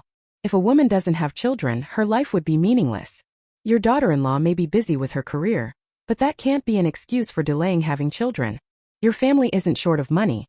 If you have a baby, you can always hire someone to take care of them. It's already been 2 years with nothing happening. Could there be something wrong with your daughter-in-law? Actually, I know a friend who works in the hospital's maternity ward. If you need it over here, I can make an introduction. Get treated earlier, and you'll have children earlier. Originally Chan Shui didn't want to pay attention to this cousin, but she'd been holding back. Now hearing Meng Liyun say those words, she simply couldn't hold it in any longer. She said she could, but Chan Shui couldn't accept Meng Liyun scolding her daughter-in-law. Chan Shui angrily snapped at Meng Liyun. Cousin, I told you yesterday I wouldn't keep you for dinner at my place. Now that you've finished all the worshipping, hurry up and go. Meng Liyun saw Chan Shui ushering her out and immediately protested. I said, cousin, I came to pay my respects to you. Why are you sending me away? Not even offering me a meal. You Lu family are supposed to be a respectable and prominent household. Do you not even understand this small bit of etiquette? Hearing the sounds of an argument, Lu Jinting had just rushed over. He immediately asked about the situation, wanting to know what had happened. But Lu Jinting knew his biological mother's temper. It was most likely that this cousin/aunt said something excessive, which had angered his mother so. Sure enough, after learning the situation, Lu Jinting immediately put on a black face. What his aunt's words implied offhandedly turned out to be a mockery of his daughter-in-law's inability to bear children. When it involved Suan, Lu Jinting could not tolerate it. He immediately, together with Chan Shui, chased Meng Liyun away. Meng Liyun refused to leave, continuing to shout and make a scene, accusing the Lu family of bullying people and lacking manners. With such a commotion, Suan naturally understood the situation. Seeing Meng Liyun's foul mouth and her cheeky persistence, Suan did not hold back at all. She slapped Meng Liyun across the face and then threw her out of the Lu residence. Thrown out, Meng Liyun cried even harder, then fiercely scolded Suan for being impolite and ill-mannered. Cousin, look at your daughter-in-law. She's even more rude and uncultured than you. I'm an elder. What junior would lay a hand on me? Suan sneered at Meng Liyun. What kind of elder are you? Who made you my elder? I'll tell you, get out of my sight. If you open your mouth again, I'll hit you every time I see you. Meng Liyun's fingers trembled with anger as she kept pointing at Suan. You, how can you be like this? Oh my, everyone come and see. The Lu family's daughter-in-law is bullying people. Seeing Meng Liyun shamelessly wailing, Suan didn't bother wasting time with someone like her and directly threatened coldly. You can keep yelling and get more people to come look, but let me give you a warning. You'd better not piss me off. If you do, I'll make sure your whole family can't survive in Jing City. Don't think you can act arrogantly just because you're related to my mother-in-law. When I get ruthless, I won't spare even my kin. Maybe it was Suan's words and the fierce look in his eyes that were so intimidating. Faced with that, Suan Meng Liyun suddenly seemed a bit cowed. Meng Liyun was, of course, well aware of Suan's current power and status.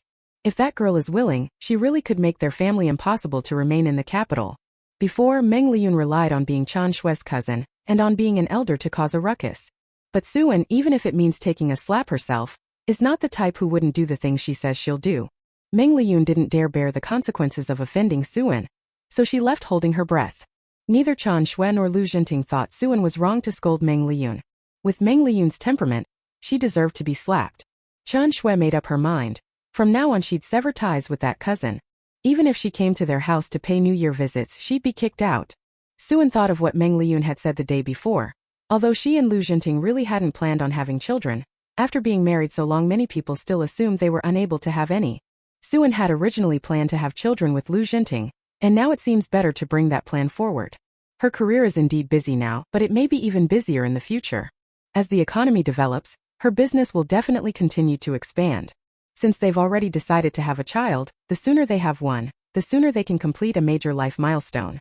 Thinking this way, when they returned that evening, Suan pulled Lu Jinting into baby-making activities. During the baby-making, Suan wouldn't allow Lu Jinting to use a condom.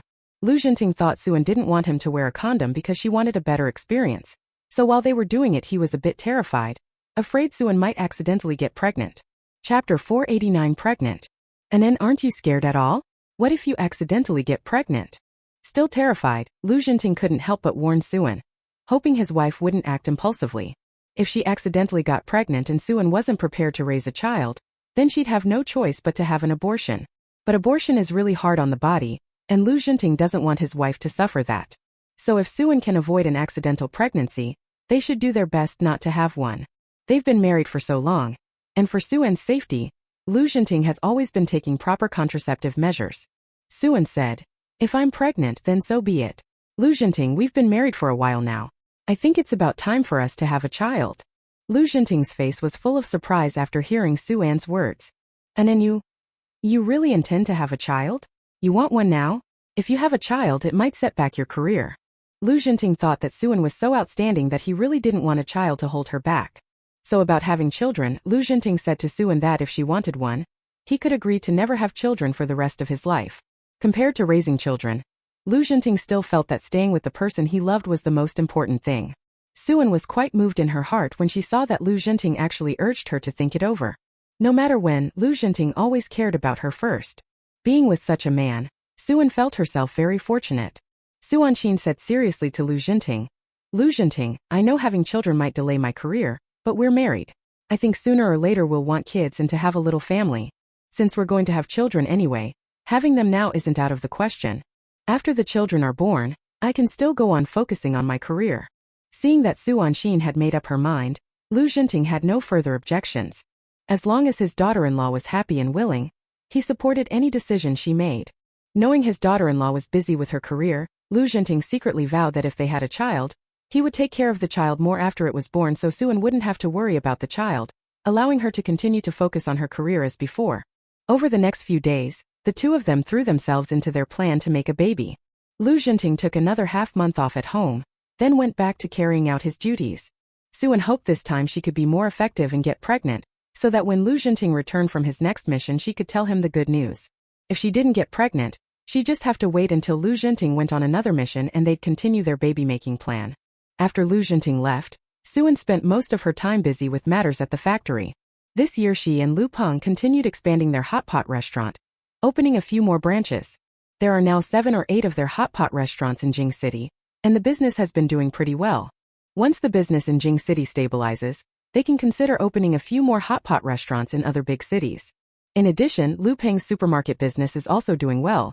His supermarket has already expanded to a 5th store, and is even busier than the department store business. A big reason Lu Peng's business has been so successful is that he's willing to listen to Suan's suggestions and implement effective marketing and planning. After Lu Jinting left, Suan was busy for a whole month. That day she suddenly felt unwell, with a nauseous sensation. After feeling that, Suan wasn't panicked at all. On the contrary, she was quietly pleased. She thought this was a sign of pregnancy. Counting the time if she really were pregnant, now would be about when morning sickness should appear. But to make sure she was really pregnant, Suan still went to the hospital for a check. Fortunately, the test results were what Suan had guessed. She was indeed pregnant. Suan took the test report and immediately called the Lu family and the Shen family, asking Lu Chongbang, Qian Shui, Shen Chongfeng, and Xiao Qingyue to come to her house. Seeing Suan mobilize so many people, Both sides' family members were curious if something major had happened. After they received the news, they hurried over to Soo-an's residence. When they arrived at Soo-an's place, Chan-shwe anxiously rushed up to Soo-an and asked, "Anin, why did you call us over? Did something happen?" "Yeah, Anin, you called us in such a hurry, did something happen?" Xiao Qingyue also asked, her eyes full of concern and worry. Soo-an smiled and invited them to sit down, then said, "Don't worry. I called you here to share some good news with you all." Both sides' relatives sat down beside Soo-an, eager to hear what good news she was about to announce. Soo-an placed her test report on the coffee table, then told them, "I have good news. I'm pregnant." Hearing Soo-an's words, Chan-shwe quickly picked up the test report from the coffee table and glanced at it. It really was a pregnancy. This good news came so suddenly that neither side of the negotiators had time to react. If neither Soo-an nor Lu Jinting had planned to have children before, then suddenly saying they're pregnant now is what would make them feel so surprised. Chan-shwe finally reacted, "Oh my, and you're pregnant? That really is wonderful news." She remembered how at New Year her cousin had mocked and hinted that Soo-an couldn't have children, so having her own daughter-in-law give her face like this and get pregnant right away made her proud. Xiao Qingyue also happily grabbed Soo-an's hand. Good, good, good, my Anin is pregnant too, she's going to be a mother-in-law, and I'm going to be a grandmother, I'm just so happy. Although Xiao Qingyue had already become a great-grandmother, in her view daughters were preferable to sons, so her daughter's child was even more eagerly anticipated than her grandson. Shen Chongfeng and Lu Chongbang, two big men who weren't very good at expressing themselves, both grinned foolishly. Thinking of their daughter-in-law being pregnant, she surely wasn't feeling well, and would need someone to look after her in daily life. Chan-shwe immediately said she would come to take care of her. Let her resign then. Soo-an wouldn't allow her mother-in-law to quit her job to take care of her. After all, her mother-in-law's work was good, and there was really no need to give up her career for her. Soo-an said her physical condition was good, and she didn't need anyone to specially wait on her. At most they could hire a nanny here. For Chan-shwe to quit her job to take care of her would be excessive. Chan Shuejin wouldn't let Soo-an resign. Either she wanted someone to take care of her or she was worried, so she suggested that Soo-an move in with them for a while. This way the housekeeper could look after things, and it would also be convenient for Soo-an to take care of matters after she got off work. Soo-an knew her mother-in-law was worried about her. Indeed, living alone wasn't as good as staying at the Lu family. To avoid worrying the elders on both sides, Soo-an agreed to Chan-shwe's proposal. She decided to stay at the Lu household for the time being. With the housekeeper looking after things and her mother-in-law helping out, there was basically nothing to worry about. Xiao Qingyue also thought that would work, but she added that if Soo-an wanted to stay with her family, she could live there for a while. Her birth mother could take care of her just the same. Chapter 490. She's pregnant with twins. After all, Soo-an was her biological daughter, and Xiao Qingyue, as her mother, naturally hoped to be able to help when her daughter needed it. Seeing that both sets of parents cared so much for her, and that both mothers were so good to her, Soo-an was deeply moved. She planned to spend some time living with her husband's family and with her own, so that both mothers would have the chance to take care of her. After Soo-an learned she was pregnant, even though her body could still manage, she still tried to rest as much as possible. Pregnancy isn't the same as usual. If she doesn't rest well and overexerts herself, the baby in her womb can easily have problems. This is her and Lu Jinting's first child, which is why Soo-an is so anxious. No matter what, the child must come first. Making money is secondary. Because she had two mothers to take care of her, aside from needing to be busy with some business matters, Soo-an didn't need to worry about anything else. Soo-an spent the next month constantly experiencing symptoms of morning sickness. Being pregnant inevitably brings some discomfort. Soo-an's pregnancy symptoms were dizziness, nausea, loss of appetite. She felt listless and low on energy. Although both mothers tried their best to make her more good food, Soo-an really couldn't eat. She couldn't even stand the smell of greasy or fishy foods, let alone eat them. Fortunately, Soo-an could manage some fruits and could drink a little milk powder or soy milk, otherwise her nutritional intake might not be sufficient. Her pregnancy reactions would continue like this. At least she would probably only feel a bit better around 4 or 5 months. But everyone's constitution is different. Some people, even if they get through the early stages of pregnancy, still have strong reactions in the later stages. After Soo-an recovered for a month, Lu Wanting and Shun Xiaoqi returned from their mission. Upon hearing about Soo-an's pregnancy, both of them felt happy for her. Lu Wanting said excitedly, "So that means I'll be an aunt very soon." Shun Xiaoqi chimed in, "Yeah, then I'll be an uncle very soon too." Seeing the two of them so happy, Soo-an felt even more excited than when she gave birth herself. While feeling happy, Lu Wanting also checked on Soo-an's health. Hearing Soo-an say she only had some pregnancy-related reactions and otherwise was fine, Lu Wanting felt relieved.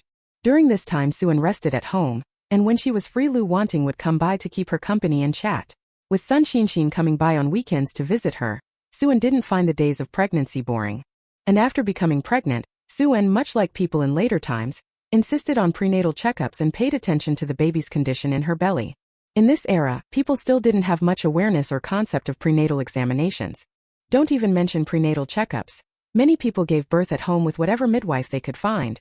Families able to deliver in hospitals were very rare. By contrast, the risks of giving birth at home were much higher.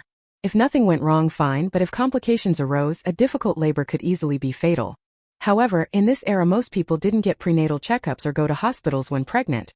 The main reason was insufficient financial means. People were unwilling to spend money on it. If there's little financial pressure, awareness in this area will definitely improve. After Suan went to the hospital for a prenatal checkup, she discovered that this time she was actually carrying twins. Seeing that this pregnancy was twins, Suan was still very happy. After all, carrying two at once is more economical than carrying one. Since the suffering is the same, twins are definitely better. After the Lu and Shen families learned that Suan was carrying twins this time, they became even happier and more excited. Chan Shui felt an even greater sense of pride and vindication. Previously her cousin had mocked Suan as possibly infertile, but now her daughter-in-law was not only pregnant, she was suddenly expecting too. Chan Shui thought she should find an opportunity to show off in front of her cousin, to let her know that her daughter-in-law was impressive in every way, not only skilled in other matters, but also better at bearing children. Chan Shueching could imagine that when her cousin heard that Suan was pregnant with twins, she would definitely be jealous. After Lu Wanting found out Suan was pregnant with twins, she muttered, "My sister-in-law is so blessed. I think she might even have a dragon and phoenix pair, which would make a perfect good fortune character." Hearing Lu Wanting's musing, Chan Shui also began to indulge in this happy dream. If her future daughter-in-law could indeed give birth to a child that completed the good fortune character in one go, she, as the mother-in-law, would be overjoyed. However, Chan Shui was well aware that if neither of the twins conceived, the chance of having a dragon and phoenix pair would be even smaller. Generally, if a family could have a dragon and phoenix pair, it would be something everyone envies. Suan and Chan Shui thought the same. Now that they could conceive twins, Suan was already very satisfied. As for having a dragon and phoenix pair, Suan truly didn't dare to think about it. If there is one, great. If not, Suan also thought it was perfectly normal. And so, Suan continued to live at the house for another month, while Lu Wanting and Shan Xiaoqi went on another mission. Without Lu Wanting's company, Suan's life became a lot more boring. Sun Xinshin still had to go to school, so she couldn't often find time to come and keep her company. However, whenever Sun Xinshin had a holiday, she would try her best to come over to Suan's place to keep her company, and later would make some homemade food for Suan. Sun Xinshin's cooking was good. She made some sweet and sour pastries that weren't greasy, and Suan could eat them. In this way, Suan endured for 2 or 3 months, and the feelings of morning sickness finally eased a bit. But after those 2 or 3 months, Suan had lost a lot of weight. There was nothing she could do. She couldn't eat all day and kept wanting to vomit. Of course she would become thin. Suan could only wait for her appetite to get a little better in the later stages, and then slowly regain her strength. It was precisely her thin appearance that made both her in-laws and her own family feel a bit sorry for her. When Chan Shui saw how Suan looked during the pregnancy, she urged her even more. "And anyway, this time you're carrying twins. 2 is enough. Look at how uncomfortable and miserable you've been since getting pregnant. If possible from now on don't have more. It's the women who suffer, and childbirth does a lot of damage to a woman's body." Suan could see that Chan Shui truly felt sorry for her. Other mothers-in-law all hope their daughters-in-law will have more children, but Chan Shui looked at her about having more children with pity, unwilling to let her have more. This moved Suan deeply. What does that prove? It shows Chan Shui really treated her like her own daughter. Suan had originally planned to have 2 children. If this pregnancy had been a singleton, she would try for another. It so happened that this pregnancy was twins, and suddenly there were 2 children at once, so there was indeed no need to have more. Chapter 491. He's going to be a father?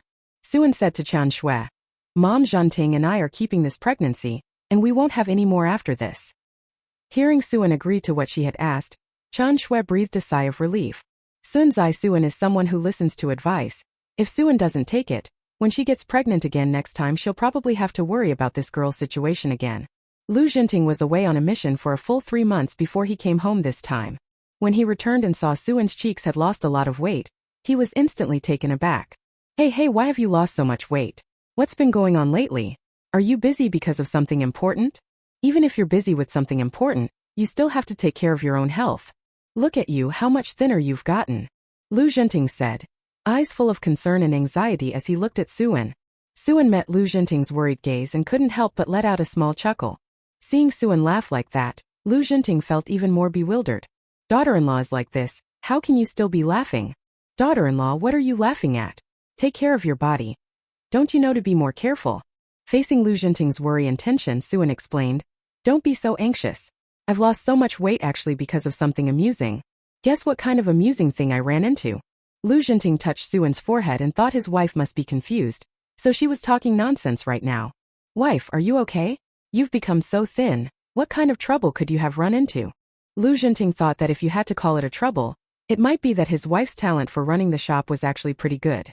But for Lu Zhenting, this really couldn't be called any kind of trouble. He wasn't very interested in money. He cared more about Suan's health. Suan was left speechless by Lu Zhenting's behavior, and didn't even know what to guess. But thinking that Lu Zhenting was a bit of a straight arrow guy, Suan decided not to beat around the bush with him and instead said directly, Lu Zhenting, look at this test report. As she spoke, Suan handed her prenatal check report to Lu Zhenting. The report even stated that Suan was not only pregnant, but carrying twins. After hearing Suan, Lu Zhenting picked up the report and took a look. When he saw the contents on the test report, Lu Zhenting was completely stunned. After a moment, Lu Zhenting came to his senses, looked at Suan and asked her, Annie, you're pregnant? Is this your test report? Obviously. Doesn't it have my name on it? Look properly. I'm not just pregnant, I'm expecting twins. Lu Zhenting felt the surprise hit him all at once. My daughter-in-law is pregnant? So that means he's going to be a dad? He never thought he could be this amazing. When he decided with his daughter-in-law to have a child, it actually worked on the first try. Overjoyed, Lu Zhenting immediately wrapped his arms around Suan's wife. Am I really going to be a father? I'm not dreaming, am I? This is all real, right? Yes, you're not dreaming, you really are going to be a dad. And not just of one child, but two. Lu Zhenting was so excited he couldn't put his feelings into words. His wife was amazing. Even aside from other matters, she was incredible at getting pregnant and having a baby. A woman can only carry one baby at a time, but his daughter-in-law could carry two. The more Lu Zhenting thought about it, the more excited he became. After his happiness, Lu Zhenting realized there was a problem. His daughter-in-law is so thin. Could it be caused by the pregnancy? Lu Zhenting looked at Suan with a face full of concern. Anen, have you been feeling very uncomfortable since you got pregnant? Of course Suan wouldn't say she wasn't uncomfortable. If she had said she wasn't, Lu Zhenting might have thought getting pregnant was easy. A woman at this time shouldn't be too proud. She not only had to tell of the hardships of pregnancy, she had to exaggerate them a bit. A man knows how hard it is for you, and is therefore more likely to feel for you. If you insist on being strong in this area, a man will also downplay your efforts here. Look, I've lost so much weight, do you think I wouldn't feel bad? Lu Zhenting thought so too. His daughter-in-law had lost so much weight, it must be because she was physically unwell, not eating or resting properly. Anen, I haven't been able to stay with you or take care of you all this time, and I've let you lose so much weight, it's my fault. Seeing Lu Zhenting's guilty expression, Suan corrected herself. It's okay, I'm much better now, it was just that the morning sickness was pretty bad at the beginning. Although you haven't been home lately, both mothers have been very attentive to me and taken good care of me, so even after you return I'll still be like this. Now the pregnancy symptoms have eased a bit. If I eat a little more I'll soon regain my strength.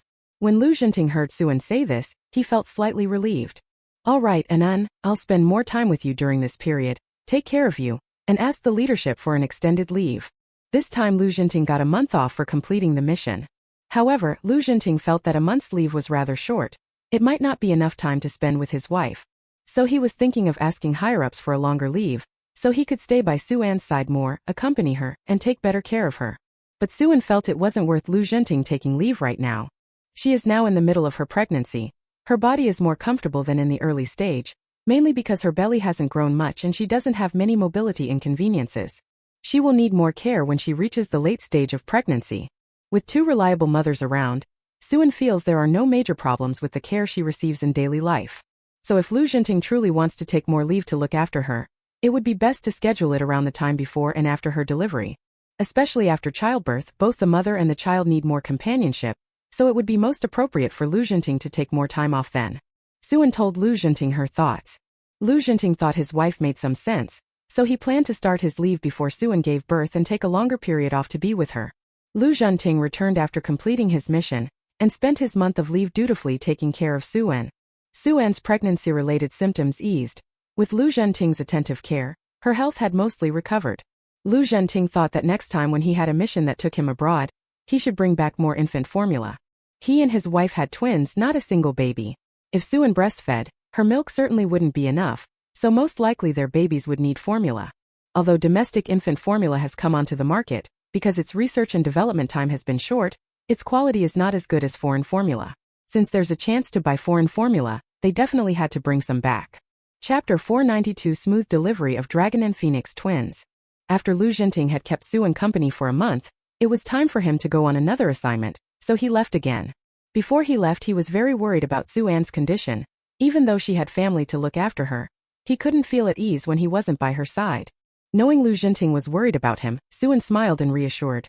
"Don't worry, I'll take care of myself at home. I'm on my own again, and I also have family at home to look after me. When you return from your mission, you'll be able to stay with me." Lu Zhenting still wasn't at ease, so he admonished Suen to take care of herself, and then he reminded the family members once more. After he had told everyone to take care of things, Lu Zhenting reluctantly left. After Lu Zhenting left, Suen was about 6 months pregnant. Because she was carrying twins, Suan's belly was quite noticeable. Now with a big belly, Suen was somewhat inconvenient in movement. But Suen tried to insist on taking a walk every day, first to strengthen her own body, and second to prepare for childbirth. In business matters, Suen tried to worry as little as possible. Whenever he could pass things on, he did. Now that the home appliance factory's business had stabilized and with factory director Peng there, Suen actually didn't have to invest too much energy. Only at the food factory did Suen hire some reliable people to help manage things, and everything was busy and orderly. Now the food factory's business was a bit better. There were quite a few foreign trade orders and also many domestic orders. Because there were many orders, the factory had to continue expanding its operations. And so, Suen remained busy until 2 weeks before the due date. Because the pregnancy was twins, Suen was constantly worried it might be premature, so she paid very close attention every day. After all, she was currently living in the urban area of Jingshi, so it was more convenient to go to the hospital. If labor started early, she could always go to the hospital. They had a small car at home, so going to the hospital would be more convenient. While waiting to give birth, Suen chose to stay at her parents' home. With the due date approaching and Lu Zhenting still not back, Suen was worried that he wouldn't be there when she went into labor. Although Lu Zhenting hadn't made it back in time, Lu Wanting and Shen Xiaoqi had arrived. Both of them planned to stay with Suen during labor. They didn't want anything to happen to her. By the time Suen hadn't yet acted, Lu Zhenting had returned to the capital in time. Actually, this mission was originally estimated to take about a month, but who knew it would take 2 months to finish? If it weren't for the slowed progress of the mission, Lu Zhenting might have come back much earlier. His own return wasn't particularly late. If he had waited to come back until after his daughter-in-law gave birth, Lu Zhenting would certainly feel guilty towards Suan Xin. After all, when a wife is giving birth at such a crucial time, it's unacceptable that her husband isn't there to accompany her.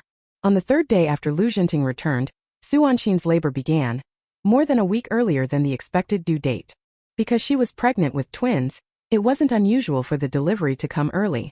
Never mind twins, single babies born prematurely aren't uncommon either.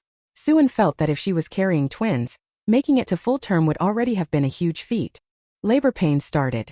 Lu Zhenting rushed overnight with his family and took Suen to the hospital. Besides Lu Zhenting, members of the Shen family and the Lu family all hurried to the hospital. For both families, Suan's delivery was a very important matter. They worried about something going wrong during childbirth, so they insisted on being there in person to keep an eye on things. After Suen was taken to the hospital, the doctors took over and sent her to the maternity ward at the factory. Lu Zhenting and the others anxiously waited outside the door. Giving birth is like brushing past the gates of hell, so until the child is safely delivered, everyone's nerves remain wound-tight. But Suen was delivering at the best hospital in the whole Huagua, and she had arranged for the top obstetrician in Huagua to deliver the baby.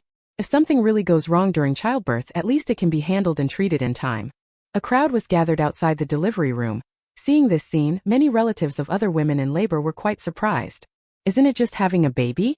Making such a big production over it, one might have thought it was some momentous event. Compared to that, the other mothers-to-be seemed somewhat neglected. While the Lu family and the Shen family anxiously waited outside the factory, Suan's abdominal pain grew increasingly severe. But she had endured hardship before, so this little suffering was still quite bearable. All in all, Suan's delivery was going relatively smoothly. From the onset of labor to the delivery of the 10 fingers, it only took 4 hours. Once the 10 fingers were born, the hospital doctors helped Suan with the delivery. In later times, many multiple births opted for cesarean sections. But in this era, childbirth was basically all natural births. Suan also tried to choose a natural birth as much as possible. After all, compared to a cesarean section, a natural birth does less damage to the body and recovers more quickly. Basically, once delivery was finished, the mother could get out of bed and move around. But a cesarean was different. After giving birth, she still needed to lie in bed for a long time to recuperate. A cesarean section is also more likely to deplete blood and qi. Of course, this mode of delivery is still very effective when the mother faces an emergency. Perhaps Suan had adequate nutrition normally, and because she was relatively strong, she used the right pushing techniques during delivery and followed the doctor's guidance, so both babies were born very quickly. After Suan's 2 children were safely delivered, the doctors and nurses in the delivery room couldn't help but look at her with new respect. Because Suan was the most cooperative woman they had ever delivered, and she was the only one who gave birth without crying out or shouting in pain. No matter how easy a delivery, you still have to endure a certain amount of pain, yet Suan didn't make a single sound. Miss Su, congratulations. You delivered a set of boy and girl twins. Both babies are very cute. This is the only boy and girl twin birth we've had since the start of our deliveries this year. When the young nurse told Suan this, her tone was tinged with delight and envy. What a fortunate life this must be, to have both a son and a daughter in one birth. The obstetrics and gynecology staff at their hospital are very clear about this. The chance of having boy-girl twins is still quite small. Suan was somewhat surprised to hear that she had given birth to boy-girl twins. Although she didn't care whether it was a boy or a girl, who wouldn't want to have both a son and a daughter? She was sure she would only have this one child. Whether it turned out to be only boys or only girls, she felt a little bit of regret. Thank you for your hard work. Suan thanked the medical staff who delivered the baby. She was in fairly good spirits. Unlike other women after childbirth, Suan didn't feel drained of strength. She was actually quite energetic. These 2 children hadn't worn her out.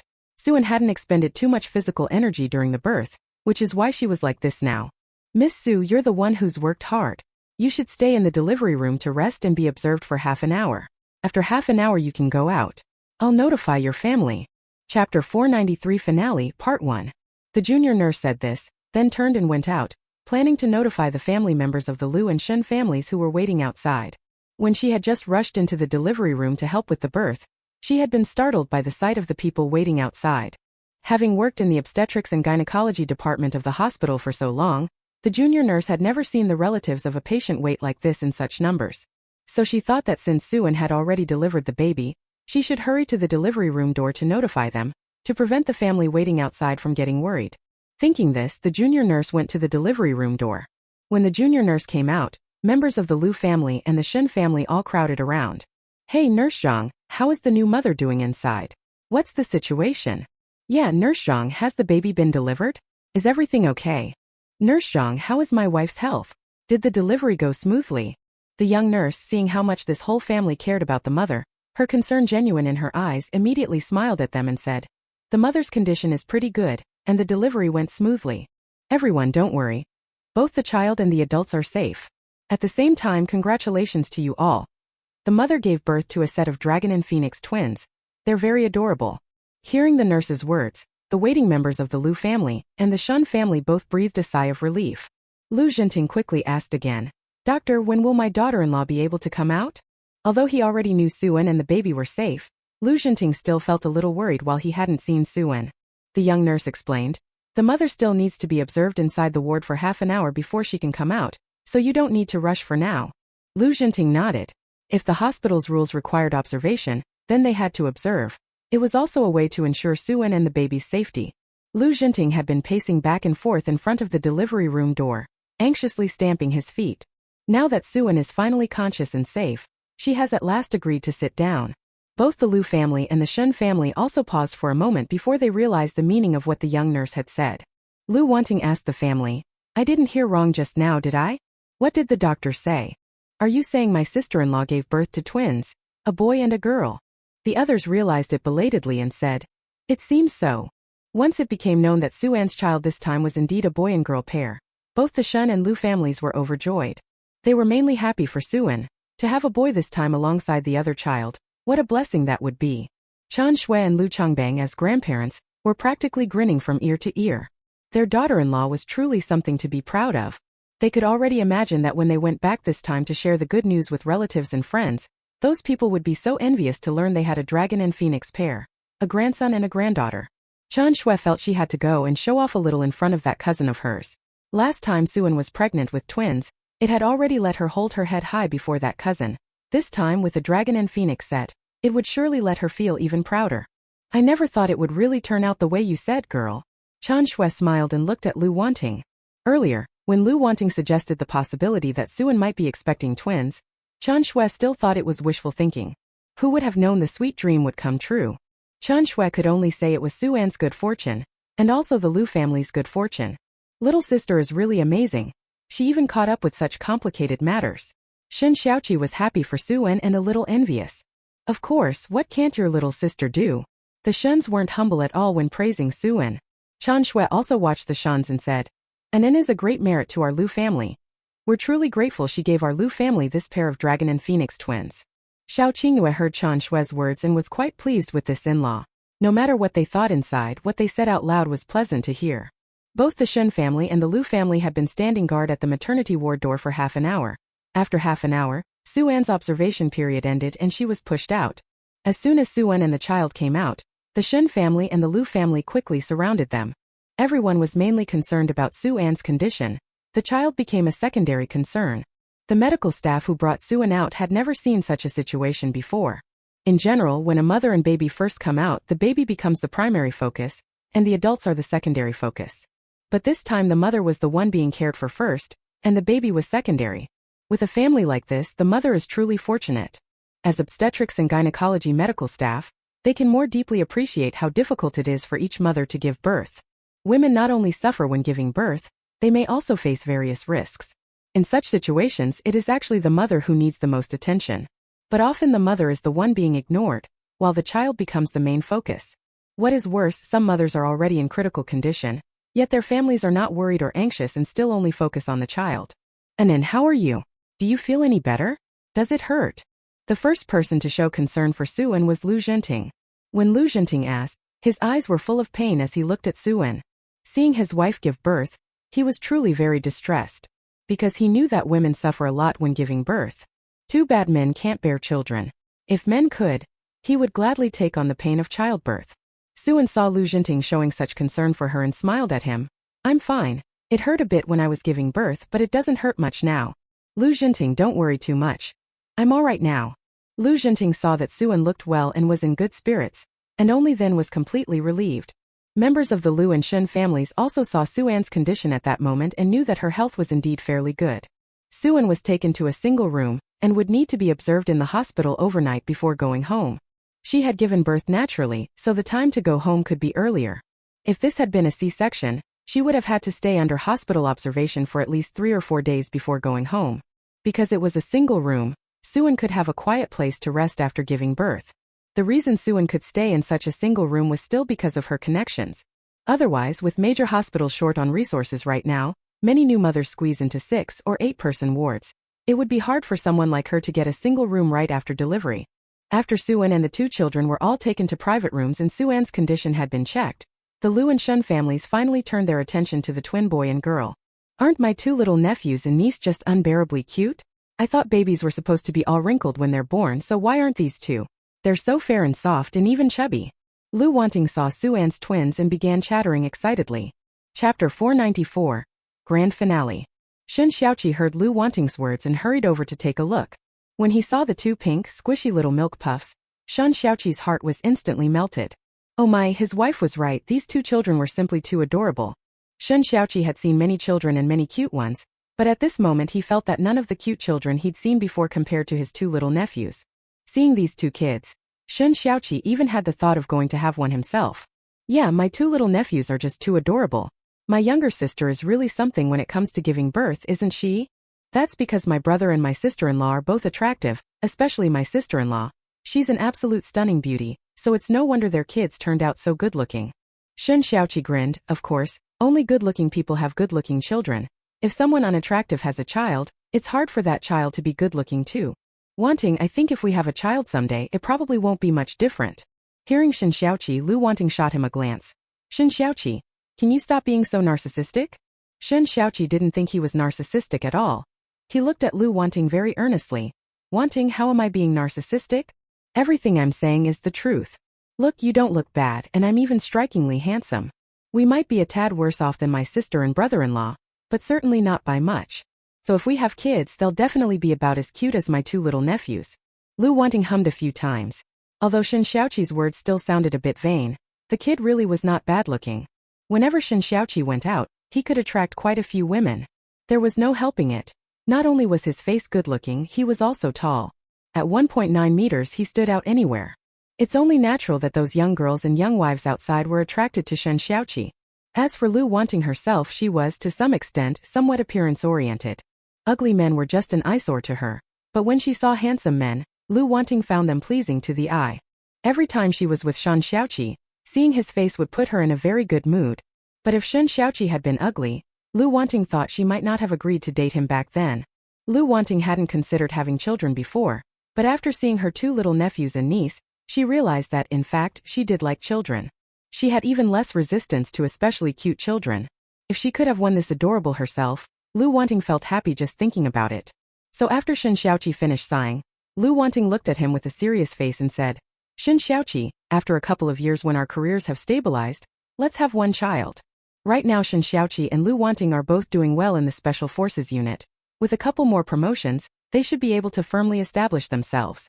If she didn't plan to have children, fine, but since she did plan to, Lu Wanting still preferred to have them while she was a bit younger so her body could recover better after giving birth.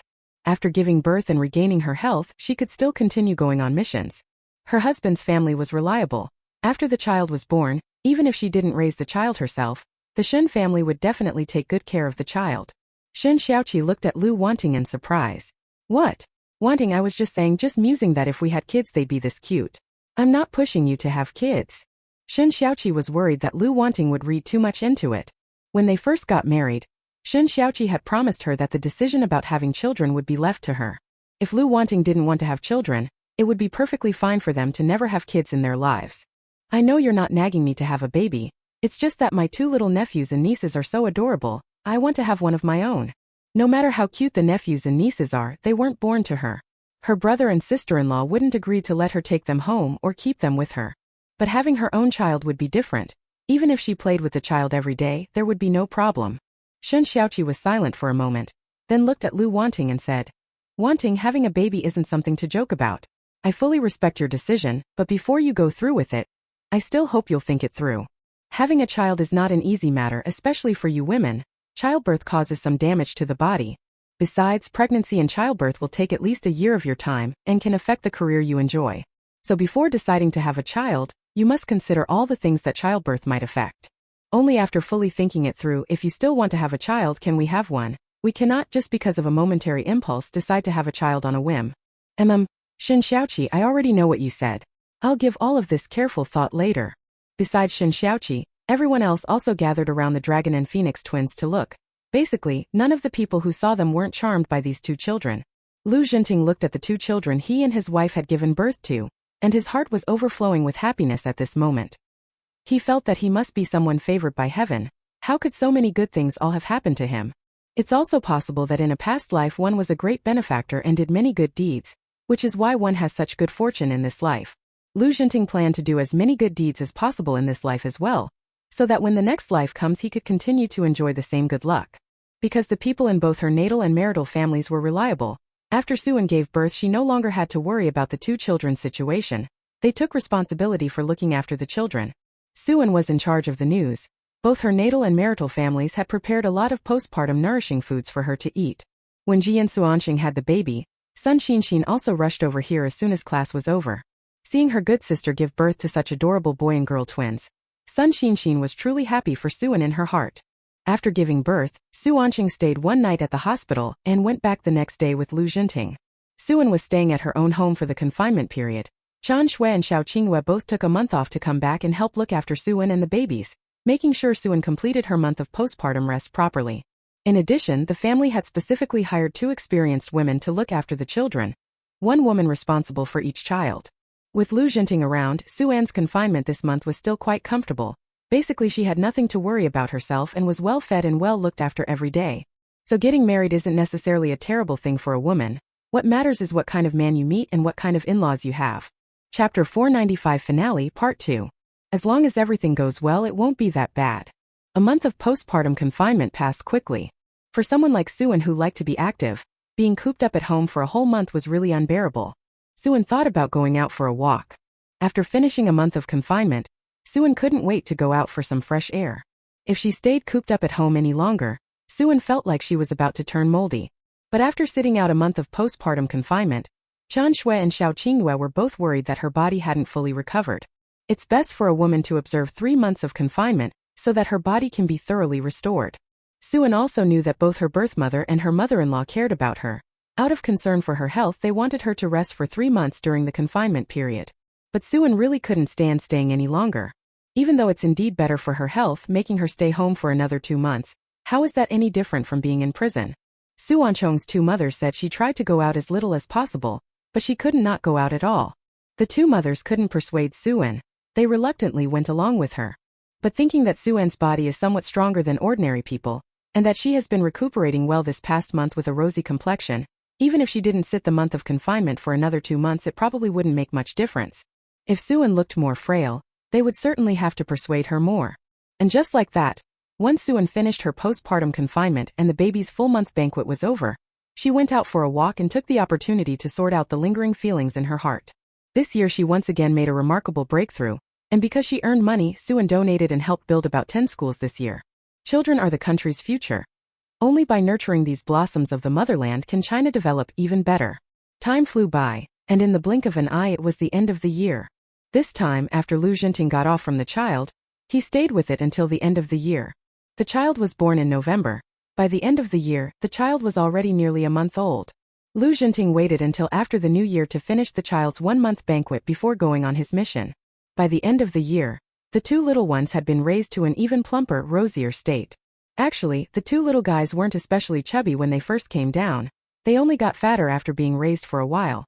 From the moment they arrived, the 2 kids were adorable, and after being fattened up they became simply the sort of creatures everyone adores. At the end of the year, Suan had to handle a lot of clan affairs. They were mostly matters of arranging rewards for the clan members. Suan gave the workers in his own factory very generous benefits. Before the new year, he had his subordinates and the people working with them each receive a substantial holiday bonus. And just like that, the old year quickly passed and the new year arrived again. Years later, the twin dragon and phoenix celebration arrived. The Lu family and Suan thought it should be livelier, inviting more relatives and friends over. When the child reached the full month, only members of the Lu family and the Shen family sat together to celebrate. Since the baby was too young, there was no big, elaborate celebration. The child has grown a lot in the past few days and is ready to be weaned. Both sides have quite a few relatives between them, and with the people connected to Suan added in, there are even more. This time Chen Shui even specifically informed her cousin and asked her to come and participate. But this time, after Chen Shui's invitation, her cousin probably wouldn't come. The reason was far too obvious. In the following year, Suan continued to be busy with her own affairs. Because she had finished having children, and with someone helping to look after the little one, Suan was able to devote her energy back to working hard on her business. That year she continued to expand the scale of her ventures, and added a few more projects to her operations. Under the economic reforms, Huagua's economy developed more and more rapidly, and the living conditions of its people showed visible improvement. That year Sun Xinxin also graduated from Jingda. After graduating from the science department, Sun Xinxin chose to continue at Jingda for graduate study. Although Sun Xinxin was a young woman, she worked very hard in research and was in no way inferior to the young men. However, although Sun Xinxin ultimately chose to pursue graduate studies, she still followed the previous promise with Guamiao, and the 2 of them got married first. Once Sun Xinxin's marriage was definitely settled, Guamiao was so happy he looked like a fool. Lu Wanting and Shen Xiaoqi had originally planned to have a child in a couple of years, but who knew she would unexpectedly become pregnant first. When the child arrived, the 2 naturally focused on what mattered most. The following year, Lu Wanting and Shen Xiaoqi also had twins. However, they weren't a boy and a girl, but 2 soft, cuddly little girls. In the Shen family, girls were rare, and boys were more common. Lu Wanting had just given birth to 2 baby girls, which made the Shen family overjoyed. With 2 precious daughters, Shen Xiaoqi was even happier, acting like a fool. Earlier he had envied Lu Jinting and Suan for having a boy and a girl twin. He never expected he would have twin daughters. For the somewhat son-preferential Shen family, daughters were still considered more valuable than sons. Sun Xinxin and Guamiao also became pregnant shortly after getting married. Sun Xinxin applied for a 1-year leave of absence during the year she was pregnant, and after the baby was born she went back to continue her studies. Guamiao's family was decent and her natal family was reliable, so Sun Xinxin was similar to Suan. After having the child she could continue to pursue her career. Thanks to people like Suan and many others in China working hard. Whether in the economy, technology, or the military, China's international influence has been gradually developing and rising. Compared with Suan's past memories of history, the current China is developing faster and better. After her career reached its peak and she saw that China had the momentum to rise, Suan shifted her ambitions toward her family. But her in-laws didn't worry about how she cared for things at home, because with Lu Jinting around, he could handle all the major and minor household matters well. If she wanted to pursue her career, Lu Jinting would cut back on his own work and take on more responsibility for educating and accompanying their children. As Suan's beloved, Lu Jinting was well aware of his daughters-in-law's true abilities, so he was willing to support her and let her strive freely. This was also a better way to help Hua State and its people. Suan was very grateful to have such a supportive husband. If it weren't for him, she would not have her current achievements. So when Suan received the Lifetime Achievement Award from the Hua State government and was being interviewed by reporters, she spoke to the camera and said that the person she was most grateful to was the one who had supported and accompanied her, her husband, Lu Jinting. The end.